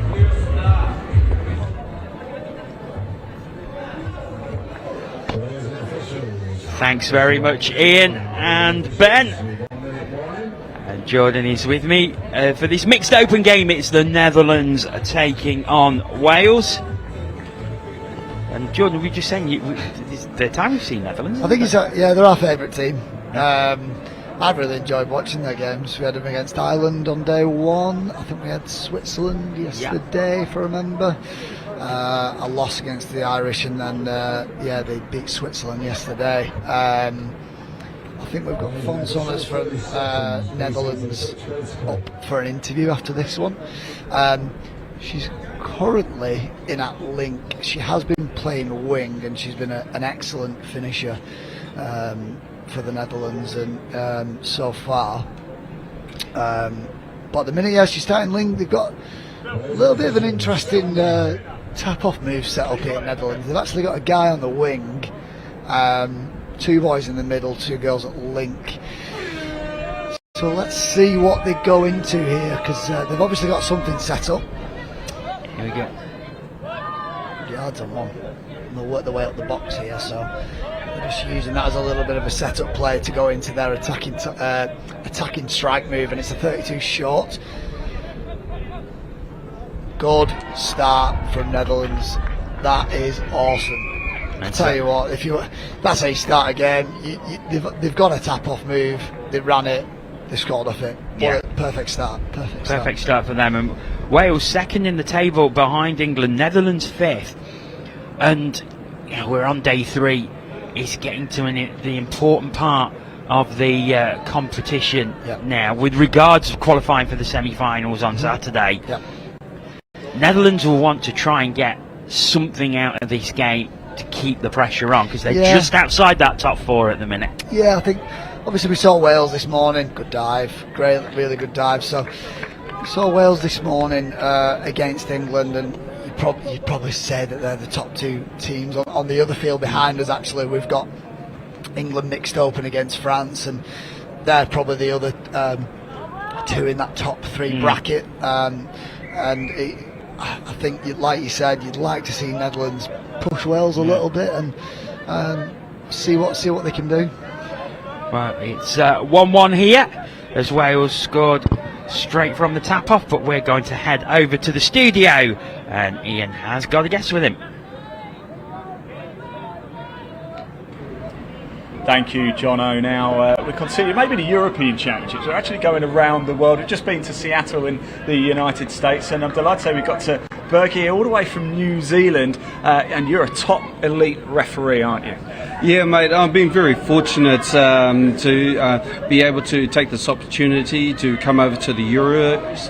I'm part of the FIT, or Federation of International Touch Commission, part of the referees panel group, and we're just taking this opportunity to come over here and develop our referees and also our referee coaches within the tournament. So you're playing a vital role in making sure everybody's following the correct guidelines, giving that correct coaching. What's the standard been like here this week? Oh, I tell you what, I've just been totally impressed with the level and the standard of the referee group here, and I've certainly made that mention to a lot of the referees that you guys are doing fantastic. I've been really impressed by the development that has occurred over the last few years. It's come along in leaps and bounds, and a lot of these referees, you know, the European referees will do well at our next World Cup. How long have you been involved with Touch? It's probably a bit too long, actually, to tell you the truth. My path as a referee started back in let's say 98, and since that time I've refereed at New Zealand and at nationals, but also continued to internationals as well, and now I look to using that skill set as a referee into the referee coaching. In a way that journey's become full circle. So from as a referee now to a referee coach, and with that being able to pass on their knowledge to our referees. So if I was watching this and think, yeah, I fancy giving this a go, how would I get involved with refereeing? Oh, that's absolutely simple, and it's something that we need a lot more. Going to your local provinces or counties within your country, speaking to the right people there within your National Touch organisation, and go down to your local park or your local affiliate, talking to the people down there and just getting involved. A lot of the people that we see are ex-players that have, let's say, completed their playing career but still want to be involved in the game, taking that opportunity to pick up the whistle. Fantastic. Well, look, we really appreciate you coming all the way from New Zealand. Enjoy the rest of the tournament, won't you? We're going to hand back to your commentators for the rest of this game. Thanks a lot, Ian. Cheers.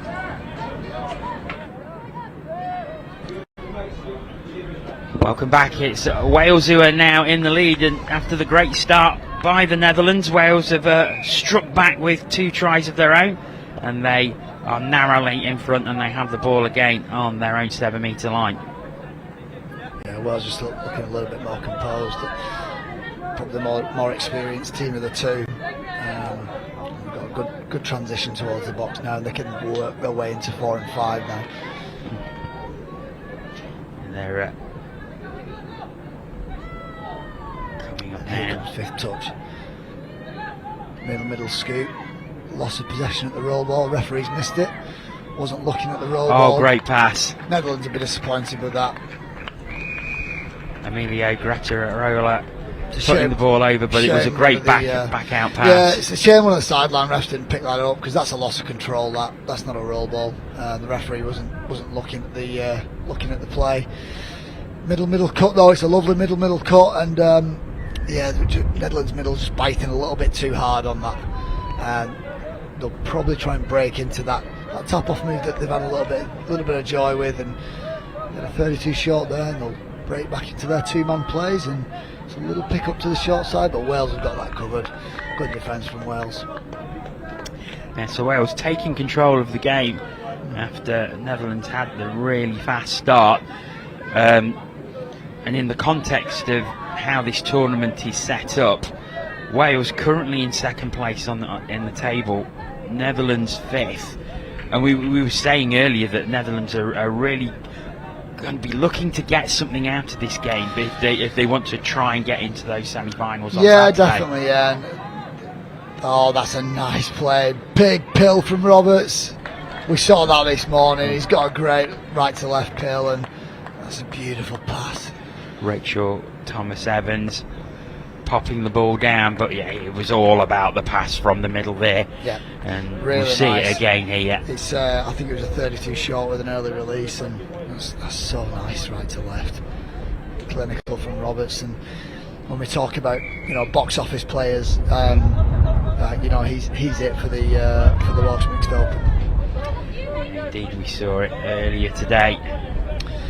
So now Netherlands will go into that top off move that they had a bit of joy with, the 32 short, and they'll go short side again. See, that's what they scored off on the opening play, their only score at the minute, and they've tried to run the same thing. It probably wasn't the right option that time. They're a little bit too far right to actually run it there. Quickie play a bit too tight in that corner there, and the referee's going to call obstruction. Just ran behind his own player there. Wales start again. Once again, they're very deep. Wait for the mark. Little chat with the officials there. 7 minutes gone. Oh, so Netherlands will get possession back. Not too sure what that was for. I'm sure Netherlands won't complain. They've got a fresh set of 6 from the 7 metre. Yeah, that was an interesting call, that, but good defence from Wales. The middle's up, getting up and advancing. Oh, that hole was on. That was a tough one. That, I think Lindsay Schrader's got to tip that one on. So they'll go back to the 2-man plays, and both Wales links really deep. And they try the quickie on the other side. Good feet. I think I he's thought down. he set it up really well, but the referee's called touch. No. Really nice feet. He stood up his. Reagan Kirk, yeah, just turning really quickly. So they go back the other side, quickie play, same again. They create that hole is really loose for Wales. That hole between the middle and the link, it's really loose. And I think if I'm Netherlands, I'm going to look to exploit that. Good tip on. Wales will work the way to the box. Good D, good pressure from Netherlands. Oh, good yards. Because we saw the game earlier, and it was an astonishing game this morning between England and Wales. 12-11 finished to England. Yeah, just going back to that one, I think it probably was my favourite game of the week so far. Yeah, a joy to watch, and just prime time players going back and forth. It was great to be a part of that. One of those games you want to be involved in. Tip on that.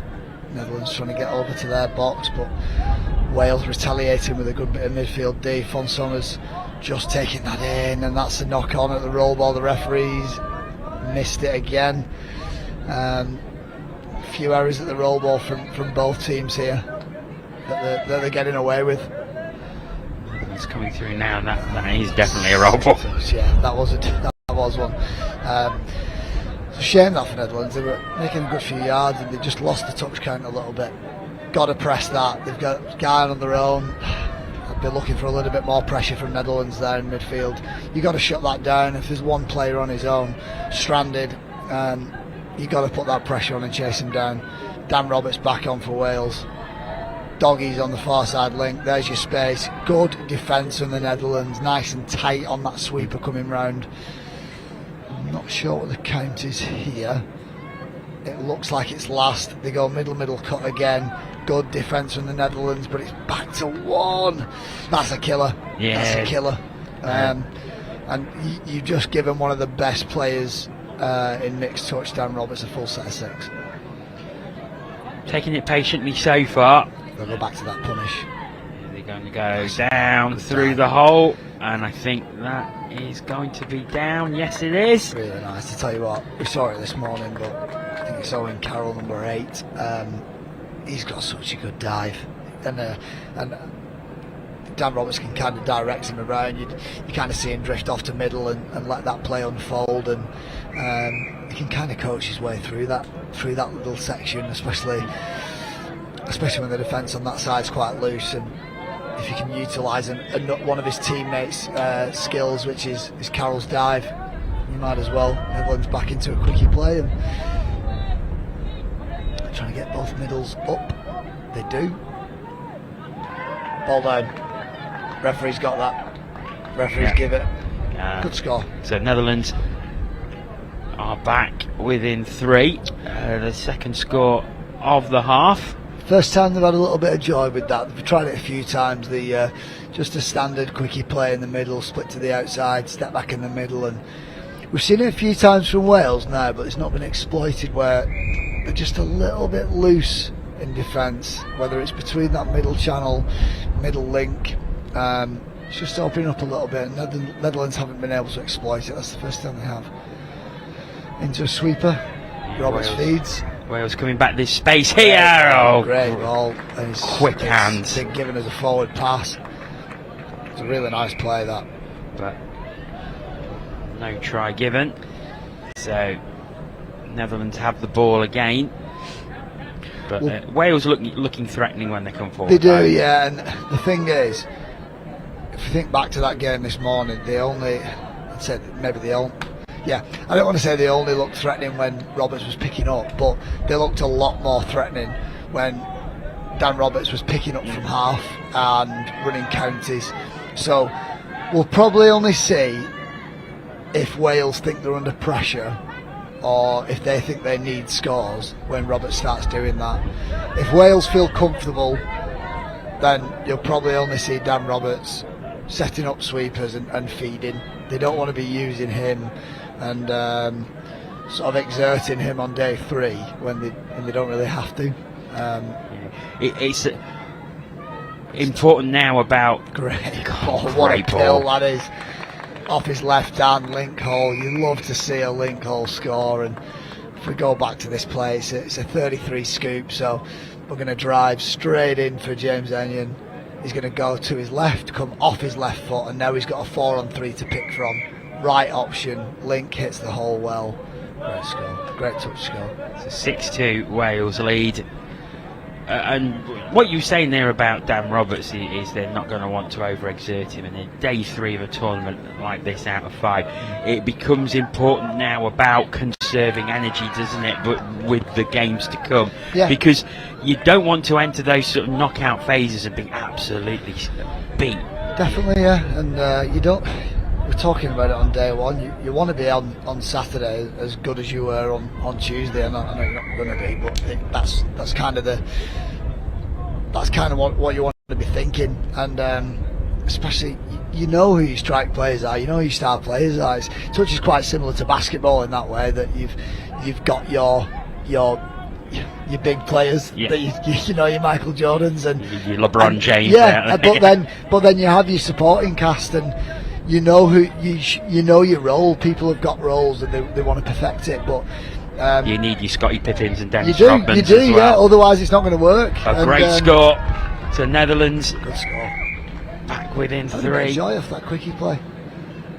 But yeah, like going back to that, and let's have a look at the score. So quickie to the outside, step back to the middle. We talked about it before. That middle to link hole, that first gate. It's not being closed by Wales, and it's the first time Netherlands have exploited it. I think I'd really be looking at hammering that if I'm Netherlands. But yeah, just going back to resting players and sort of looking after your star players, it's something you've got to do. It's part of the game. Good D from Netherlands, really good D.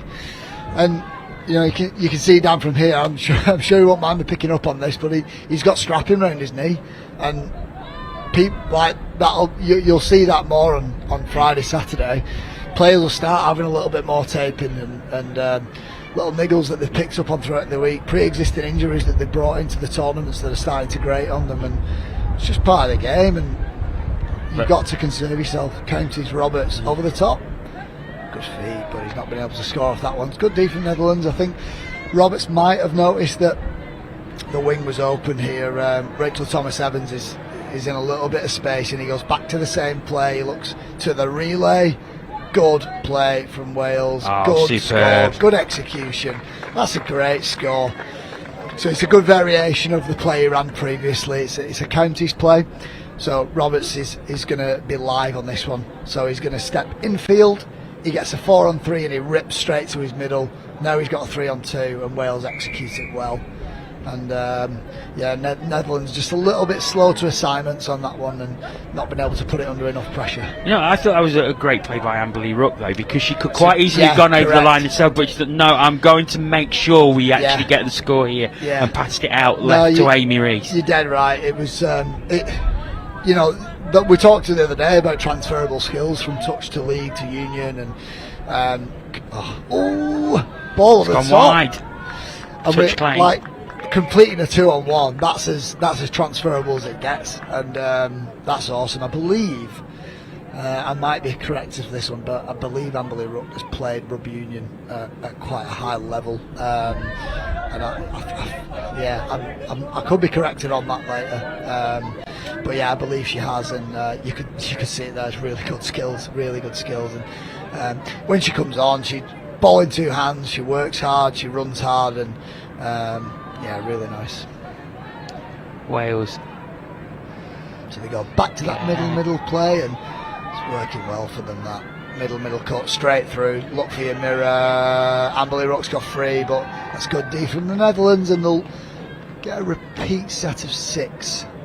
Will Wales, and he's not happy with that. So just over 2 minutes to half time. Wales. Yeah, Amberley Rock play for Wales. Yeah, I thought she did. Yeah. Don't you just love having the internet on your phone? No, we remembered that. We knew it.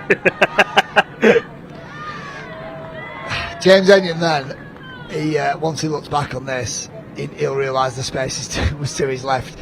It's nice coming off your left foot, big hard step, and then throwing 4 on 3, but that counties relay then, that could have been a carbon copy of Wales' previous score. They go 32 long with Enyon again, he comes off his left. Link Great. Wide open. Into the space. He's made me eat my words there because he's done what I didn't think he should have done the play before. So they've run a little bit of a different play, but he's looking for the same result. 32 short. Enyon's looking to catch the ball and come outside of his opposing middle. He's come hard off his left foot and created a little bit of a 4 on 3 opportunity, and he's picked his holes so well. I mean, Netherlands on that far side, they're not putting too much pressure on the Wales ball players to throw 4 on 3 at the minute. So if I'm Wales, I'd be wanting to go back to that link channel as much as possible. 32 short from Netherlands, but nothing on. And a bit of a dead touch there. So final minute of the first half, and it's looking comfortable for Wales at the moment, but we saw in their game earlier today where they were where Wales themselves were 4 down at half time, and came right back into it. And Netherlands have got the quality where they could do exactly the same. Yeah, no, like we said, we keep saying it with tap-offs in the second half, but Netherlands can just put them under a bit of pressure and turn the ball over. Yeah, we could definitely see a good second half, but Wales look really strong here. They look composed. They know what they want to run, and they're executing well. Roberts from half picks up, throws a passive line at the back. Ooh, that could have been interesting. Almost an That interception. could have took us into the second half with a bit to think about. But Wales will probably have one play here. Yeah, shame it didn't come off, because if you think Netherlands then sprint the length of the pitch and put that down, the momentum that gives them going into half time. Definitely, yeah, good D from the Netherlands. The reset and blew up caught. And that is half time. Yeah, interesting first half. I think I don't think Wales had to dig too much, and like we said before, with Dan Roberts, you can kind of get a sense of where Wales are at in the game, because they've not had to dig too much into their playbook, and especially when he's on with his pod, and James Enyon's pod, it seems to be their other strike player. Sorry, he's a big fan of coming off his left foot and throwing left to right, and he's reading which holes are open really well at the minute, and it's that foul link hole against Netherlands, and if I'm Wales, I'd hammer that home in the second half. This is the 7th game for all the teams, and of course this is the biggest competition in the European Championships. 10 teams in the round robin, so each team will play 9 games. They're only going to have 2 games tomorrow, before they go into the playoffs and semis on Saturday.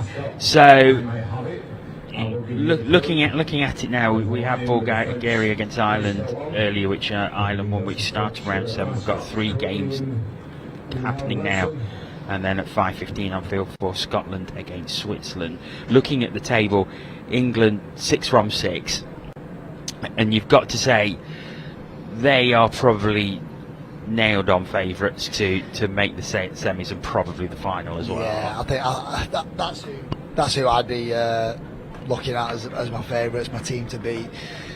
I mean, after this morning, I think I'm going to try and see if we can find the England v France score. But at the minute, I think a Wales-England final, we'd love that. Especially if we can see a repeat of the game this morning. But yeah, no, it's been an interesting division, the mix so far. I think England up until this morning weren't under a great deal of pressure, and now. Well, Wales are in second place, and that loss, 1 point loss against England, is their only loss of the competition so far. But if you look at the tries scored, tries against England, 78 tries scored, 30 conceded. Wales 79 scored and 35 conceded. So their records are very, very similar. Yeah. It's just been those single games, and no, I think you're right though, especially with some of the experience in the England team. That's a great score. That's such a good read, but it'd be really nice to see England and Wales meet each other again Saturday afternoon. Yeah, and it's that sort of thing from the round robin where you sort of look at that and you've got two teams who have got a gap to the rest, and you would look at that and say, well, they're the two teams who really do deserve to be there. But this is sport. It's going to be knockout sport. Anything could happen in that knockout games because different mentality, different mindset, and teams could be going into that. Well, what have we got to lose coming into this? But I think England Wales probably the most likely final in this competition. But then you've got to look at Scotland. Scotland have won the last 4 European Championships at mixed, and they're not going to want to let that title go without a fight. No, and unfortunately, I spent most of my England mixed career on the end of being beaten by Scotland in finals. So at some point, it'd be nice to watch an England gold at the Mixed Open. I think Scotland have changed things around a little bit this year. We spoke to Eddie Sandman before about the women's Open coach about how European touch is now focused a little bit more on men's and women's, and in Scotland especially, they've gone really heavy with the men's Open. So a lot of their experienced mixed boys have actually moved over to the men's. So I think it'll be a while.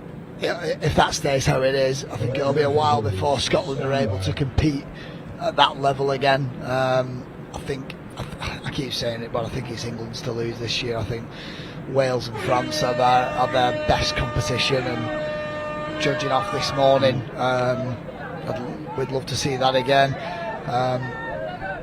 England vs France is going on right now, just behind us. I'm just trying and get the score for it. Can't seem to find it. I might just have to do the run over and ask somebody. So Jordan's just going to see if he can get a score from the England-France game, which is going on right now. Wales almost getting the perfect start to the second half there with a try. Just came out of the hands though, and Netherlands can start again. It's a drive towards their sub box, but 2 touches used already, and that's the third as they approach halfway. Good handling. 4th touch now. Comes back inside. Got some good yards here, but that is 5th touch. They need something to happen here. Oh, and there's a bit of space. Come out! He was down, but unfortunately the touch came in. Great play by Pam Grafflin.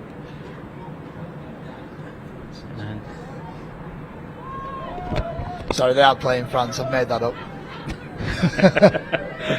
They are playing behind us anyway, so it'll be interesting to find out, because obviously two top of the table teams are going at it at the same time. Wales coming through again. Fly move. Oh, and it's that's something we didn't see this morning off Wales' transition, was that fly. I can't remember seeing it too much, so if that's something that Wales are just keeping in the bag a little bit for Saturday, that'll be interesting to see. It's Netherlands who come over halfway, almost scoring on their last drive. Good hands. Good take, but I think that's all 6. and Wales have the ball back, but they're starting from quite deep. Yeah, they'll be happy with that. Good start for Wales, and maybe a little bit early to start saying that they can slow down a little bit, but Wales just getting to the 10-metre line now. We have a score update. yeah, so it's 3-2 to England at the minute. They're playing Jersey on field 2, so good hands, Amberley Rowe, what a finish! Oh, Really well, it was a great take, but then the little bit of speed to find the hole and make sure she got that down. that was so nice. Pick up from half, move to the left, 4 on 3, there's your hole. Great pill, great hands, Amberley Rowe. She's like a wide receiver, taking out of the air, plucking out of the sky, 2 hands, and then bringing it in for the score. That was awesome, great score. So 10 for Wales, and Netherlands need to work really hard if they're going to get back in. This is 7 deficit as they dive through, but unfortunately I think the touch had been made. It was Theobald Bailey. What Wales do quite well on line D is they have their links really deep. That's a good ball, left to right. Yeah, if you notice Wales on line defence, they're both middles go up really high, really fast, and put their opposition under as much pressure as possible. But the Welsh links are really deep. England exploited that this morning a little bit. Netherlands haven't been able to do that yet, or haven't looked to do it, and it was kind of similar to when we watched them on day 1 against Ireland. Ireland were running a pocket style defence, and they just weren't able to recognise and exploit it too early. So Wales back into their sweeper plays now, and they'll give it QB right to left over the top, pill forward. I think the referee's going to give forward, but she's given offside against the Netherlands, so it wasn't given because it's a forward pass, but Netherlands were offside. So fresh set of 6 for Wales. Yeah, that was a nice play, really well set up, little progression on those sweepers that they've been running. Kind of the next sort of phase on that sweeper play, it's giving it straight back to the half, and they'll go into sweepers again. This time they'll run the sweeper. Good D from Netherlands. So they were looking for that set back. James Enyon's coming off his right foot this time, and he's looking to hit that first hole. And it was just closed quite quickly from the Netherlands defence and forced the error. That was a good little bit of D from Netherlands, and they'll work their way to the box now. Yes, Netherlands get a fresh set on. Third touch, but they're stuck in their own half now, and they've not come on quick enough there, and now they're stuck. They're going to have to drive hard, generate a bit of momentum and speed. They've got to go forward here. Can't be going sideways. Can't get caught here. That's 5th.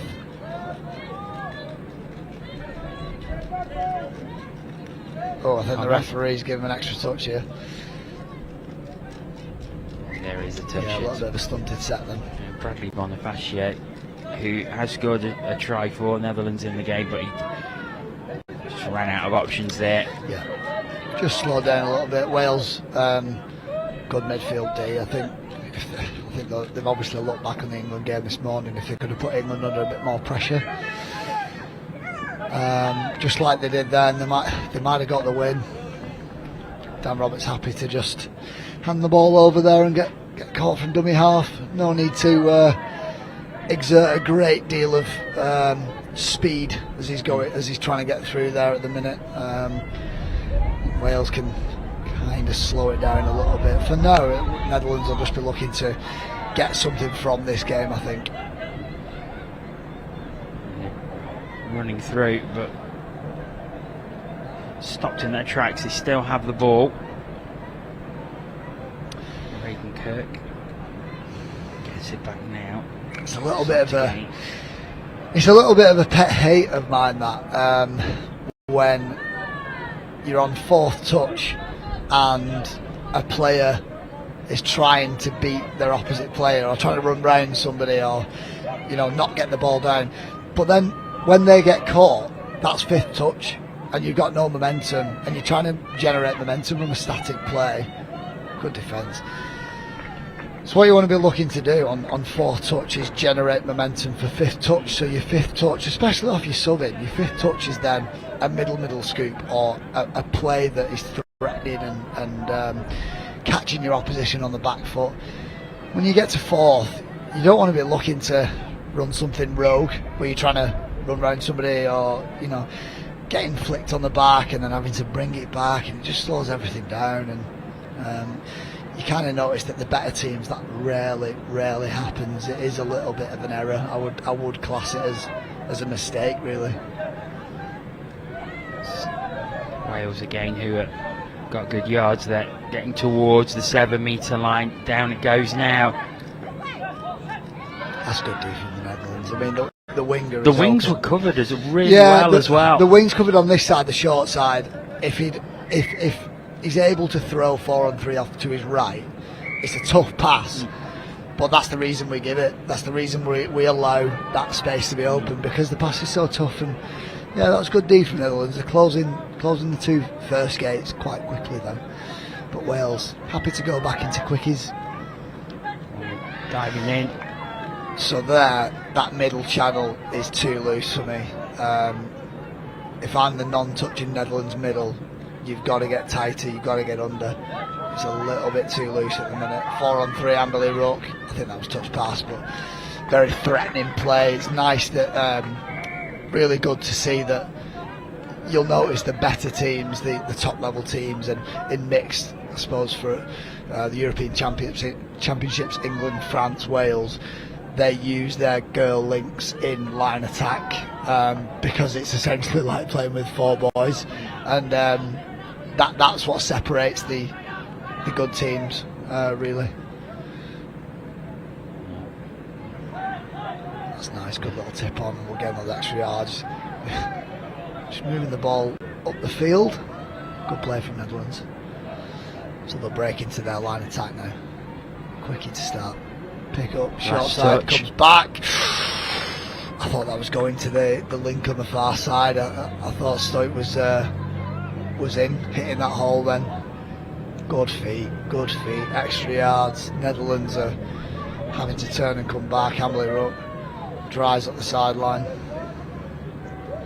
Wales patient build up so far as they get 10 metres into the Netherlands half. Back to the middle. 7 metre. QB right to left, maybe? Forward there. I thought he was going to throw it on that first little pump off his right hand. I don't think he needed to pump it twice. I think straight away, if he'd have ripped over the top, that would have been a nice little play. Wales are loving running those sweeper QBs at the minute. We didn't see them too much this morning against England. Maybe they didn't see anything in running that against England, but they're having a little bit of joy with it at the minute. They're just not able to execute. Netherlands at halfway. The final touch.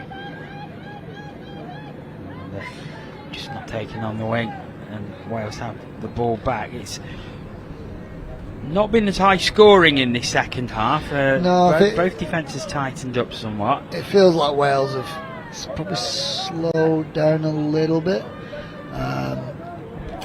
They just seem like they've slowed down a touch and happy to sort of drag out their sets as long as possible, just get to a 33 scoop and short side are open. And that's happened a few times now, and I don't think they'll be that disappointed with it. I think they might look at points difference. I'm not sure how close they are with France,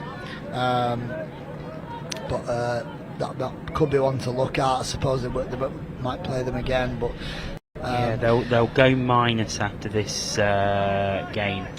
Netherlands, where it will be a big boost to Wales' points difference, especially as you say, it's 3. It was 3-2 to England, so if that stays close, that's going to give Wales a really good advantage. And might be one to look at. It doesn't seem that there's too much energy going into the Wales rookie at the minute. It's just back and forth. I don't think we've heard a ref blow a whistle for a while. It's we've just seen. It seems like when you're in training and both you're just practicing your subbing against each other.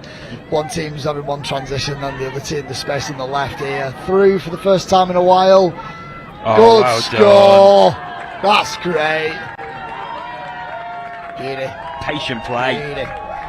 And he didn't really panic nice. when he got into the end No, zone no, either. and that's good experience. He's got through. So what you want to do here as a scooper, get through as quick as possible, get to the edge of the in goal, then you can look for your mates, get free, get low. What they've done well as well there, the pass could have been lower to the floor, but it was a nice low pass, so the scorer didn't have loads to do. So he could literally dive as he was catching, and it was really nice. Stephen Product there, putting the ball over. For a while, Netherlands were doing well to defend that, and they just couldn't do it for long enough. Good D from Wales, and the ball's free. Ooh, offside. Yeah, it's going to be a call offside there. Fresh set of 6 for Netherlands, a chance for them to get their first score of the second half. So fresh set of 6. 5 touches left as Bonifacio goes through. Touch was claimed, so they'll have to go back to 7. I think I'd just be looking at that link hole if I'm Netherlands. If he comes, Bonifacio comes off his left foot here. That link hole is quite loose, but she's given ball down. Good score, good score. I think Netherlands are really enjoying those quickie plays, and they've got 4 scores from them. I think if they can add a few more attacking weapons or threats to their arsenal, I think that they could be a real threat. And we spoke about it yesterday. I think it was with the Belgian women's team, in that a lot of it is a learning process, and what they think for Netherlands. Obviously, we mentioned that they weren't at the Euros last time, I don't think. Let's see. In the mixed open? No, they weren't. No, they weren't. And it's great to see them back at the Euros, because I was so used to playing them in mixed open, and they've got there's a good club scene in Netherlands as well. Like when we play at GIF in Paris every year, there's a good 3, maybe 4. There's at least 2 teams, 2 or 3 teams that enter that tournament, and they're always good teams. So it's good to see them back. I think what you'd want to see now from this Netherlands side is to progress for the rest of this cycle towards World Cup. So for the core group of this team to stay together for next Euros, they'll take so much from this. And I've said it yesterday, but the issues come is when people drop off next year and it's replaced with a new team and a new bunch of faces.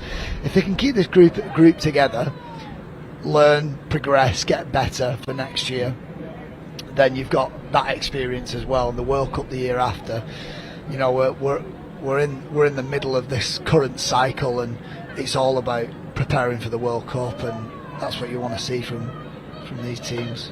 So is it World Cup 23 or 24? 24. So we've got Euros again next year.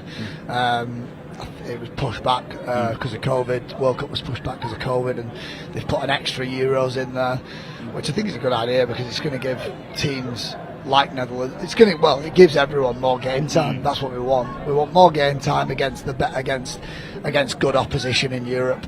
We want to improve each other, but not only that, improve ourselves for when we get to World Cup and we play against New Zealand, we play against Australia. That's what we want. We want European touch to be up there, and that's what the aim of these tournaments is.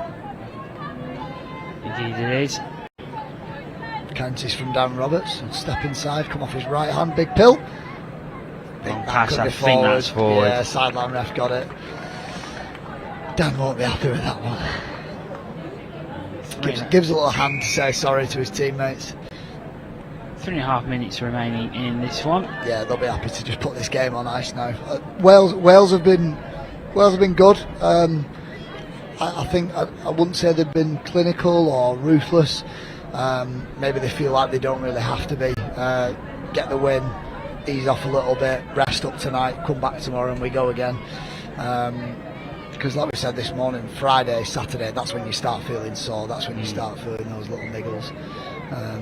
So yeah, Wales will be happy with this. They've got the win, they've not had to, you're on the live stream, so you don't want to show too much because England will review this game. England will have a look at it, and Justin Conway and Gabriel Pennington will have a look and see if there's anything else that they've ran. I've been really impressed with Amber Ruck.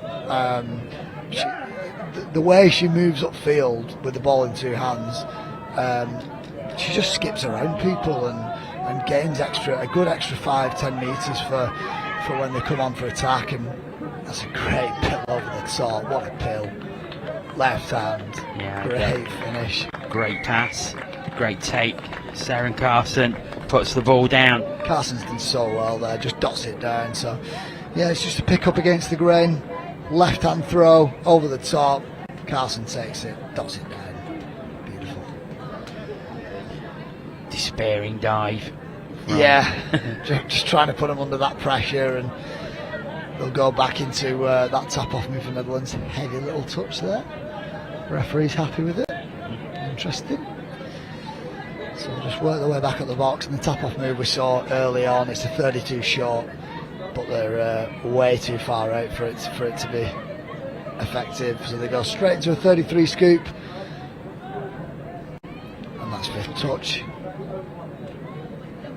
Again, you're kind of caught static on fifth, and it's always tough to get anything from it. I'd be relatively happy with this if I'm Wales. I think they could have been a little bit more ruthless maybe, and like I said, they've not had to show too much. I spoke about it before. You'll know when Wales are feeling under the cosh.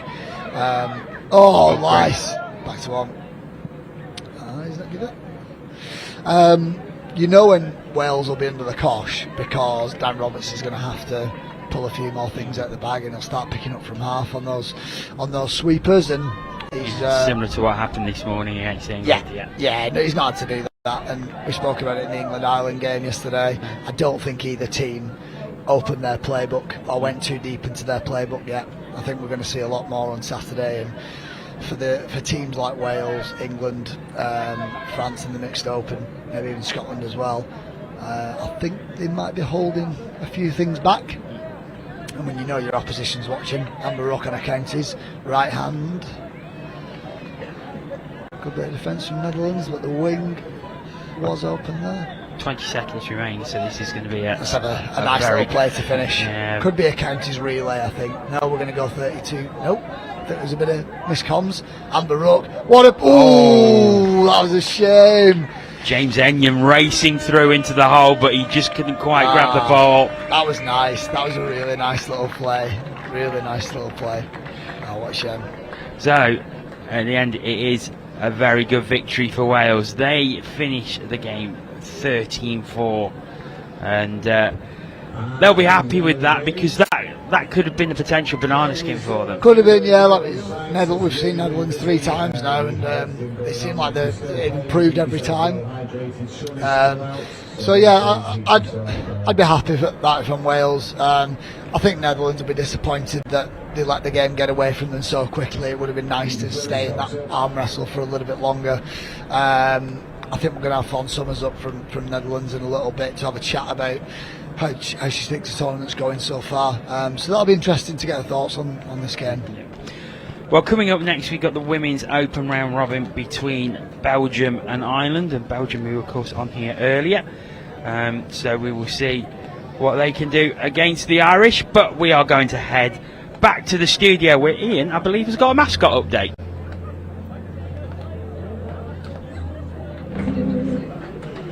Yeah, thanks, John. I certainly do. First of all, congratulations to Wales. A fantastic performance. Now, today is the 3rd day of the European Championships. That means it's Capture the Mascot Day. A few times we've done this throughout the course of the day. We've had a pink flamingo, we've had a pink sheep, we've had a giant unicorn as well.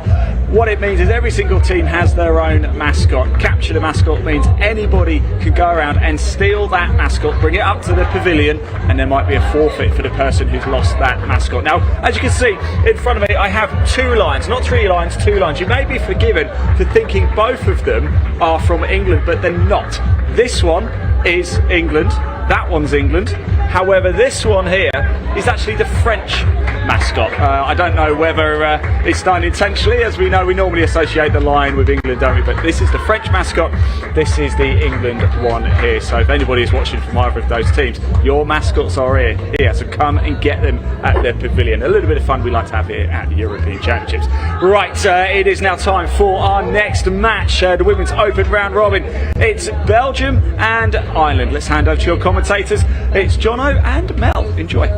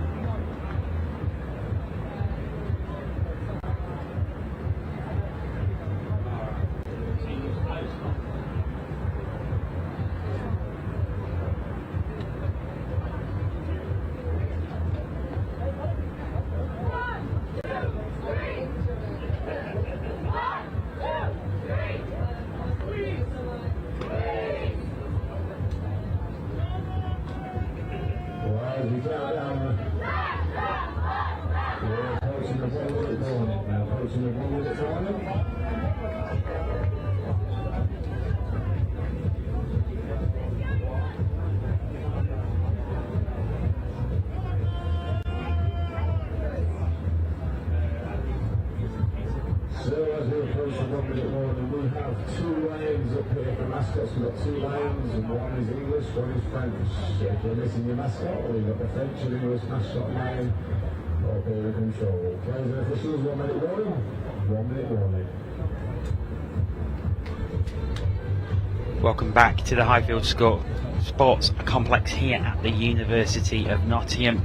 It's the penultimate game of the day, a women's open round robin game.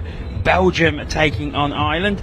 Of course, we saw Belgium on this pitch earlier in a 12-1 defeat to Scotland, but they improved greatly in the second half of that, and we said at the time, will they take anything from that? Take any learnings into this game? Well, we're about to see, and I'm delighted to say, to call this one with me, it's Mel Day. Good to be here. Two of my favourite women's teams, actually. I love Belgium as well. Yeah, they really improved in the game against Scotland. They looked a bit under the cosh as they got to half time, but they managed to get a great breakaway score from an interception. And then they really tightened it up in the second half and allowed Scotland very, very little. They did score a couple of late tries, but it was a much improved second half performance from Belgium. And we'll see if they can take that momentum into this game against Ireland. Yeah, well, I think this is their one of their best chances for a really strong performance. Ireland are sitting just one place above them on the table. Ireland, a very good team. They've had some unlucky results. They've had a couple of draws. Ireland are a team that can definitely score. They've got, great attacking players in their team, but unfortunately they've just let through quite a few tries and had these results that they've just been, 1 or 2 tries difference. But they're looking forward to a game to close out what's been a beautiful day. It has been a great day. These two teams did face each other yesterday early on, and Ireland coming away with a 10-2 victory from that. So I suppose from Belgium's point of view, is if they can improve on that, they'll take that as a win. Yeah, they would have talked about their defence a lot after that game, I think, and you can see really good shifting of the defence over to the right-hand side with the momentum of the attack. Very, very good defence from Belgium here, and forcing the error. That was very good. I know I keep on talking about kit, but I like this Belgium kit. I love the stripes on the one leg of the shorts and everything like that, and they've got a penalty there for a hard touch. But yeah, if they tighten up their defence, move across as a unit, when that happens, I would just be saying to the team, no scores in the middle. If teams want to throw long to the wing, let those scores happen, but just stop those scores through the middle and just stay really tight there. but really good driving here. They're taking advantage of this penalty, giving them very good field position. Just centering the ball here for the 5th touch and going from half. It's just stopped in their tracks there as they ran out of touches, and Ireland start again. They're very, very deep. Now, that was interesting. I just saw some dust come up as they sprinted through. First time I've seen that on this pitch. Yeah, this pitch is holding up very, very well, but because it's been so hot and so windy over the last couple of days, there are a few little dusty patches that, yeah, a spot of rain would definitely help. But great switch here from the Irish. Oh, I tell you what, scrambled Belgium defence. That was an incredible defensive play. Jana Martens there, getting the touch in just in time. Oh, you look at this, and you can just see. Oh, Belgium are through here. Oh, They're just through. the number They're going 2. to score. Jean Delfontaine. It's a breakaway try for the Belgians, and they take the lead here. Delafontaine, she has just opened them up on this drive. Here we go. It's just out to the wing, beating them on numbers, just getting on the outside of her winger, and she's got some great pace down the wing. Loses a hat, no break in stride. Oh, that's fantastic from Belgium. we'll see it from behind here. Loses her cap.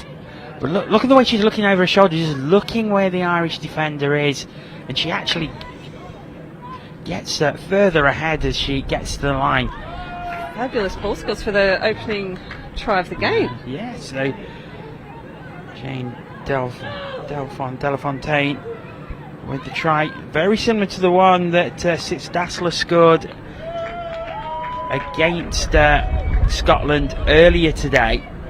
That was another length run down the field. Belgium will be delighted. They've taken the lead. They really will be, and coming past the winger like that as they were boxing it, it's going to mean the Irish winger is going to be very aware of her outside channel as they go driving down this far wing. Once again, incredible speed by the Belgium team. Bring it to the middle, but this box side winger now, when they're subbing, she will stand quite wide to try and cut off that option. It means potentially some holes could open up for the Belgian team as they are driving towards their sub box. Ireland have the ball again, so they are going to take advantage of their sub box and bring a new pod on. Working it down the left hand side, coming in field now. Oh, great check off there. Oh, that's a great pass, and there's space open on the right hand side if they look for it, and the Belgian defence is just caught a bit bunched up at the minute, and now there's space on the left, and Ireland are down. Superb try. Ellie Boyce bursting through and putting the ball down. Ellie Boyce has been spectacular. She's their top try scorer, I think, by some margin, alongside Rachel Duggan, one of the girls I know from Old Wesley. I've been giving Old Wesley plenty of plugs, but their club contributing a lot of players to this Women's Open, and as a club really driving development of touch in Ireland, and you can see it from their men's and women's results at this tournament. I made the Old Wesley Instagram page actually yesterday. Fantastic. Yep, it was one of my moans from a very classy Irish try, and I think I mispronounced the name of one of the girls, but no, nice to get on Instagram pages every now and then. I don't use Instagram that much. You can probably tell that I think I've only made 12 posts, and 2 of them have been in the past week. It's okay, John, I'm following you. That's all that counts. Started following you at this tournament, so gave you a follow and boosted your follower account by 10%. Yeah, it's not a social media I use very often, unfortunately. Great subbing by the Belgium team. They're getting some attacking players on, and these girls are subbing off and sprinting off at top speed. I always like to see that in a team. I think the nature in which you sub tells a lot about your team. If you do that with intensity, with purpose. Great little step on number 8 from Belgium. So fifth touch, so they try and make something happen, but good diving touch, good defence by Ireland, and they have the ball again. So we're all square, 7 minutes played. I think Belgium are going to be really happy with the way they've started this game. They've got a try on the board. They've restricted Ireland to 1. They're very much in the game. Yeah, and it's that restriction of the scores. I think their defence has been very, very good. A couple of really good defensive diving touches. And shifting across with each other, it's been very, very good, and they're really getting up into that Irish line, and you can see a couple of drop balls that are quite uncharacteristic of this Irish team. And Ireland following a Pistons D, so you can see 2 or 3 girls coming up for each touch, trying to limit those check-off options of Belgium as they force the pass wide. But good hands by this Belgian winger. Down it goes, and they're coming back in field. Just looking for their holes in the Irish D. That's 5th touch. There may be some space opening up on the left-hand side. It's a great pass, and there's still space on the left-hand side. I thought all she had to do was put it down. She looks so close to the line there. I wonder if they maybe called it forward. Possibly. Because she stopped. She stopped and the play was called dead. So I wonder if it was a forward pass. Yeah, I'm not sure. I'm not sure whether she realised how close she was for the line, because it looked like she was trying for an inside ball instead of just looking down. But aren't they creating some good opportunities, Belgium? I think their hands in passing, hopefully don't put the knocker on them, has been very good this game as well. Ireland are coming up and pressuring them, and they're forcing some long balls from Belgium, and Belgium are throwing them, but they're executing them very well. Look at that, centering this ball into the midfield, taking Ireland on the outside, a couple of quick passes, but good touch. Charlotte Nichols getting the touch in. Yeah, they don't lack for pace, the Irish girls.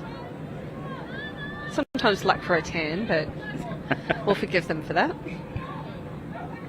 But definitely not for pace. Very, very good running skills, and their ball and passing skills are just great on this Irish team.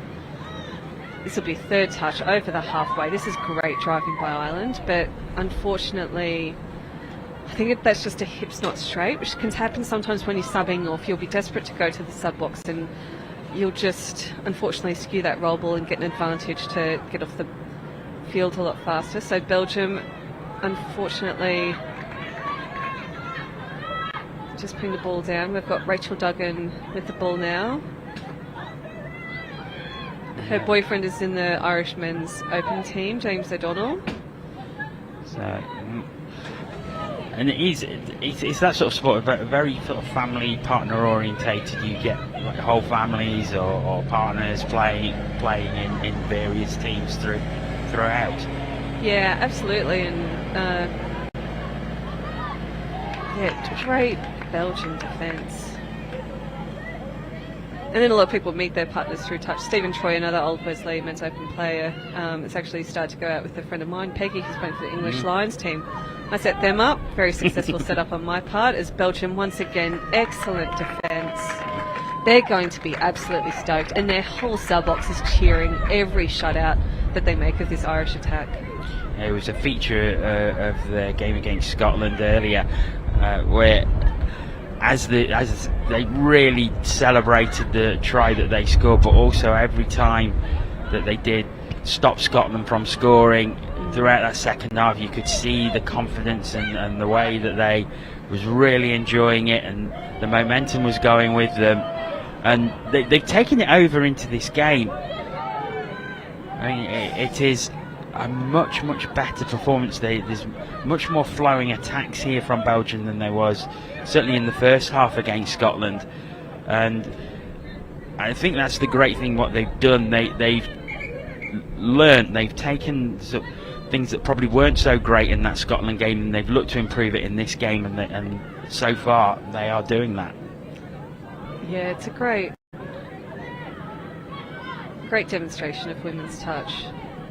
I'm stoked. It feels like this is my second really strong game of women's touch in a row. Oh, pass goes out. Belgian player didn't have her arms out, but was in that passing channel. So 6 again from Ireland. But we'll check out this Belgian defence again. You can see their 2 middle players very close together. And that's what you really look for. Those 2 middle players, they're not creating any gaps between themselves. Their links are supporting them. And you really force these long balls. And on a breezy day like today, those long balls are very hard to execute well. And the error coming from Ireland, unfortunately, they're in the middle. But Belgium, once again, excellent defence. Considering they've had numerous score lines with double-digit scores against them, they've just come into this game with confidence in loads. And it's clearly something that they've endeavoured to work on. Because this is now, after the Scotland game, the second half there, the first half here, where the defence has really tightened up and has looked really good. And are they through? She'll get the offside penalty here, so good running from half, good heads up.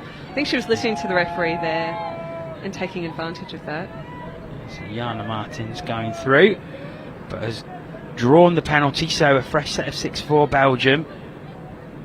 They're just outside the 7, they're going to pop down now, coming back in field. Yeah, but Till Canals passing from half here. And they've got space out on this left-hand side if they can work it out here. And it looks like they've got another set of 6.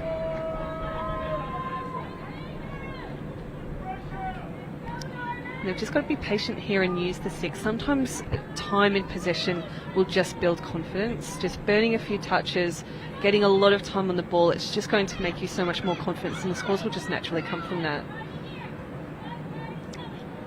Taking their time, pulling the Irish defenders out. And keeping their defence tight. Now there's a chance of an attack. Oh, and it's... Jana Martins picking up from half, and she went right. I think if she continued that way, there was space out there. Yeah, there was a couple of players out there. And I think she looked back and then got caught in 2 minds. And that broke the move down, unfortunately. But this has been much better from Belgium. If they can just get a little more fluency in their attacking play, I think they'll be very dangerous when they get to the 7-metre line.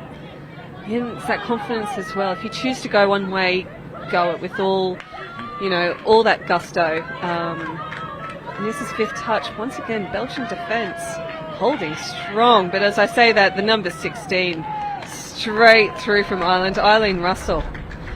Yeah, it's just exploiting just a little tiny gap that opened up. There wasn't much there. Pass out to her, and she just catches the ball, little subtle dummy, and just straight through those middle players. Belgium are going to be disappointed with that defence on that try, but they've got a chance with a tap off to come back. Yeah, so Ireland lead 2-1. So it's the first time they led in the game after Belgium took the lead.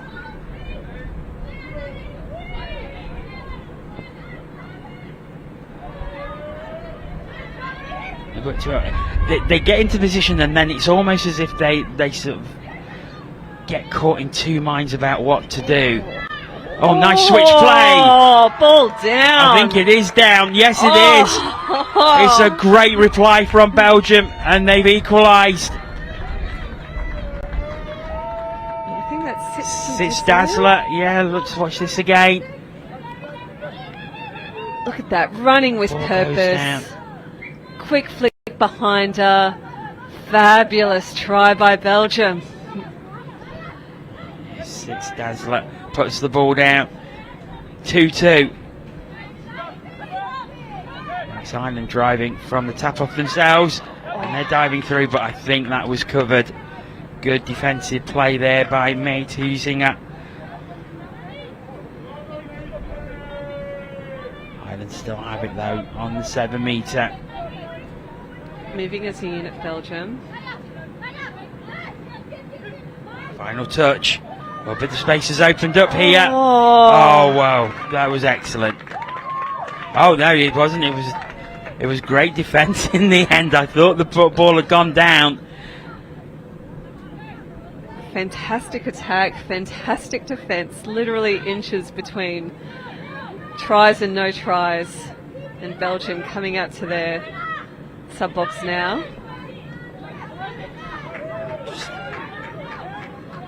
Jana Martens with the ball now.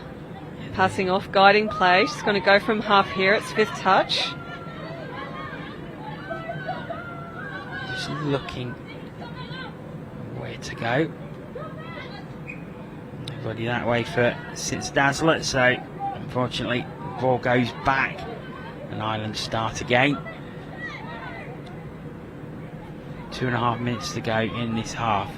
It's all square at 2. Belgium will be delighted with this first half performance. Yeah, absolutely. And they won't want to let it in try, but Rachel Duggan taking off from half. She's got so much speed on her, Rachel Duggan. She's through, passing the ball. And I think she's just touched that dead ball line there. She's so incredibly fast, Rachel. Incredible stride length. Whenever I see her sprint, she's like this gazelle running across the field. Here she comes, coming up high, making this touch, but no one going up with her, and Belgium taking advantage of that to take a few metres up the field.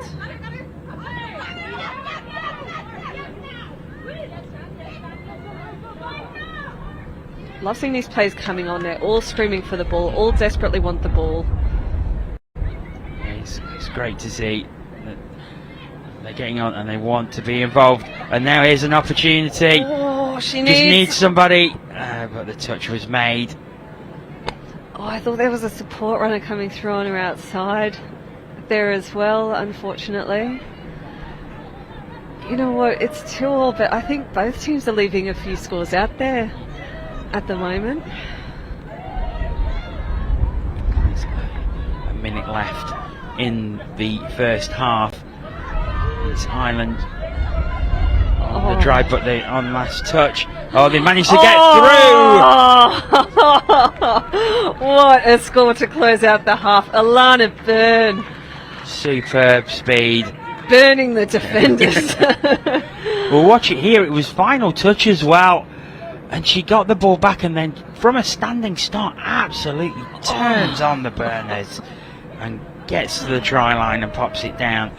Ireland lead 3-2. That's exactly what they needed, closing out the half. They'll want to defend that to go into half-time with a lead, but what an incredible turn of pace. Exactly what you say, from a standing start to outpace that defender. Ireland have the ball back now, but we've only got 10 seconds left before the hooter goes. It may go any time now. Well, that wasn't bad. Last play, they're trying to make something happen. Oh, touch made. So at the end of the first half of this Women's Open game, it is Ireland who have the slender advantage. They lead by 3 touchdowns to 2, but Belgium are going to be really happy with their efforts in that first 20 minutes. I think they're going to be so happy. Looking at their previous scores before this, it seemed like they were lacking in a bit of attacking firepower. Most games they've only scored kind of 1 try. The fact that they've put 2 tries on in 1 half of touch, they'll be so happy. And you know, they've had a few double-digit score lines, and restricting a very strong Irish team to just the 3 tries, they'll be really happy. And Ireland, they just seemed a little bit hesitant in that half. I think in terms of the tries that they have let through, a lot of them are just not coming that one step off their line. They'll feel a little bit, you know, unlucky on, you know, one of those scores that they just had to take one step off their line. But you know what's fantastic with these European Championships, especially if people are watching, you might see some lopsided score lines at times, but teams that come here, they rarely play at this level, and coming here and having a 5-day tournament, it's about progressing and what you get to from day 1 to day 5. And we've just seen Belgium, you know, improve in the space of 3 days to be this quality, exciting team that we're playing now, and this is what European Touch is all about. And there was the try that put Belgium ahead. this was a great try. We've got Josh Ingram, the mixed open captain, in the commentary box, trying to distract us both with his shirt off. Jono, focus on the touch, focus on the field. We're trying not to be just distracted by the absolute rig that's standing beside us. I'm just jealous. That's There's both teams in their huddle. By the look of Josh's nipples, it's a bit cold in the commentary box. It's been a bit nippy all day, hasn't it? It is. It's very, very cold. Yeah, it's a beautiful day out there, and it's very, very warm in the sunshine. I've been out a couple of times. They do let me out of the building. It's a defrost. Yeah, and essentially that was, I managed to get out in the sun just to warm up, because we are in a bit of a wind tunnel. The wind is blowing across in it, and the first time this week it has been quite cold, because Tuesday was horribly humid and close. Yesterday was a lot nicer, quite fresh, but it was still quite warm. Today, although it is warm in the sunshine, it's not too warm in the shade, and I certainly will be bringing a third layer tomorrow. No, absolutely, it's very fresh today. I'm sure the girls have just done 20 minutes of touch. Won't think it's too cold though. No, I mean the pitch is bathed in sunshine. I know we was talking about a little bit of dust coming up, but if you look at the pitch, considering the number of games it's had on it, it's still very lush, very green. Wonderfully looked after pitches here at the University of Nottingham. Yeah, they're stunning, and they're so consistent across all 9 fields that we have here at Nottingham. It's not a facility where if you're on field 5 or 6 you rue it because it's a bad field. They're all very, very nice. So 1 minute until we tap off again, and it's Ireland who'll have the tap off. 1 ahead, and they really going to want to try and get a score from this tap off, aren't they? Because 2 ahead, it gives them a massive advantage. They really, really will, and for that purpose they've got number 10 on there, Ellie Boyce, who has just been one of their superstar players. She's already scored this game. She's just got incredible pace and really, really good ball skills. And that's the thing with this Irish team. I think the majority of these girls will have a rugby background, so their passing and everything is so crisp, and on both hands as well, that they do play some incredible touch. I've been on the receiving end of the quality of some of these Irish girls' touch, and it wasn't pretty. They're probably wishing I was there right now, out there with them. These Ireland who do start off as the wind really starts to pick up now. Nice. Here we can go. Ellie Boyce wrapping around behind the ruck there, but a pick up there. Great work by Ireland. Victoria Dolagaruki puts the ball down, and it is the start that Ireland wanted. They do go 4-2 ahead. And I was watching Ellie Boyce sweep around the back here, but they've gone for a sweeper pick up. Quick pass out to Victoria, and great dive in there for first try of the half, sorry. So work for Belgium to do now. They need to drive deep from the tap off themselves. Well, that's unfortunate. And one thing that Belgium have done is really cut out the error, so that is a rare error for them today. Yeah, they've been very good otherwise in terms of their passing. They have taken chances with their passing. As I said, the Irish defence is so strong that they do force teams to throw these cutout balls, which Belgium have done very successfully in the first half. And here go Ireland again, going in with some very strong momentum. Ball going out to Rachel Duggan at link. Down it goes. Oh, it's just beyond the grasp there. Oh, that looked very likely that it could have been a second Irish try of this second half. Yeah, it looks very good as a set up for a score. Oh, very good defence by the Irish winger. Number 8, Rachel Spear. getting up, just cutting off this sub box completely. Rachel Spear.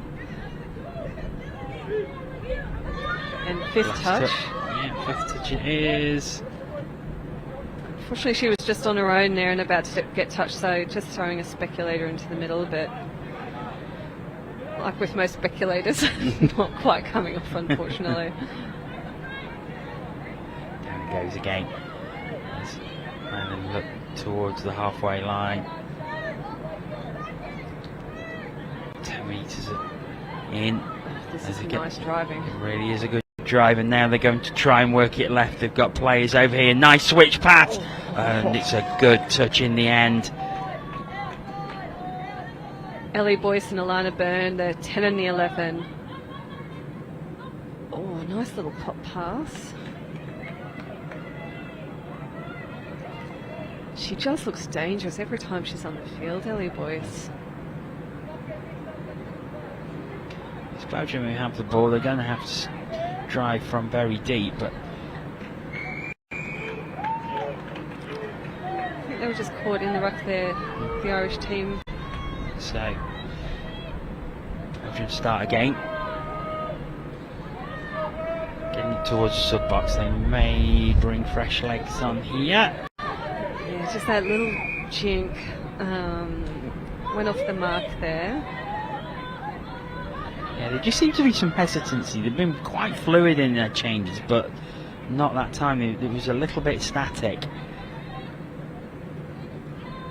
Does Ireland come again, diving through. Very good touch. I think that was Josephine Fallon in the middle. Oh, it's been given. It's been given. Here we go. Has it? A little bit of a discussion.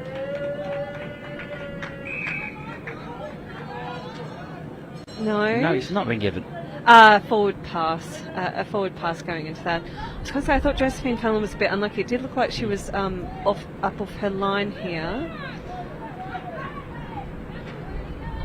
A little quickie. Difficult to say from here and from an angle whether it was forward or not, but the referee's in a great position, of course, out there, so we shall trust their experience and judgment.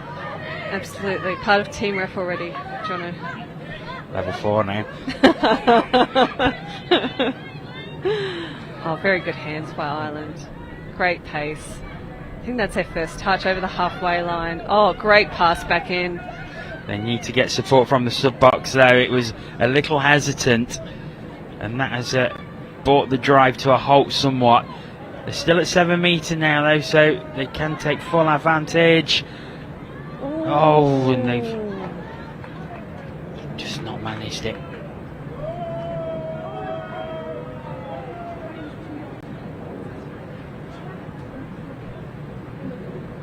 Okay, and Belgium are going to be driving from their 7 metres. They want just going to bring that composure and confidence that they just had in that first half. A little bit of a stutter at half there, but passing out to the wing now. Delafontaine, try scorer in the first half with the ball. Here they go. It's going to be fifth touch coming. They've got a scooper going through, but They take it back, so Belgium still have the ball. they are very successful when they do scoop to catch these defenders offside. And those defenders are so close to each other that they are getting caught to be judged to be impeding that defence. As they go to the middle, sweeper play with that sweeper coming around the back of the ruck, going the outsides.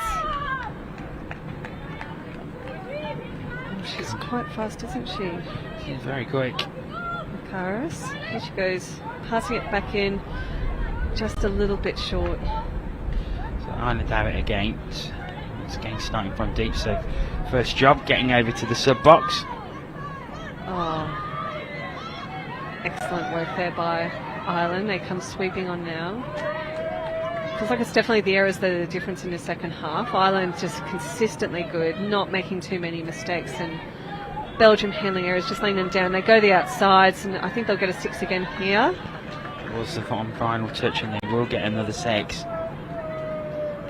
Just being told to go back. they go again now. They're going to. Thought they was going to use the left-hand side, but Ellie Boyce deciding to try and go through herself. Has to come back to the 7. Yep, she's got Shannon Gill as her link on this side. I think it was very early in the touch count. She thought she'd just play it safe, but here she goes, going from half. Little pass in. Great hands. Good juggling there by Faye St Ledger, but I think the touch had come in.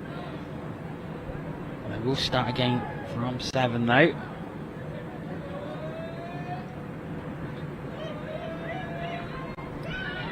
Using Shannon Gill now. Shannon Gill with a little quickie. Their winger is free on the outside. Rachel Spear has acres of space out here, but I think they're going to give the score. There's going to be a consultation.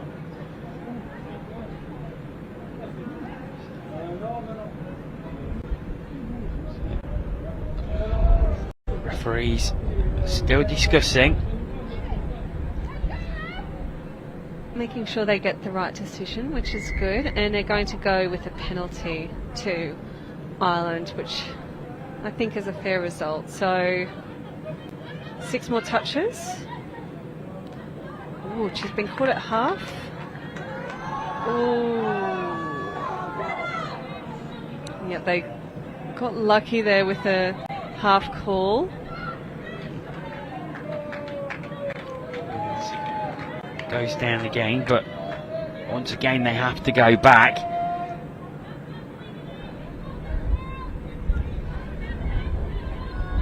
Ellie Boyce sweeping around, picking up, throwing left. Oh, it's just beyond the grasp of Shannon Gill. Belgium, to be fair to Belgium, their defence has put under a lot of pressure there and they cope with it really well. Yeah, they really did, and sometimes when you get a couple of bad calls, it can impact your defence, but it looks like they've just used that for motivation instead, and they looked very, very solid in that set.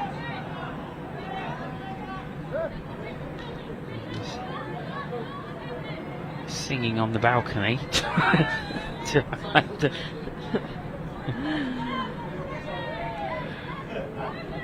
think it's only third touch coming by the looks. A little quickie on the outside. Oh, I think she's through there. Great dive by Alex McGuinness. I get thirsty every time I say that name.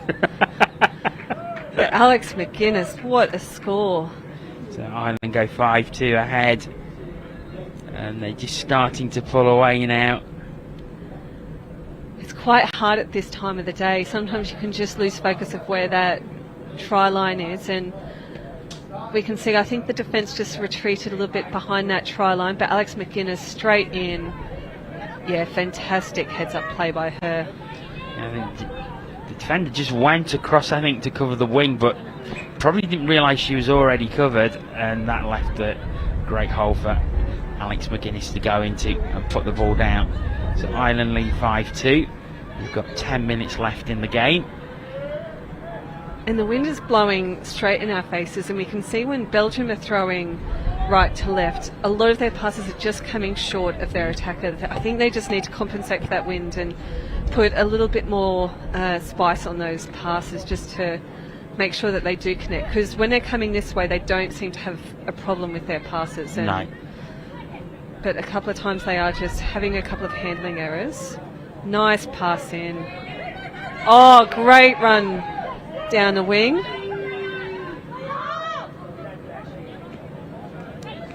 They ran out of touches, but Matia Zenga again just looks to have some real jinking skill and speed.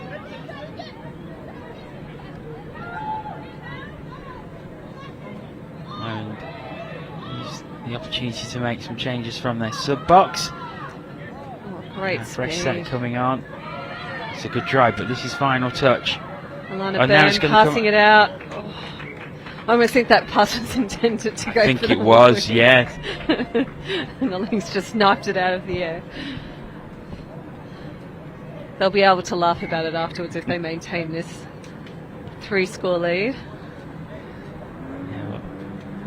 Only be Ireland's second win of the competition if they do manage to hold on. The first one was also against Belgium by a much bigger scoreline of 10-2.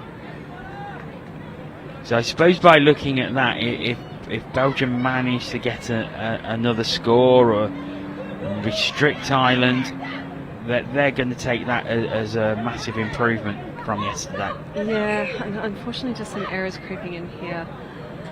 I thought the first one looked over the mark, and the second one was obviously a bit questionable as well. So unfortunately they're just giving away this field position, and we can see when Belgium get up to the line they can score, but they're just not quite making it there with these errors in their midfield.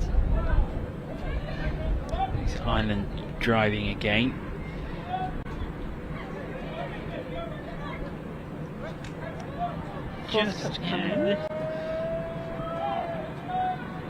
Alex McGuinness with the dive again. I think she's got another one on the board. 2 pints for Alex McGuinness. I think she has, yeah. Try given. Alex McGuinness with her second of the game. And Ireland are 6-2 up. Oh, she's got a fantastic dive, doesn't she? Yeah, great reach there to go beyond the defensive touch. And Ireland are ahead by 4. Oh, great speed again. Herzinger, she's got some pace, doesn't she? And she's finding those holes in the attack. She's moved into that mid channel now. We'll see her get the ball now, passing it along, creating some space. Lovely ball out to the wing. Oh, good diving touch there, though. Good defence by Ireland. Belgium will probably look to bring this back in field towards the right hand side. Fifth touch, skipping from fifth, little flick pass out the back.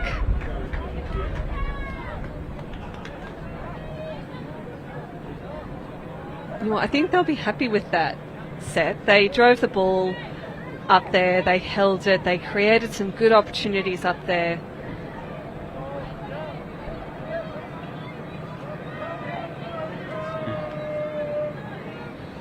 Ireland driving through, and we are going to hand over to Ian and Jordan in the studio there with Netherlands player Fon Summers. Over to you, Ian. Hello everybody, welcome to the studio. We're joined by Fon from the Netherlands team here. Fon, how's it been going out there this week? Yeah, yesterday we had 3 wins. I think that was a really great day for us. At the start we were a bit nervous and we had a huge competition to start with. I think on a more personal level, our team is quite old compared to all the other mixed teams, so it is quite hard for us to compare our fitness, but I think mentally we're really in the game, and yesterday really showed with 3 games in a row that we could really keep it up with the young guys. We're getting towards the end of day 3 then. Do you think that fatigue might creep in as we go to 4 and 5? Definitely, but I think it is like a mental barrier that you have to overcome, and I think we prepare ourselves daily. We go to bed early, and tomorrow we get an ice bath, so that's nice. Oh, that's the best bit. That is the best bit. Jordan. I've got a couple of questions for you. The first one, I'll go on a bit of an individual one for you. So I noticed yesterday you were playing wing. I think were you box side wing yesterday? Is there a reason that you've moved to link in that game then, or? If you just want to talk us through that a little bit. I think normally I play link. Okay. That's my preferred position. I don't normally play wing at all, but the thing is, most of our girls are on the team are central players. We're playing full girls, and I think the reason why we have to do wingers is because the whole team is a strong team, and we have everybody capable of every position. And it's just rotation basis. Everybody's gone on the wing, everybody has a chance at link, and then now we're down a player as well, so you have to switch around just a little at bit this of change point. up. And then just touching on Netherlands touch as a whole. I started playing mixed open in 2007, and I was quite used to Netherlands being in that mixed open category, and obviously you weren't there in 2018. It's obviously it's great to see you back. What's it looking like moving forward for you? Do during this cycle for the next World Cup in 2024, is that something that you're training for now? Yeah. Are you looking for this squad to remain together? And because obviously there's a good few club teams in Netherlands, and is that something that you're working towards consciously? I think we are making a bigger step to go into that direction. I think this team that we have now is a really solid team. We do have a couple older players. I mean, I'm the youngest player and I'm 23, so that's, I think, is saying a lot. I do think that the squad that we have now is quite a solid squad. We are filtering in some new people, but this is like the main group that's been really committed and really focused and has stayed for a long time. Cool. Awesome. Thank you so much. Now I feel old listening to that. But let's get back to the action, shall we? Belgium and Ireland, second half. Let's hand back to your commentators. Thanks very much, Ian. And a couple of tries for Ireland since we was last with you.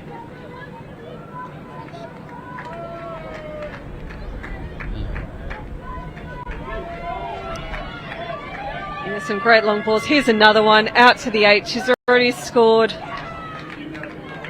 one. Rachel Speirschi scored one during our interview crossover, and Charlotte Nichols the other one on the other wing. And Alex McGuinness, she's demonstrated she's not only got a fabulous drive but an impeccable left to right to set up that second score for Charlotte Nichols. She's on fire in this second half. She really is. She had a great game.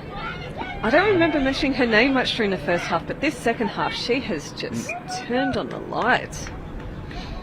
Is that even a phrase? I'll go with it. We'll run with it.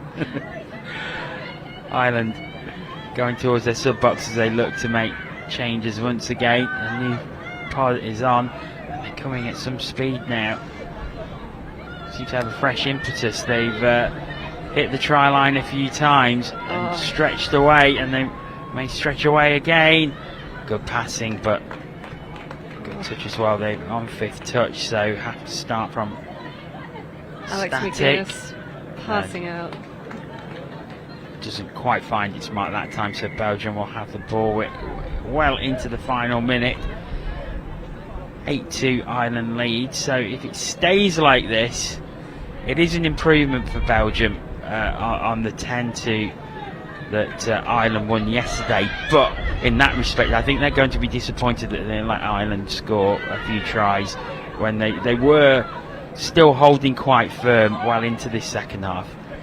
Yeah, they will be, but I think the biggest takeaway for Belgium is that in that first half, and we spoke about at half-time, there weren't many errors by either team. Handling was very good, ball skills were very good.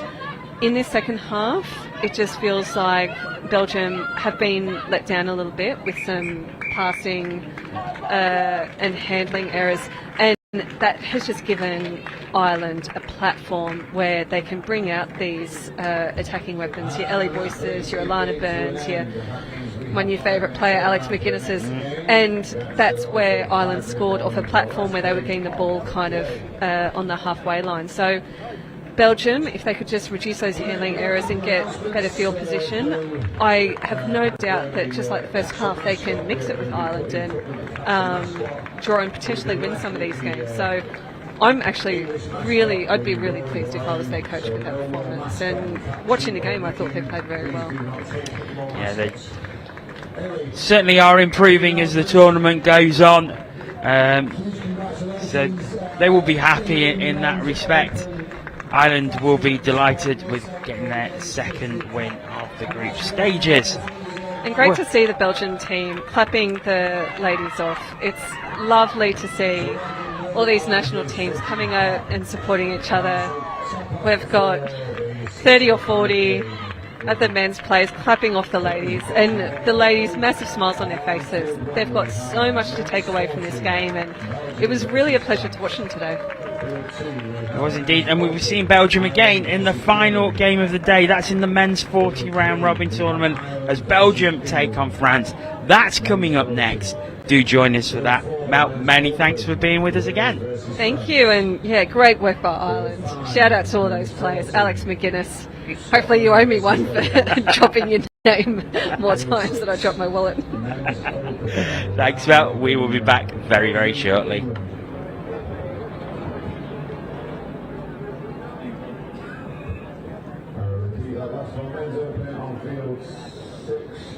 Belgium versus England.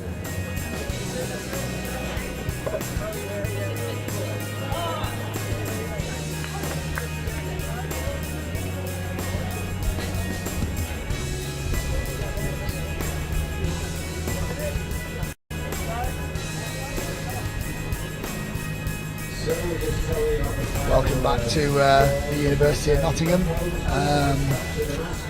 We're going to shock you. Jono's not here. It's me and Mel Day. Sorry. Jono had a personal care emergency. But the reason me and Mel Day are taking care of this game is because Mel Day has a keen interest in this one. Not only has she got a keen interest in men's over 40s in general, the general public of 40-year-old men. Accurate. To be fair, we both have a keen interest in the Silver Fox that plays for France. Mel, do you want to touch on him? I would love to get a bit of a touch on the Silver Fox, but we can see him striding onto the field now towards halfway. We'll get some vision for you shortly, but his crop of silver hair. It's getting better by the year. Oh my gosh, he is like a fine wine. Unbelievable. A fine wine. I'd like to have a very large glass of the Silver Fox. Agree. Number 6 is playing. I'd have a bath in it. You and me both, Jordan. Maybe we can make it a nudge at 12. We can make that happen, yeah. I think you gave me a thumbs up then. You're looking for the number 6 jersey at home, folks. That's your highlight. That's your highlight for this final game of the day. Final 40 minutes, and I'll tell you what. There's a really it's adding a really nice touch to his silver hair. The setting sun just dipping down to our left. It's really highlighting his lovely silver locks, and we'll get to see him wander down the field. Oh, and hopefully this sun will be setting on some absolute slick moves by the Silver Fox in this game. He plays for Free Touch Squirrels in France. He's a stalwart for that club. I think he's scored on absolutely everyone. I reckon he's got around you a time or two, Jordan Melling. Wouldn't be surprised, and I'd be more than happy to let him do that to me. Yeah, he's got around me a few times. Got through me a couple more. He's just a fabulous player, an absolute stalwart of European touch. God. He just brings so much class to the game, unlike us two. yeah, we're being the opposite of class at the minute. We need to rein it in. We will try. And the Belgium team as well. The Belgium ladies played before this, and they put on an absolute class of touch in their first half, and improved massively, so hopefully the men will emulate their performance. Yeah, I hope so. But yeah, so we've got the Fox on the ball now. He's looking to run a little quickie play, great feet, off his left foot. Good D from Belgium. Really good start. So go back into those two-man plays again, and nothing too crazy to begin with. He switched to his right this time. Oh, beautiful! You know what I love? The fact that he didn't even look at the referee, whether that was forward or not, or whether the touch was made.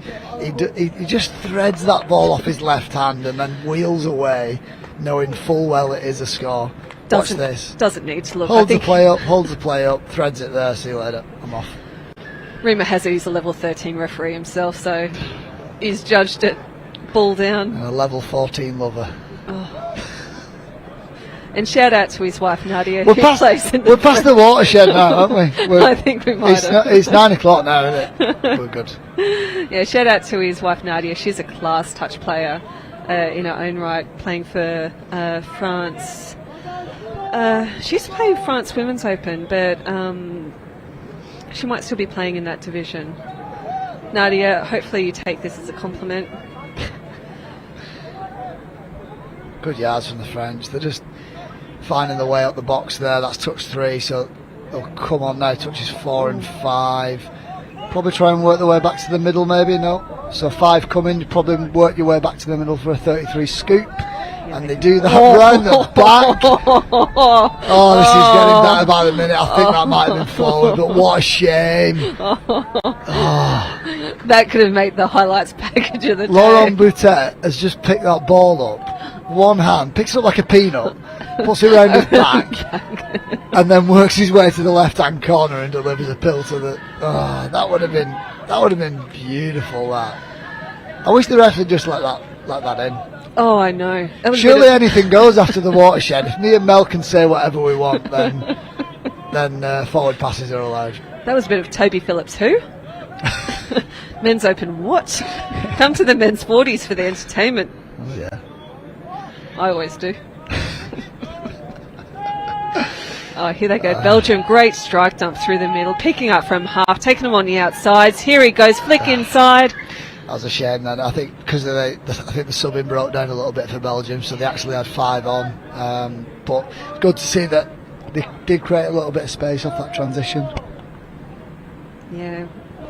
Now, I've been talking about the Belgium kit. You weren't a massive fan of the Belgium kit, were you? It's all right. Yeah, it's fine. I really like the French kit. Classic. Particularly the number 6. Oh, number 6 jersey. So it's all right. He'll come back in for a 33 pick-up here. Oh, straight through. Looks for his winger. Picks him off. Right, he's gone dead here, Mel. I genuinely don't know. What is the ruling there? Then it's a turnover on the 7 metres. So France get the ball back? No, Belgium will... yeah, but the Belgian player's gone dead.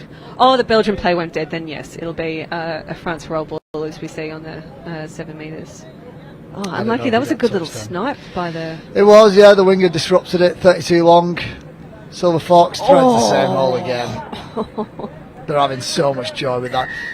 I'll tell you what he does really well, and it's something that I try and do quite a bit, just because the Silver Fox does it. But watch him with the left off his left hand here. He holds the ball up. He's looking at the hole for ages, and then holds the ball up and just threads a lovely ball, and he's able to put his link over. That's really nice. And we talk about the Silver Fox a lot, but credit to Jean-Michel Moritas. He's hitting some class holes on the outside of the Fox. That's what you want from your outside players, especially if you're looking for players to be hitting holes, and good little pill outside there.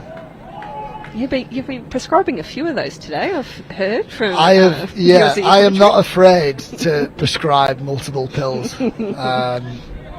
Yeah, I've been known to do that. So I'll tell you what, if anybody's at home right now, if you could go back through every bit of footage over the past 3 days and clip every time I've shouted pill and put it into a compilation, that'd be great, because I don't want to do it. So Belgium get the first full set of 6 on the France line here. Be good to see what they've got in the locker. They look like they've got some good skills, Belgium. They've been pretty close to scoring a couple of times as they spread it out to little mid-play here. And what was that signal, Mel? I think that was an incorrect roll ball by the looks of it. You're the ref. You shouldn't say think. You should know. Well, I've upgraded Jono to a level 3 referee. Have you really? Oh, yeah. That's great. Good on him.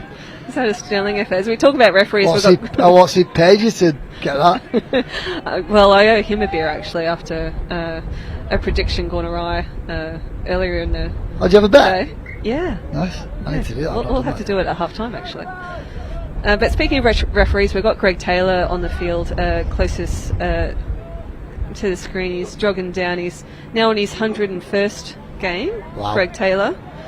Those games are weighing heavy on those shoulders, coming over from Australia to help us referee, but a class effort from Greg, and a real leader in the referee bunch, and a bit of a character as well. Oh, nice ball out to the wing, Belgium. Oh!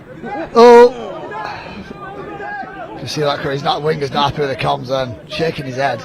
He's fuming. He's definitely fuming. Yeah, I think we could both feel that coming. It was just a little bit of confusion on this wing, and they're going to be disappointed because they've put France in ideal position. And guess who's coming on? You can't give players like that a full kind of Jesus. You get not a full set of 6, but he's going to get probably 2 shots on the Belgium line here, and I think he's going to look for a 32. No, he's not. He'll slow the play down, and I wouldn't be surprised if he goes back into what was working before, which was those little 33 counties, and he's looking to manipulate both those middles. He's actually got a penalty for dropping early there, so he's giving himself even more shots on the Belgium line, and that's a bit of a killer. I think one of the Belgian players got his hand on his knees at the minute. He knows what's coming. Tell you what, it's almost like we've been Fox daring. looking for a sweeper. He might pick up. He doesn't. He feeds the sweeper to the outside, and that's good defence from Belgium. I thought that link hole was on there if he just released that ball. Yeah, I thought they were looking for that again. This time the Belgian players have kind of trusted their inside man, and he'll look for a quick. He's got space on the left if he can pill from the Silver Fox. Come on! After the watershed as well. Unreal. Can you ask for more than that? Are we officially after the watershed? Yeah. Can I loosen the tongue a little bit? I don't know. It's 6:15. Silver Fox throwing pills. That's unreal. Just amazing. You know what? These men's 40s, most of them in the French team, are like 45 plus. But they've just been together for so long. You know what? Somebody said that. I think it was Ben Meakin. We went for a cheeky pint last night. Oh, thanks for the invite. Yeah, you were doing the wrap up. We were chatting about. We were chatting about a few of these teams that are in the seniors categories. One of them was the England women's 35s, and I think you spoke about them the other day. Very, very highly, yes. A lot of them have been playing together for a while, and if they've not been playing together for a while, a lot of them have played a good level of opens. Probably only 4 or 5 years ago. Yeah, absolutely. People like Marnie and players like that. Yeah. And then the other one was the French men's 40s. The fact that, like you said, a lot of these guys will have played maybe not opens, but definitely 30s together, and done well in that category not long ago, and you can just see it, can't you? Yeah, and then they're eligible for that step up in terms of age, but they want to play against these 40-year-olds to really challenge themselves, and you can see why they're cleaning the floor with them. They're number 3. I think that might have just been a touch. But that was a beautiful bit of French flair. Yeah, definitely touch there. Stéphane Collignon. Hopefully I've pronounced that correctly. Great touch there. I think the dive was needed. We need a bit of champagne. I would have loved an NRL finish in the corner, but I think not to. This isn't a slight to the men's 40s category. I don't know if we're going to get a one-handed dive off the field. What would you think? Not until the final, I don't think. Until the final, save the area. To be fair, I don't dive but I don't dive anymore at all. Well, we expect the final to be between France and England. They had a one-try differential between them in the last round, and seeing as Eric Williams plays in the England men's 40s, in terms of rugby league finishes, they won't come from him. You're well up on your men's 40s. Touch the category at touch. Of all kinds, touch of all kinds. I'm very, very well educated. Oh, he's So done the it that Fox. long again. Oh. So the Fox is just dealing pills at the minute, and it's legal. Oh, it shouldn't be. Belgium are going to appeal the legality of these. What an absolute superstar. Look at Off his this. right hand again. Pumps, throws. That space there. We were talking about it yesterday with I think it was the French Women's Opens, and it's one thing to have players that recognise where the space is. It's another thing to have a player that can execute. And at this point, and I think the good teams have one or two of these where they're essentially a player coach and they're like quarterbacks on the field. where they kind of roll up to the line, run the plays, and that they recognise where the space is, they pick the right option, and it's so nice to watch. I mean, his conversion rate must be Really incredible, the appreciate it. Silver Fox. He's got a higher conversion rate than me, that's for sure. Correct. That's not Yeah. saying much, to be honest, if you've seen me on a night out, but still. I think I'm going to model my game a little bit more after the Silver Fox. Do you reckon you're up for it? I reckon, yeah, I don't, maybe not the hair. I think my hair's on the way out rather than turning grey, silver. I think you might have to rebrand. Silver Fox, maybe you could be the Ginger Dog. The Ginger Weasel. The Ginger Squirrel, Red Squirrel. And I think Foxes... Big right hand. Foxes eat squirrels for breakfast, Jordan, so just be careful. And here we go, Belgium. 5th touch. They're going to have to create something from nothing here. But unfortunately... They'll smartly kill it in that corner, so France have to work all the way over to their box now. I'll tell you what, you wouldn't guess that these men are 40, would you? Nah, not at all. I'm jotting down these team sheets for the after party. I bet you are. Oh, what pace. Look at this driving. Oh, this Really puts the men's open to shame. The pace that these guys are coming Back to in the on. middle. This is unreal. What a transition. Back to a short side screen. This is going to be a great score. What a score. What a score. That is just champagne. Put your glasses down. That would be a great score at any division of touch. The transition, working the way to a short side scoop, losing your mirror, dotting it down, finishing. That's class. Keep saying it, but class is the word that keeps coming to me when France are in a bit of a groove. Yeah, just amazing.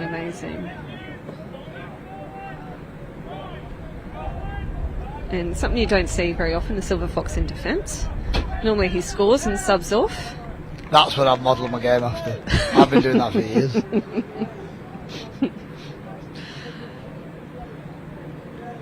And Belgium, unfortunately, not a lot happening there, but Belgium look good when they get the tails up in transition. I think it'd be good if they can. But the thing is that they've obviously got to D a set out to get into that transition, and that's what they're struggling with, because when France are in a groove like they are now, they're just getting to 33 scoops like with ease, and they're straight through again. Can he hit the winger? Wake instead.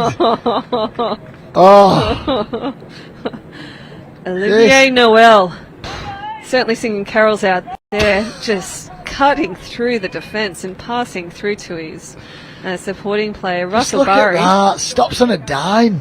Just comes back on himself. Space isn't there. I'll go to my left. I'll find my link. Russell Barry, I feel like I know him quite well.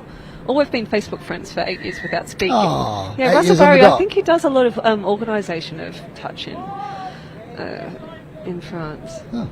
Or Good I've on been him. stalking him at some stage. Yeah. Great to see him get a score in. Belgium find a little bit of space and a little bit frantic there from Belgium. I think when France are able to put them under a bit of pressure, it probably is just that, touch experience. Obviously these gentlemen have plenty of life experience, but that game time on the field, it looks like the French have just got that in abundance at the minute, and Belgium are struggling to carve out any opportunities. Yeah, but this is exactly what they need. Turnover after the halfway line. This is going to be third touch coming. They've got plenty of touches up their sleeve. They need to try and construct an attacking opportunity. They're moving the ball to the middle of the field. Looks like it's Look going at that! Look at that! They're just like shutting players down. That's better. Get up to the 7. That's 5th. Play off that. Move to the side. You've got space on the right. Oh. And they should. Fresh at 6. So this will be good to see from Belgium. Let's hope they use all the touches and work their way through the progressions. They have run a few quickie plays, and when they do run them well, they do look threatening. But this is good from France. They just pressure you so well. The Silver Fox is sat in the pocket. They can chill, they can relax, and that's Ball down poor by the roll looks. also. They've wasted that set of 6, and I was just about to put a bet on that Belgium were going to score during that set of 6. I was thinking about it.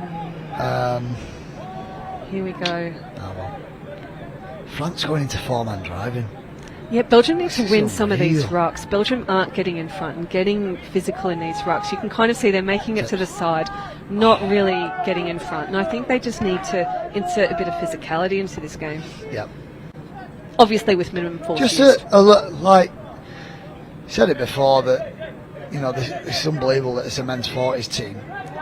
It's day 3 and it's 6 o'clock, and the French forces then just coming up to half time, 6-0 up, going to 4-man driving up the field. That's can I say ballsy? I've said it. Yeah, I didn't see the men's open double shift. Very No, often. I don't. I haven't seen many teams today just go for it and go up the guts and go 4-man driving, and that was impressive. Yeah, it's just class. But one thing I know is men's 40s do have a lot of stamina, and they're definitely demonstrating on field 1 today.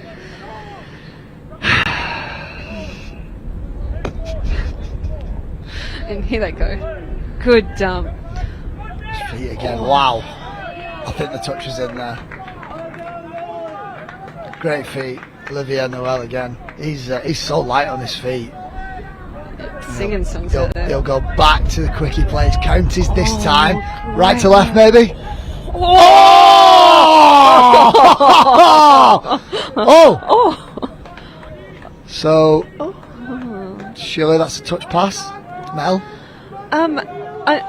The only thing I can He's think got- about is whether the defender didn't call the touch. What? Oh! There's your rugby league finish, going begging on that left wing. Unfortunately, it looks like it was going to be a forward pass anyway, so it's probably a good thing he didn't get. I hope we get to see that again. That was unreal. What a pill over the top. Oh. That's so impressive. It's like to be able to get static, stand on one foot, twist your body, and just flick over to the left-hand side. That was so good. This is such a good team to watch. Yeah, and Belgium are making them work hard for it as well. I know, This Belgium I was team, thinking they're not looking phased. Nah. They're running Good very, yards. very hard now. Good Great yards. That's driving. fifth. Oh, They've got to play off this. go you good Use thing. it. And they've got a penalty off it.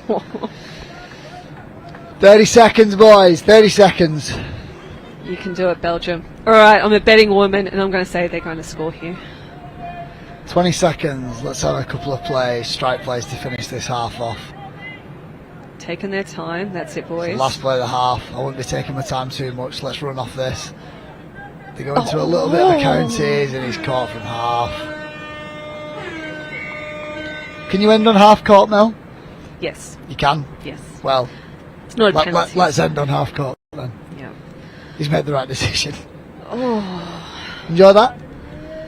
Yeah, and then some. I think I need A I bath. need a breather and a cold cigarette. shower. Cold shower. That's great. Oh, and we're going to move to the studio to Oh. the man I've dethroned in the chief commentator's position. Over to Jono.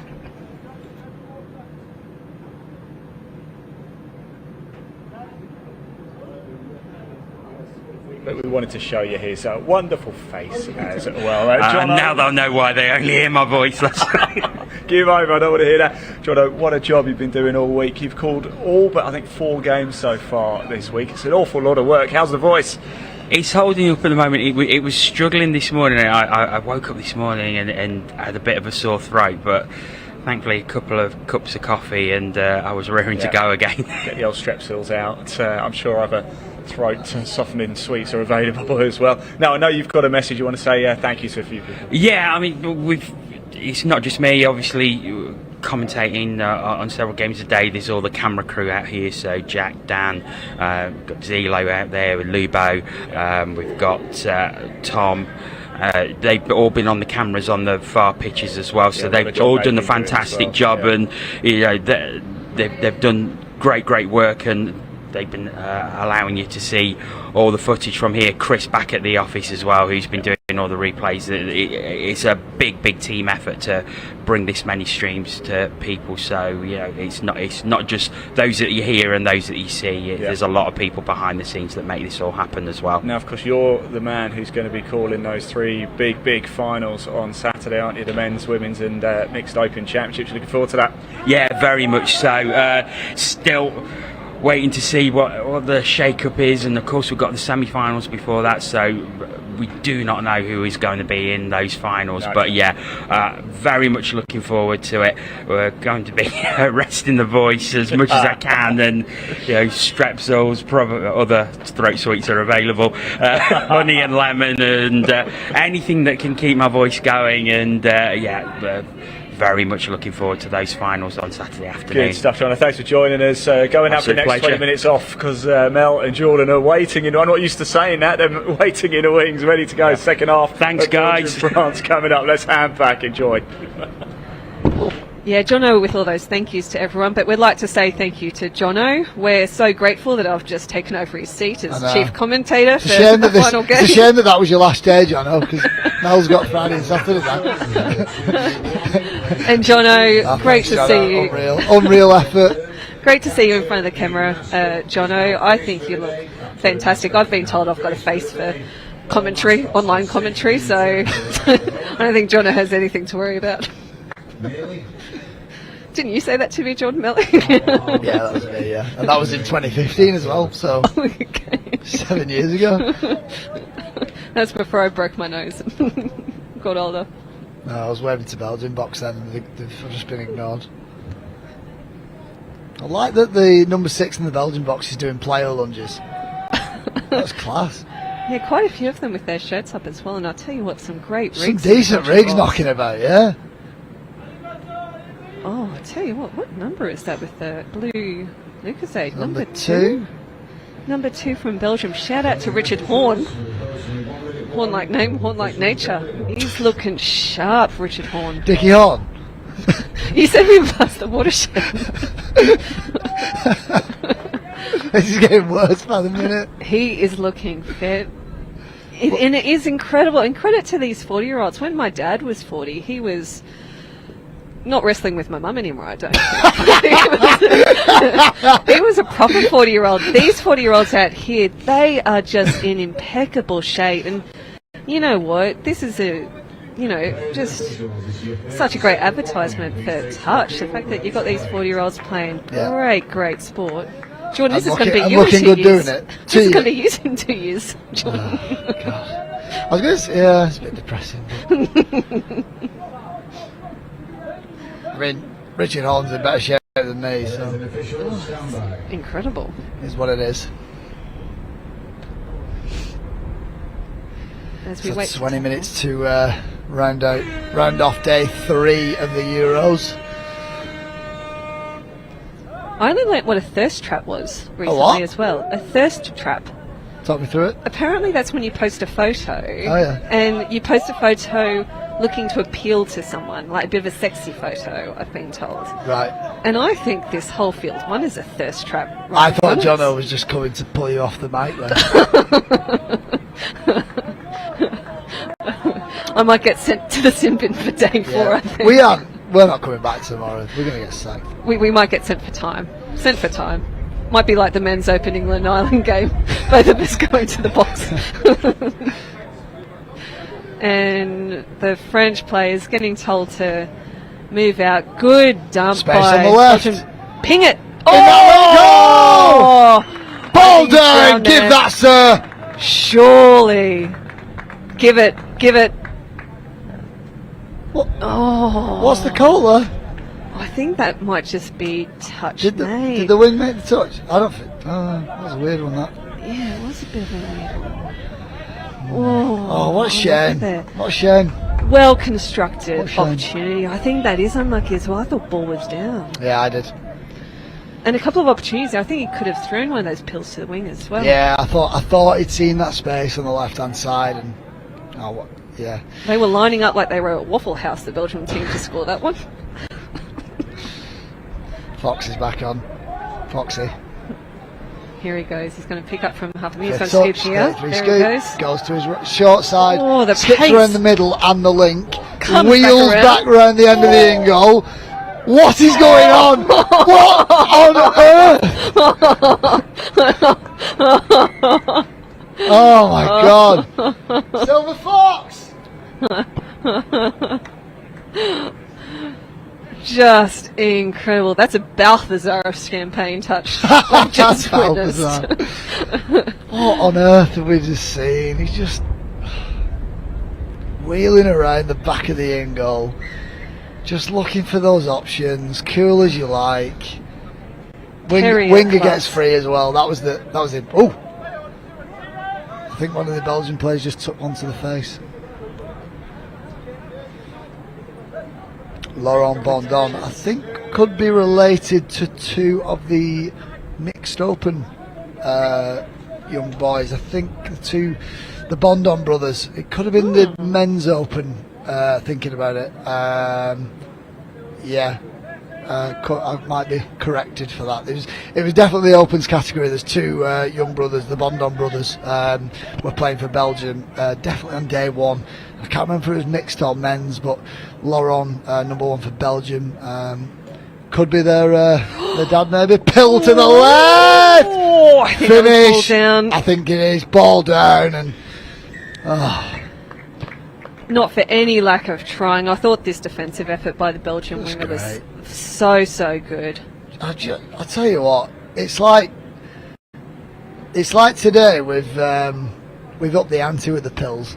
There's been a lot more than yesterday or day one. People are turning it on, and the Nottingham Seagulls are arriving on the left hand side. Is that ominous? I thought that was a touch team. Yeah, they've got training at 7. Come on, lads. Don't forget. Chris Simon lining them up for a few drills. Kick to the Seagulls. Kick to the Seagulls. That's where the space is. Oh, Jono Harding, control ref. Jono Harding, probably on the sunny side of 40 himself, and a quality ref. Great banter. Controlling things and giving Belgium another set of 6. They've used one over in that link channel, but they're bringing it back now. Little short runner there. Ball's gone down. Bit of a miscommunication there, but the two boys giving each other the thumbs up. There's a famous Aussie Rugby League coach who used to say "kick to the Seagulls." And I'm trying to think who the Aussie Rugby League coach would be. If it's vintage, it's got to be someone like Tommy Radonicus. It's something like that. And if I get the name later, it'll kill me. But his thought process used to be at the SCG. The Seagulls would be in the space that no players were. So if you kick the ball to the Seagulls, then that's where the space will be. Fox has got.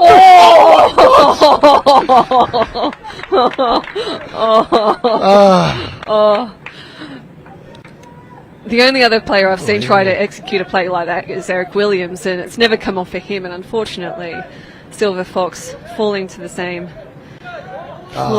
Great speculator though. You know what, if you're watching this game now, there's 15 minutes left. I know it's 8-0, but there will be something like that that's going to happen in the next 15 minutes.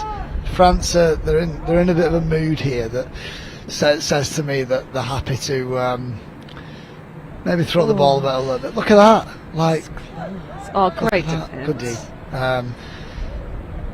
So yeah, look, I think if you're thinking about tuning off and you're thinking about going having your tea, just stay tuned in, because you're gonna get something. You're gonna be rewarded.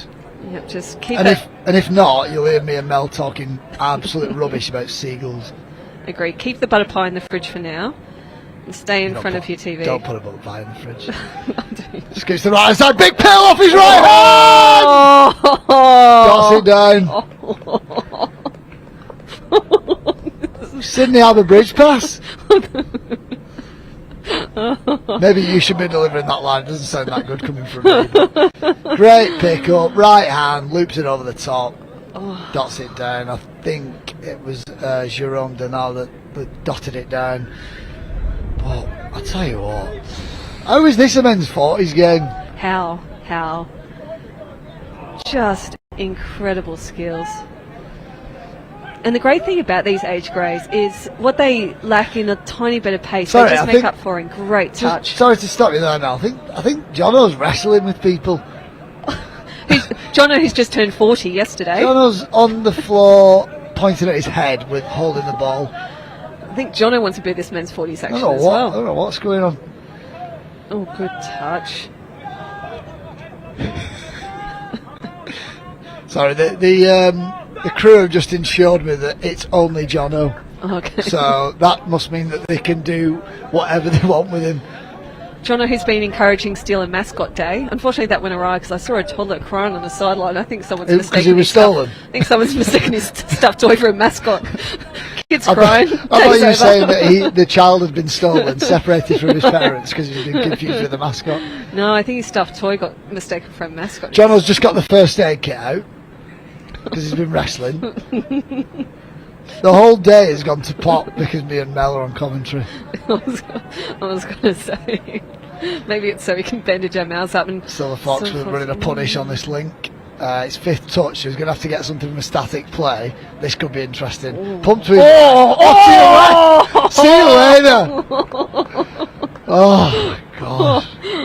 Nothing happening. He's worked out that play on the size of a postage stamp on this wing. The amount of times I've said today that people have had to generate something from nothing on fifth touch. If there's a person that's going to do it, it's this guy.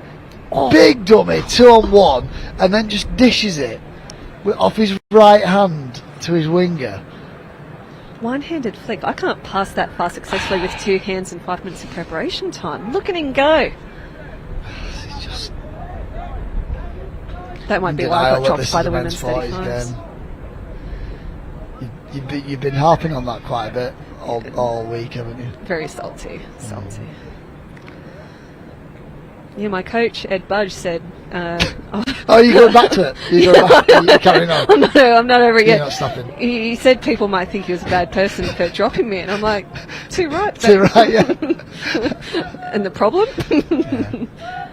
Oh, good defence by Belgium. SH1T bloke. And you can see how tight they are in the middle. The problem is, France just have these epic long balls. Oh, yep. Recycling ball Belgium here. are doing well to stay nice and tight, but like you said, that's better defence from Belgium. They've done, like you picked up on there, Belgium are staying quite tight, and that stops anything going through the middle in terms of diving or hole 1 or even hole 2. But because France have got players that can execute those big Yoru passes over to the wing, that's what, you know. Sometimes you kind of say that you're happy to give players like that, but you know, you're leaving it up to them to execute it, and France are just doing that. Yeah, I think Belgium are used to playing the likes of Eric Williams, who doesn't really have much of a long ball, and so France You are got coming out what's surprising. Eric done to you this week? Who hurt you? I was meant to slate him a bit in his game, and I thought I was pretty kind with him, so I thought I'd throw in a few. Do it zingers now. for this one. Throw him a few strays. I wish someone had thrown me a couple. And here go France, but it's going to be great to see France. I said strays, not strange. Oh, sorry. It's going to be good to see this matchup again with England. Your Ruiz Juranis, your Dougie Benzis, some, you know, legends of touch. Of the sport. Dougie Benzi's a legend. Beautiful. That's outstanding. Comes off his left foot, finds a little bit of space, the link holds open. We talked about it before. This time Belgium are looking, so the wingers are holding out a little bit for that long ball off the left hand, and that just leaves the link hole open. It's hard because they are tailoring their I don't know how defence to this work time. the iPad in front of me to find the fixtures. Do you know off the top of your head when England and France play each other? Well, there you go. Well done. Look at me go. Men's 40s. Techie. Oh yeah, men's 40s. We're being very informal here, aren't we? We are We're being letting very- people behind the curtain. People listening to this think that we know every fixture off by heart, but we're letting them behind the curtain here. We are. So Sorry. whoever comes top of this... We've ruined the magic. Whoever comes top of this division, they get a free ride through the quarterfinals. So I don't think So they should. France and England are going to meet again until Right, if they okay. make the grand final. Wow, so they've already played each other. Yeah, and it was a 10-9, I think. 8-7. 8-7. 8-7. What just happened? The Silver Fox burrowing through like it was a garden fence. We see plenty of this in southwest London, and Silver Fox has just demonstrated it on a touch where you can see him just get the ball just a little quick, sees that's the touch, so scoreline. nice. So nice. We're seeing a lot of, I wouldn't say it's a new thing in touch over the past year, but a lot of teams, especially, that's half court. Oh, yeah. Referee's not seen it. France appealing for it. Yeah, we've seen a lot more, especially in the men's open category, a little bit in the mix of a lot more punished plays, and all we mean by that is a link on link quickie, working to that 23 kind of platform. So it's great to see Silver Fox running it. Great ball! Good defence from the French. And for it to be being run in the men's 40s division is it just shows you how good this division is, like regardless of the age. Like I think it is amazing. Yeah, I mean it's been such an entertaining game. Yeah, I've noticed that over this week. Like you kind of always look at some of the scores and you think, 14-15 nil or 16-1 or whatever, and you kind of think it's a little bit of a dull game, or maybe the standard's not up there, but you still watch some of these games and you can take so much from it. I think Belgium will be looking to learn a lot from this. It's a nice 32 long and skips to the outside.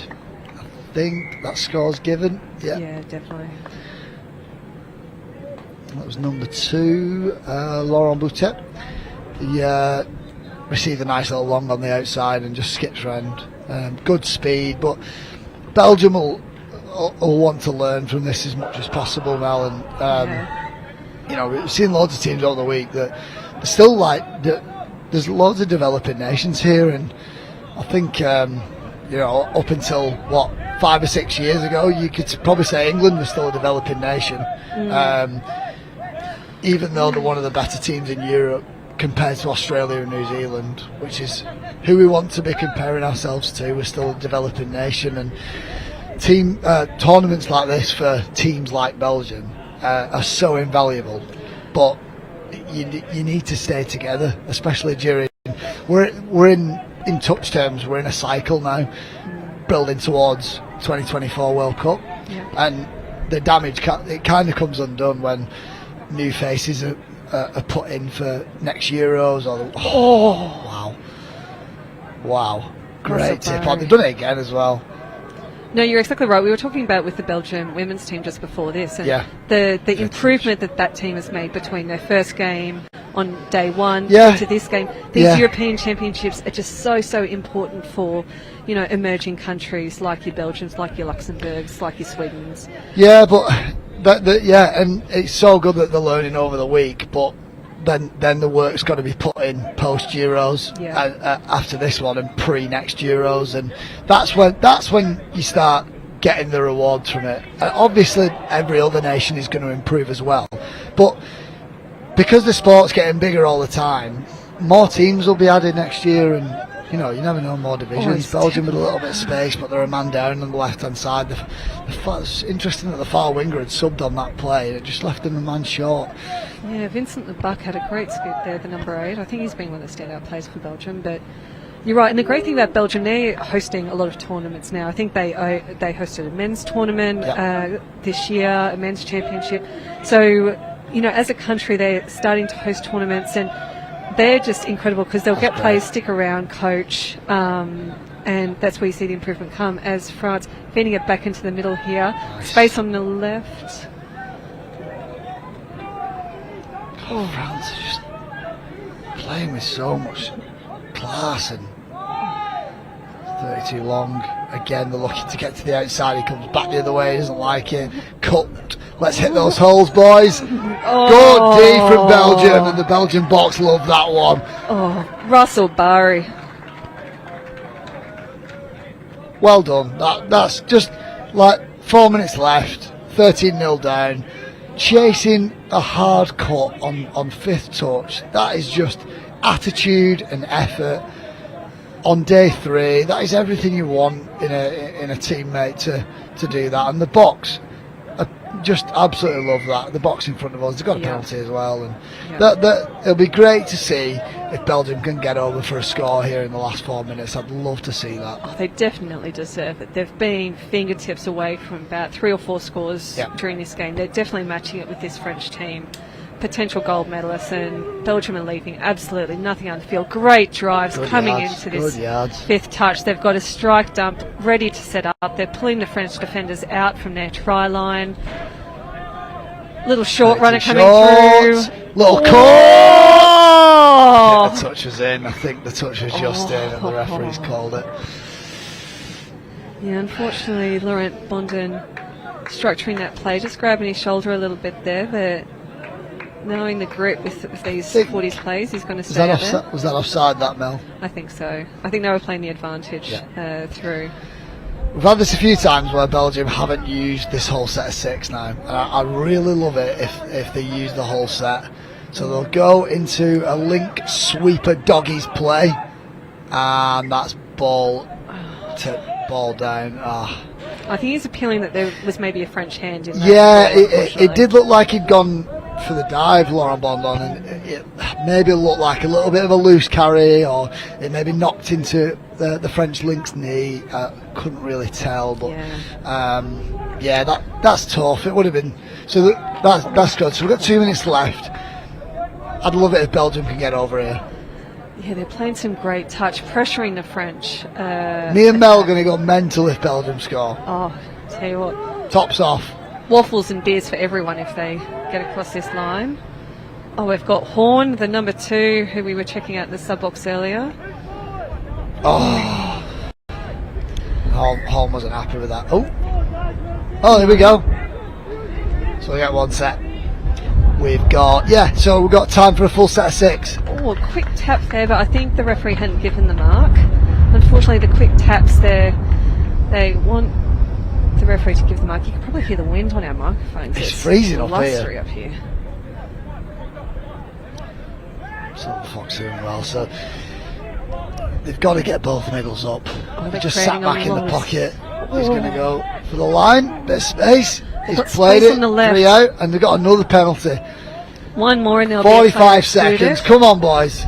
Silver Fox having a chat to the referee, telling him he's a qualified level 2 referee and what he got wrong. But Come on, you Red Devils. okay, they need to get a move on here. 30 seconds left on the clock. Just got to watch their roll balls here. Yeah, I don't think he stepped over that. But they'll go into a little bit of a sweeper. Oh, I think that's ball down. Oh! Score, surely. The sideline ref's just come in, I think. So, Mel, right, there's no knock-ons in touch. So you can't have first knock-on, technically. We're Is bringing that right? up a replay. Yeah. I think the question is, did it come forward off the Belgian player into the French player? But if he didn't play it, I question if it comes off his body, whether it was a knock-on. I think that's unlucky. Can you give ball to ground on that? But he caught it again, then he scored it. I reckon they got a little bit unlucky, but we've got the benefit of slow-mo up here in the commentary box. But great last play from Belgium, turning it on during that last 2 minutes with some great touch themselves. Absolutely cracking men's balls. That was great to watch. And if ever you want a great example of not like how inclusive touch is, or these categories, these divisions, like that was a men's 40s game, and that was just top level. So yeah, I'm getting voices in my ear that we need to throw to the commentary box, but apologies for if you had to listen to me and Mel for 40 minutes. Before we do, what was your highlight? Jono was wrestling. What was your highlight of the day before we go? That highlight of the day. I'm gonna go. To be fair, all the days are merging into one at the minute. England Wales. This morning, wasn't it? It was. Pretty sure it was. Oh no, that was yesterday. Was it?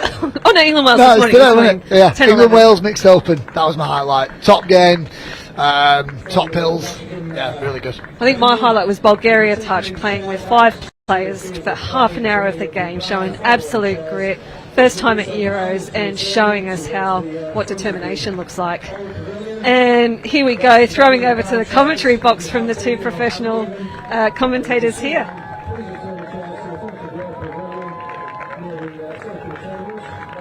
Well, a huge thank you to our dynamic duo there of Mel and Jordan, entertaining us for the last 40 minutes through the match of Belgium and France. But what a day it's been. Day 3 draws to a close. Can you believe that already? Day 3 is now done and dusted. But don't worry, we've got all of day 4 action to bring you as well. The finals that take place this Saturday, as do the semi-finals. We've got a number of round robin matches tomorrow. We do have one quarter final as well. We're going to bring you all of the action on field 1. It's been such a great day, full of atmosphere, full of intensity. The touch rugby has been sensational. We're going to go get ourselves a bit of rest now before we're up early doors. Live tomorrow from 8:30 a.m. Thanks for watching and have a safe evening. Thank you.